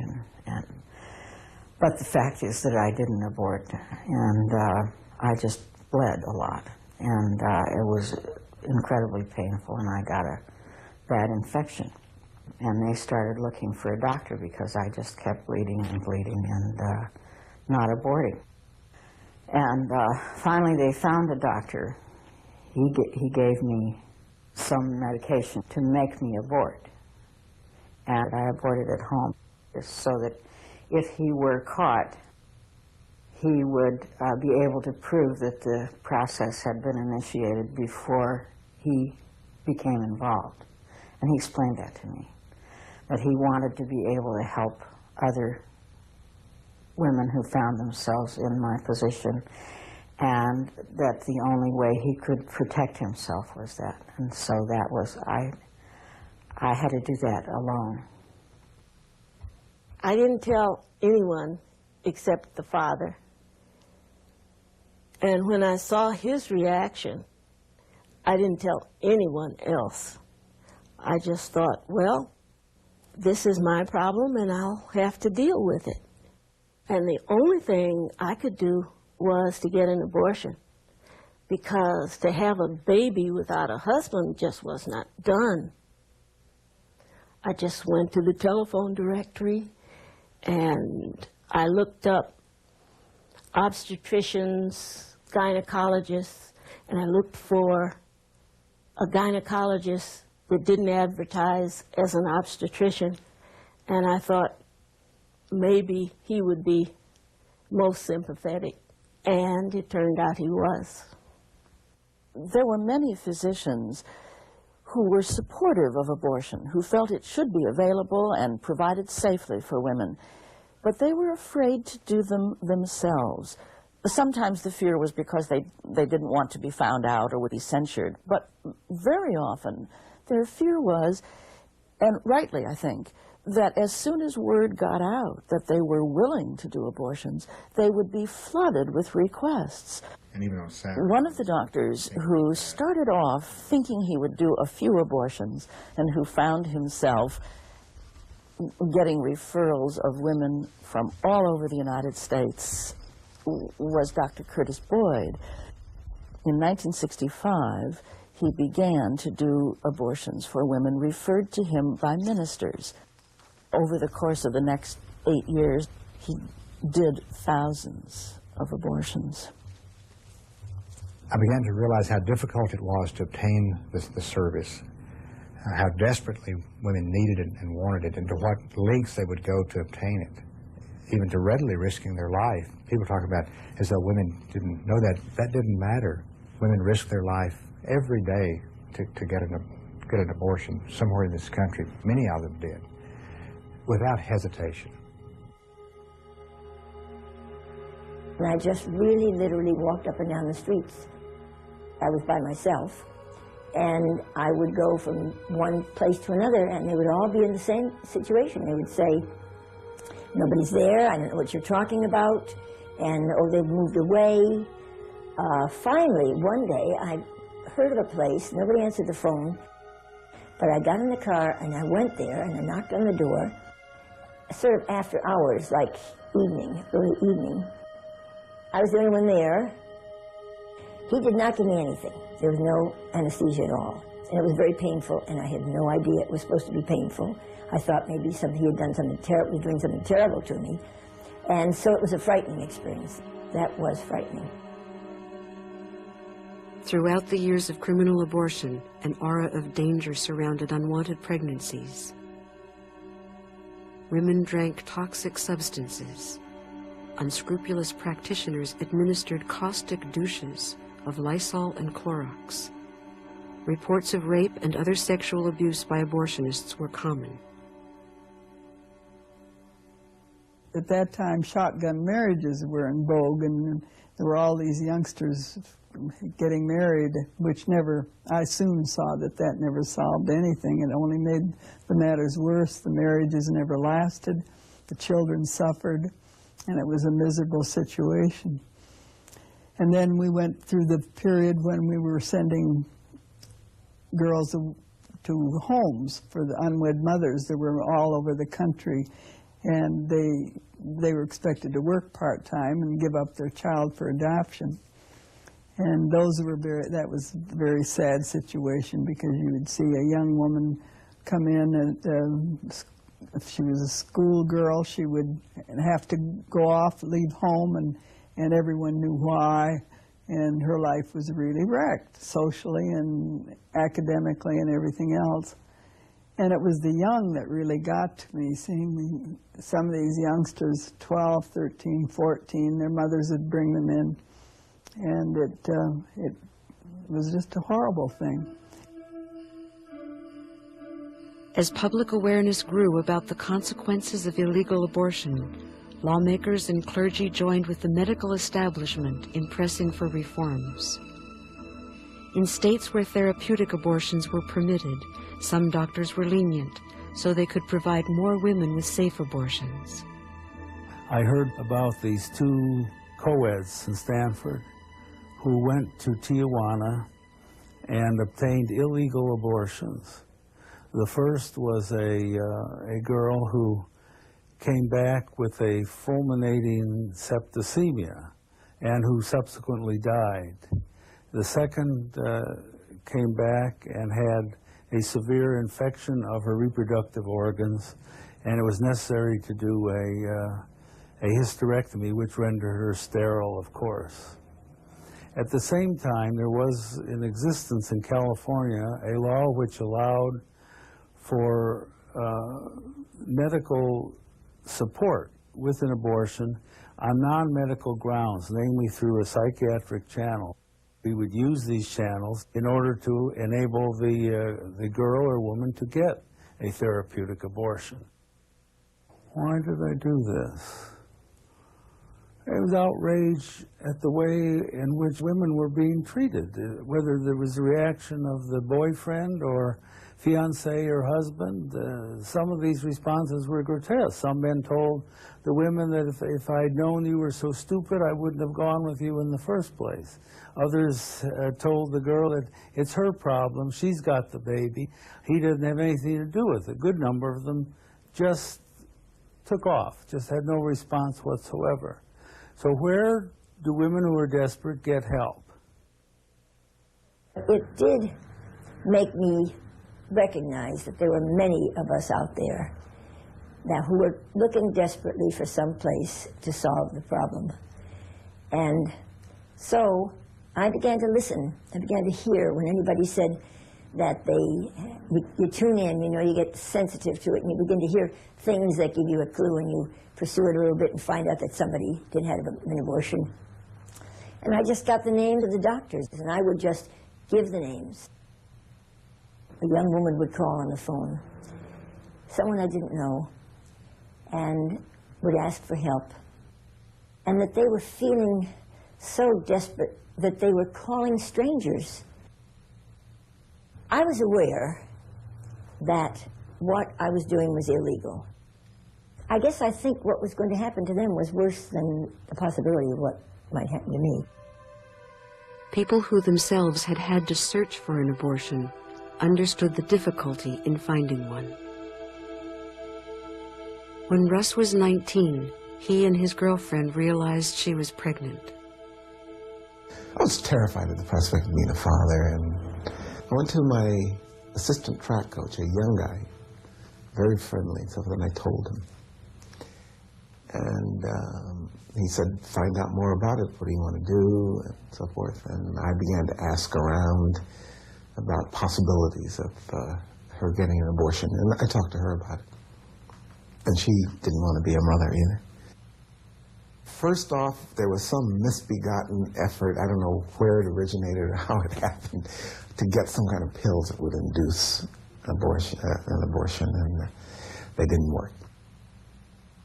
Finally, I get a name of someone actually in town, in Los Angeles, who's willing to do this and get a price. And my assistant coach gave me money. Years after his own experience, Russ had a chance to help someone else. I was approached by a senior professor, a woman, who had a student, freshman, and she was pregnant. Did I, by any chance, have any information on where she might get an abortion? Well, it's interesting. I didn't hesitate. I got a name of someone highly confident that this was a good clinic in Tijuana, and she got the abortion. Well, I saw her about 2 years ago, and she came up to me and she thanked me.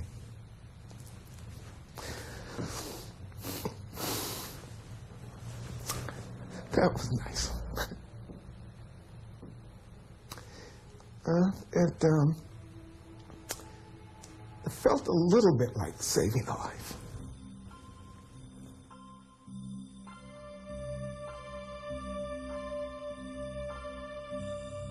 Lola Huth was the lead dancer of the Jose Limon Dance Company. She was married and the mother of a baby girl when she died from a self-induced abortion. At the time of my sister's death, I was told she died in childbirth, but that didn't make any sense. Then I was told it was a miscarriage, that she bled to death. The story came to me in bits and pieces over many years. Even though she was using an IUD for birth control, Lola became pregnant. A doctor told her that the IUD would probably cause the baby to be deformed, but that removing it might cause a miscarriage. Lola weighed the risks carefully and decided to have the IUD removed. She went back for the scheduled appointment, and he said, "I'm sorry, I have consulted with colleagues, and I cannot do anything that could implicate me in an illegal act. Right now, the whole abortion issue is very, very hot and very controversial, and I just can't implicate myself." And she said, "Well, then I'm inclined to believe I will do it myself." And he said, "All right, well, I'll tell you what to do. I'll tell you how to do it. And when you're in the process of miscarriage, you can call me, you can go to the hospital, and then I'll be able to help you without jeopardizing my own position." So that was her plan. When removing the IUD didn't cause a miscarriage, Lola became desperate. She sought a way to end the pregnancy herself. She purchased a couple of tubes, plastic tubes. And what she was told to do was insert these tubes into the cervix and blow air into the cervix, and that would cause her to abort. So she filed a sharp point and had punctured a vein and got air into her bloodstream. When we realized I was pregnant again, I told my mother. She asked me if I wanted another abortion, and I said no. I couldn't stand the idea of doing that again. Rosalie had been raped by an older man. She was afraid that another illegal abortion would lead to the same medical complications as before, so she decided to go to a home for unwed mothers and then give the baby up for adoption.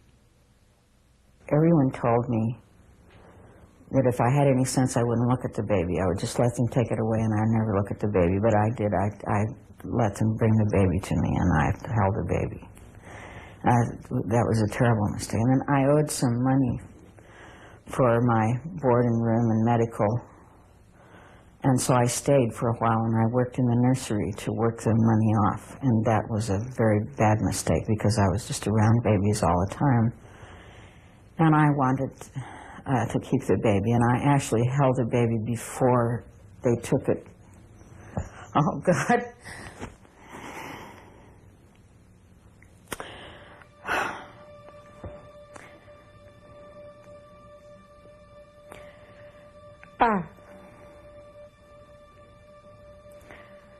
And anybody who would think that would be a great way to solve the problem is just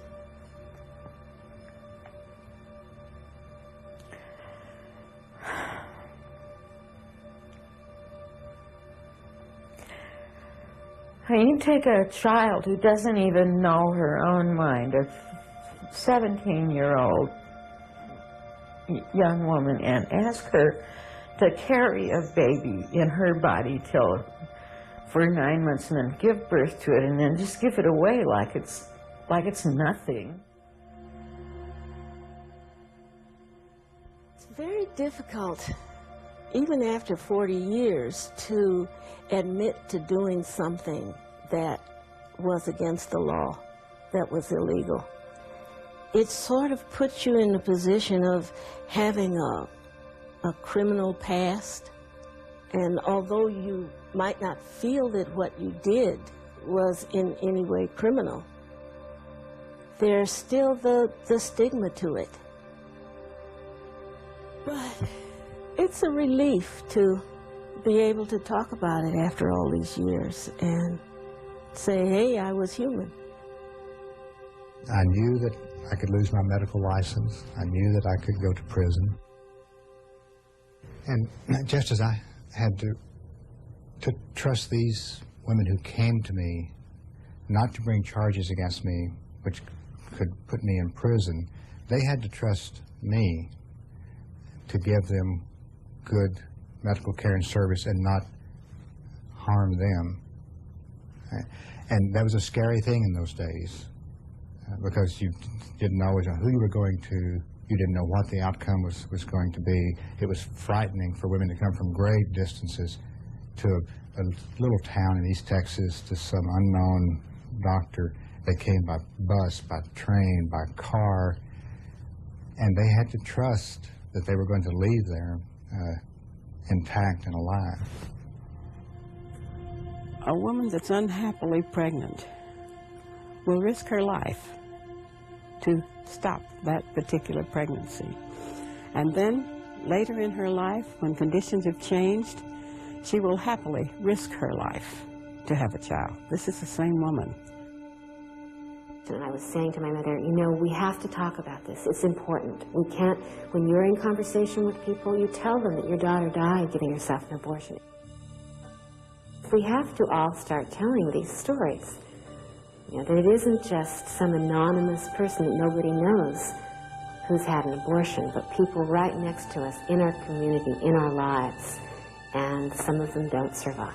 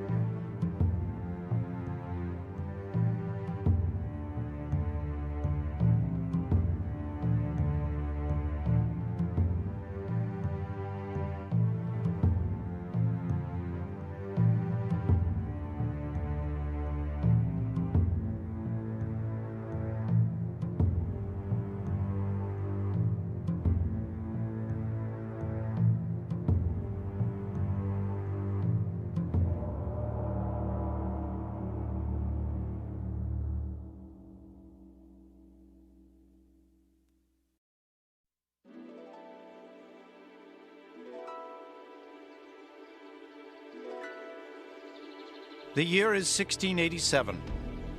The people of Athens are under siege.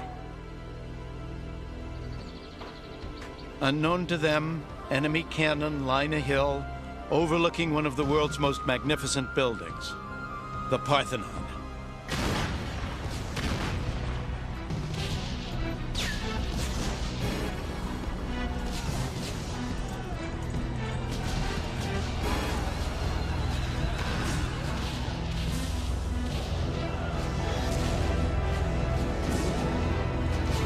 Tragically, the Parthenon had been used to store, of all things, gunpowder.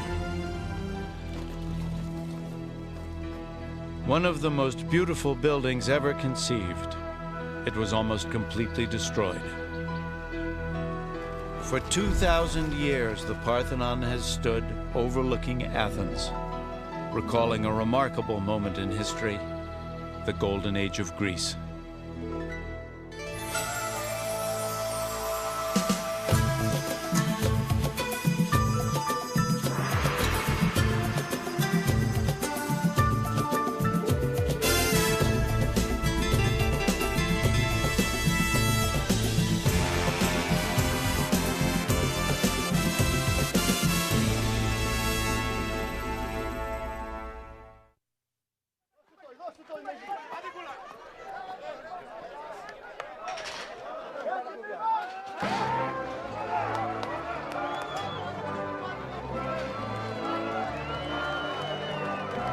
The city-states of ancient Greece were all highly competitive, but there was one state that expected to win and usually did.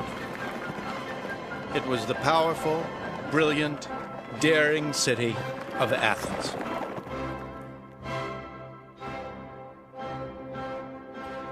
During the 5th century BC, Athens grew more powerful as many city-states and islands turned to her for protection from their mutual enemy, the Persians. And so the Athenian Empire was born. The Acropolis in Athens represents a pinnacle of achievement in the history of Western civilizations, an extraordinary outpouring of creative excellence that derives from one century, the 5th century before Christ. These magnificent buildings symbolize the collective inspiration of a people with a passion for perfection.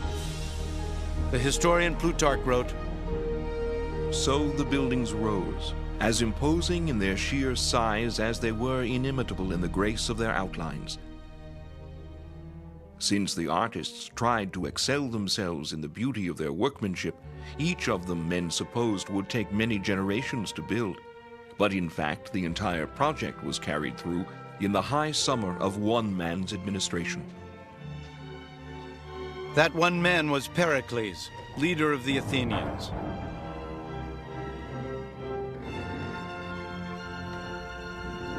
Pericles built the Parthenon to house and honor the deity to whom the city was dedicated, the goddess Athena. In her hand was a 6-foot statue of victory. Adorned in gold and ivory, Athena soared 39 feet high. Pericles came to power in 461 BC. Athens flourished as few cities ever have. Pericles paid for the magnificence of all of Athens out of taxes collected from other city-states in return for protection. Ours is no workaday city. No other provides so many recreations of the spirit. Our love of what is beautiful does not make us soft. We regard wealth as something to be properly used rather than as something to boast about. To me, it's wonderful that in the age of Pericles, they would take what was a huge amount of their gross national product and pour it into buildings, into a great Parthenon, into architecture that has influenced the history of architecture in the West for centuries beyond. What the Acropolis and the Parthenon were saying to the world was that we are Athens, we are the top, we have this goddess whom we revere, who looks after us under all circumstances, and for whom we are going to build the most magnificent enclosure we can imagine. And it was a mark both of respect to the goddess and a way of showing the other Greeks that in this constant struggle, this constant competition, Athens was the best.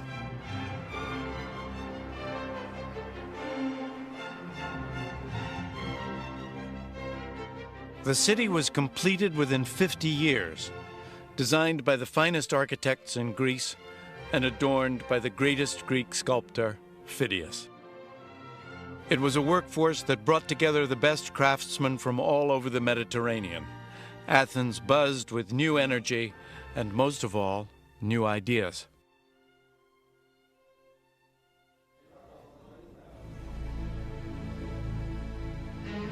Evening parties were occasions not to just watch pretty girls dance or to get drunk, but to talk. The star guest would be the brilliant philosopher Socrates. Usually all male affairs, there was one interesting exception. Foreign women seized in war often became captive entertainers. One particularly clever and beautiful courtesan was Aspasia. Pericles fell deeply in love with her and shocked everyone by marrying her. Even Socrates was said to love her company. It must have been mind-blowing to be part of that atmosphere of the 5th century in Greece. So much was being invented that we have inherited. We think now in terms of Greek words, philosophy and rhetoric and politics and geography and biology. All of these things were just being discovered and discussed. Everyone was questioning. These were the first people to calculate the position of the Earth, Moon, and stars, and the first to conceive of the atom. The classic age of Greece produced some of the world's greatest and most original minds. The philosophers Socrates, Plato, and Aristotle, the mathematician Pythagoras, the poet Pindar, the playwrights Aeschylus, Sophocles, and Aristophanes, the historian Herodotus, and the father of medicine, Hippocrates.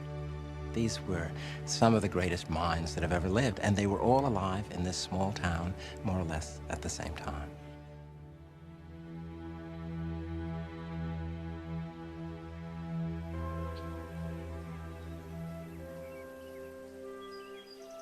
In Athens, Pericles presided over the world's first democracy. Although only the 30,000 male citizens had the vote, all officers of the city were elected, and their deliberations were held in public. It was an idea that outlived the kings and tyrants of succeeding centuries to emerge again in the democracies of the modern world. Our founding fathers knew Latin and Greek. They read the authors. They understood the classical tradition of a rule of law against tyranny.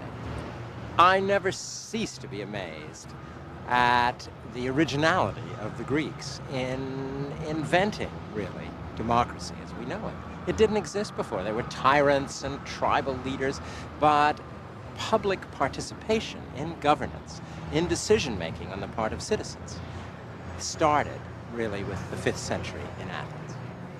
Particularly under this extraordinary leader, Pericles, there was an opportunity for citizens to participate. It wasn't we, they. Everyone had to do it.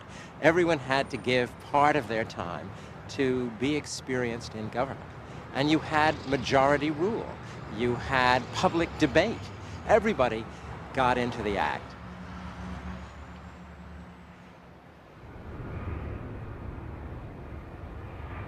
Athenian success in art and diplomacy, in sports and in government, was motivated by their desire for excellence. Ultimately, it was a spiritual commitment, this passion for perfection. Acropolis, it is not the house of a governor. It is not an administrative center, and it is not a shopping center as well. It was the temple of Athena, of a goddess. They wanted to serve, they wanted to create something above themselves, above their height. It wasn't like a modern church. It wasn't a place where you would go in and worship quietly. The sacrifices were performed outside, in part for hygienic reasons, after all. If you're slaughtering a bull, you don't want it on the floor of your temple, but also because the smoke had to rise to the gods. And in the meantime, since the divinity was thought to dwell in his or her home, you didn't want to get too close. You wanted to maintain a kind of deferential or respectful distance, lest inadvertently you might do something wrong and get somebody very powerful really angry at you, and that's always a bad idea.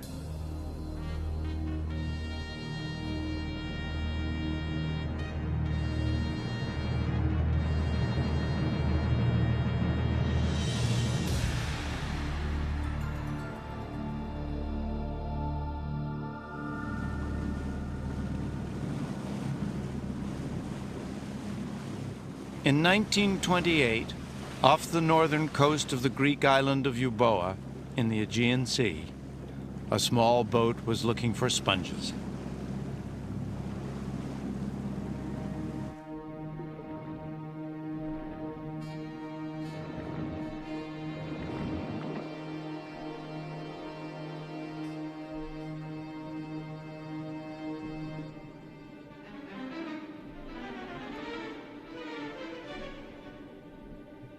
The diver saw a strange shape beneath the sand.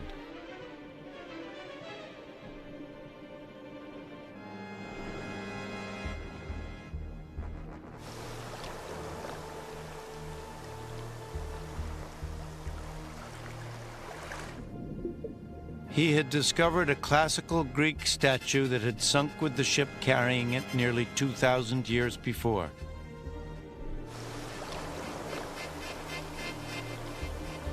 Many now believe this rare bronze was Poseidon, Greek god of the sea.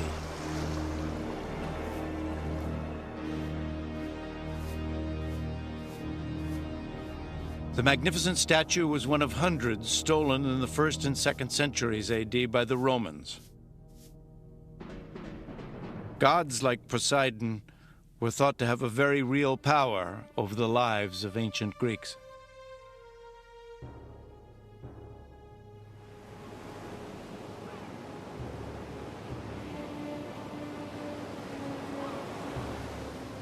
Overlooking the sea at Sunion, 37 miles south of Athens, is a temple built in honor of Poseidon, a god the Greeks were anxious to have on their side. Poseidon is nature. His domains are the depths of the earth and the sea. He creates storms. He helps the seamen or he sends them to their death. So he's an uncontrollable god. And you turn to him when you're scared. The Greeks were very good in building temples where you had a sense of otherness, a sense of such a great beauty that only the gods could live there.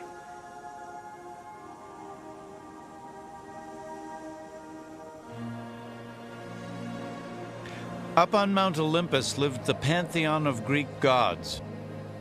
There were gods for everything: love, fertility, wisdom, anger, jealousy.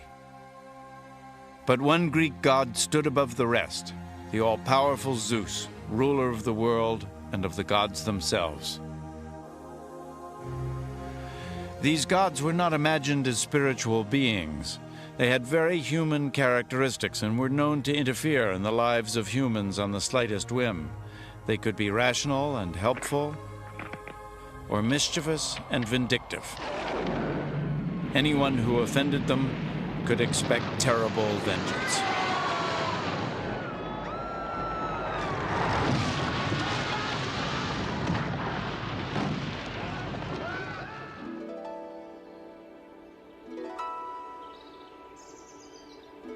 This is Delphi, the most important of all Greek sanctuaries to the gods.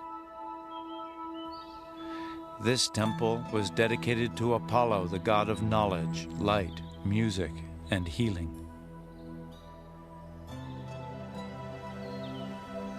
Greeks honored Apollo with plays, debates, poetry readings, and in this stadium near the top of the mountain, great sporting events.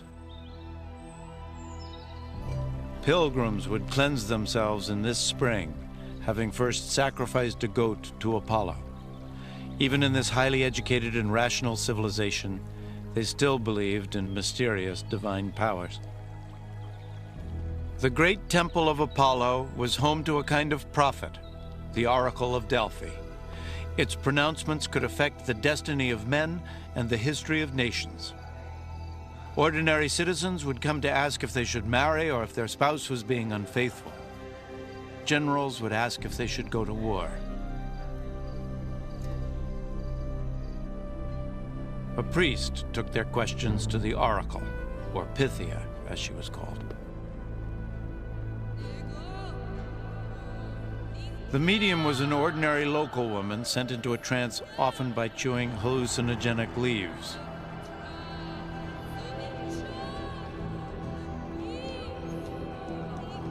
Her answers were always garbled messages that the priest would interpret more ambiguously still, leaving supplicants to choose the meaning that suited them best. At times, the answers were simply misunderstood. When Croesus, king of Lydia, asked if he should attack the Persian Empire, he was told, "If you go to war, you'll destroy a great kingdom." He went to war. The kingdom he destroyed was his own.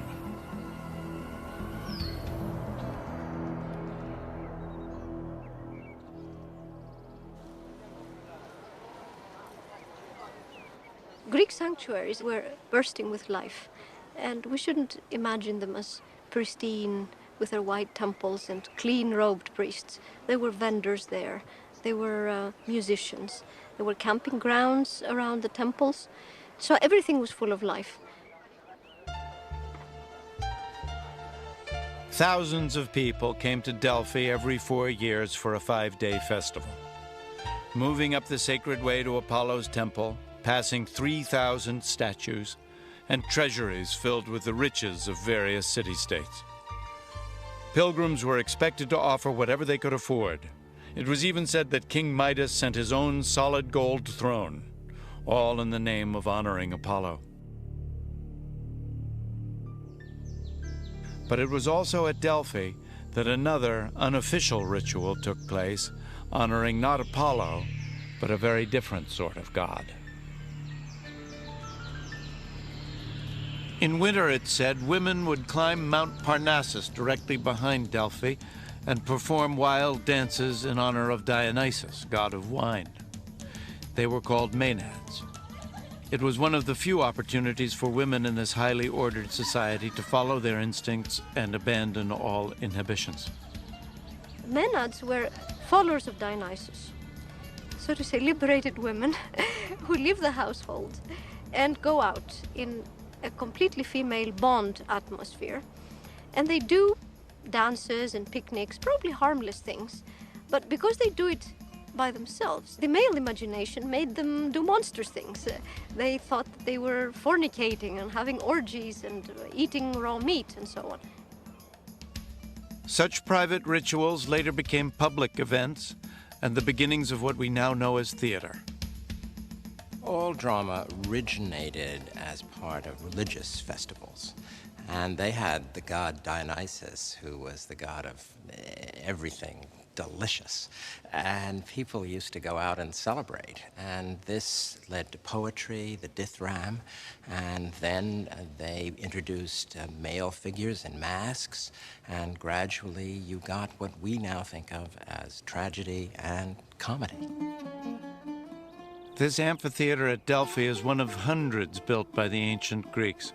Here, plays were produced that are still performed today. Many were about women. Elagabalus is a well-known Greek actress who has played most of the female roles in the classical plays. Most of the women were kept at home, but they were very powerful personalities. They were running the house and the lives of their husbands.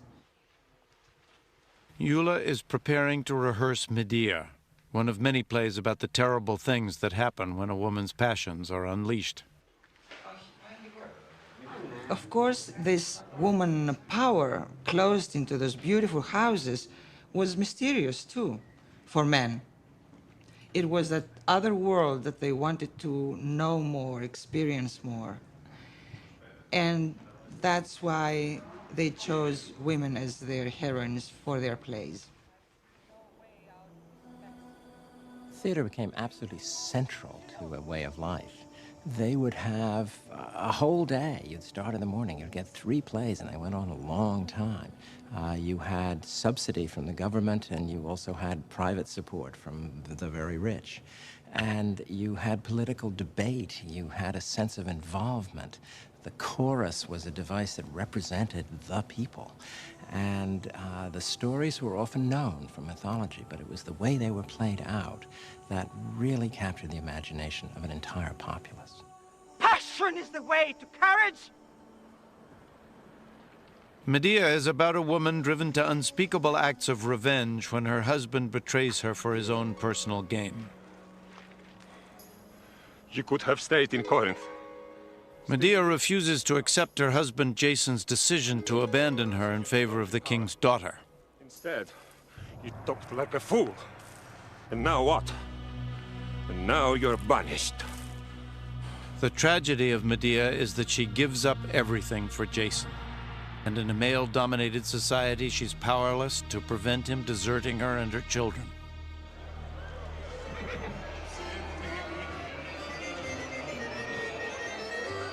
Traces of that tension between men and women can still be seen in Greece today.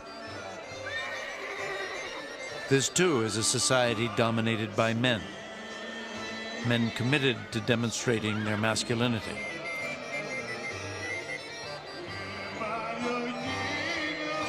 No women are performing in any roles in this summer festival, not even dancing.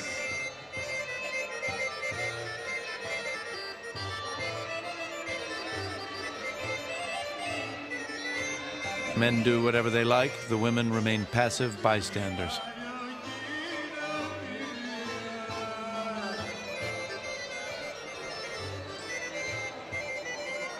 Athens has been described as a boys' club, and in some ways this is very, very true. Women, resident foreigners, slaves, were not fully enfranchised, and they were somehow lesser beings. It was the boys in the boys' club that ran the show, and they wanted to keep it that way. And to some long-suffering women, men still seem to be running the show.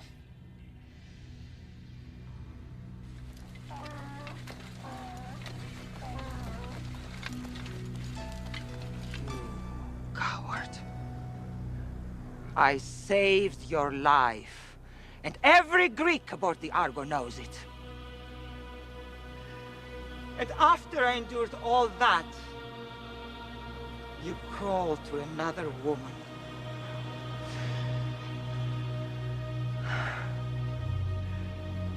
Jason, where am I to go?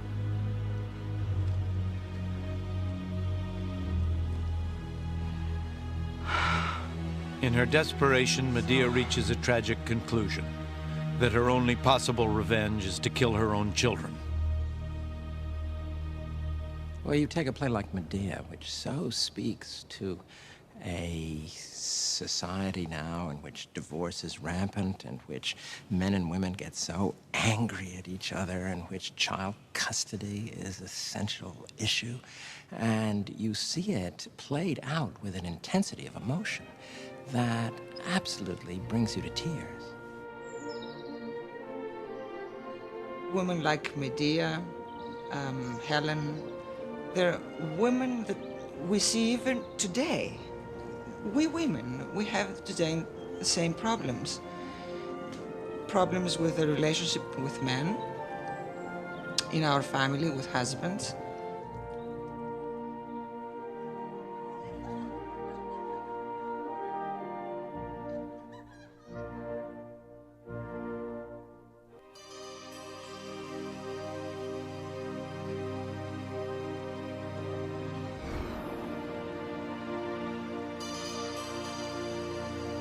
Each age has its own beauty. A youth that lies in the possession of a body able to endure all kinds of contests, whether of the race course or of bodily strength. While the young man himself is a pleasant delight to behold.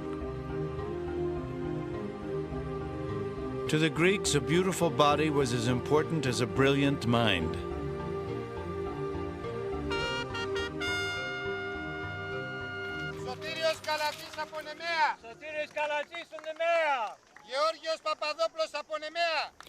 It was in this stadium where the Nemean Games were held, one of the 4 great religious and athletic festivals of ancient Greece. The original stadium held 20,000 spectators. The site was excavated by Professor Stephen Miller, who is restaging the games. I'm not going to do that, no? His heralds have to be coached and Anybody dressed. have a safety pin? In the original games, the officials would have been chosen from each city-state. I usually get a dinner, before this happens. Can I just you?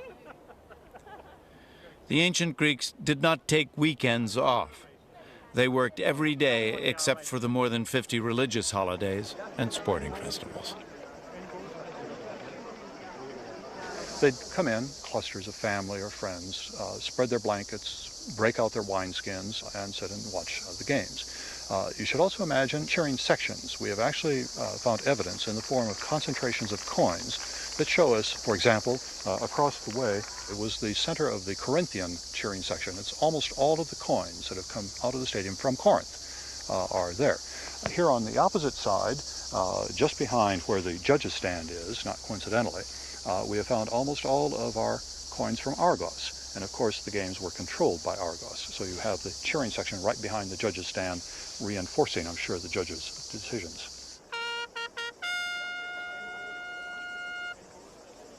At the stadium site, Miller made a remarkable discovery, a starting line with holes in it.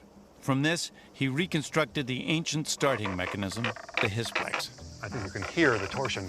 And what we have is a mechanism that, like the elbow when the arm is straight up, falls forward. And I think it's important to listen to the smack that it makes when it hits. Ropes were held in front of the athletes by posts that an official would drop, simultaneously releasing the competitors.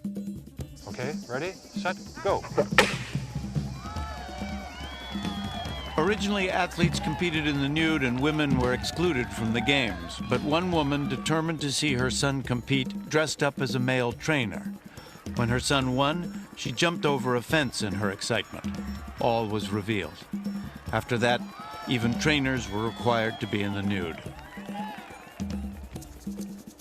Long jumpers carried weights that would thrust them forward and were jettisoned before landing. In this way, they could add up to a foot to each jump. Winners won no prizes other than laurel or wild celery wreaths. Back home, they'd be showered with flowers at lavish parades where they'd be drawn around town in the finest chariots. Often, they'd have a statue made in their likeness. If they were Athenian, they'd enjoy free dinners for the rest of their lives.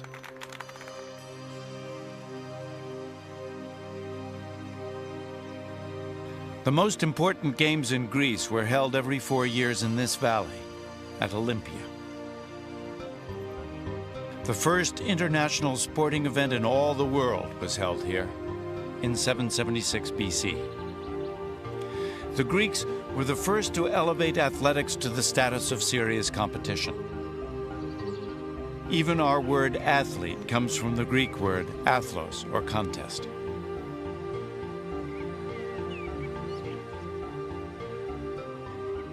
But the Olympic festival was first and foremost a religious occasion. As many as 100 oxen would be sacrificed here, on an altar in front of the temple of Zeus. Its interior was dominated by a gold-clad statue of the god. Before it, every Greek athlete had to pray before he competed. At the entrance to Olympia was the gymnasium where athletes trained, and the office of the organizing committee who decided on an athlete's moral suitability to compete. A hotel for VIPs was built around an elegant fountain. At the far end was a mini United Nations. States were required to cease all hostilities during the games and met here to work out their differences. Central to everything was the great temple of Zeus. You didn't go just for the athletics, you went for the religious festival, you went to sacrifice to Zeus, you went to talk to people you knew from Argos or Sparta or Athens or Thebes. Herodotus might come and read the latest chapter of his histories to see if it was going to sell. Pindar was waiting in the wings for an athlete to win so he could get a commission to write a poem. Myron the sculptor was here hoping to get a commission to do a sculpture of a victorious athlete.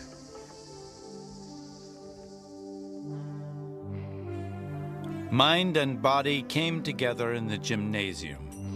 This was a place for conversation and learning as much as for exercise and wrestling.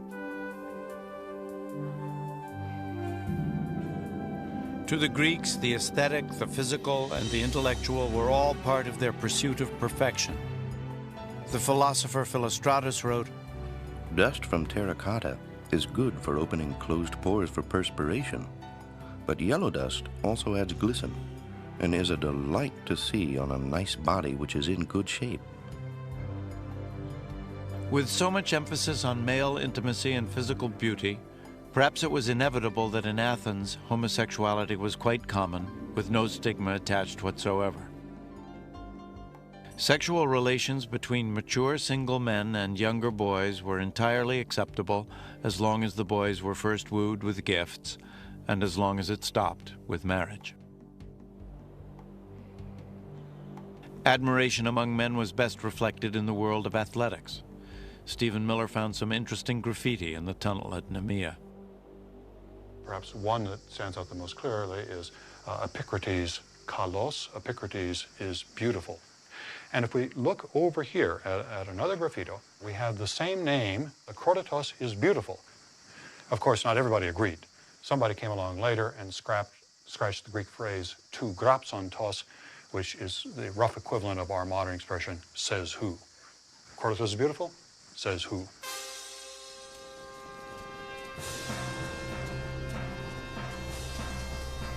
The Olympic torch still glows today, if not always with the same strong, clear flame that inspired those athletes 2,500 years ago.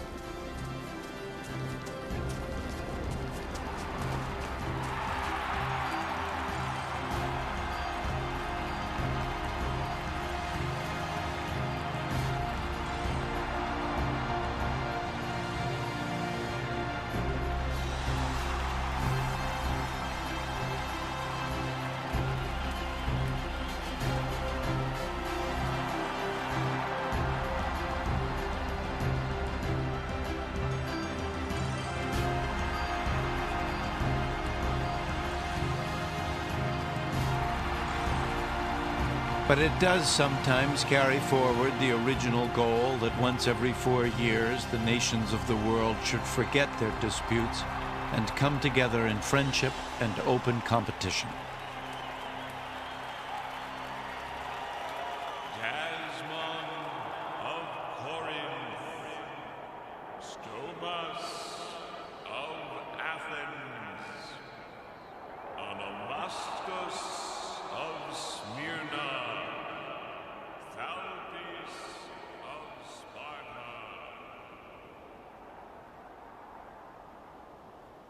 The Athenians tended to dominate in sports and just about everything else, but their winning streak couldn't last forever, and fate was preparing to deal some cruel blows to this society which had risen so high and achieved so much.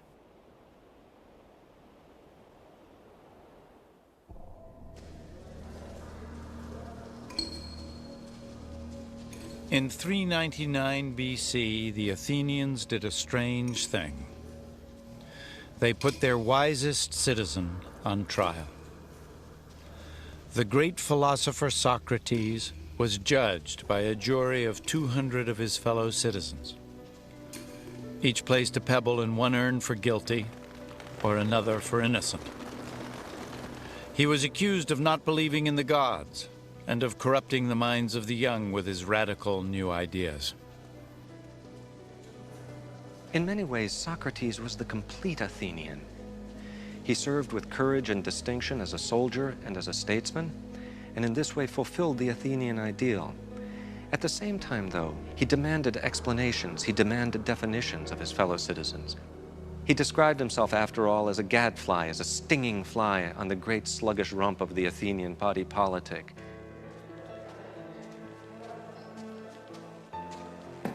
Socrates was found guilty. He was sentenced to death by poison.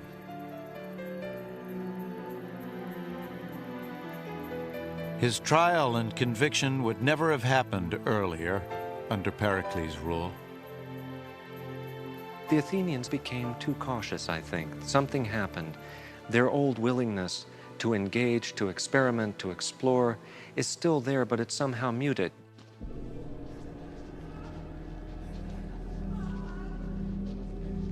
The change in Athens had its root in events decades earlier. In 430 BC, a terrible tragedy befell Athens. A plague that was said to have come from Ethiopia, then passed through Egypt and Persia before finally reaching Athens. It was a disease that killed almost everyone it touched, and it swept through the city. The historian Plutarch wrote, "There was no record of the disease being so virulent anywhere else as it was in Athens. People in perfect health suddenly began to have burning feelings in the head. Their eyes became red and inflamed. Some, too, went blind and suffered from total loss of memory." Pericles' own sister, and then to his horror, his son, caught the plague. And he was already burdened by a disastrous war with the Spartans. Pericles had brought the entire population of the Athenian countryside within the great walls of Athens, and sanitation, one can be sure, was primitive, and a disease like the plague spread like wildfire. As it did, its effects were no less devastating morally than physically. All the old laws, the things that the Athenians had relied on to hold their society together, were shredded.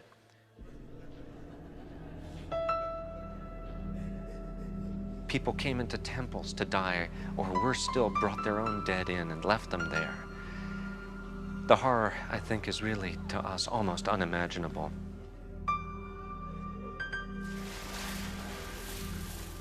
Inside, there was a feeling of burning. Many of the sick who were uncared for actually plunged into the water tanks in an effort to relieve the thirst. It was unquenchable.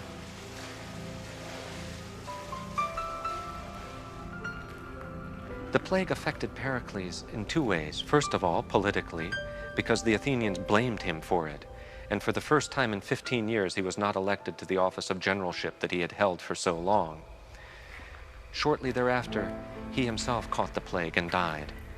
And with the death of Pericles, a certain style of leadership died as well.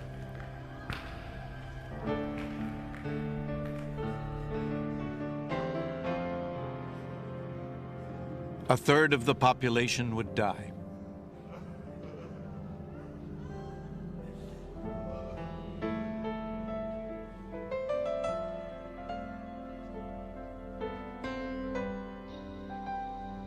Without Pericles' leadership, the Athenians were lost. They started to make reckless decisions.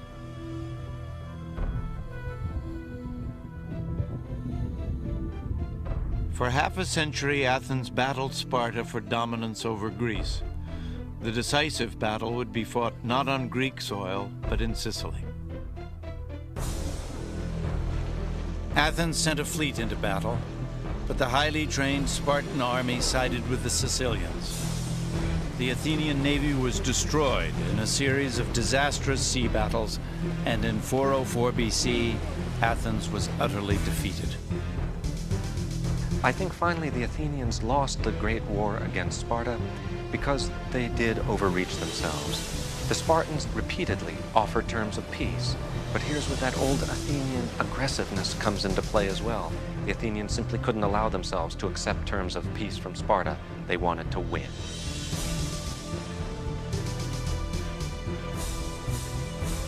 The defeat of the Athenians in Sicily left Sparta as the dominant power in Greece. Athens had everything going for it, but I think that it declined for many of the same reasons that made it great. That aggressiveness, that competitiveness, that need to be first and best, wore them out.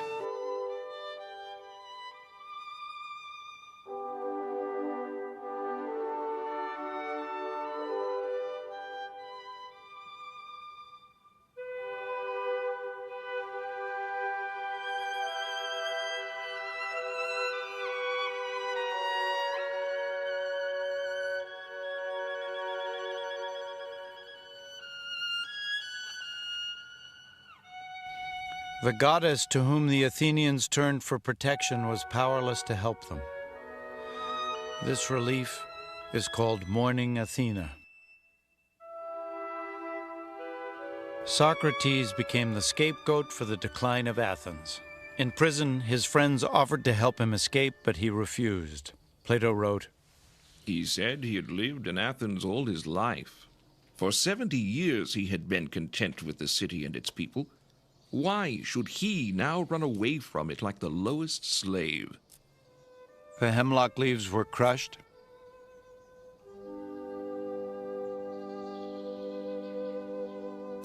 The poison potion was prepared. Socrates really does embody Athens at its best in some ways.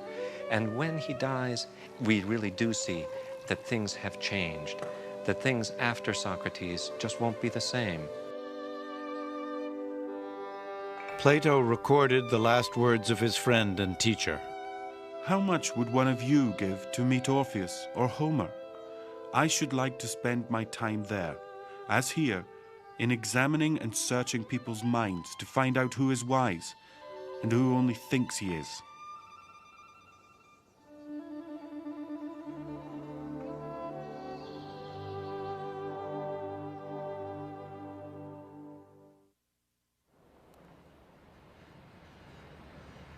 Socrates' ideas live on to this day, but over time his beloved Athens became part of other empires. The Macedonians, the Romans, the Ottoman Turks. In 1971, its crowning glory, the Parthenon, was discovered to be in danger of final collapse. Today it is being restored, not to its former splendor, but as a magnificent ruin worthy of the civilization it represents.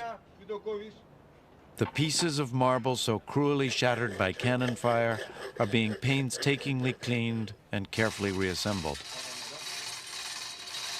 The holes made by enemy cannonballs are being precisely filled in. The restoration will take even longer than the 15 years it originally took to build the Parthenon.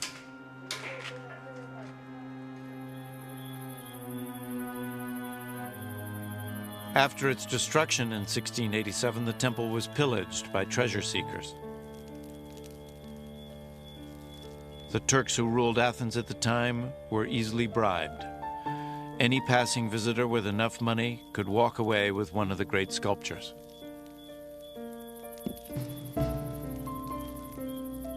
Heads and limbs were severed from bodies to make even more saleable items.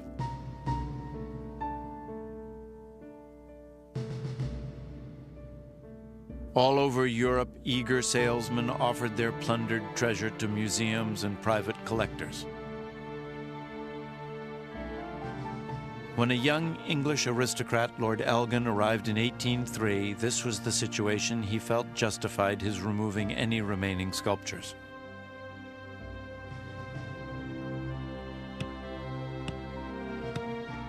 His men pried loose 56 sections of friezes and a dozen or so statues, including a magnificent horse's head. It took 22 ships to carry the marbles to Britain. One was wrecked en route.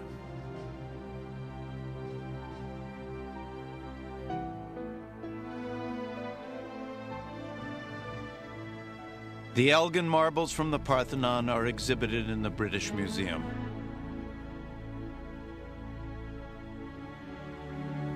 I entered a very large room, and there I saw the beauty that overwhelmed me of these Elgin marbles. I got so excited, I had goose pimples all over my body.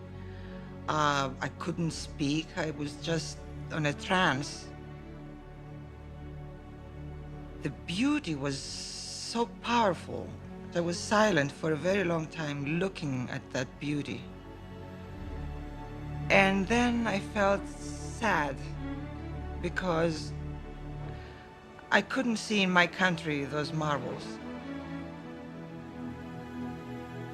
It's very sad for us not to have that great experience here in Athens every day.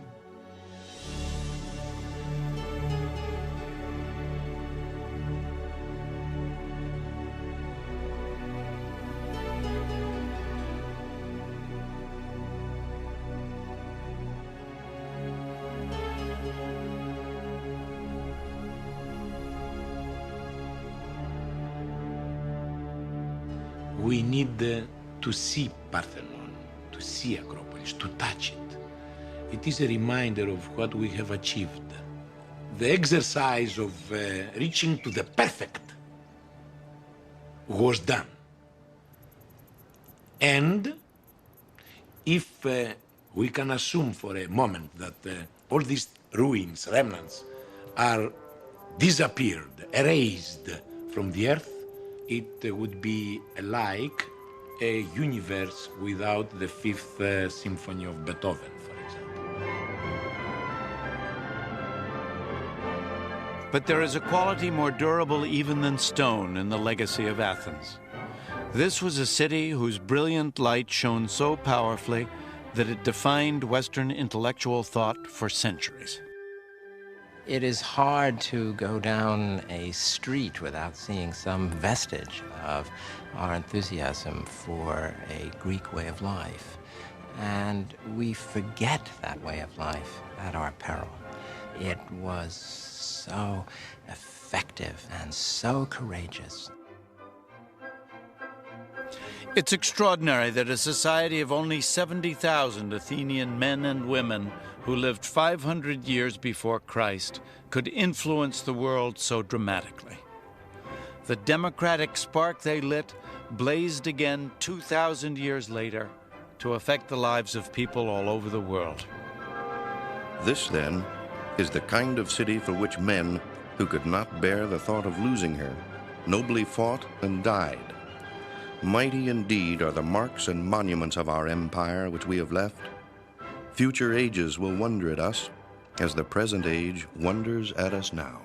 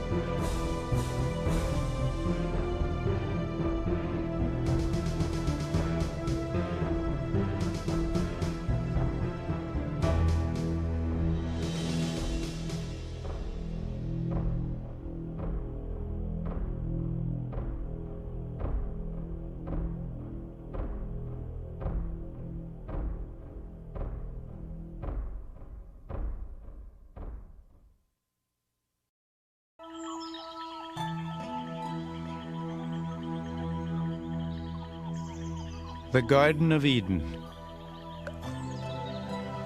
our most enduring legend. A story found in one great civilization after another.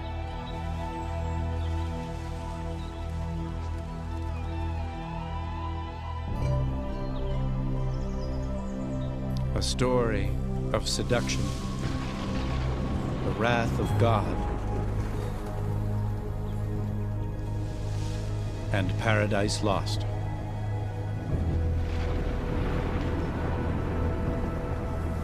But is it merely a fable? Is there evidence the great stories of the Bible might be true? Was there ever really such a place as Eden?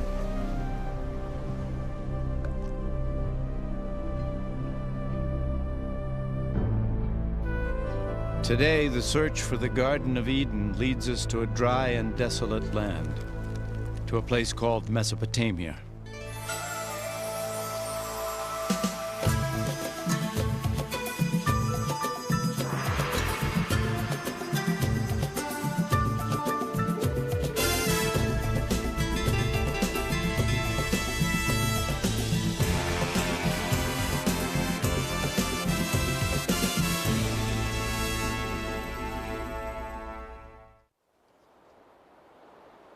This is the land where the first seeds of human civilization were sown. And it was here that three of the greatest civilizations of the ancient world flourished: Babylon, Assyria, and Sumer. Among their ruins, the faithful have long sought answers to the Bible's most profound mysteries, while archaeologists scoured these lands for the historical foundations of belief. Our quest for Eden is a journey back in time. First to Babylon, the last of these lost civilizations. Then further into the past to the Assyrians, fierce masters of the art of war.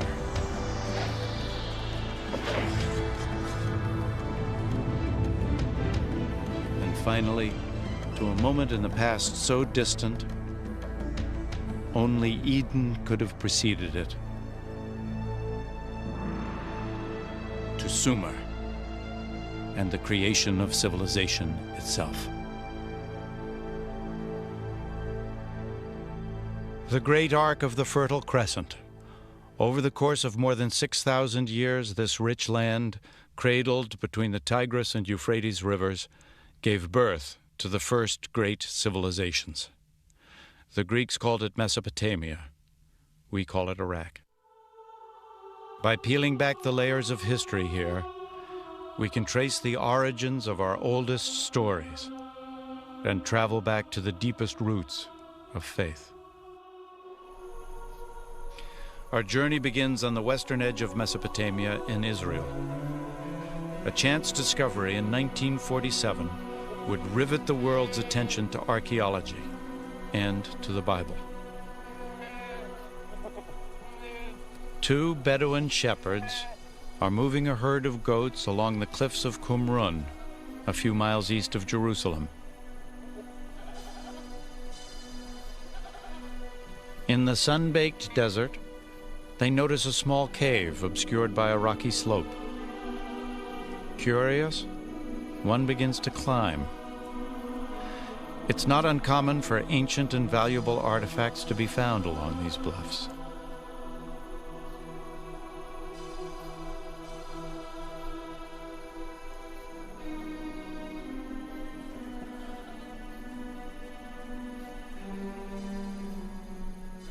Inside the cave, the shepherd discovers the wreckage of ancient pots, leather scroll fragments, and some papyrus sheets, all untouched since the time of Jesus.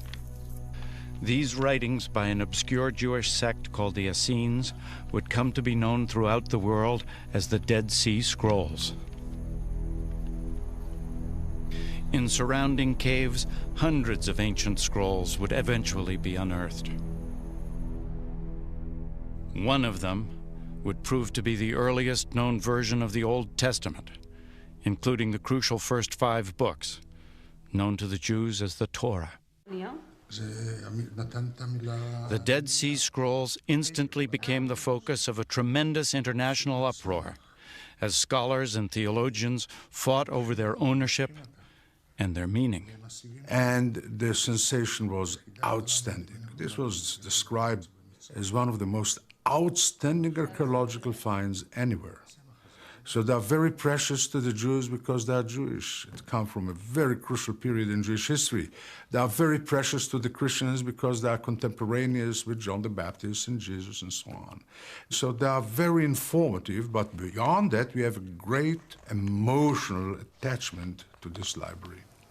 The Bible has always been a book read from 2 points of view, the sacred and the historical. A traditional Torah is always written by hand. The words are read aloud as the scribe writes, so they become a living prayer, and each Torah is considered holy from the moment it is written. But the historical accuracy of the Bible has never been so easily confirmed. It's an effort that continues to this day. Some of the books of the Bible are excellent historical books. As a matter of fact, the earliest historical books that we have, and quite accurate, because we have cross-references from other sources, and they are found to be mostly very precise. So they are very important. The discovery of the Dead Sea Scrolls was the most famous event in biblical archaeology, but it was by no means the first. The urge to explore biblical history has a venerable tradition. It's a search that began in the Holy Land, but would lead to Mesopotamia. Throughout history, crusaders, mystics, and believers have been drawn to sites where the great Bible stories took place. But with the arrival of the 19th century, a new kind of pilgrim sought to fortify their belief in the Bible through the infant science of archaeology. Surely, there could be no greater confirmation of their faith than to prove that biblical history was true. The first aim of the biblical archaeologists was to locate sites mentioned prominently in the biblical narratives and to see if any illustration of those tales could be found. To use the ancient pottery, the ancient city walls, the ancient weapons as illustrations of biblical stories that all of them had been taught from their childhood. Fueled by the excitement of early finds, scholars from all over the world raced to stake out claims in a kind of biblical gold rush.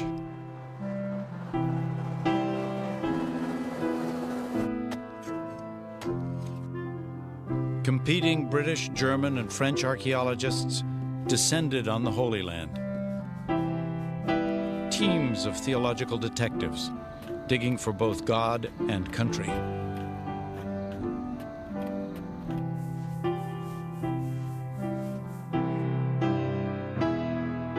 The prestige of each of the European nations in the Holy Land was measured by the kind of biblical discoveries that they were uncovering, and one of the most intense diplomatic and political battles that occurred in the history of biblical archaeology was the discovery of the famous Moabite stone. In 1868, deep in the land of Moab, Bedouins of the Bani Hammada tribe stumbled onto a mysterious stone tablet buried in the desert. The tribesmen were no strangers to the antiquities of the area or to their value to Europeans. The first Westerner to hear of the curious black stone was the Reverend Frederick Augustus Klein. He immediately set off through the bandit-infested wasteland, accompanied only by a few Bedouin guides. Klein was a missionary, not an archaeologist. When he first saw the peculiar basalt carving, he felt a rush of excitement, suspecting the black tablet might confirm his deepest held beliefs.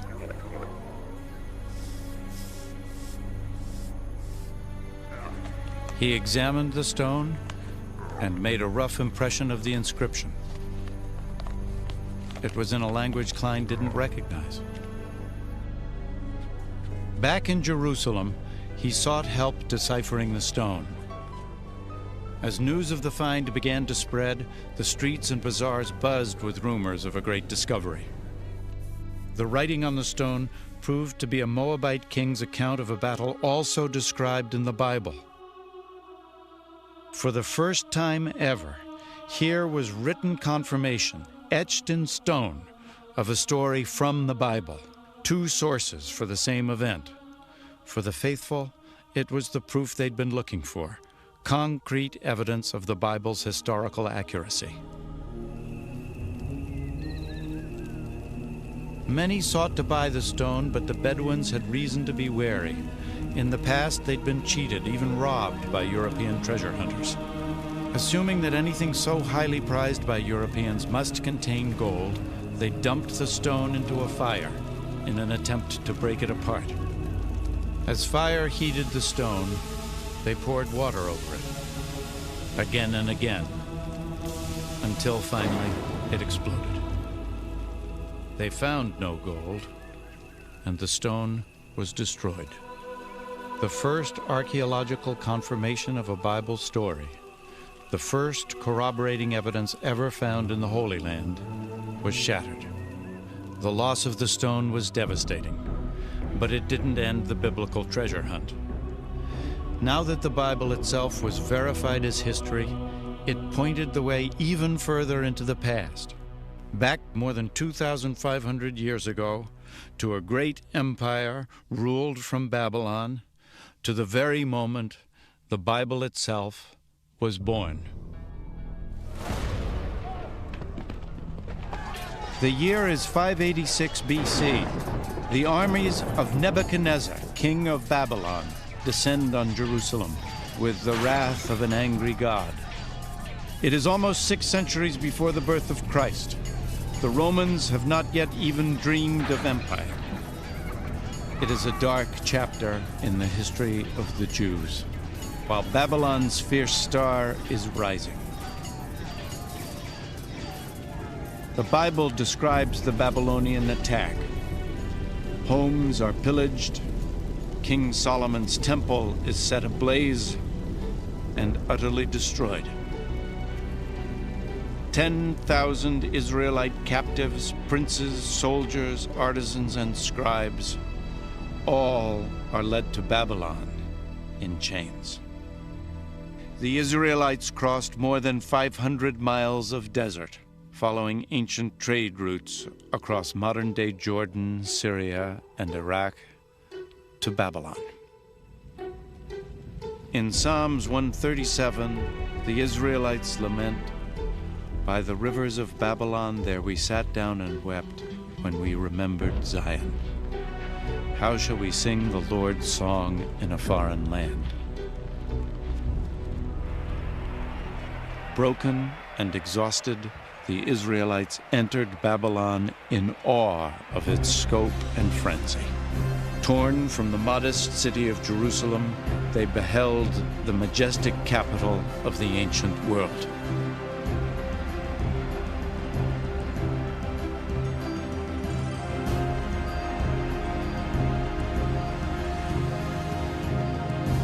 But somehow, the Israelites managed to do more than sing the Lord's song in this foreign land. They also wrote it down. If you look at any piece of oral literature and then you write it down, you're formalizing it. You're immediately setting down a text which people can criticize or can say, this is the truth, everything else is wrong. That, I think, is the biggest effect of writing down the Bible or the Old Testament. Today, the reconstructed walls surrounding Babylon are stamped with the name Saddam Hussein. But once the bricks bore another name, King Nebuchadnezzar. This was a land of many gods and pagan idols, an unlikely birthplace for one of the world's most sacred texts. Yet Babylon's great diversity created the perfect climate.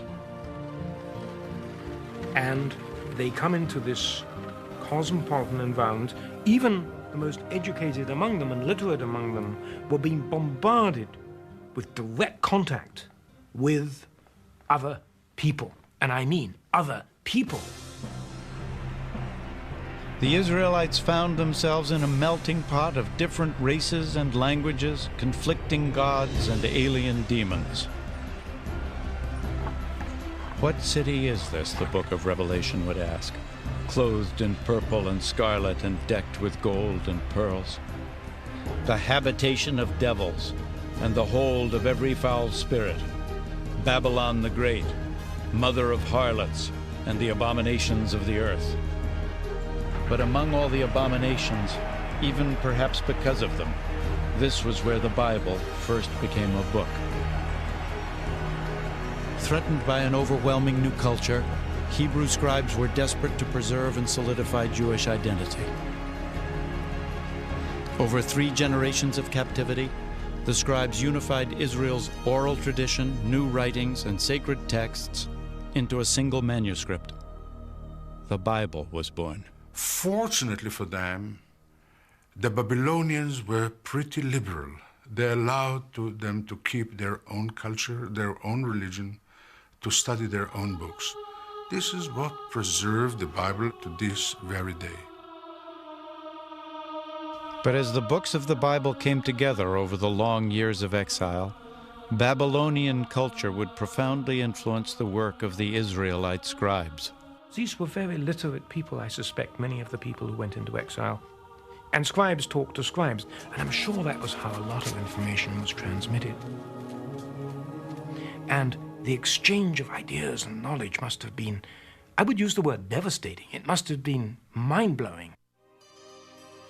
The Bible would eventually reflect stories and traditions from Babylon and even earlier Mesopotamian civilizations. The Israelites couldn't easily ignore Babylon's thriving culture and great monuments. Its temples were among the largest structures in the ancient world. Big public buildings, the ceremonial walkway, the palace of Nebuchadnezzar with its legendary hanging gardens, palm trees, the river. If you had walked through the Ishtar Gate, you would have felt dwarfed. And this was deliberate. You were in the presence of something powerful. But on all sides of it was the city, the people, the commoners, narrow, winding alleyways, rows and rows of small stores, donkeys braying, crowds of people walking, small, closely knit quarters teeming with life.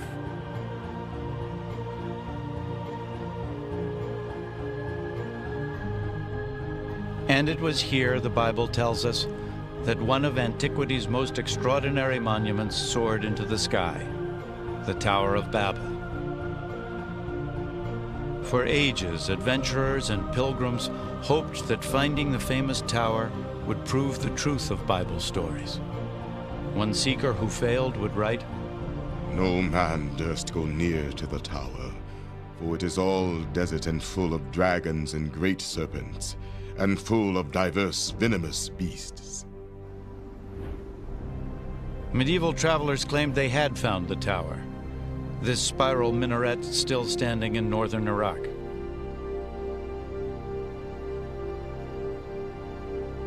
But they were wrong. This tower was built 1,500 years too late and far from the walls of Babylon.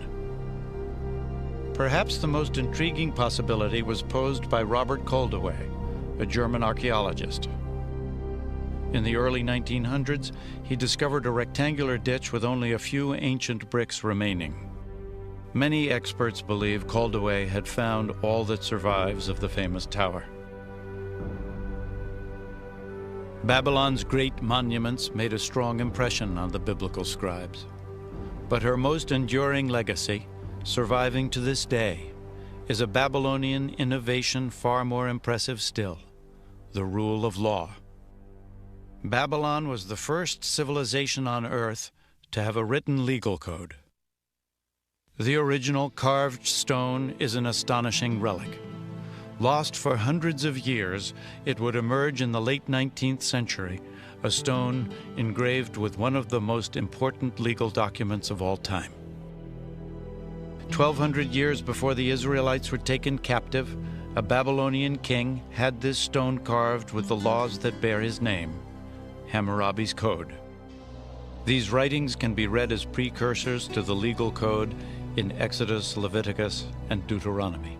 In societies where knowledge and law is transmitted orally and dealt with orally, precedent is terribly important. But when it got written down, the people who wrote it down had immense power. Hammurabi's Code has influenced nearly every civilization since Babylon. Today, even some of its more primitive methods of judgment survive virtually intact. Hammurabi described a ritual called the ordeal, a painful, even deadly test of guilt or innocence. In some remote Bedouin tribes, the ordeal is still practiced, much as it was in the time of Hammurabi. In this rare footage, a holy man called the Mubashi will judge the accused by examining their tongues after they lick a red-hot iron spoon.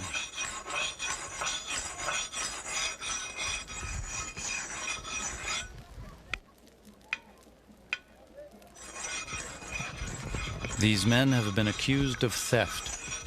They must submit to the ordeal or be found guilty by default. Family members look on anxiously as the young men prepare themselves for the painful ritual.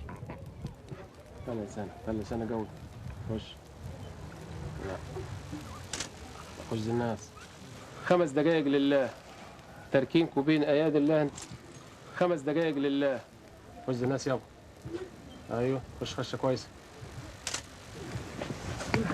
بس املى موجك ميه يا ابني زي ما عمل ده هو. Water doesn't ease the pain. It's meant to cleanse and purify the drinker and to ready him for judgment. The holy man prays and then examines the singed tongues, seeking a sign from God. Only the Mubashi can divine guilt or innocence, and he alone will determine the men's fate.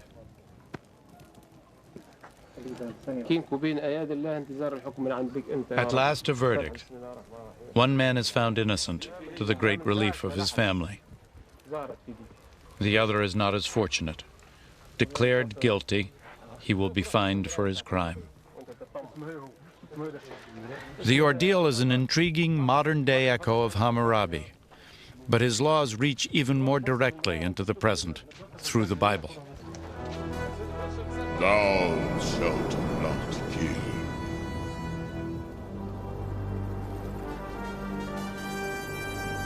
Thou shalt not bear false witness against thy neighbor. The Ten Commandments, the foundation of biblical law, and yet only the beginning of a complex set of codes and covenants central to the Old Testament.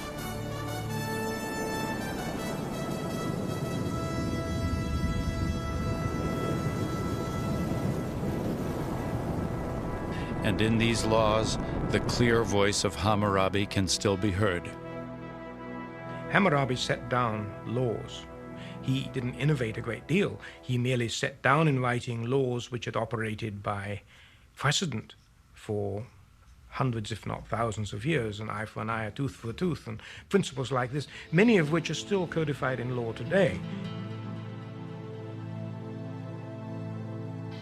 But the Babylon that shaped the Bible and its laws had its roots in an even earlier civilization, one that reached its peak 7 centuries before Christ. It was the brutal empire of Assyria, a place the Bible called a land bathed in blood.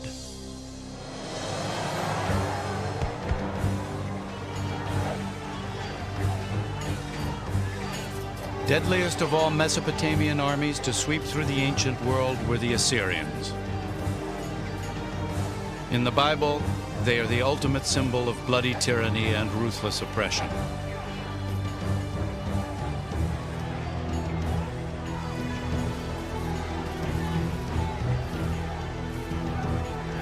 A 100 years before Nebuchadnezzar took the Israelites captive in Babylon, the Bible tells us the Assyrian king Sennacherib attacked the lands of the Israelites.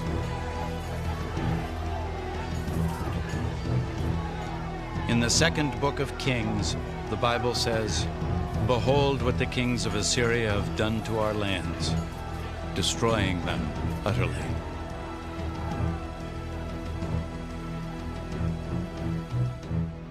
The Assyrians were ruled by despotic kings. They believed in absolute power.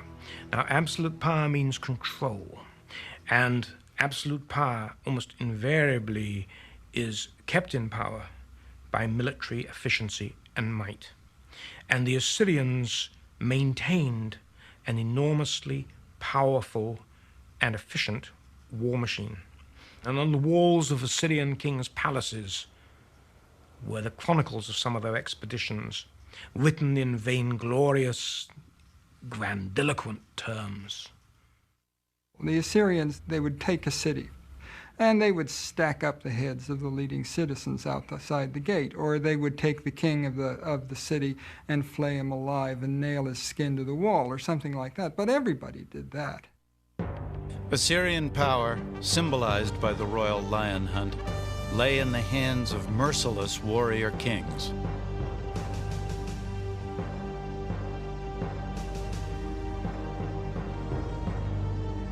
Even the Bible betrays grudging admiration.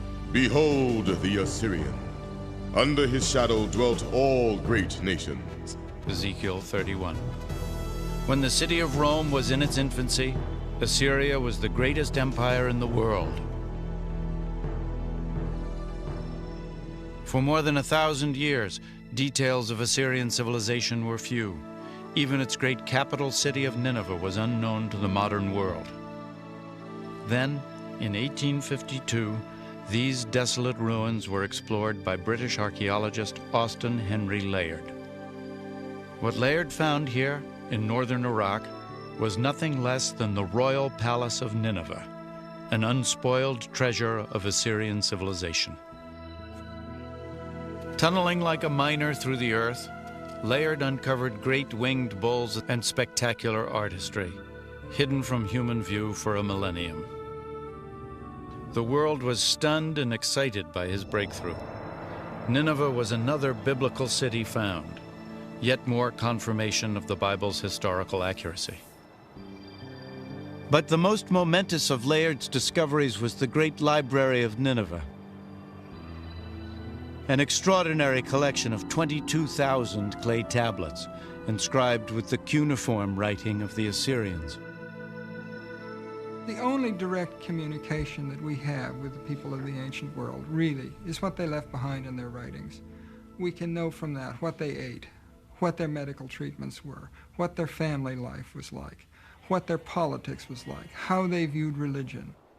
Details of Assyrian daily life reveal a patriarchal society, a world where commoners, and especially women, had little status. Every Assyrian woman, once in her early life, before marriage, would go to the temple of Ishtar, and she would sit on the steps, and she would wait there until some man came along and dropped a coin on the hem of her dress, and then she would go inside with him and do her thing, and that was it. Yet in this despotic world, there was a kind of justice. In marriage, even a wife had certain rights. The woman could specify in her marriage contract that her husband would have no other wives. She might specify that he could have all the prostitutes he wanted, but no other wives. But if ordinary women had only limited status, recent discoveries reveal Assyrian queens enjoyed great privilege. In 1989, the ancient palace of Nimrud in northern Iraq set the stage for a startling find. Experts called it the most significant discovery since King Tut's tomb, the treasure of Nimrud. While we were cleaning some of the rooms, we discovered that there are some indications for a vaulting underneath the floor. We took everything out and we tried to sort it, and we discovered that we have here the bodies of at least 2 queens. Solid gold bracelets still adorned their bones. A royal treasure, entombed more than 2,000 years ago. This remarkable footage, shot by Iraqi archaeologists, is an exclusive record of their extraordinary discoveries. For the very first time, the tomb of an Assyrian queen had been uncovered intact. The royal sepulchre still displayed a curse to protect its occupants. Should anyone break open the seal and remove me from my tomb, let his spirit roam in thirst under the bitter rays of the sun, and may the great gods of the underworld inflict his corpse and ghost with eternal restlessness. Ignoring the curse, archaeologists excavated more than 125 pounds of beautifully crafted jewelry, crystal goblets, and exquisite carvings. The ancient Assyrians were master goldsmiths and artisans. But the value of this treasure far exceeds its worth in gold. In death, Assyrian queens were lavished with riches, but in life, it was her kings who forged history, kings with a taste for empire. In the year 701 BC, King Sennacherib and his army struck out across the desert toward the Mediterranean Sea. The bold Assyrians were determined to conquer all that lay in their path: the cities of Judah, including Jerusalem, and its rebellious king, Hezekiah. Fortress after fortress fell to the Assyrians, but it was the city of Lachish whose brutal destruction is best recorded in the historical record and in the Bible. The siege of Lachish is a beautiful example of how an Assyrian army descended on a city, surrounded it, besieged it, reduced it, and took away its inhabitants to slavery, those that were not executed, men, women, and children. Their technique was very simple. It was brutal conquest, fast-moving conquest, systematic, efficient conquest. And on the bas-reliefs in Assyrian palaces, you see the siege engines, the soldiers moving up the mounds with the shields above them, protecting them from the debris thrown down below. But they had no hope in hell. Those guys were professional soldiers. It was a machine. From the capital city of Jerusalem, King Hezekiah knew an Assyrian attack was inevitable. He raced to fortify the city and ordered an underground aqueduct dug, a desperate effort to protect the city's water supply in the face of a siege. Hezekiah's plan worked. The Bible tells us the Lord saved Jerusalem, and the king of Assyria returneth shamefaced to his own land. Sennacherib's version of the conflict was found on a clay prism unearthed at Nineveh. It matches the Bible story down to the smallest details, but its point of view is sharply different. But as for Hezekiah the Jew, who did not bow down in submission to my yoke, 46 of his strong-walled towns I besieged and conquered. The awful splendor of my lordship overwhelmed him. Stories are told from different angles, but they are in agreement. If you'll have to tell about what happened today and I'll have to tell, we'll tell different stories. We have the story of Sennacherib invading to this country. Each tells basically about the same historical event with absolutely no contradictions. No contradictions but one, the result. In Sennacherib's version, Hezekiah is shut up in Jerusalem like a caged bird. But in the Bible, the Assyrian armies are held back by Jerusalem's walls. It is perhaps the earliest example of spin doctors at work. The God of the Israelites has the last word. I will break the Assyrian in my land, the Bible says, for through the voice of the Lord shall the Assyrian be beaten down. Isaiah chapter 6. And the Bible tells us God does destroy Nineveh, throne of the great Assyrian kings. It wasn't the first such annihilation.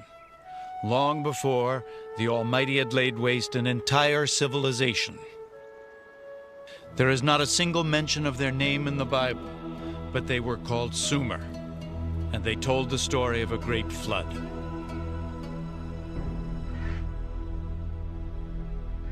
It's one of the most familiar of all Bible stories, the saga of Noah's Ark. An angry God, a wooden boat, a deluge. It's the story of Noah and his family escaping to the ark with every species of animal and surviving the punishing flood, while the rest of mankind is destroyed. It's a primal tale, stirring our deepest hopes and fears. A story found in the Bible, but also in another ancient text, a text discovered in the ruins of Sumer. Early this century, a group of Mesopotamian tablets were translated. They revealed the earliest known legend of a cataclysmic flood. The world's very first written epic, it is the story of the mythic king Gilgamesh. His tale of a great flood predates the Bibles by at least 2,000 years. For 7 days and 7 nights, the flood had swept over the land, and the huge boat had been tossed about by the storms. The boat then runs aground on a mountain. He sends out birds, which is the story which has an eerie similarity to the story of the biblical flood. It's a wonderful story. More than 5,000 years ago, the story of the Great Flood was first told here, in the ancient cities of Sumer, Uruk, Eridu, and Ur. In Sumer, we find the first of almost everything that makes us civilized. They invented the wheel, government, and gardening.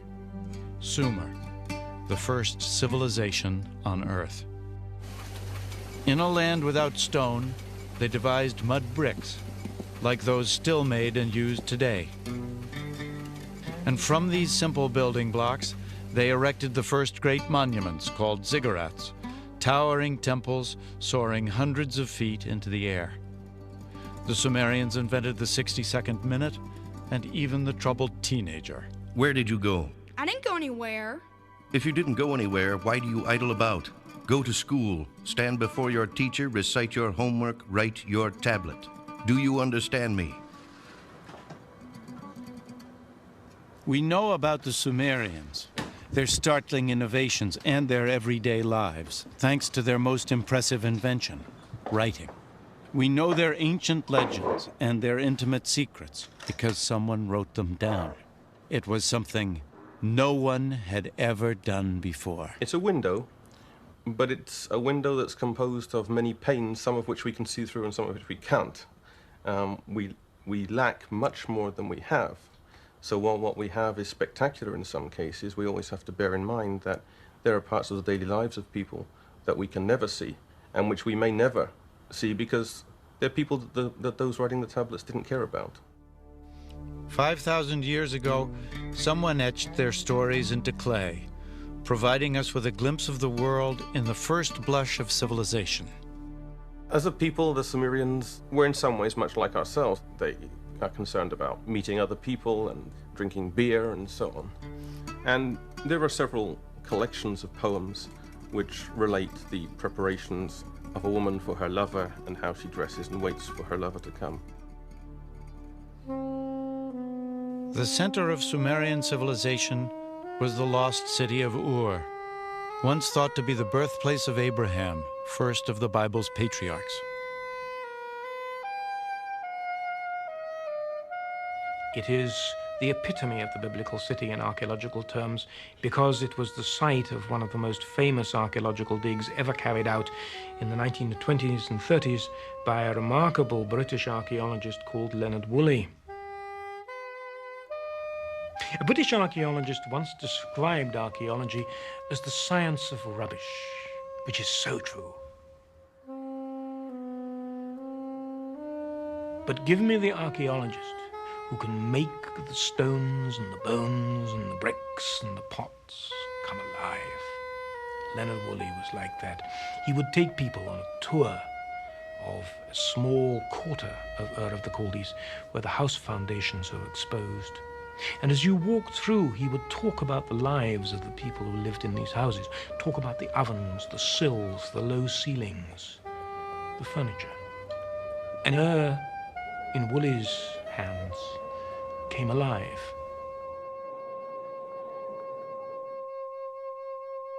Woolley dug this enormous pit, and he went down through the city, and it got smaller and smaller, and then there was this deep, sterile layer of silt. And Woolley himself recounts how his wife came over, looked at it, and she was a rather casual lady in some ways, and looked at it and said, "Oh, well, of course, that's the flood." And lights went off. And Woolley claimed that this was evidence of the biblical flood. And it captured the popular imagination. What did it do? It brought in money. And was a dig that was sold brilliantly. Speculation about the biblical flood caused a sensation. Even without solid proof, it was as if science and the Bible had united in the bleak desert of southern Iraq. Woolley would eventually unearth an indisputable treasure, a discovery that provided extraordinary insight into this earliest of civilizations, the royal tombs of Ur.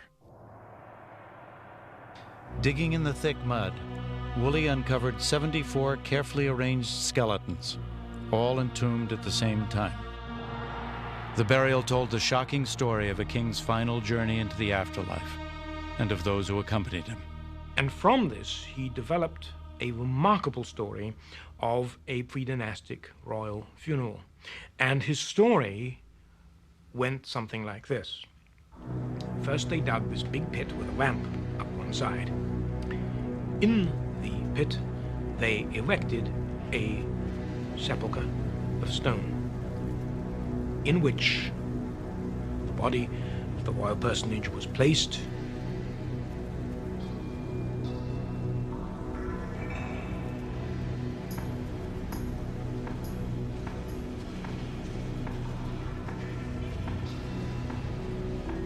Then the entire court filed into the pit.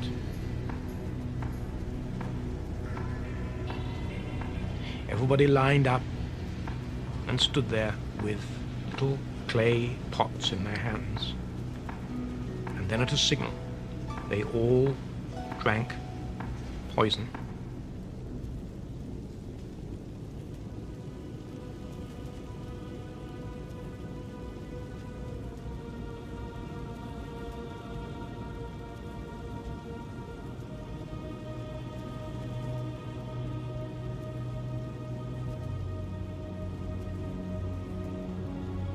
Lay down and died.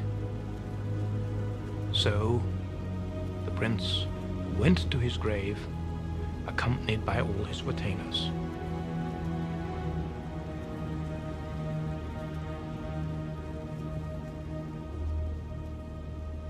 This has become one of the great discoveries, one of the great funeral accounts of archaeology in early history.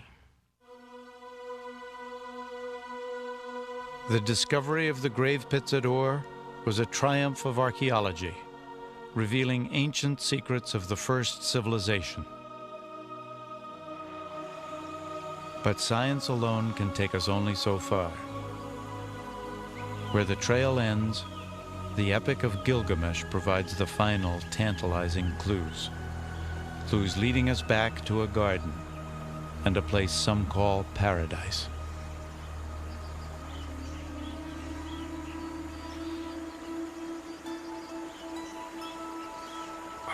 The Garden of Eden. In the beginning, God created the world.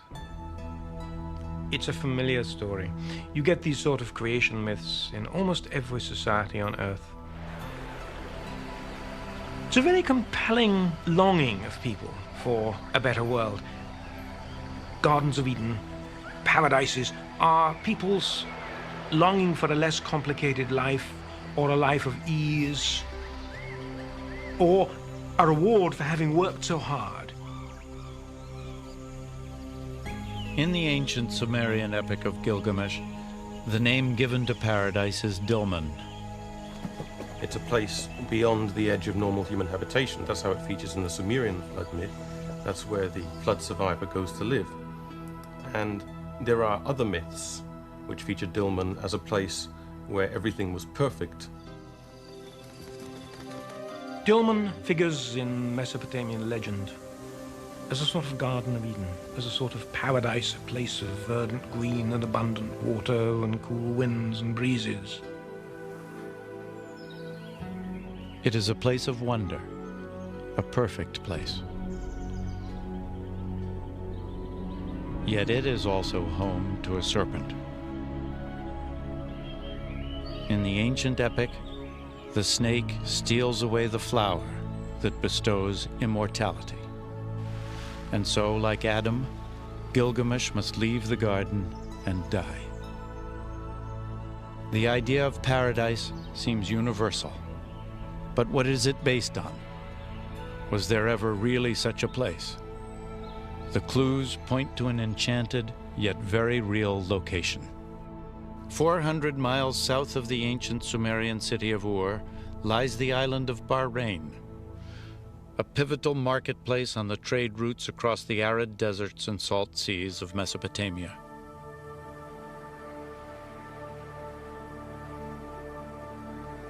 Today, Bahrain is something less than paradise, but it was once lush.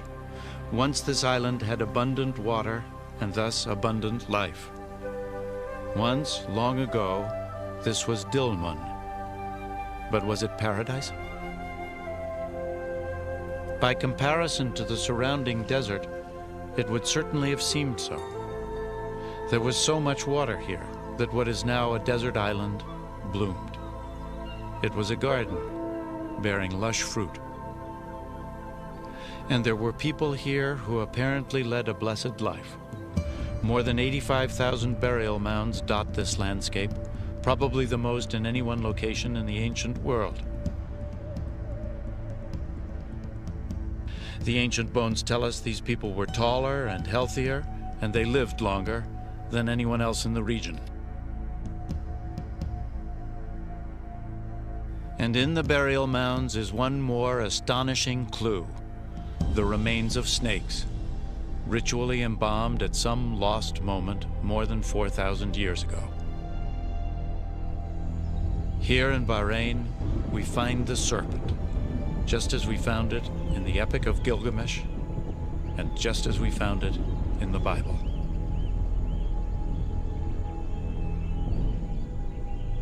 Our journey back in time has crossed the lands where the Babylonians, the Assyrians, and the ancient Sumerians once walked the earth.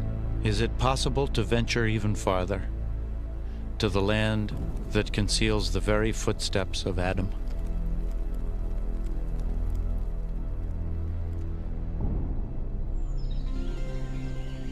Here, faith and reason must part company. We now know there was once an island garden in Mesopotamia. We may choose to believe it was paradise.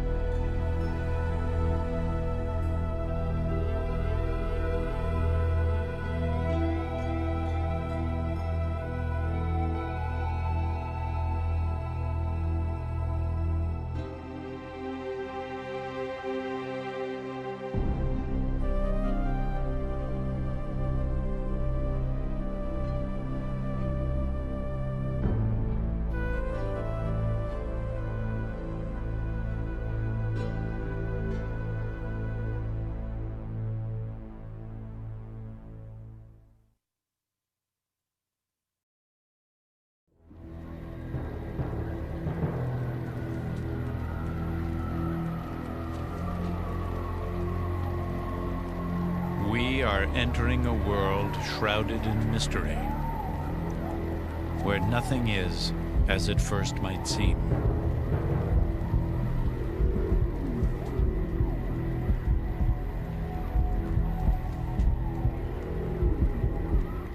It is a sacred world where a game is being played.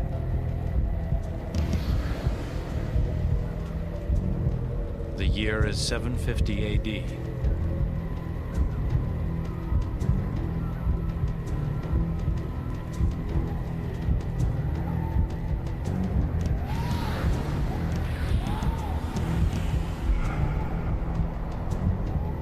We do not know the rules or how many played. But this is no ordinary contest.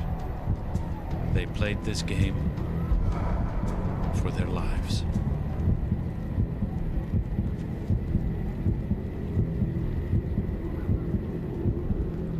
More than 1,000 years ago, the men who played and the crowds who watched would all vanish, leaving the arena and all their magnificent cities empty. Today, only mysteries remain.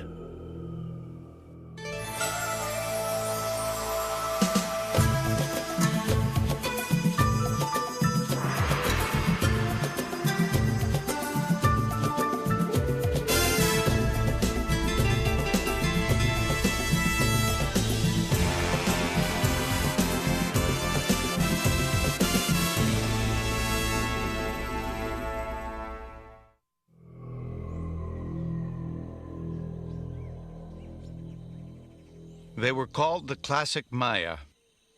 They built the greatest civilization of the Americas. When Europe was still in the Dark Ages, they produced artists and scientists whose achievements still astound. When London was just a town of wood shacks and dirt streets, the Maya were building mighty cities of stone in the heart of the Central American rainforest. This is the greatest of them all, Tikal. A thriving metropolis of 40,000 people, it reached its peak around 750 AD and covered an area the size of Manhattan.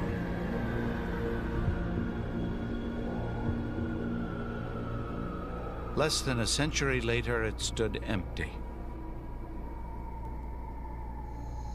It's a mystery that touches everyone because we're all existing in civilizations and we feel the fragility of civilization when we see something like the Maya ruins, when you see how high a civilization can develop and achieve and how dramatically it can disintegrate. It touches each of us.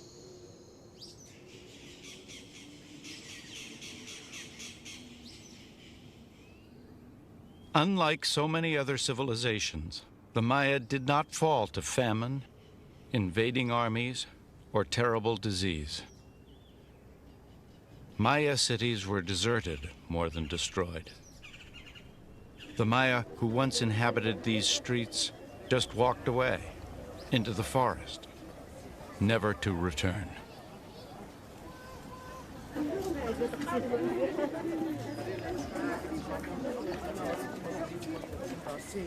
Today, descendants of the Maya still live in the land of their ancestors. Yet their empire is no more. But why? Why did the ancients leave their magnificent cities? It is a question that has haunted historians and archaeologists for ages. Only by exploring the deepest beliefs of a people who died 1,000 years ago can we attempt to understand who they were and why they left deserted all they'd created.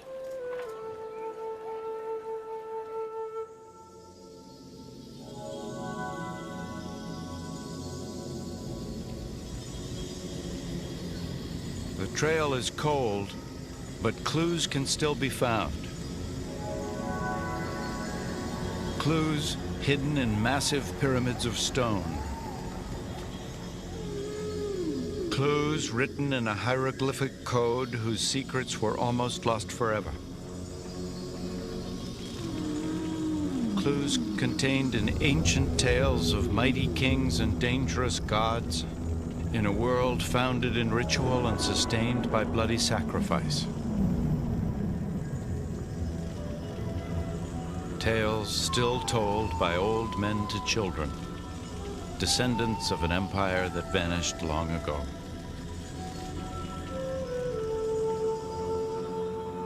The origins of the Maya lie in the forgotten histories of the first immigrants, the Asiatic people who walked across the Bering Sea from Siberia during the last ice age and settled the Americas more than 15,000 years ago. Thousands of years would pass before the primeval Maya established themselves in the sweltering jungles of Central America. Then, in a period lasting from 250 to 900 AD, the sophisticated civilization we call the classic Maya would flourish. Hundreds of cities were built. The vast territory that is now southern Mexico, Belize, Guatemala, and Honduras became the empire of the Maya. They thrived for more than 6 centuries. Then it was over.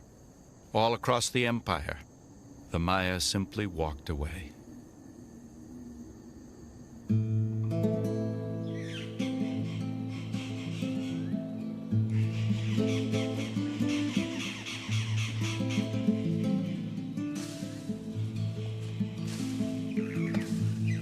For almost 1,000 years, their ruins lay lost and forgotten.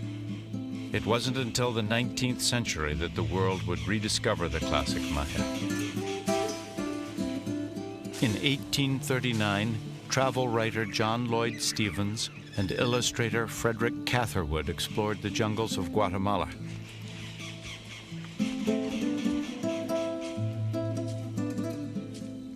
Their work captured the romance and mystery of the Maya world, while providing the first serious clues to the origins of this lost civilization.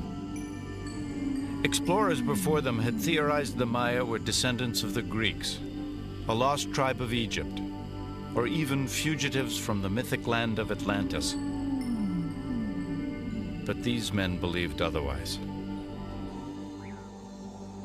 Unless I am wrong, we have a conclusion far more wonderful than that of connecting the builders of these cities with the Egyptians, or any other people. It is the spectacle of a people possessing cultivation and refinement.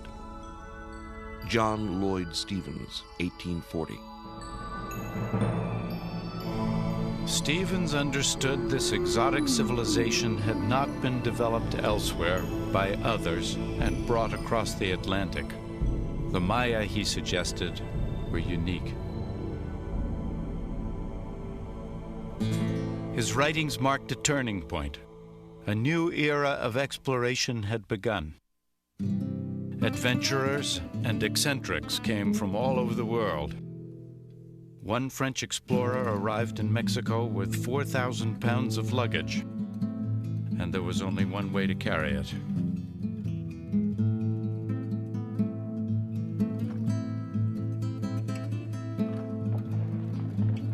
Not even the dense and dangerous rainforest deterred them. More than the promise of buried treasure lured these men into the unexplored reaches of Central America. They were seeking answers to the riddle of a lost civilization.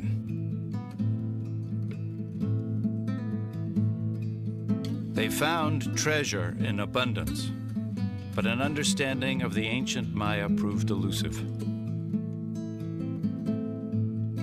Archaeologists probed the jungle for decades, discovering great monuments in astounding profusion. Most intriguing of all, hundreds of pyramids that, like sacred mountains, reared up from the jungle floor.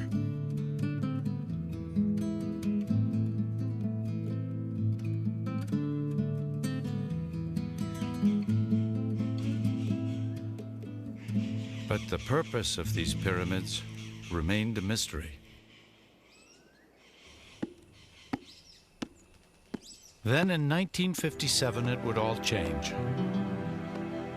The place was the classic Maya city of Palenque. The great Mexican archaeologist, Alberto Ruz, had spent 4 years excavating the most impressive pyramid at the site, the Temple of Inscriptions. Now he stood at the threshold of discovery.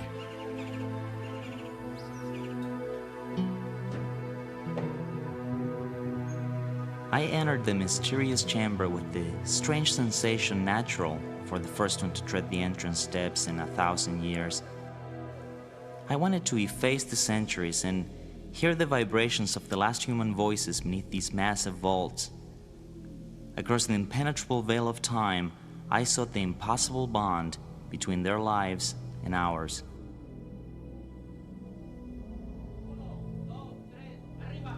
In the center of the burial chamber was an enormous stone tomb. His men worked feverishly to raise its massive lid.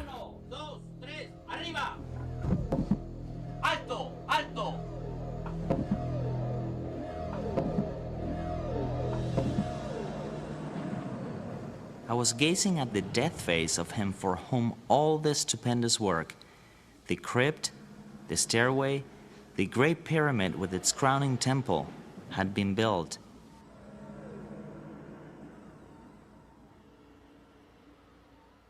This rare film shows Rus moments after his dramatic discovery. But a ruined skeleton and a precious jade mask only raised further questions that nobody, not even Rus, could answer. Who was he?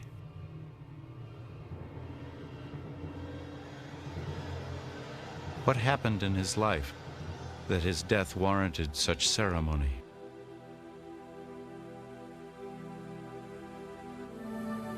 Who was the man behind the jeweled mask?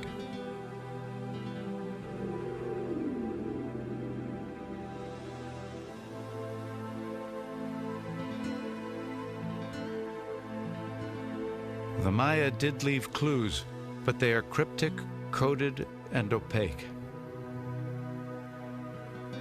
Only by deciphering this evidence can we understand the meaning of their sacred temples, the personality of the men and women who built them, and the reason for their sudden disappearance from the cities they abandoned.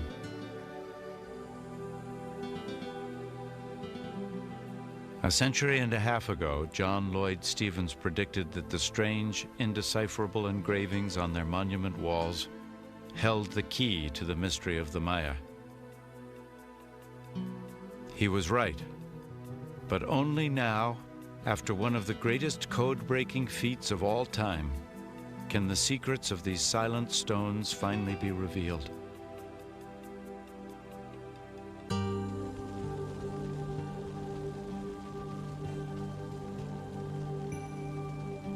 The sacred world of the classic Maya should never have become a mystery. They left, after all, an abundant written record.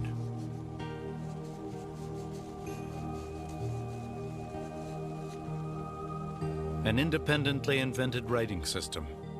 Incredibly, one of only 5 produced in the history of the world.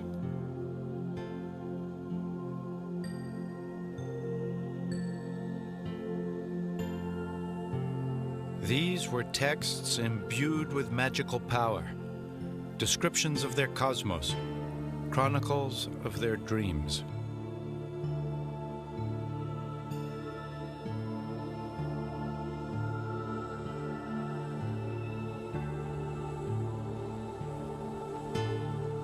Beautiful, fragile documents, they were a truly remarkable achievement. A unique and totally original written language, as momentous as the hieroglyphs of ancient Egypt.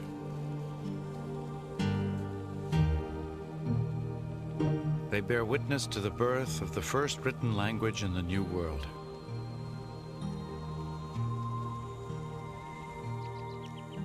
Esta es la letra A, B. The importance of these texts was recognized by the first European invaders centuries ago. In 1562, a devout Catholic priest named Diego de Landa convinced one of the last surviving Maya scribes to translate the Spanish alphabet into Maya. Landa fervently wanted to bring Christianity to the Maya. He felt learning their language was his best hope of reaching the people he yearned to convert.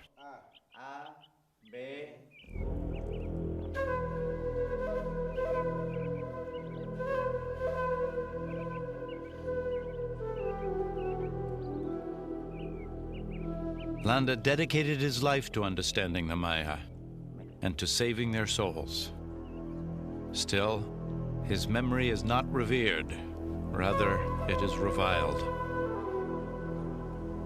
Landa was distraught, I think, maybe even destroyed, when he discovered that people that he believed and he'd come to know had been converted to Christianity, and he found them continuing to practice pagan rituals. He lost it. He went absolutely crazy, and he began to try to root out and extirpate any remnants of ancient religion.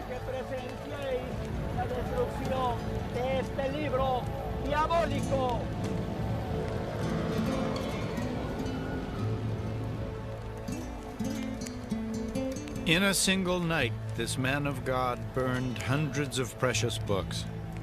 Books containing their science, their literature, a record of their lives.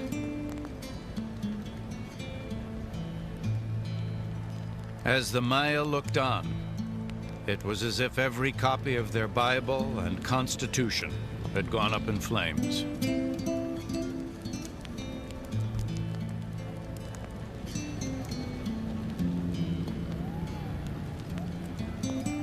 Throughout the Spanish conquest, thousands more texts were burned.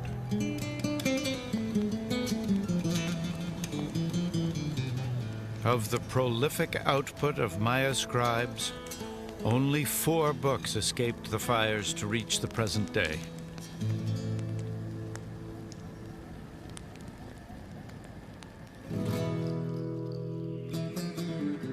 But 4 did remain. And from this scant evidence would come remarkable insights into ancient Maya culture.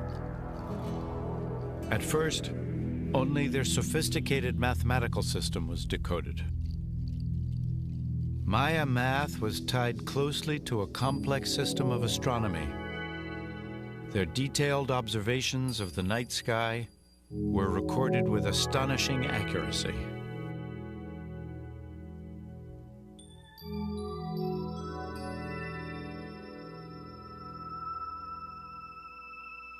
In the 1950s, the great Maya archaeologist Eric Thompson would conclude these were a people dedicated to studying the heavens and the meaning of time.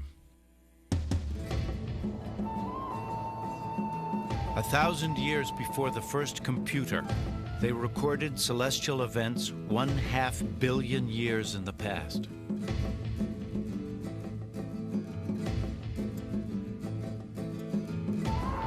But why such fantastically complex astronomical calculations?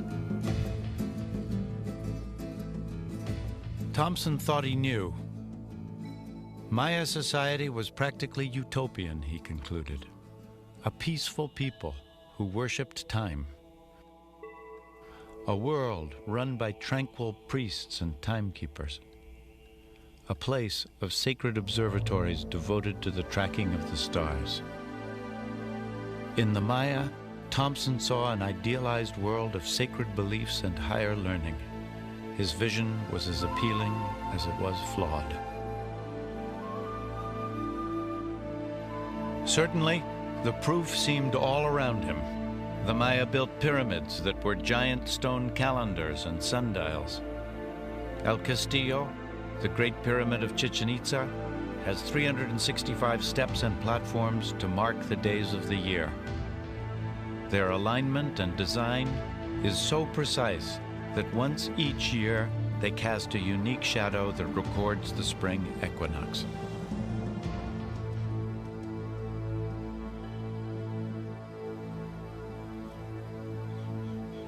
Like the star charts of an astrologer, their codices mapped the positions of the stars and planets for centuries to come. The Maya calendar was unlike any other. These great gears illustrate their concept of time. The hieroglyphs on the larger wheel mark the 365 days of the solar year. Those on the two smaller gears represent the 260 days of the priest's sacred calendar. Together, this Maya time machine identifies the astrological significance of every single day.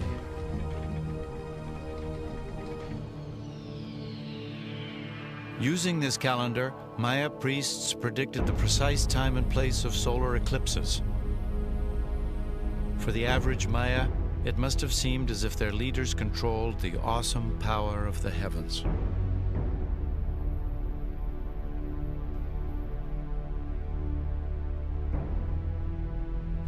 The accuracy of Maya astronomy still astounds. The cycles of the moon were mapped so precisely that today, 1,500 years later, their calculations are off by only 33 seconds.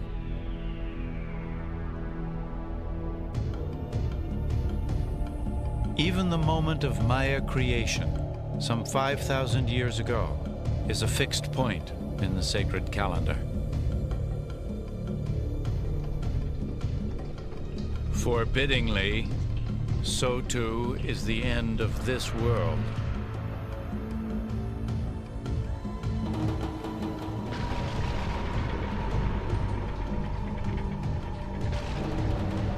According to the Maya calendar, this cycle of creation will cease to exist at precisely 4 Ahau, 3 Kankin, Sunday, December 23rd, 2012.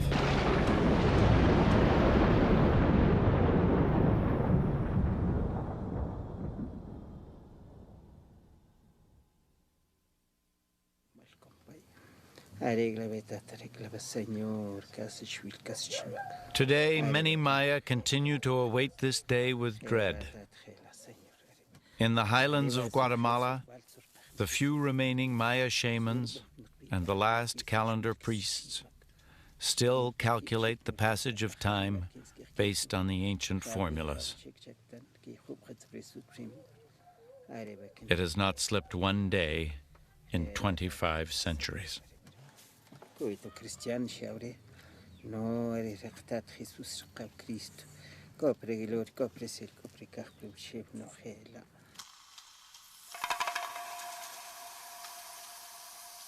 Maya texts revealed the hidden world of their mathematics and astronomy, but other, much more startling revelations were to come.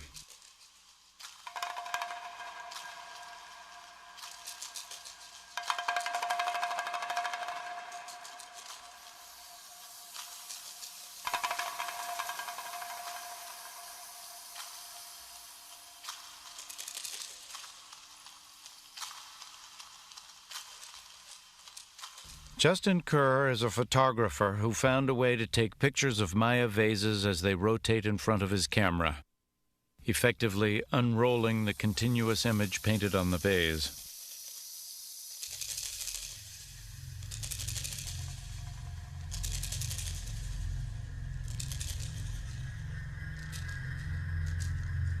When I put the vase down on the turntable and watch it turning in front of the camera, I hope it talks to me. Sometimes it doesn't. Sometimes the message is so obscure that it's very, very hard to get to. But sometimes it reveals itself.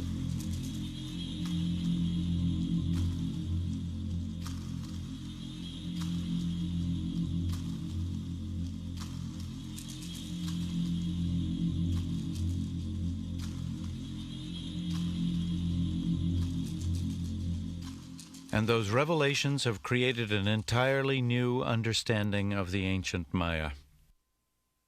Kerr's photographs reveal a people obsessed with the fearful and bloody gods of the underworld, the hellish place the Maya called Xibalba. Some of these guys are very, very gruesome. The god of decapitation, for example, is a skeletal god. He very often is holding a decapitated head either by its hair or he has them the head in his palms. He is generally portrayed with having large volutes of stench coming out of him.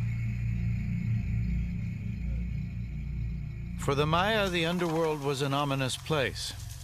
But to our eyes, many customs and rituals in their daily lives seem equally unsettling and bizarre. Children's skulls were deliberately deformed to create the flattened brow line the Maya found so pleasing. Maya women had their teeth drilled without known anesthetics and then set with precious stones. The use of mind-altering drugs was encouraged and condoned. Powerful intoxicants were smoked. The Maya got high. The Maya took lots of drugs, but I think their drug of preference was fundamentally alcohol. And when they were so drunk that they were throwing up, they were then taking it as an enema, which would be a very intensive, even more intoxicating effect, to take balche, or some kind of fermented drink, as an enema. They were getting incredibly drunk.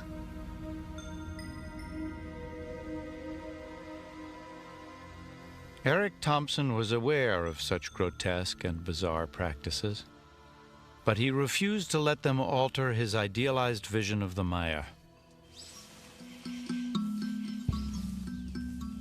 Then American filmmaker Giles Healy ventured into the jungles of Mexico.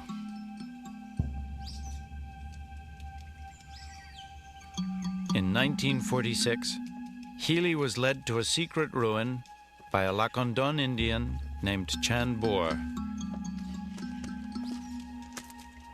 There he made a discovery that would expose a savage truth and alter forever the world's utopian vision of the ancient Maya.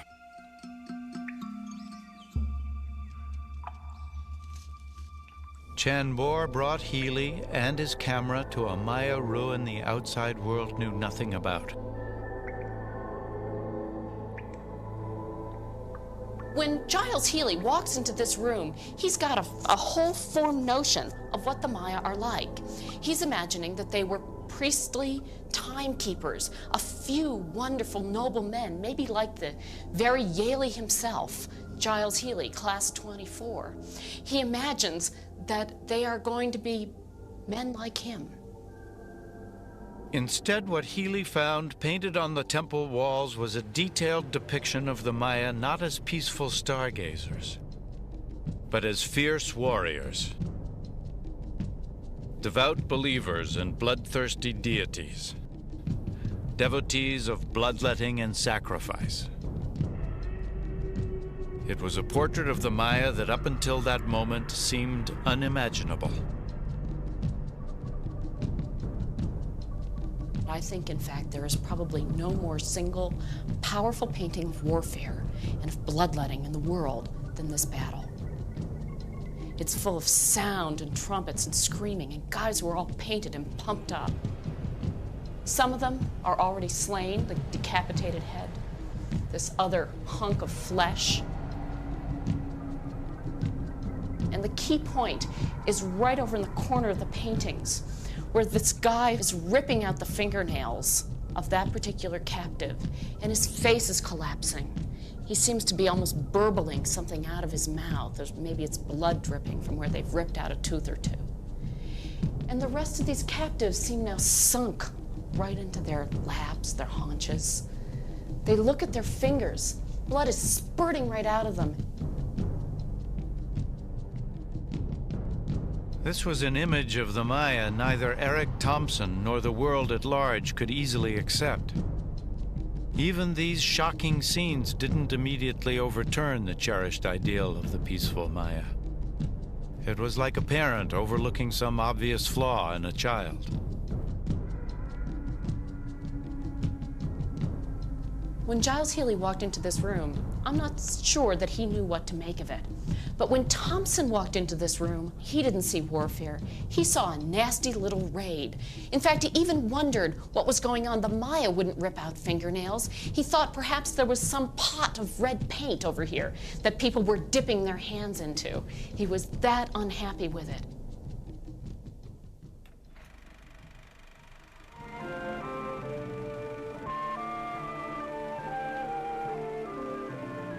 Giles Healy eventually finished his film. He focused on the Lacandon Indians who had been his guides. Descendants of the Maya, they too were portrayed as peaceful people in total harmony with nature.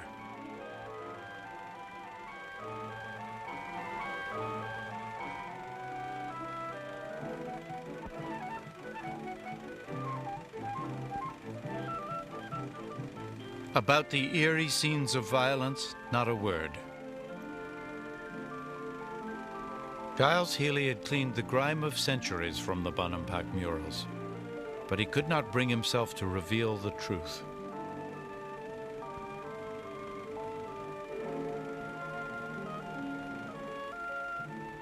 It would take years before Thompson would acknowledge his mistake. But a continent away, another discovery provided a new set of clues. By pure accident, in a most unlikely setting, a new chapter in Maya history would begin.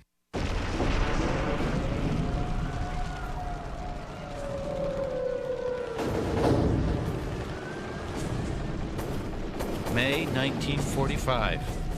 Berlin has been invaded by the Russians. The National Library is on fire. Hitler would soon be dead and Germany defeated.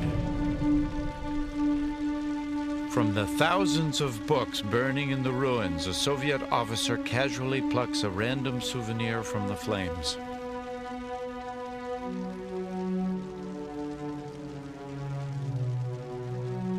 His name is Yuri Konorosov. The book, Reproductions of Surviving Maya Codices.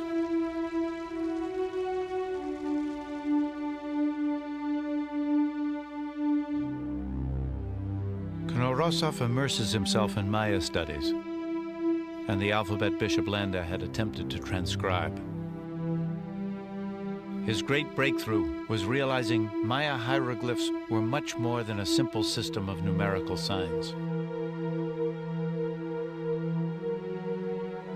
His work was amplified by another Russian, Tatyana Proskoryakov, a superb illustrator and archaeologist. Her keen eye detected patterns in the dates carved in stone. Where others had seen only numbers and signs, Tatyana read the entire span of human lives.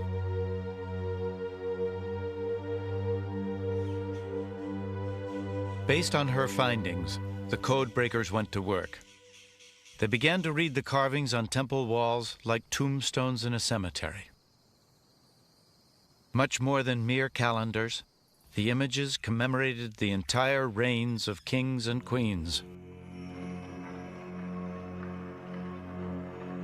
The deciphered glyphs revealed the names of Maya royalty: 18 Rabbit, Smoke Jaguar, Stormy Sky, and Lady Shellstar.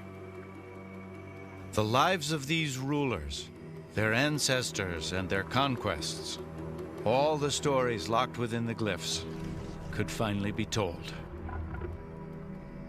15 years after discovering the skeleton with the jade mask, Alberto Rus would now learn his identity.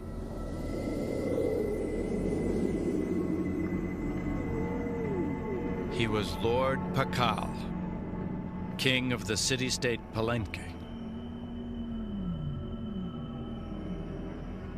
The 10th in a line of rulers that stretched back 3 centuries. He ruled for almost 70 years. Lord Pakal was one of the most powerful kings in the history of the Americas.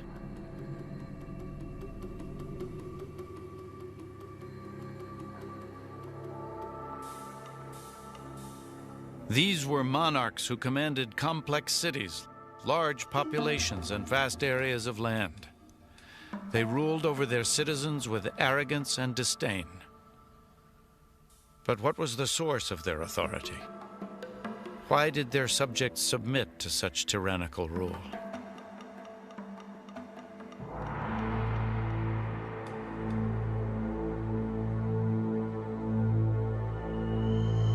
We keep looking for the underlying source of the power of the kings, searching for economic and political and military power on a fairly grand scale.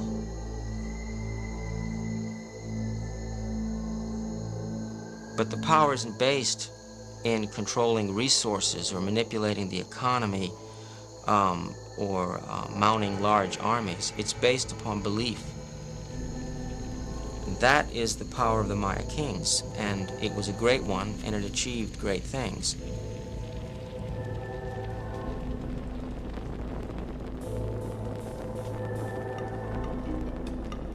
The power of the Maya kings.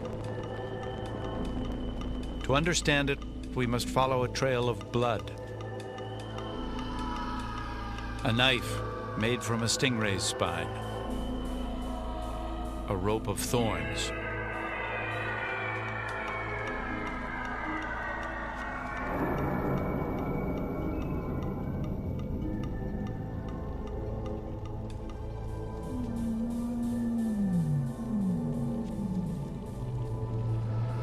These are the keys to comprehending the Maya and the sacred power of their kings.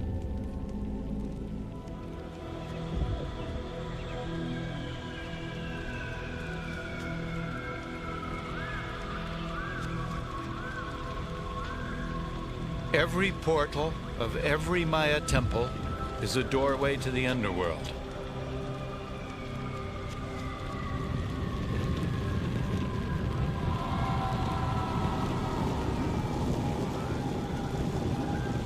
Inside this temple, it is the duty of both king and queen to reenact the mythical moment of Maya creation.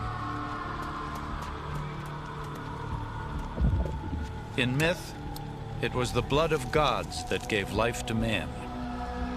This was the original act of sacrifice. On earth, the king is as a god.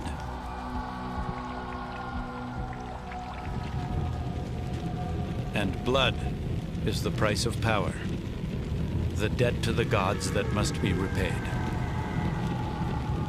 Myths and symbols will not suffice. Blood must be shed.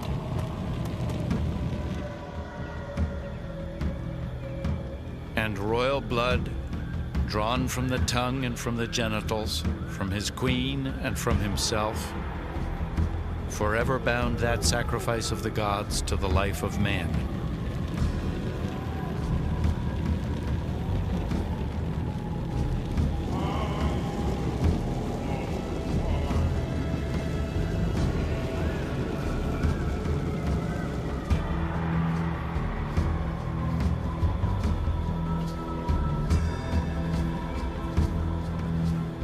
As his subjects watch, the bloody sacrament of the king spirals upwards to the gods.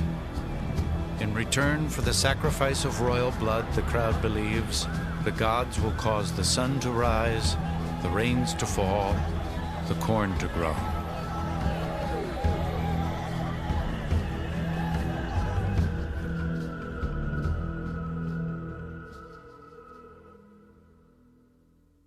For art historian Linda Sheely, these macabre bloodletting rituals provide the final key to understanding the Maya. In the New World, people believe that your soul, the most potent part of you, the part that's indestructible, the part that you will pass on to your grandchildren and to your great-grandchildren, the thing that is eternal resides in your blood. So if you wish to give an offering that is the most precious and powerful thing on earth, you give your blood.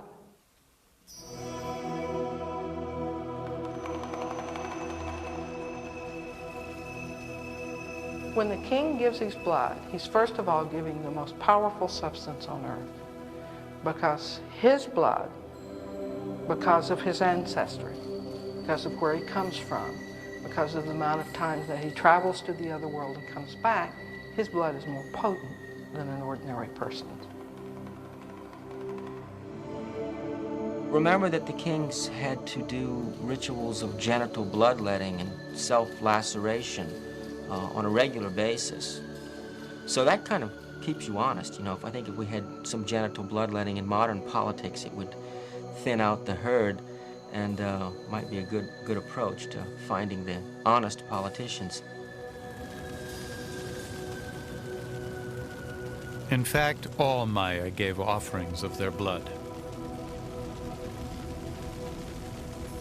The difference between them and us is we have it easy.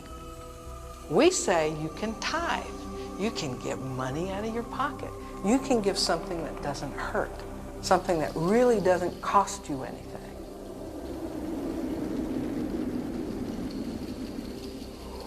The Maya don't let you make that sort of surrogate sacrifice. You really have to give the blood.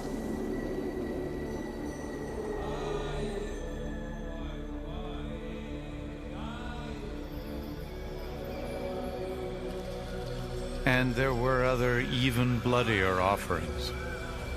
Skull racks commemorate war captives sacrificed to ensure the continuity of the Maya world.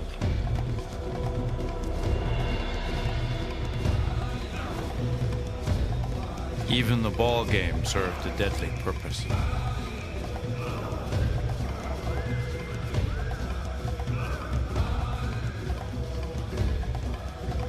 The contest, in fact, is not a game at all. Its losers were sacrificed to the gods.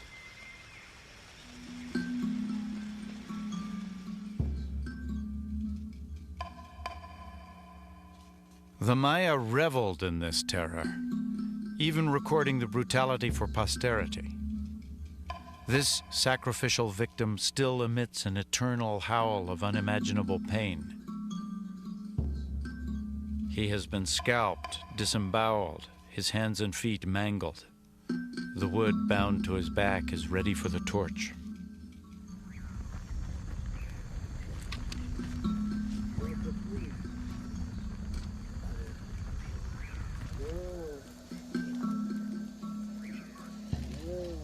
Today, Maya shamans still practice blood sacrifice.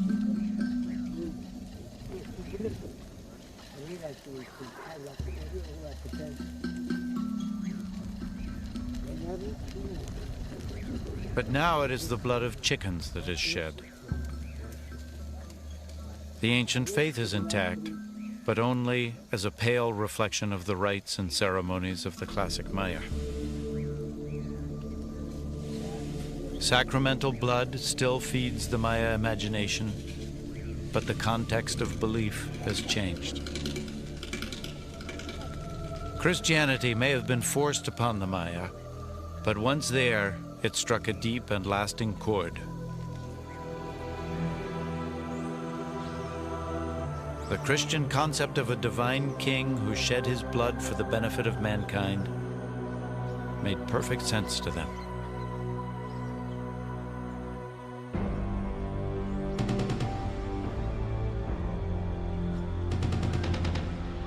For the ancient Maya, the blood of kings was the mortar that bound all life together.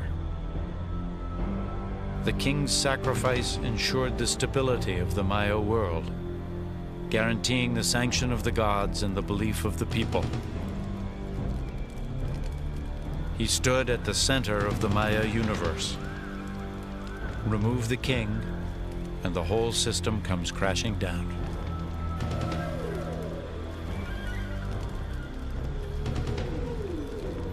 For Arthur Demarest, the crisis for the classic Maya began the moment they lost faith in their kings. The source of power is this ritual, this display, the ceremony, the theater, the charisma. And when real problems occur, when a military defeat occurs, even between centers, it can be devastating in a way that it shouldn't have to be. But the authority is based upon belief in the king. And failure is unacceptable. If this really is a holy lord who can manipulate the forces of the universe, then failure undermines the whole system and it can't be adjusted for.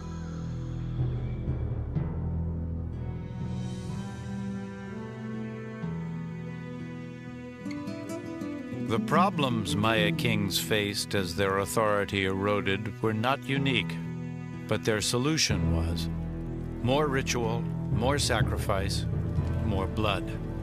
But it didn't work. I mean, you can genitally bloodlet and you can build temples as high as you want. It isn't going to make the soil thicker. It isn't going to stop erosion. It's not going to prevent invading enemies from winning because they have better weapons or tactics.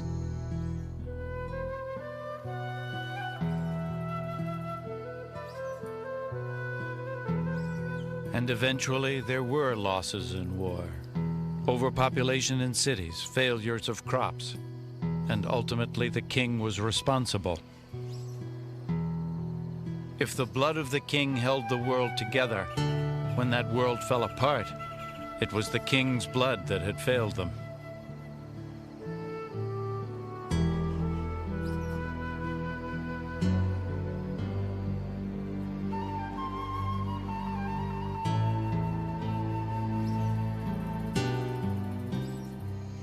When you begin to understand from the inside the way the Maya thought and the way their civilization was constructed, it's amazing that they maintained it for as long as they did. The mystery should not be the mystery of the Maya collapse, but the mystery of how the Maya for 2,000 years maintained this impressive civilization.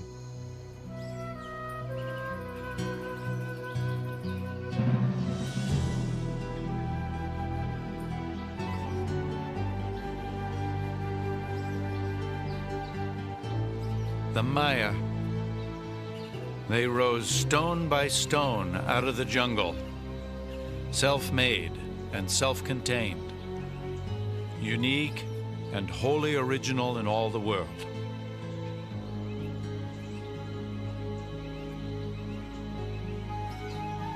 But ultimately, the great dynasties and the great achievements of the Maya kings and queens, all their formidable powers, were built upon the faith of the people. And when crops failed or enemies prevailed, the people no longer believed.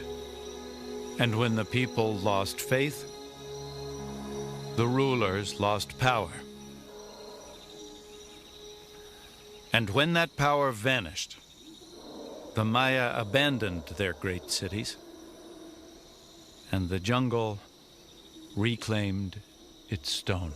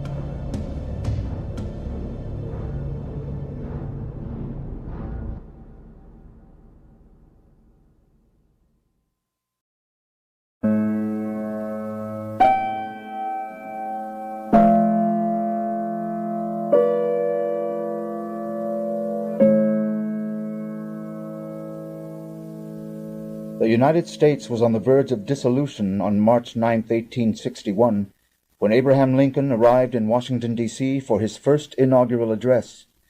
The states of South Carolina, Georgia, Alabama, Mississippi, Louisiana, and Florida had all voted to secede from the Union, and Texas's governor had been overthrown for refusing to secede. The departing administration of President James Buchanan had bankrupted the Treasury, while his Secretary of War, John Floyd, had secretly shifted Union armaments to points south to arm the intended insurrection.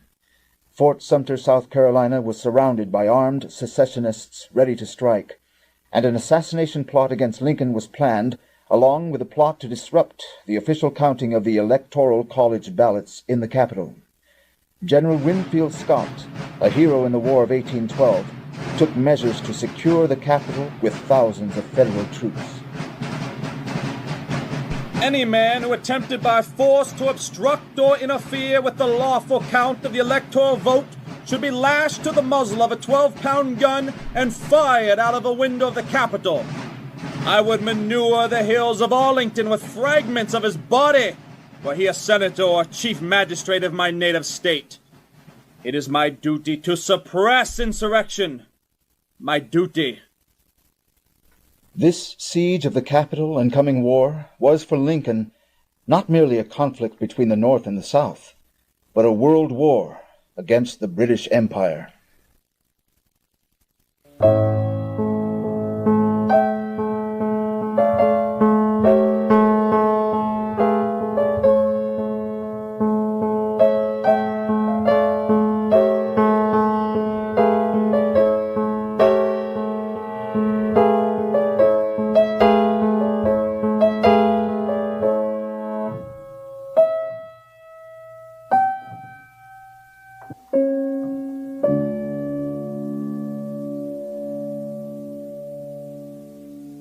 Lincoln knew the British Empire viewed the U.S. government, founded on the principle that all men are created equal, as a threat to the continuation of their empire.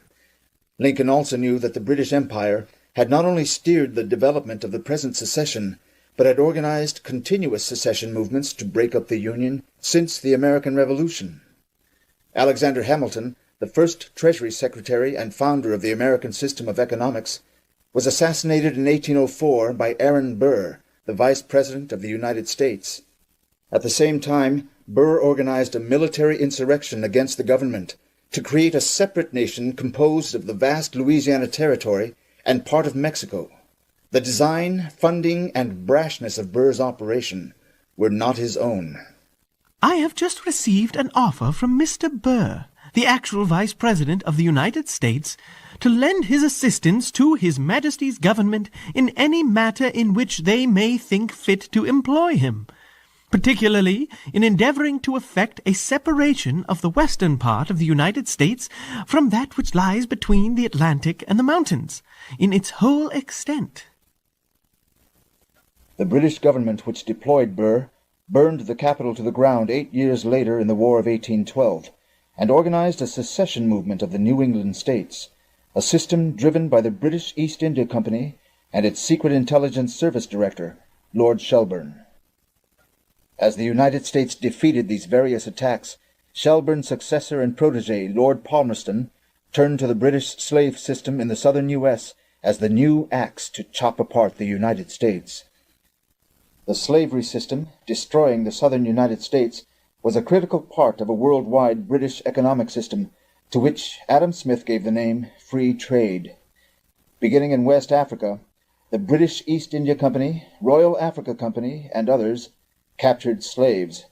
These slaves were shipped to the Western Hemisphere to create the slave plantation system of the southern United States.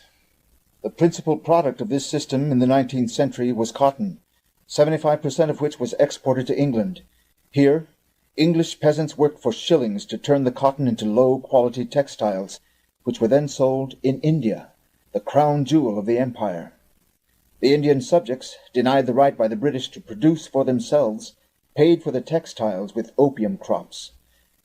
The Indian opium was then shipped from India to China, where it was forced on the Chinese people for enormous profit, addicting millions to the life-sucking drug. The profits from this cycle, characterized by East India Company lackey Adam Smith as buying cheap and selling dear, was the foundation of the empire's existence.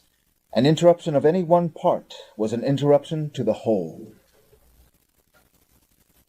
In dealing with vulgar-minded bullies, and such unfortunately the people of the United States are, nothing is gained by submission to insult and wrong. The U.S. have no navy of which we need be afraid, and they might be told that if they were to resort to privateering, we should, however reluctantly, be obliged to retaliate by burning all their seacoast towns. Palmerston never gave up the hope that the United States could be broken apart, that you could destroy the American system. And so Lord Palmerston was naturally a supporter of the Confederacy. In fact, he wrote a letter January 1st, 1861 to Queen Victoria, praising the British and French troops taking of Peking at that time. And then he said, "We also are on the verge of the dissolution of the United States." And this was good news for Britain.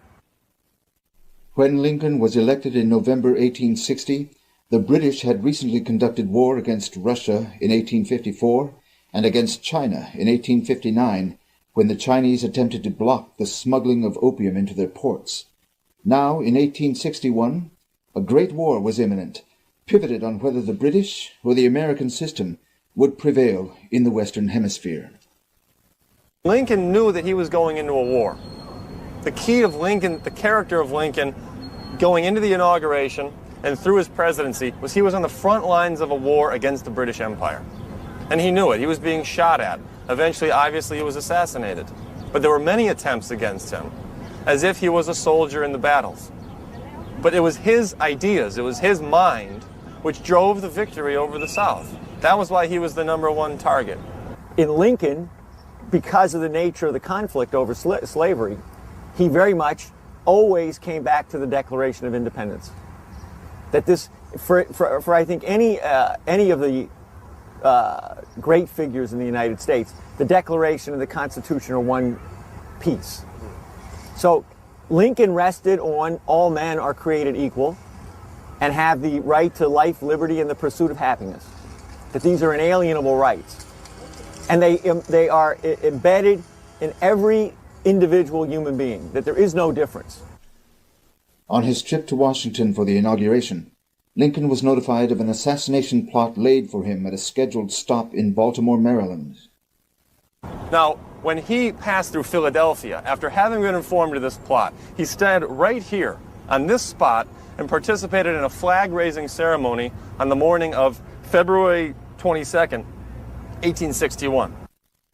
I have never had a feeling politically that did not spring from the sentiments embodied in the Declaration of Independence. I have often pondered over the dangers which were incurred by the men who assembled here and adopted that Declaration of Independence. I have pondered over the toils that were endured by the officers and soldiers of the army who achieved that independence.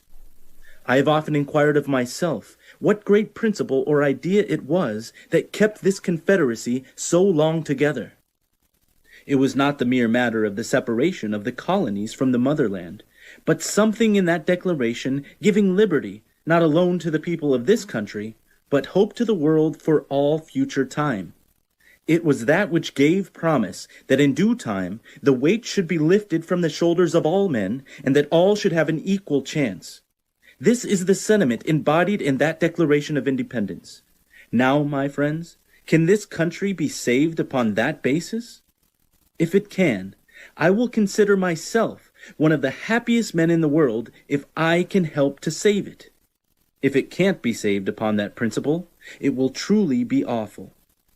But if this country cannot be saved without giving up that principle, I was about to say, I would rather be assassinated on this spot than to surrender it.